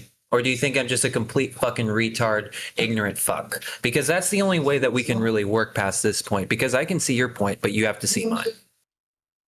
I don't think your point is very serious, and I don't think you know what the fuck you're talking about with stuff, considering you've contradicted yourself multiple times, and like I just proved you wrong immediately on like this as well. So no, you didn't. You didn't prove shit wrong. You're just an ignorant fucking. I did. You said she didn't mention that. You said you didn't. She didn't mention it. You said she didn't mention. First of all, you came in here to debate something and showing all the time you were fucking ignorant and you were just trying to be a fucking debate, bro. Getting that dub. That's all you're fucking doing, bro. I'm just asking you to be a fucking human for 5 minutes. That's it. Fucking drop it. Just be a human for once. Okay, so you're you living came in in your here. fucking parents' You came house in right here now. You trying have no to fucking debate. perspective to actually try to get out. And why the Okay, fuck buddy. are you Are you letting just him gonna do that to filibuster? you? Are you just gonna do this shit? Yes, Okay. I'm gonna filibuster. Yeah, okay, You've been great. filibustering the whole time, calling me a fucking retard. Why shouldn't I filibuster? Well, I call you a retard when you say retarded shit, which you've done a lot of. But you came in here arguing something that was never in dispute during the debate. You've said retarded shit the whole time. All right. From my perspective, you have been saying a basic public option for healthcare is a fucking retarded communist position. Is basically what you've been saying. Did I ever this whole call it fucking communist? time. You didn't call it communist, but you still won't fucking agree to it. I don't think disagreeing with a public option is like retarded. I don't think that's a retarded view. And to be clear, it is, and I think most Americans would agree that's a retarded position, because most Americans do view that yes, we need some form of option. Right? You even said it earlier. 70% of Americans view some form of option. That means you're in the minority of the minority, 30% that says no. Minority to minority. I don't think it's a retarded position to say a public option would not be good. Okay, like, then why do only 30% of over. Americans agree with you? Because first of all, Americans don't even like America. I don't know. It depends on how you pull the question. So if you just say like Americans don't know what half of these terms mean. Okay, it doesn't even seem like you know what the terms Medicare for all and shit mean as well. But regardless, yes, I just want Medicaid, and you call me a fucking retard. Because when you say Medicare for all means Medicaid for all, no one knows what the fuck you mean by that. Drop all of that. Stop being a fucking ignorant cunt debating for 2 fucking seconds. Accept the fact that I was a fucking idiot and I was meaning Medicaid for all. So, do you deny That doesn't Medicaid make sense for all? either. No one says that. Do you deny that? Would you say no? Deny what? Just basic Deny Medicaid. what? You can go to a shitty fucking doctor and a shitty fucking I don't know. therapist. I don't know what you're asking. What I'm denying. I don't deny that most Americans, if you poll them, say they want some type of public option. If that's what you're asking. No. Would you support that? A public option?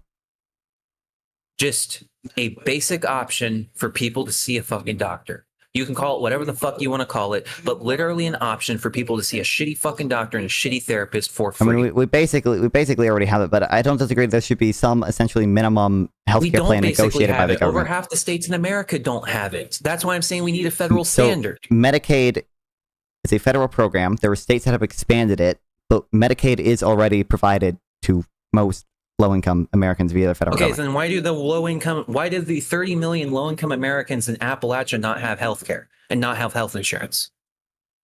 I don't know if there's 30 million that don't have health insurance. That seems like a high number for the total amount of uninsured. Maybe I'm wrong in that, but I agree. Like, there are problems with access in America. I'm not going to disagree, but we do already try to ensure some minimum standard for across so you're the not going country to answer the question. With a federal level Medicaid.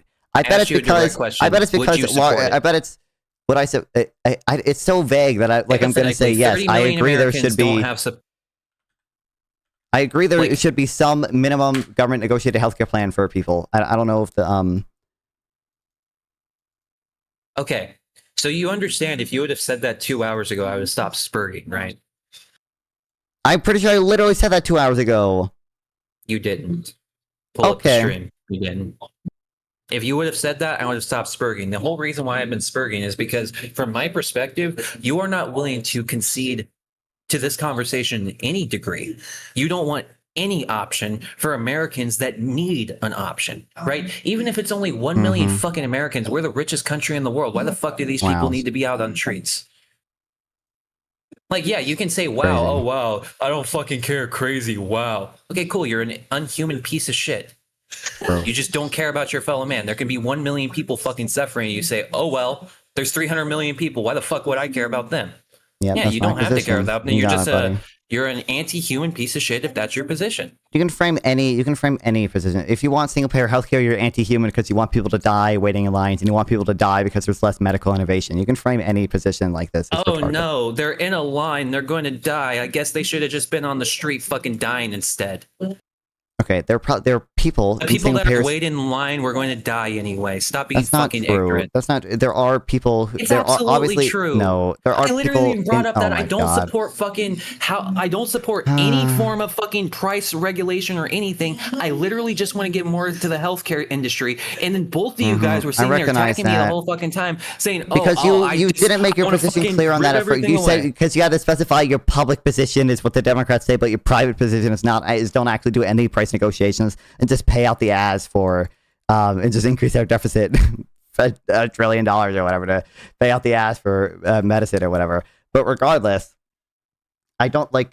There are people within a single payer system that in a multi-payer system would be on private insurance and would have lower wait times, but because of the single payer system are going to have longer wait times. That is obviously true. That is obviously the case. You can say the Yes, trade-offs they are have worth longer it, wait and in times some because more cases people are they getting could health be. care. Why the fuck wouldn't you? Why don't you put two and two together? There's longer wait times because there's more Americans getting health care. How the fuck is that bad? Okay. My point is, you can say the trade-offs are worth it, How is that and bad? there might be. If there's more lines, that means there's more Americans receiving health care. How is that bad? Okay. Do you agree it would be bad if wait times went up 1,000,000% and 3 more people got health care? Yes, but then in that So there case, is I a think we should margin. start funding So to you- get people so you to be recognize doctors. in Maybe we should find principle- people that have the degree and have the fucking grades to become a doctor, and we should fund them to become doctors. So maybe we have less fucking wait times. So you recognize. You know, that's what we used to do in the 60s and the 70s and the 80s, right? We So you- used to fund so- fucking college. New York used to have a free college. So you recognize in principle, there is a margin at which increased wait times is not worth the cost of expanded access. Obviously, I don't know, like, I don't think we're necessarily at that margin in the US because I do want to expand access. I would just do it in what I think is a more efficient way than what a lot of people propose with single payer healthcare. But there's obviously a margin at which increased wait times to lower quality is not worth the expanded access. Okay. Obviously, everyone fundamentally agrees with that. You can say the trade-offs are worth it I in agree other with that. countries or whatever. Okay, great. That's fine. Whatever. Regardless. Okay. Just fundamentally, you agree there's a margin there. My point is, because some people are going to die, because there are trade-offs in healthcare, because there are always trade-offs in healthcare between cost, quality, and access. In any system, you can say you're anti-human because some people are going to die. You can do it for single payer, saying medical innovation is going to be lower and wait times are going to be higher. Therefore, people are going to die. You can say it for Okay, how multi-payer. is my solution going to lower healthcare innovation? How Because is in the single payer systems, O'Connor generally position speaking, going to I do that? understand. So Ro Khanna's position definitely would lower medical innovation because he negotiates down the price of drugs heavily. Do you think that's what Ro Khanna would get, or do you think Ro Khanna's actual policy I would don't. look like I don't mine think once Ro it's Khanna would be passed? able to pass single payer healthcare through Congress. If that's what you're asking, I don't think it would go Yeah, through Congress. if it got passed, it would look like my policy and nothing more than No, that. I don't agree. I Because don't that's the agree with that. only I thing think it would be. can I get think it would done be in a more America. limited version of Ro Khanna's policy. But I think it's very likely that if Ro Khanna was president, there would be some policy to negotiate down the price of drugs. I don't think. Like we've already had this under Biden, so I don't think it's unlikely that Ro Khanna would get something We have it done under like Trump. that. Yeah, He well, I literally mean, just he's negotiated a a little giant bit. deal with Pfizer. Yeah, I mean that's a little bit. It's not a thing passed through Congress. That's just him with his bullshit tariff negotiation shit or whatever. But So Mhm. we should just have no lines and people dying, or should we have lines and people being healthy? Because that's my perspective. There's only two choices, really. I'm sick and tired of working with people that tell me they're fucking sick and they haven't gone to the doctor since COVID. just like, have you read anything about healthcare economics ever, or do you just like base all this on vibes? Yes, I've read a lot. I don't believe you. What was the last thing you read on healthcare economics? I can't remember the name of the fucking website, but Yeah, of course. it was a health Website. Wait, what was it? What was just Look, broadly? What was it alright. about? I'm Just gonna- broadly, what no, was it no, about? Hang on. I'm going to tell you this right now, okay? I'm dyslexic as fuck. I have a reading disability. So when it comes down to me reading everything, I just put it into a fucking text-to-speech program and it reads it off to me. Great. And I Okay, listen to it. broadly, That's just the broadly, reason what why was I it don't about? remember Was the it about names. was it about pharmaceutical stuff? Was it about what was it about? It was Like, about it was about wait times in fucking Canada and why the wait times are so bad in Canada and their demand of doctors and what they need to do to actually address their demand of doctors. That was the last thing I read. Okay. Wow. Incredible. Yeah, okay. Well, we're done with it. I don't do like text based. I'm not gonna reply to all your stupid fucking DMs. I don't debate people over Twitter, really. I hate fucking text debates. I don't debate people over like Discord DMs, really. I just is too draining for me. I don't do it. So I'm not gonna reply to your stupid fucking DMs. Okay, but see ya, buddy. Any final Fair enough. words here? Look, I'm just saying, I'm going to do the research past this point because, look, you're not going to Wait, research into acknowledge what? this. You did some bad faith liberal bullshit throughout this entire debate, so I'm just going to point it out.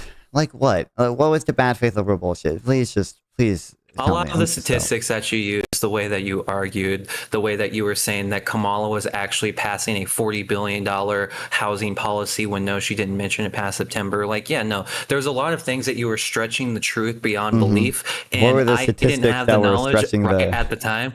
What were the statistics that were I'll stretching the truth? I'll get to it. I'll get to it. I'll get to it. That's why I got to pull up the data. Okay. Well, you should be able to tell me what statistics that were stretching the truth of, and then pull up the data, prove me wrong, or whatever later. Like, well, like just what Earlier was the you were statistic I cited? saying just okay. So I know for a fact that when it comes down to goods and services, 2025 is one of the worst years when it comes down to projected goods and services. Same with 2024, right? So anytime that you are claiming that, oh, the food industry or this industry has been doing perfectly fine this whole time, I don't know what the fuck you were talking about because All I if you claimed, and I literally look sent at you the link for anything this, else, and you're this, I lying. literally said I remember saying this only goes to 2023, so maybe in 2024 and 2025 it Even crashed in completely. 2023, the data All was I still saying it. said. In 2022, the data was still saying it. So I don't know what the fuck That's you were not talking true. I about. linked you to This data. has been This is consistent since COVID. retard. You would understand most of the shit Expenditure. Expenditure food away from home. It hasn't recovered since COVID. So what the fuck are you Yes, it talking has. about, motherfucker? COVID, like what? It has more to See, recover. that's So what I'm saying. 29. It's bad faith liberal bullshit. Then I'm going to. How is this bad faith liberal bullshit? Look at 2019, Because I already know 2,500. I think there's in billions of I already know dollars. how goods and services have been fucking acting the last 5 years. Right, I already know how it's been going. I've already seen the fucking statistics. Okay? Crazy. I already invested my fucking Wait, what is money. what is wrong with the based on this statistic I cited information. you? What is the statistic wrong with the thing I cited you? And what data are you looking at that says is wrong?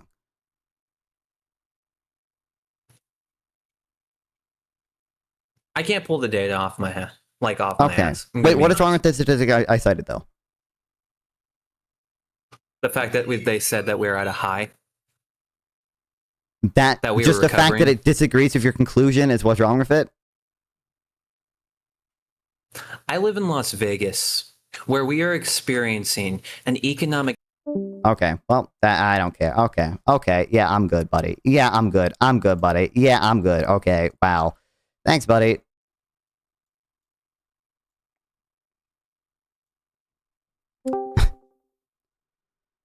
Why did he? I didn't check stream. Why did he join again? Just because he DM'd me and I was like, I don't really do text debates or DM debates or like Twitter debates and stuff because I hate fucking the text debate shit. But I would have wanted to respond to the dumb shit he said in DMs. But. Yeah. Listen, I downloaded the government budget data, the outlays by function and subfunction, right? And I was like, okay. I was like saying something I'm not sure is true. I was like, you think if I use the data, do you think a bigger percentage of government spending is on housing assistance now, or like in the 40s or something? No, we don't have data for the 40s. It only goes back to the 60s. But yeah. Similar enough, people also harken back to the 60s. So I downloaded the data, and do you want to guess? You know, I bet it's higher now. I wonder. How much higher can you bet? Ooh. Like if the percentage was X back then, how much do you think the percentage is now? And by now, I mean 2022. That's the latest for sure available data. I bet it's 15 percentage points higher. So in 1962, it was I'm sorry. 0.15% of the budget. Yeah. Right. Now it's. I was gonna say 1.2. it's not. It's different. 15 percentage points. 15% for like 15. I should say 15%, not just 15 percentage points. Because that would be that'd be like 15 percentage point. That's crazy. I don't think you would say that. No. Nowadays, so in 1962, and let me just make for sure that this is the case. Let me just make absolute sure that this is the case. That I'm not dumb. Housing assistance. Yeah, great. So in 1962, according to the Excel file that I downloaded from the government website, it was 0.15% of government spending. Now it's 1.2, literally more than 10 times as a percentage of government spending. Not 15. You were not even close. You were off by an order of magnitude. Or I'm sorry, by 2 orders of magnitude. 2 orders of magnitude. It's absolutely crazy to me that people think they can just say this stuff, and no one cares. No one gives a fuck. In the 40s, okay, granted, that's not the 40s. Maybe the era of neoliberalism didn't start in the 70s. Supposedly, maybe it was in the 60s all along, and I just didn't know. But I just don't. I'm just so tired, man. I'm so tired. Why do people think that? Why do people think that like everyone just got infinity housing from the government back then? It's just not true. You are living in the best moment in human history. Appreciate that. Why do you have no gratitude? Oh my God, man. But yeah. Oh, he's in the waiting room. Let's see if he wants to say something. Of course he is. Oh my God. Well, no, why? What do you want, Dumbass? You have a minute. I want you to love me. Here. We don't love you. You retweet anti-Semitic stuff. You're like completely retarded. You're contradicting yourself. Okay, you're socially conservative. You're like absolutely no love here. No love here. No. We love people. We love. Can you tell me what the Jones Act is? Yeah, no. I know it, but not off the top of my head. You know. Listen. No love to no wonks. Not non-wonks. This is a wonk ethno Discord. Okay, this is what it is. This is a wonk ethno server. That's what it is. I decided so. You decided so. Okay. No. That's right. Either way, I'm your Stephen Miller, right? You're like the Aryan guiding light of this ethno Discord, and I'm like the Jew scheming all the policies. That's right. I'm your Stephen Miller. Yeah. That's a banger. That's a banger. I'm your Stephen Miller. That's right. Okay, I'm gonna go. All right. Wow. Talk to Reno, I maybe she didn't have it on her website. I know on her website she had the build 3 million new homes, and she mentioned even in the debate, like I said, build 3 million new homes. Maybe she didn't mention the exact $40 billion fund, but her plan to do that was the $40 billion fund. It's at least mentioned in their opportunity economy PDF or whatever on page 40, where she has this. Also, Vermi, you're retarded. I've told you the same 20 things on CPI over and over again. I don't know why nothing I say changes your opinion at all, even though you never provide any substantive pushback to it. If you want to join VC and talk about it, you can, but you won't because you're a pussy and you know you'll be blown the fuck out. The Lincoln Project types, like these kind of Is the Vermi guy the same guy we absolutely bullied like a month ago? Yeah. Those in your Twitch chat. Yeah, that guy's retarded as fuck. I don't know why he's not joining VC. He must be a total pussy, I think. That's my guess. Truth. T-Buzz, a joke here. I know we've talked about you mentioned problems with it before. I've refuted them. You don't understand. I don't even think you fully understand it. You're retarded, but you won't debate it because you're stupid. No, not fun. When retards tell you CPI is a joke, that's the point. What do you think they're saying? I think they're saying like CPI is. I know the thing Vermi thinks it's like it's deliberately misrepresenting inflation, like underestimating inflation. He like they're thinks saying, it's like undercounting inflation. He thinks it's undercounting. I know. Inflation. Yeah. These people are not fixable. But yeah, someone's calling me. I'm gonna go. I think Vinny has an excuse for everything. He deliberately gets point wrong because he's autistic for real. He doesn't bother to read up because he's dyslexic. Yeah, he looks like he's allergic to facts for real. You didn't refute it. You just said you agree it's accurate depiction of inflation. I refuted specific things that you have said before. Okay, like I know about CEO pay and wealth inequality. Like me and Simple Text both refuted specific things about like the EPI, statute site, whatever. I've told you about substitution bias that CPI suffers from. You just don't care. You just cite the same things over and over again, like I haven't refuted them. Like these sort of like moderates, like the bulwark type people, they basically want us to have like a kind of like united front with the leftists, like Zoran against Trump. And that was hard for me because I was kind of thinking like, I kind of agreed more with Gary Kasparov. Gary Kasparov basically said like, if you want to try and create this sort of like popular front against Trump, but you're going to be doing it with people who are like borderline tankies, you're going to push a lot of moderates to just a conservative position. And something like that kind of happened to me because I look at Zoran Mamdani and look, his actual individual policies like free. What I point about CPI that you specifically reviewed, if I remember correctly, the stuff about substitution bias, where you said, oh, CPI is underestimating inflation because they change what's in the basket of goods when consumers substitute goods. And one, they only update the basket of goods like every 6 months or something. They do assume substitution within categories, but they don't assume substitution between categories. They only update the basket of goods based on the survey they do every 6 months, I think. Or it might be every year even. But so there's that I know I have specifically refuted. Typically, CPI has substitution bias in the direction that it overestimates inflation because it doesn't assume enough substitution because consumers actually substitute more than CPI says. Pull me in one more time, I'll go, no, this guy's not getting pulled in. Bus fares. I don't have a problem with free bus fares. There's nothing wrong with that. But it's more just the stuff like... Also, Vermi is not Mark Zabi. Literally years talking about abolishing prisons and spent years literally talking about, like, you know, Western civilization being this terrible thing that's like a sort of force for evil colonialism and racism in the world. It's just, for me, there's a major personality difference between me and somebody like Zoran Mamdani. And so like, these are the sorts of things that combined, I think, for like... And there's heaps more stuff like that as well. Like, another really big one was...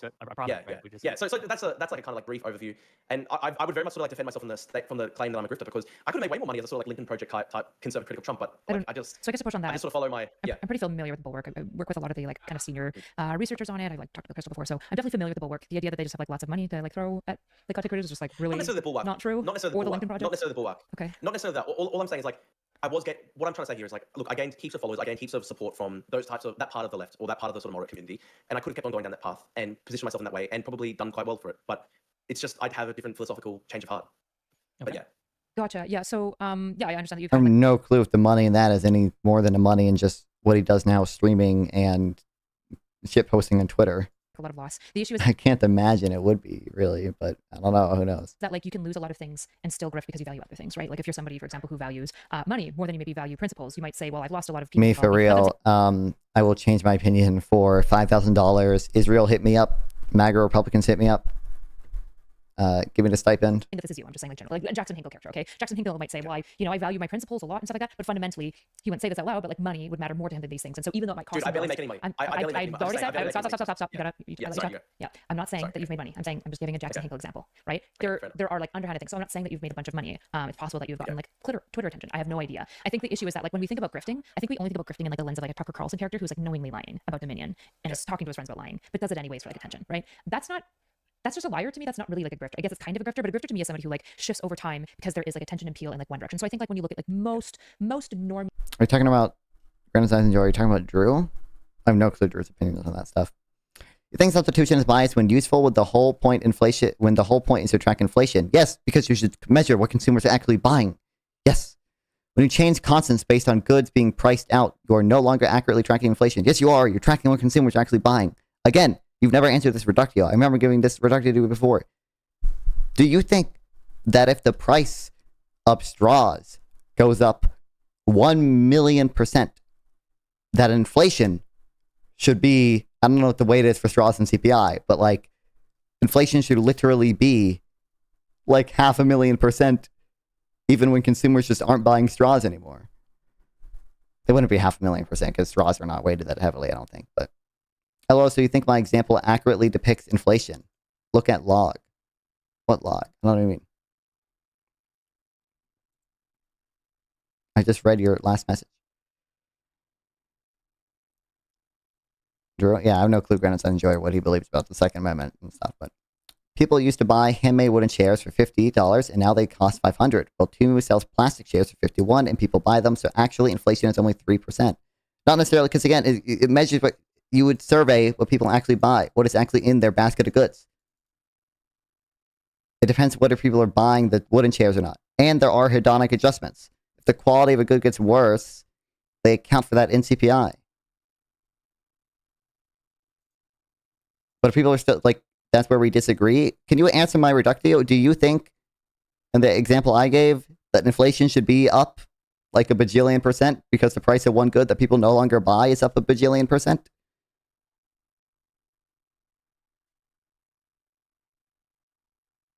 And again, I'm pretty sure we can just look this up. How often is basket of goods updated CPI? I'm pretty sure it's once a year, or maybe it's once every 6 months. It's updated annually. Yeah.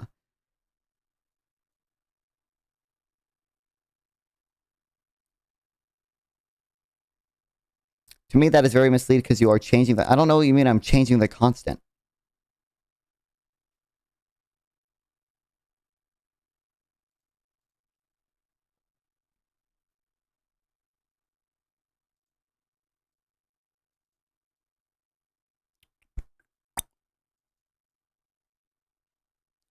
From detailed expenditure information provided by families and individuals and what they actually bought. There's a lag between expenditure survey and CPI. For example, CPI data in 2023 is based on data collected from consumer expenditure surveys in 2021. That year, blah, blah, blah, blah.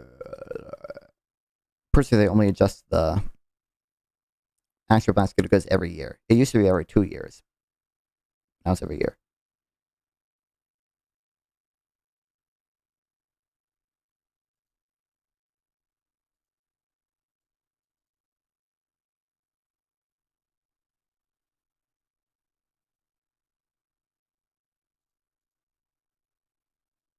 It says annually. Yeah, previously biannually, real layers annual update.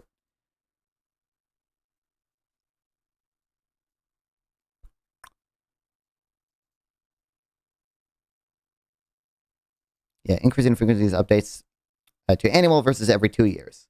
It's only updated every year.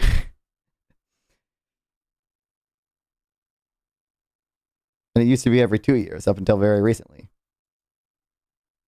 So you're not even going to like observe that like the effect you're seeing is going to be relatively muted because they only update it every fucking year. For me, kind of like just chatting culture people, I'd say almost all of them are going to be political grifters, right? They're going to be left because left is cool, and as left becomes less cool, you're going to see some of them trickle more right. They're going to want to say the word retard more often, but they're just going to trickle kind of back and forth between Me these for spaces, real. depending on who like wins the culture war. That would be like a stereotypical grifter. It's just like not that deep to me. When I'm looking at you, though, I'm trying to figure out like it feels like you had a lot of political philosophies that I'm surprised to see maybe were never true. I didn't know you super well. It was fully true at the time. Like I was like a full hardcore convinced anti-Trump guy 6 months ago, and it's just like, what can you do if a number of like that famous quote by Maynard Keynes where he said, "I changed my mind in response to basically new information." Like I changed my mind in response to new information, and that's how I see it. So everyone says that, and what I'm looking for then is like a coherent answer to this, right? So like in the case of like talking with Ryan Mullally, part of the reason why I walked away very frustrated from that conversation. Let's swapping out goods that are outpriced by inflation with cheaper, lower quality goods products tracking because you're tracking what consumers are actually buying. Why would you track okay, first of all, they are still included. They're just weighted less. You weight it based on what consumers actually buy because what consumers actually buy has a much more meaningful direct impact on them than what consumers are not buying.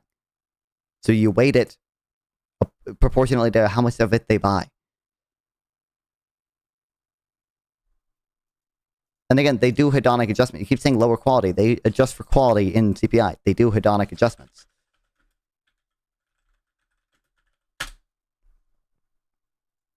But Vermi, like I would also, do you think just Vermi, do you think then do you agree it's not accurate depiction of inflation? I think CPI substitution bias in the fact that it doesn't adjust for substitution enough. It overestimates inflation because of substitution bias. It doesn't underestimate it. I don't think CPI is a good necessarily the best estimate of inflation, but I think it's because it typically overestimates inflation rather than underestimates it. But like Vermi, do you think I'm confused. Do you think every economist, including the economists who compile CPI, are just wrong? Like this is just they're just wrong to say CPI is substitution bias?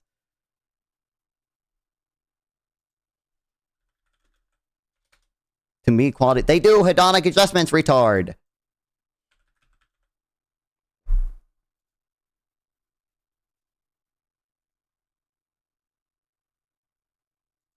I guess that's where we disagree. Do you think I'm confused where he's saying we disagree. Also, it matters too, because if consumers start substituting to a cheaper good, not because the price of one good has gone up, but because the price of the other good has gone down, you should account for that in inflation too. That represents an increase in consumer spending power that you should measure in inflation. Your metric wouldn't account for that. which would be overestimating inflation again, as it's be retarded. I don't know where he's saying we disagree, Vermi. But again, I just want to answer to this question, Vermi. Do you think every economist, even the ones who calculate CPI and come up with the methodology for CPI, are just wrong when they say CPI substitution bias causes it to overestimate inflation?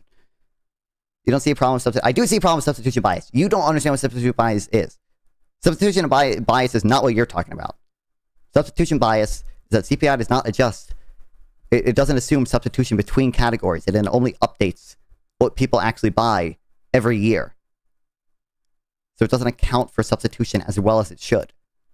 You're saying that CPI accounts for substitution too well. You're saying it assumes people substitute between goods too much. But the question I'm asking you, Vermi, do you think every economist, including the ones who come up with CPI, compile CPI, and the BLS itself, are wrong to suggest that CPI has substitution bias? That's just the thing that they're wrong about. And actually, it's biased in the other direction.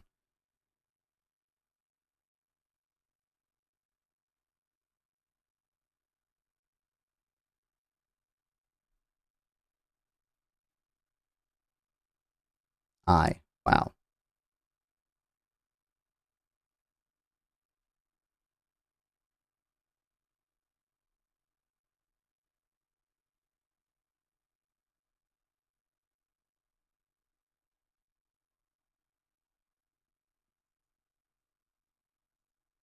You're going to get an answer to my question?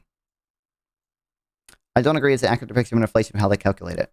By time for me, that was thanks for stopping by, Tesco Johnson. To be clear, like I think that's a yes, Vermi. But just to be clear, you think that just every economist, the ones who write textbooks about this, the ones who came up with the CPI methodology in the first place, the ones who compile today, and the BLS itself who compiles it like all together, like it's not an individual economist. This is just some intern wrote this or whatever. But this is the BLS speaking as an institution. They are all wrong when they say CPI substitution bias may overestimate inflation. That's just a wrong thing that they say. Not all economists agree CPI is an accurate depiction, though. Okay. You're retarded. Okay. Respectfully, you're retarded. Okay. I agree. Not all economists agree CPI is an accurate depiction. Now, most economists who think that CPI isn't accurate actually probably think it overestimates inflation rather than underestimates it. But essentially, all economists agree, including, again, the BLS itself and the ones who compile it and the ones who write textbooks. I understand literally not 100% of economists. Thanks to Rogue T for following. I appreciate it.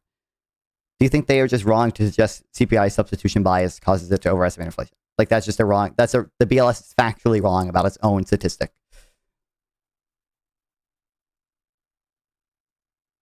The textbooks are just factually wrong about CPI.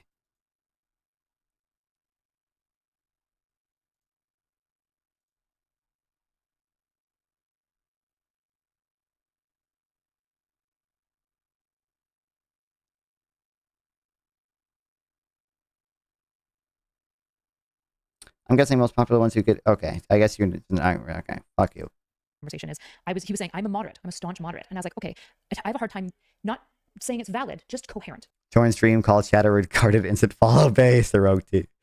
A logically coherent system where you're politically informed to the degree that Mullally is, but you're kind of both siding to this degree because I don't know how we do that with where the policies are. And I'm not saying that's I don't need you to because you're not Ryan. I'm not talking about you yet. Yeah, just pause. Right? So in the case of Ryan, the reason why I was interrogating him and the reason I walked away frustrated is I wanted somebody who I knew was very informed about politics to give me a coherent argument for moderatism, like a true both sider that I was hoping existed. And my walk away from the Mullally is he is really informed and his moderate position was incoherent, which is why he's now identifying as conservative. So what I'm trying to figure out is there a coherent explanation of your flip that seems so hard, especially now that you're saying opinions that aren't just about like pro-Trump or anti-Trump, but I'm hearing like a lot of like weird like blood and soil type argumentation that I just I'm not blood and soil. Blood and soil type argumentation that I was very surprised to hear because I don't feel like I would have heard that from you 6 months ago. Okay. And I can go into this. Listen, I don't identify as a blood and soil ethnostater. I do think that there is something to the arguments made about heritage Americans, heritage British people, heritage Australians, etc. And I can go into this. I think probably the thing that has been most influential. Vermi, it's frustrating that you can't even you can't give a clear answer to the question. Like, I just want you can say you think everything is rigged and biased or whatever. To be clear, you saying it is rigged to bias and pay to win or whatever, that is you implicitly saying, which I'm right, and I want you to explicitly say it, that you think the BLS, the people who come up with CPI and write it, are just wrong when they say it as substitution bias. And every economics textbook that says CPI is substitution bias, it's just wrong. Like that's just like a sort of like factually wrong thing. Like they're just wrong that CPI accounts for substitution too little because CPI actually, or sorry, wrong that CPI I mean, I'm sure there's some bullshit economics textbook you can find out there that might say the opposite, but effectively every Vermi, yes. The popular ones, yes. Okay, thanks. I guess it's always the mainstream bottle experts who are wrong. Apparently, and also the people who come up with the numbers themselves. In crushing my sort of prior liberal worldview. And listen, you were... I compared U.S. having ethnic Italian and Chinese enclaves starting the early 20th century with U.S. having Muslim Middle Eastern enclaves in the 20th century. I mean, I don't think that's entirely mistaken comparison. I think, like, you can say Muslims might have more extremist beliefs and they might have more difficulty assimilating today, but I think it's anything comparison. Just not how the world works. Okay. Oh, yeah, it's like saying mainstream media doesn't have a bias. Yep, these are equivalent claims. Erudite T, he has not read any textbook about this. He's not read any. Hold on, just real quick. On my sign it says I'm peaking, but I wasn't peaking before. But I don't know if I'm actually peaking or if it's just like, it's just wrong. Like that's just like a, that might say the opposite. The mainstream bottle experts in crushing my sort of Chinese enclaves in the 20th century with U.S. having Muslim Middle Eastern enclaves in the 20th century. I mean, it doesn't sound like I'm peaking. Hold on. What? Wait, why don't I peak when I actually scream, but I peak when I'm just like talking normally? Wait, it doesn't say I'm peaking when I scream. But then if I just like do the MSM is not experts. Real. I'm trying to get it to peak again, but it doesn't even Ugh. I mean, Vermi, I think like the mainstream media usually is expert journalists. They usually invite experts on to discuss topics. A lot of times journalists themselves are not experts in the things that they speak on necessarily. That's why they invite experts on. Journalists themselves are not experts in the things that they speak on necessarily. That's why they invite experts on. Okay, well, I mean, it kind of says I'm peaking, but doesn't actually seem like I am. Oh, wait, it just said it. Journalists themselves are not experts in the things that they speak on. It seem like I am. Oh, wait, it just said it. Well, things that they speak on. Okay, well, I guess that's just my OBS being a little weird with the way I have my audio set up, but regardless, okay. Mentioning somebody who just finds themselves as a moderate. I don't define myself as a moderate anymore. I define myself as a philosophical, civilizational conservative. I know. The thing that's why I said you're not, Ryan. Yeah. So the thing that flipped for me is essentially I completely lost faith in multiculturalism as a kind of governing ideology. And that doesn't mean that I've lost faith with multiracial societies or different races living. Curious, what do I watch? For me, I don't watch a lot of TV in general, let alone like mainstream media stations. I mean, I read articles from the mainstream, lamestream media. I don't really watch that. I mean, I watch most of the stuff I watch is for entertainment. I don't watch that much political stuff other than like, debates and stuff like this. Some of them are off stream as well. Obviously, I watch. What I'm talking about is multiculturalism, the idea that we are all just a melting pot. I think that there has to be a really strong, cohesive culture that everybody has to assimilate towards. Otherwise, You watch the Weather Channel? This is real. Completely falls apart and disintegrates. And isn't the melting pot that though? Is the melting pot this idea? Like there's the I don't think so. well, there in Australia and America, in Canada, we have like the what is it called? It's like what are those quilts called that have like multiple squares or different colors? Anybody know what this is called? I'm not Canadian or Australian. I'm American. Okay, but we essentially have this view of like let's just call it the salad model. That's not what it's called at all. I just can't think of this word for like the quilt, right? But I'm pretty sure people have. Okay, in Canada we have like a mosaic culture view where like we have all these different cultures. Pretty sure people literally have called it salad bowl model or whatever. But they are blending. That's what I've heard before. Is America a melting pot or is America a salad bowl? Merging in toward one another. Whereas a melting pot is specifically that. There is a certain level of assimilation that's pressured. We just value all the different influences towards a greater, broader culture than towards like one specific monoculture. I think the question is, I don't think that the melting pot is working in most Western countries right now. And I think maybe there is something right there. There is something you said there where you said there's a distinction between the sort of mosaic view with the melting pot. And maybe that's something to do with Australia and Canada, where I think, especially in Canada and Australia, Trudeau talked about making Canada the world's first post-national state and basically was very proud in saying that there should be basically almost no cohesive majority culture that everybody goes towards. I think in Australia recently we've had Labour politicians talking about, they literally say Australia is a nation of foreigners and that's the type of language they use. Maybe that's slightly different to America with the melting pot analogy, but I just don't think that it's actually working. And I look at Europe and I think it's not working. And I was going to go into this a little bit earlier as well. A major thing that led me to see the world in this way was October 7. I had heaps of moderate Muslim friends. After October 7, almost every single moderate Muslim friend that I had. We're looking at a Swiss health insurance system. I mean, maybe, I don't know. I'll fucking Drew, every Aussie school class has a cunt like him, only interested in noteworthy things / shame about him. It's the dumb shit he believes to get attention. So fucking boring, for real. I think that is what half the conversation is supposed to be about, is whether Drew is grifting, okay, with the dumb shit he says to get attention, which, I mean, you know, there's a reason Twitter shitposts do well. Okay, I'll say that much. But and some of them were my best friends. I had people who were like I had literally been best friends with for years, and were completely secular. They would drink. They would basically never. They were just not religious at all. Like they were very secular. And after October 7th, some of these friends of mine became really radical and ended up literally supporting Hezbollah, Hamas, marching at rallies next to Hezbollah flags and stuff like that. And that is something that like shattered me very deeply. Basically seeing people that I was really close friends with embrace full sort of hardline blood and soil anti-Jewish type ideology from the left, from the extreme left. And I see for 2 years now, 2 years, there's basically been really, really open examples of hardcore Islamist extremism out in the open in Australia, in Canada, in Europe. I'd say that there is a lot in America. There was the recent rally in New York City where people were just outright chanting in support of Hamas. This stuff has really shattered my faith in multiculturalism. The fact that I had friends who were basically fully assimilated and were fully secular, basically barely religious at all, and then after October 7th, they went and started supporting Hezbollah and would now have hardcore sort of Islamist beliefs. So this sort of stuff contributes to me losing faith in multiculturalism. this is where we draw the line for conservatism now.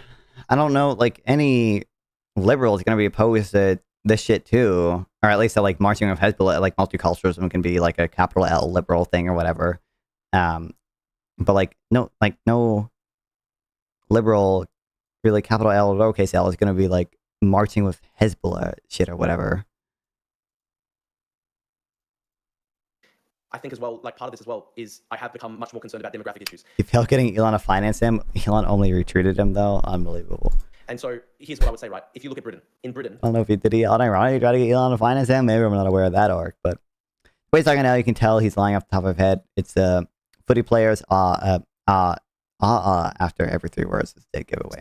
I mean, I think he just is not. I don't think he like prepared a script for this or anything. But it's probably just that realistically. But hijab in 2 weeks' time at Oxford Union, and Mohammed Hijab is like he's billed by the Oxford Union as like an Islamic thinker. Like he's supposed to be this kind of like mainstream, interesting, like intellectual whatever. If you go to Mohammed Hijab's Twitter and stuff like that, he's like openly basically said, "We are going to try and outbreed you." Like that's literally his words. He literally says, "We're going to try outbreed you in the West." Now. That's supposed to be a guy who's like a mainstream Islamic thinker or whatever. He's openly saying that on his Twitter.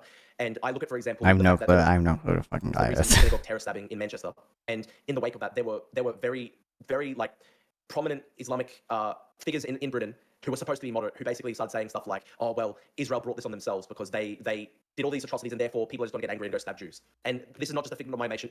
I can point to multiple people like this. A prominent example, for example, would be Bushra Sheikh, who's basically somebody who's in the media all the time. She's supposed to be sort of like a mainstream moderate figure in British discourse, and she literally her first reaction to the stabbing of all Jewish people at a synagogue in Britain was to say, "Oh well, Netanyahu's the real one at fault because he created all these tensions." And now here's the thing: if she's probably supposed to be one of the most assimilated and moderate voices in the British Muslim community.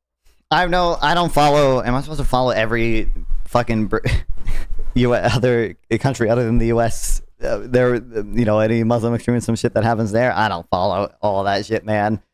I know a little bit about it in the U.S., but that's about it.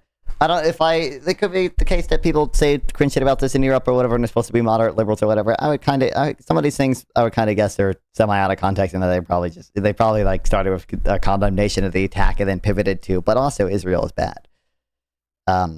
In which case, whatever, dog. But I don't know. Maybe he's right. I have no clue. Community, and she's basically immediately. Hezbollah just had Beirut, a gathering for 75K Boy Scouts, also known as Indoctrinated Youth Army. Wow. Making excuses for a horrific terrorist attack.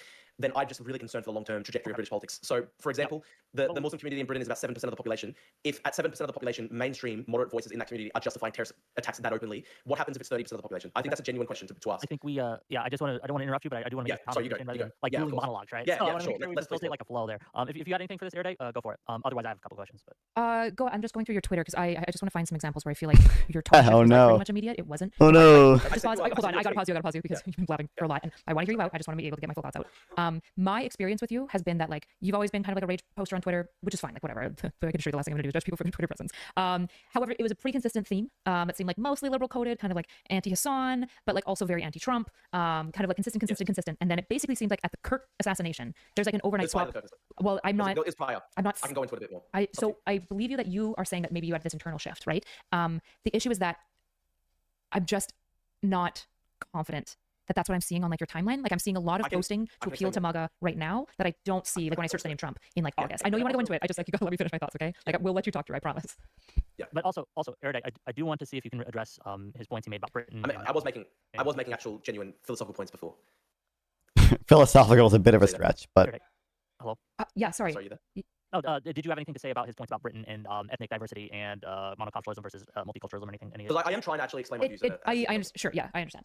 It feels as though, like, when I'm listening to your explanation, I feel like what's happening is a lot of, like, a little bit of fallacious thinking where we look at the extreme, like, radical leftists, which I actually agree are a problem, and I actually agree can't be part of the left, right? I actually don't. Wow.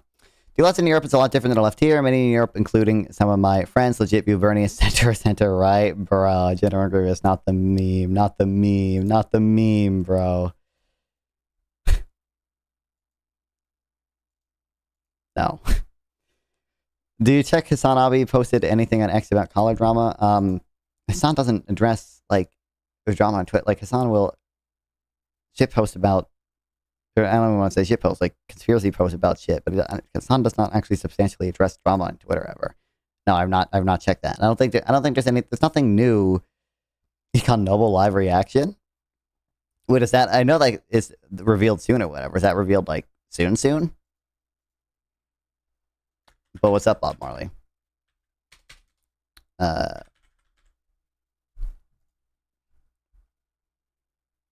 yeah, it is announced today. And I've seen a little bit of discourse on Twitter about it, but what does the betting market say? Are there leaks about this one too?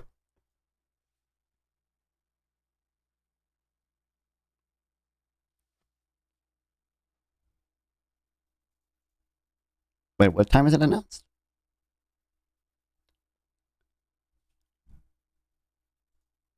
Is it announced in 15 minutes, or is it announced in, like, another hour or something?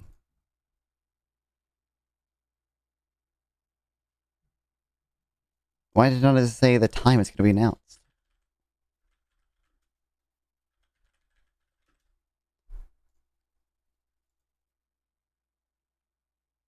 Announced right now? Oh, okay. Hold on. Is there not a Nobel Economics Prize thing for Polymarket? Because I saw this and there was, like, almost certainly some amount of insider trading that went on here, or someone pieced together something from leaks and was able to determine the results basically before it was officially announced. But there was another bet site. Is it Cashy or whatever?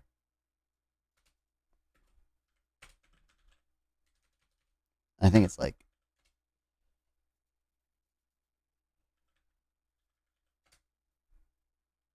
bruh, Gilby. The Conaway returned as he suggested for an event in autumn. He said it's in November, he said. So it'll be relatively soon. I don't know exactly when. But not yet. And it'll only be like one event or whatever. Bro, my headphones are about to die. Hold on. What is the fucking Cashy betting?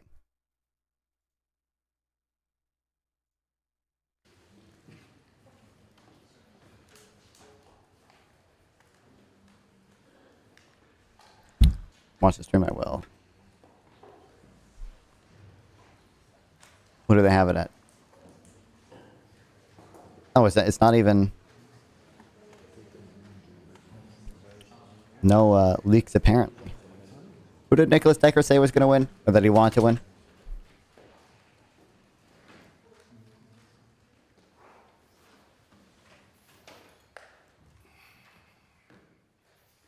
I thought I had a blog post about it. Maybe it was just a tweet. Oh, it's this. Barry Husband Pigs with a Nobel Prize. Välkomna till Kunglig Vetenskapsakademin. Har beslutat att utdela You missed it? Oh, fuck. ständig sekreterare But I had to stream open. God damn this fucking Twitter stream. till Joel Mokyr, Northwestern What? University, USA. Philippe Aguillon, Collège de France, and INSEAD, Frankrike. I'm not gonna lie, dog. I don't recognize the people. I saw a little bit of Twitter discourse about this, and I don't recognize the people. Brown University, USA. För att ha Who the fuck are they? ekonomisk tillväxt. Ena hälften Hey, I gotta lie, I don't recognize you people. går till Joel Mokyr I don't know if I'm... and INSEAD. I didn't know if I was just not cut off on the discourse, but... Frankrike samt London School of Economics, Storbritannien. Och for having explained innovation-driven economic growth.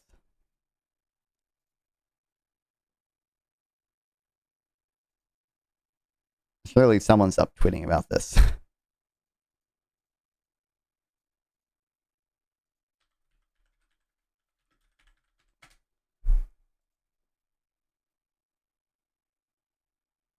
Oh, one person has.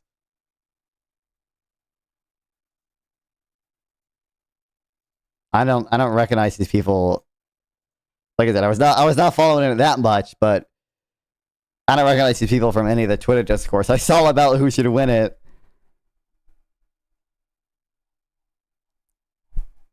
But all right.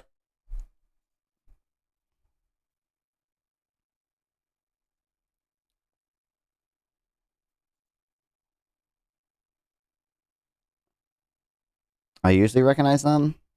Yeah, I mean, I think I would only recognize them if they saw them on the Twitter Discord stuff. I'm not gonna know. I'm not gonna know that many. Well, I mean, I know like Ismail Glue and David Arthur. I'm not gonna recognize that many, other than like people who have written like very famous papers, people who are controversial enough for me to recognize them. Want these people being part of our group. And I think the issue that we're doing is that we're like conflating that to the rest of the group, particularly, and to some degree I understand, right? I think left-leaning politicians have done a really bad cultural song and dance where they've kind of pretended like they're progressive when they're not, especially at least in America. I can't comment as much on British politicians, I have no idea, right? But at least in America, there's been this song and dance where Biden and a bunch will kind of act like they're really progressive, and then all of their policies are really moderate lib stuff, which is frustrating for the leftists who are essentially having their culture masqueraded as to get the brownie points and not actually policyed on, which is probably super frustrating and understandably frustrating. You missed that conversation. Bob Marley, yeah, probably a good thing. Oh my god, I had a 5-hour conversation with the biggest retard ever about this, about populism and that shit, bro. Frustrating for leftists and socialists, right? Where we're like, yeah, we're just like you, but it's also really confusing to the moderate, where we've been like, you're saying you're just like these socialists, and we're like, well, hold on now, like we don't really policy in that way, and we're not actually that crazy in like these sorts of ways, which I think leads to a lot of confusion for the normie. The thing that I'm trying to figure out with you is, I feel like if you're decently politically informed, you can do the difference between my cultural friends, these cultural movements, and the way that we're actually doing policy, particularly in places like America. I can't really comment much on Britain other than worrying it feels like you're doing a lot of slippery slope stuff, even though I'm actually quite critical of fundamentalist Islam. I do not want highly religious fundamentalist Islam, like propagating. I think Sharia courts should not exist in Western democracies whatsoever. I'm completely opposed to that. The issue is that what we do see is that most people who like immigrate, even if they're very Muslim, become secularized pretty quickly. And yes, they're radicalized by October 7th. I understand why they are. The question is, are they actually now going out and supporting Sharia law and like pushing for that type of policy? In America, it doesn't seem like that's the case. Maybe it's the case in Britain. I have no idea. I know that they do have issues in Britain of like actual Sharia courts that exist, which I think is not good. I can't engage with you in commentary on Britain. I'm not interested in it. Yeah. Look, I'm trying to explain that it's not just American politics I'm looking at. I'm also looking at politics all across Europe and the West and everything. And probably a major way that I have actually broken with the left now is I do genuinely think there needs to be immigration. I don't even know. This guy only like. Why, like, if you want to say based on world politics, you're a, whatever he said, dispossessed conservative or whatever, that's fine. No one in America interprets conservative as someone who's concerned about Muslim immigration in Europe. I'm busy on holidays, so I've been missing all the streams. Well, in fairness, Bob Marley, I also have not streamed that much. I've been streaming like every fucking 3 days or something. But it is nice to see it back, of course. Restrictionism in order to allow for groups that are already. Although I hope you had at least, hope you had at least a little fun, a holiday without me or something. Whatever. Assimilate. I think when the volumes of migration are so high, it becomes really hard to assimilate. And I'll give you an example. My family migrated to Australia in the 1950s and 1960s. I'm fourth generation on my mum's side, third generation on my dad's side. And when I was growing up, I was basically the only Greek kid in school. I didn't grow up in like a kind of like ethnic enclave. Basically, every single person around me was an Anglo-Australian. And so my cultural, like having grown up in that way, I basically fully assimilated as an Australian. And to the point that when I went to Cyprus when I was like 12 years old, the only time I've ever gone back to my family's home country, I did feel like a foreigner there. Obviously, I love that. Obviously, I do love I love the Greek culture. I'm still proud of it and everything. I don't hate myself for it or anything. I do love Greek culture. I talk about the fact that my family's ethnically Greek all the time. But when I did go to Cyprus, because I don't speak the language and because I grew up in a fully cultural Australian environment sort of thing, like I did basically kind of feel like a foreigner there. And I think a major reason why I was able to like basically like fully assimilate is because I grew up not in an ethnic enclave. I grew up in an environment where I was surrounded by the majority culture in Australia the whole time. And so that's why I now think that you basically need to have pretty strong immigration restrictionism, because over the past 5 years in particular, but also the past couple of decades, there's been massive amounts of immigration to the West. There's been massive demographic change. And I think when migration flows are so high, and this is especially a thing in Canada and Australia, but I know you guys also had massive amounts of illegal immigration in America as well the past 5 years. I think when the rates are so high, it becomes really hard for people to assimilate. I guess like your family lineage feels like a good example of assimilate, like the type of. I have no clue. I don't think the data. So we're not gonna have data on immigrants from the past 5 years or whatever necessarily. The stuff I've seen is like usually it's like within 3 generations, immigrants are usually it's perfectly assimilated into having sort of broadly American values. I wouldn't expect that to be substantially different for like illegal immigrant. Like even if illegal immigrants have their ethnic enclaves or whatever, which to some extent they have more of today, but like even if that's the case, like you probably, I don't know if that effect would carry on substantially to second and third generation immigrants, but I don't know. Trump's delivering remarks in the Knesset soon. I don't know about what. Well, I mean, I know broadly about what, I guess, but we're definitely not. We're definitely not getting through all this. By the way, I gotta go to bed in like 30 minutes or something, maybe less. I don't know. We'll see. But as I tried to explain though, the reason why I think my family were able to assimilate so much is because I didn't go to a school that was 99% Greek. I didn't grow up in a street or a suburb that was 99% Greek. I didn't grow up in an environment where everybody. There's no like public school. Is there a public school in America that's over like 60%? Not just Hispanic, because there's probably places that are over 60% Hispanic, but like people who don't speak English, for example, like not only Hispanic, but like not even assimilated enough to like have strong English. I don't like, there might be one or two schools out there, but I kind of doubt it. I don't know if there's going to be anything interesting to care about. Is there going to be Trump bragging, oh, I got the best deal, biggest, beautiful deal ever. Wow. There, no more hostages. They're all returned. Gaza is going to be so great. We're going to build so much stuff there.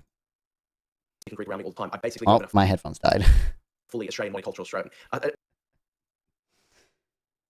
Ugh. I don't know, guys. I think that might be a sign. I think there might be a sign.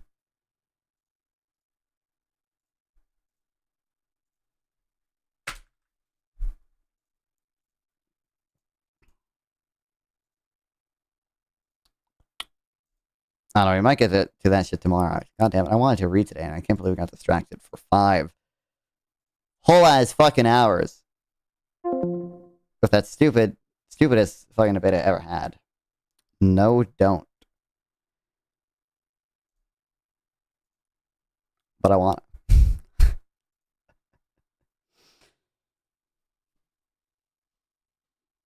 Ugh.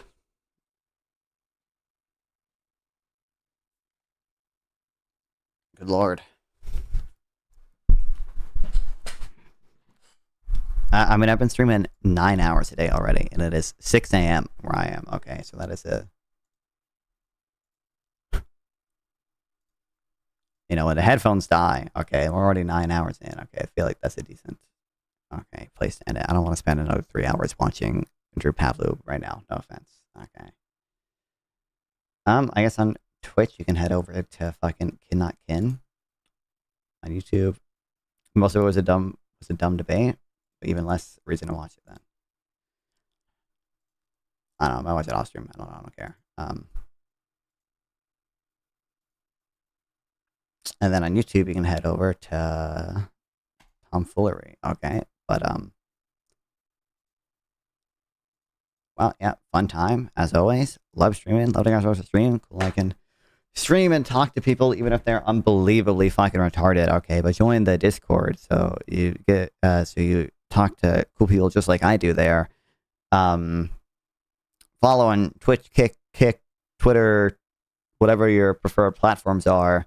I mean, I am active on Twitter just as, you know, an epic shit poster as well. And YouTube's where you can watch all my old debates and stuff. The stuff I do eventually get around to editing goes on YouTube, so, you know, go check that out.